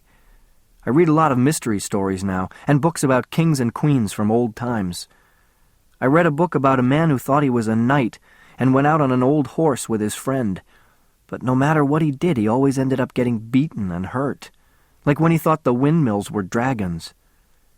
At first I thought it was a silly book, because if he wasn't crazy, he could see that windmills weren't dragons, and there's no such thing as sorcerers and enchanted castles. But then I remembered that there was something else it was all supposed to mean, something the story didn't say but only hinted at, like there was other meanings, but I don't know what. And that made me angry, because I think I used to know. But I'm keeping up with my reading and learning new things every day, and I know it's going to help me. I know I should have written some progress reports before this so they'll know what's happening to me. But writing is harder. I have to look up even simple words in the dictionary now, and it makes me angry with myself. November 2nd. I forgot to write in yesterday's report about the woman from the building across the alley, one floor down. I saw her through my kitchen window last week. I don't know her name or even what her top part looks like, but every night about 11 o'clock she goes into her bathroom to take a bath. She never pulls her shade down, and through my window, when I put out my lights, I can see her from the neck down when she comes out of the bath to dry herself. It makes me excited. But when the lady turns out the light, I feel let down and lonely. I wish I could see what she looks like sometimes, whether she's pretty or what. I know it's not nice to watch a woman when she's like that, but I can't help it. Anyway, what difference does it make to her if she doesn't know I'm watching? It's nearly 11 o'clock now. Time for her bath. So I'd better go see. November 5th. Mrs. Mooney is very worried about me. She says the way I lay around all day and don't do anything, I remind her of her son before she threw him out of the house. She said she don't like loafters. If I'm sick, it's one thing, but if I'm a loafter, that's another thing, and she has no use for me. I told her I think I'm sick. I try to read a little bit every day, mostly stories, but sometimes I have to read the same thing over and over again because I don't know what it means. And it's hard to write. I know I should look up all the words in the dictionary, but I'm so tired all the time. Then I got the idea that I would use only the easy words instead of the long, hard ones. That saves time. It's getting chilly out, but I still put flowers on Algernon's grave. Mrs. Mooney thinks I'm silly to put flowers on a mouse's grave, but I told her that Algernon was a special mouse. I went over to visit Faye across the hall. but she told me to go away and not come back. She put a new lock on her door. November 9. Sunday again. I don't have anything to do to keep me busy now because the TV is broke and I keep forgetting to get it fixed. I think I lost this month's check from the college. I don't remember. I get awful headaches and aspirin doesn't help much. Mrs. Mooney believes now that I'm really sick and she feels very sorry for me. She's a wonderful woman whenever someone is sick. It's getting so cold out now that I've got to wear 2 sweaters. The lady across the way pulls down her window shade now, so I can't watch anymore. My lousy luck. November 10. Mrs. Mooney called a strange doctor to see me. She was afraid I was going to die. I told the doctor I wasn't too sick and that I only forget sometimes. He asked me, did I have any friends or relatives, and I said, no, I don't have any. I told him I had a friend called Algernon once, but he was a mouse and we used to run races together. He looked at me kind of funny like he thought I was crazy. He smiled when I told him I used to be a genius. He talked to me like I was a baby and he winked at Mrs. Mooney. I got mad because he was making fun of me and laughing, and I chased him out and locked the door. I think I know why I've been having bad luck. Because I lost my rabbit's foot and my horseshoe. I gotta get another rabbit's foot fast. November 11. Dr. Strauss came to the door today, and Alice too, but I didn't let them come in. I told them I didn't want anyone to see me. I want to be left alone. Later, Mrs. Mooney came up with some food, and she told me they paid the rent and left money for her to buy food and anything I need. I told her I don't want to use their money anymore. She said, money's money, and someone has to pay or I have to put you out. Then she said, why don't I get some job instead of just hanging around? I don't know any work but the job I used to do at the bakery. I don't want to go back there because they all knew me when I was smart and maybe they'll laugh at me. But I don't know what else to do to get money. And I want to pay for everything myself. I'm strong and I can work. If I can't take care of myself, I'll go to Warren. I won't take charity from anybody. November 15. I was looking at some of my old progress reports, and it's very strange, but I can't read what I wrote.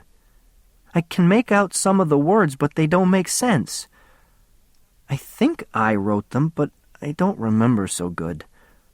I get tired very fast when I try to read some of the books I bought in the drugstore, except the ones with the pictures of the pretty girls. I like to look at them, but I have funny dreams about them. It's not nice. I won't buy them anymore. I saw in one of those books they got magic powder that can make you strong and smart and do lots of things. I think maybe I'll send away and buy some for myself. November 16. Alice came to the door again, but I said, go away, I don't want to see you. She cried, and I cried too, but I wouldn't let her in because I didn't want her to laugh at me. I told her I didn't like her anymore, and I didn't want to be smart anymore either. That's not true, but I still love her, and I still want to be smart, but I had to say that so she'd go away.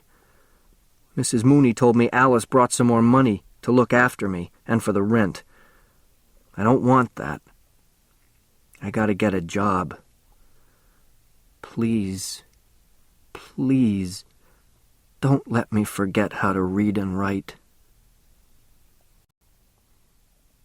November 18. Mr. Donner was very nice when I came back and asked him for my old job at the bakery. First he was very suspicious, but I told him what happened to me, and then he looked very sad and put his hand on my shoulder and said, Charlie, you got guts. Everybody looked at me when I came downstairs and started working in the toilet, sweeping it out like I used to do. I said to myself, Charlie, if they make fun of you, don't get sore, because you remember, they're not so smart like you once thought they were. And besides, they were once your friends, and if they laughed at you, that don't mean anything, because they liked you, too.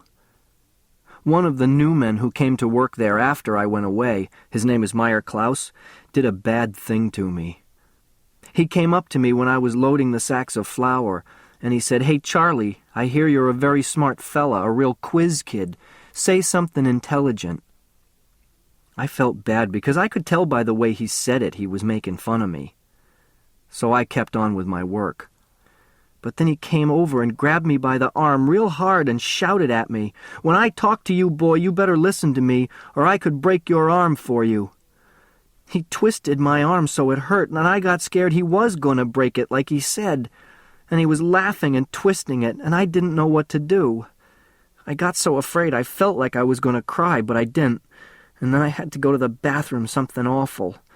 My stomach was all twisting inside like I was going to bust open if I didn't go right away, because I couldn't hold it back. I told him, "Please let me go because I got to go to the toilet," but he was just laughing at me and I didn't know what to do. So I started crying. "Let me go, let me go." And then I made. It went in my pants and it smelled bad and I was crying. He let go of me then and made a sick face, and he looked scared then. He said, "For God's sake, I didn't mean anything, Charlie." But then Joe Karp came in and grabbed Klaus by the shirt and said, "Leave him alone, you lousy bastard, or I'll break your neck. Charlie is a good guy, and nobody's going to start up with him without answering for it." I felt ashamed, and I ran to the toilet to clean myself and change my clothes. When I got back, Frank was there too, and Joe was telling him about it. And then Gimpy came in and they told him about it, and he said they'd get rid of Klaus. They were going to tell Mr. Donner to fire him. I told them I didn't think he should be fired and have to find another job because he had a wife and a kid. And besides, he said he was sorry for what he did to me. And I remember how sad I was when I had to get fired from the bakery and go away. I said Klaus should get a second chance because now he wouldn't do anything bad to me anymore. Later, Gimpy came over, limping on his bad foot, and he said, "Charlie, if anyone bothers you or tries to take advantage, you call me or Joe or Frank, and we'll set him straight. We all want you to remember that you got friends here, and don't you ever forget it." I said, "Thanks, Gimpy. That makes me feel good." It's good to have friends. November 21. I did a dumb thing today. I forgot I wasn't in Miss Kinnian's class at the adult center anymore like I used to be. I went in and sat down in my old seat in the back of the room, and she looked at me funny, and she said, "Charlie, where have you been?" So I said, "Hello, Miss Kinnian. I'm ready for my lesson today, only I lost the book we was using." She started to cry and run out of the room, and everybody looked at me, and I saw a lot of them wasn't the same people who used to be in my class. Then all of a sudden I remembered some things about the operation and me getting smart, and I said, "Holy smoke, I really pulled a Charlie Gordon that time." I went away before she came back to the room. That's why I'm going away from here for good, to the Warren Home School. I don't want to do nothing like that again. I don't want Miss Kinnian to feel sorry for me. I know everybody feels sorry for me at the bakery, and I don't want that either. So I'm going someplace where there are a lot of other people like me, and nobody cares that Charlie Gordon was once a genius and now he can't even read a book or write good. I'm taking a couple of books along, and even if I can't read them, I'll practice hard, and maybe I'll even get a little bit smarter than I was before the operation without an operation. I got a new rabbit's foot and a lucky penny and even a little bit of that magic powder left, and maybe they'll help me. If you ever read this, Miss Kinnian, don't be sorry for me. I'm glad I got a second chance in life, like you said, to be smart, because I learned a lot of things that I never even knew were in this world, and I'm grateful I saw it all, even for a little bit. And I'm glad I found out all about my family and me. It was like I never had a family till I remembered about them and saw them, and now I know I had a family, and I was a person, just like everyone. I don't know why I'm dumb again, or what I did wrong. Maybe it's because I didn't try hard enough, or just somebody put the evil eye on me. But if I try and practice very hard, maybe I'll get a little smarter and know what all the words are. I remember a little bit how nice I had a feeling with the blue book that I read, with the torn cover. And when I close my eyes, I think about the man who tore the book, and he looks like me, only he looks different and he talks different. But I don't think it's me, because it's like I see him from the window.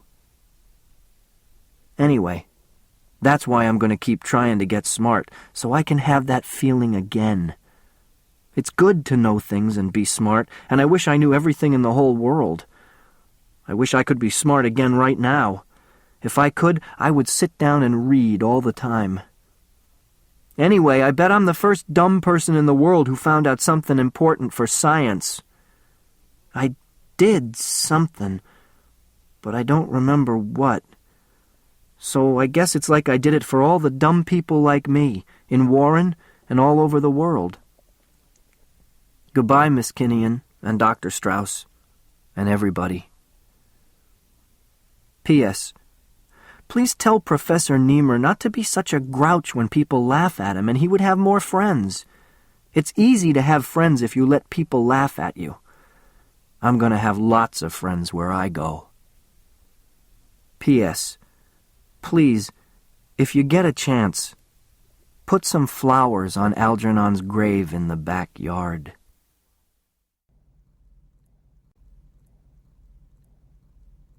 The end. You've been listening to Flowers for Algernon by Daniel Keyes, narrated by Jeff Woodman. This work is copyrighted 1959 and 1966 by Daniel Keyes. This recording is copyrighted 1998 by Recorded Books. If you've enjoyed this book and this performance, Recorded Books recommends The Daydreamer by Ian McEwan, narrated by Simon Preble, and Cry the Beloved Country by Alan Payton, narrated by Maggie Soboyle. You'll find a wide selection of titles in the Recorded Books catalog, including bestsellers, mysteries, classics, histories, and more. So to order another recorded book, or for a copy of our latest listing, please call us using the toll-free number found on the back of the book. You can order by phone with any major credit card, or by writing to us, or by faxing us. Don't forget to ask about easy 30-day rentals by mail. On our website, you can browse the catalog, hear about the latest releases, place orders, or tune into narrator profiles and author interviews. So visit us there at www.recordedbooks.com. And thank you for being a Recorded Books reader.